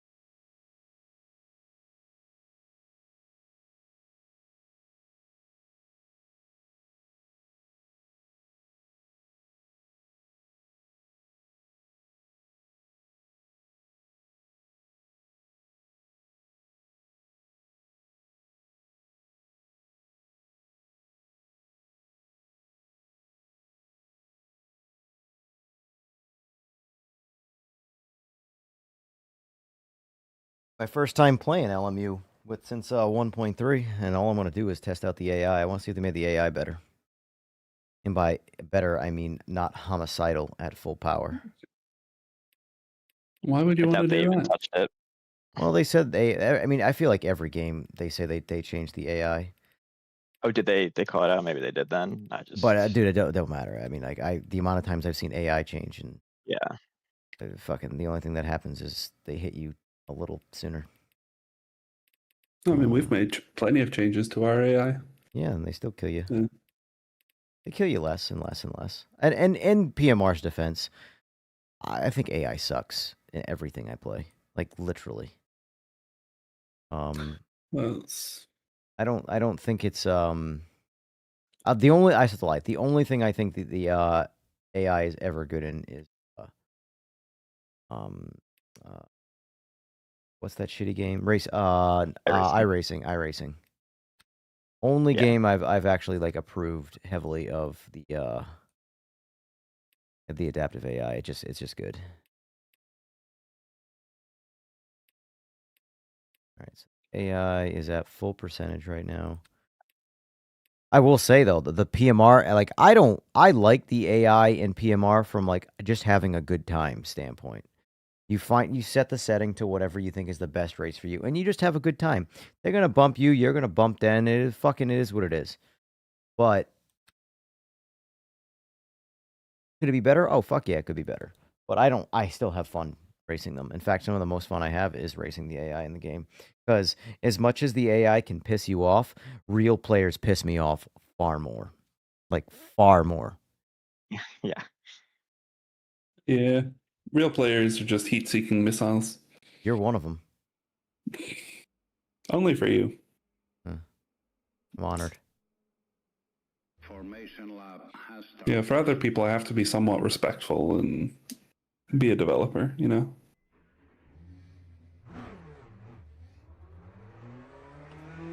Where did I not activate any? Did I fuck this up? Where'd all the cars?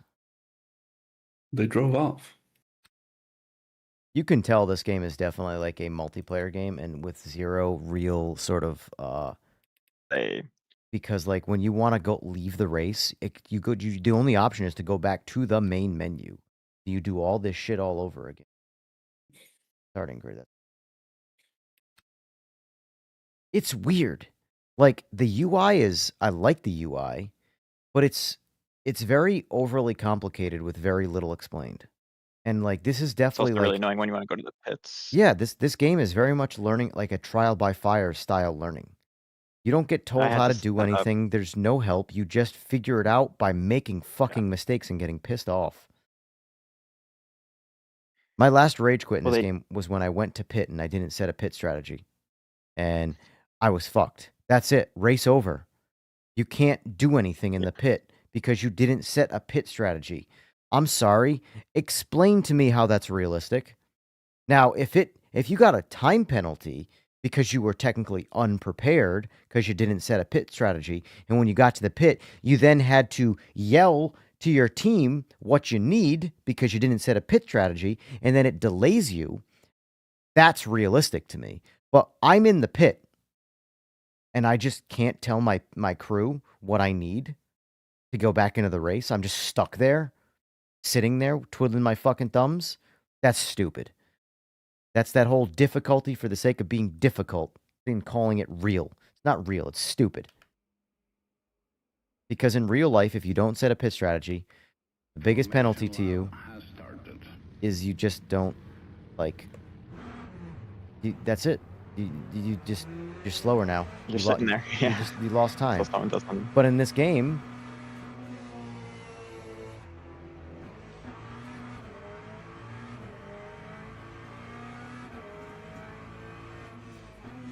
another thing that's weird too is like this doesn't even feel like I'm the force feedback's gotten a lot better since I first started playing this game, that's for damn sure. At least in the GT3s anyway. Yeah, I still use the app. The app someone made, the feedback app. Just because. How old is this game? LMU? 2023, I want to say. It's like a year and a half. The GTEs. It's been a year and a half since the public have been able to use it. So the official launch, yeah. But I think early access was like 2023. Dude, their rolling start system though is like, I'm sure there's a way to turn those lights off, right? Because it's super annoying. You can't. That shit pisses me the fuck off. I have no idea how to do it if there is. Force feedback is actually feeling a little strange. I think it's because they used to give people really bullshit penalties if you were out of like line just a little bit.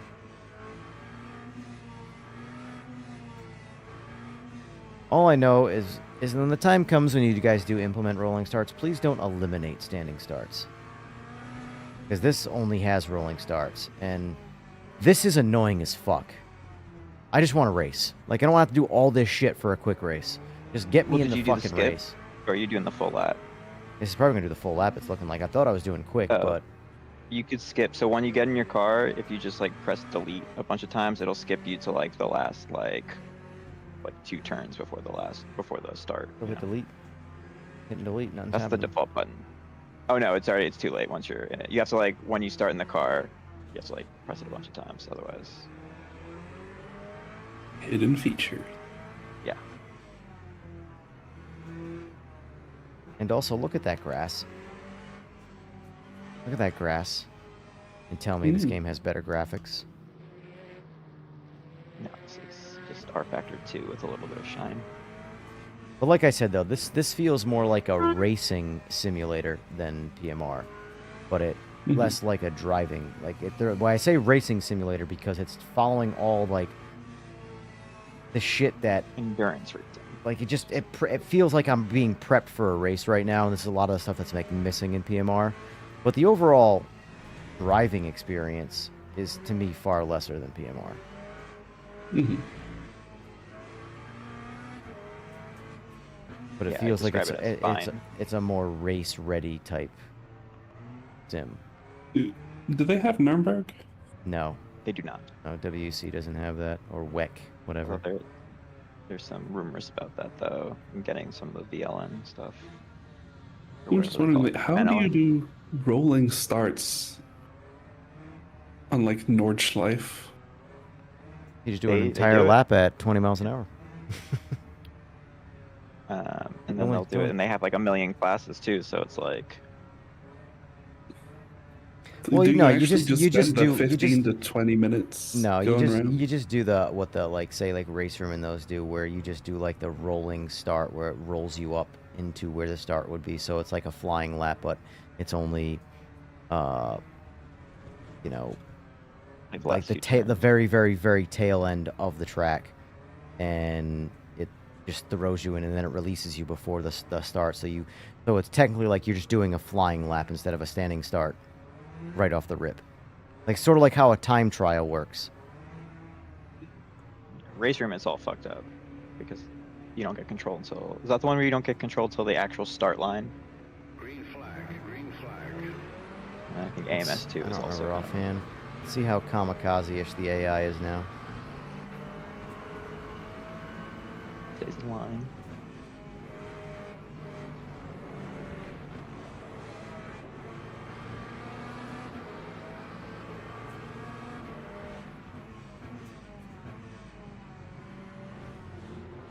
Yeah, thank you. Pretty clean. Cool, cool. Oh, there we go. Oh my. Dude, I'm sorry. This driving is fucking dog shit, bro. Like, I don't know what I just did. AI just murdered you. Oh, and you pulled an EJR. I just can't get back to like this is. Found your way to the opposite direction. Dude. Oh, car's completely fucking. Oh yeah, your suspension is shot. This is quit to menu. Don't ever play again. Yeah. I will say one thing I do like about the crashes though is that it like punishes the aggressor, the one who like crashes into you, more so than punishes you. So like they'll like hit you and then spool out. It's not realistic at all, but like they'll hit you and they'll fly away instead of usually, most other games where you get popped and then you get spun out. It's my one pro of that. Nothing about what I just felt made me want to play like that. Everything from start to finish felt fucking pretty rough. I don't know, man. I don't know. Yeah. Like every time I play LMU, I go, I think I'll get back into iRacing. And then I go back and play iRacing, and I'm like, maybe I'll just watch TV. Yeah. And these are supposed to be the best sims on the fucking planet right now. I don't know. It's just, that feels all fucking bad. Like, Evo felt better than that right now. And Evo, you just ultimately don't really feel anything. But Evo felt better than LMU right there. But again, didn't really feel anything in Evo. So... Well, I'm gonna have to love I don't you know. guys and leave you here because I need to get to a meeting. Well, I hope your meeting brings us great things. I'm going to go to bed because that's definitely going to bring me great things. I'm sure it'll bring great something. Wish you both the best of luck in both of those things. Yep. Thank you. Thank you. Yeah. I'll catch y'all on the next one. All right, boys. Thanks for being here. Okay. Later. No, you've already done it. So, oh, he's gone. He's gone. I was going to say he already started the patch rumors. Let's hope. That'd be nice, right? It would be nice if we get a patch, a cleanup patch. You know, I would like to get into some rank stuff, but I don't really disconnect from the ranks. I do occasionally have the you're gone. Yeah, I noticed. You've already you left on a note though where you've stirred up the patch talk. So, but as you guys know, pretty much the rule of thumb with the patches now is if we don't get one today, we don't get one till next week. So Fridays are off limits.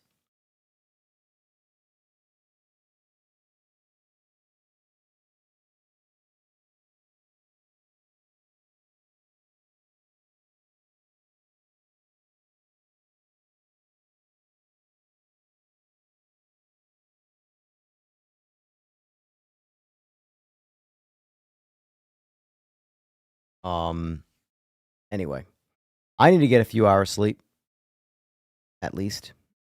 So that's gonna wrap it up for me. Hopefully, we get a nice update today. If not, we get a nice update Monday, Tuesday, Wednesday, or Thursday of next week, and if not, the following week. But either way, I really want to delete LMU after what I just drove. Like, it's funny. I drove Evo just now and was like, meh, needs work. But I accept it. I drove LMU and I go, this is the shit that everybody wants to play? You know what? That would fix this problem right here. Oh, wrong way.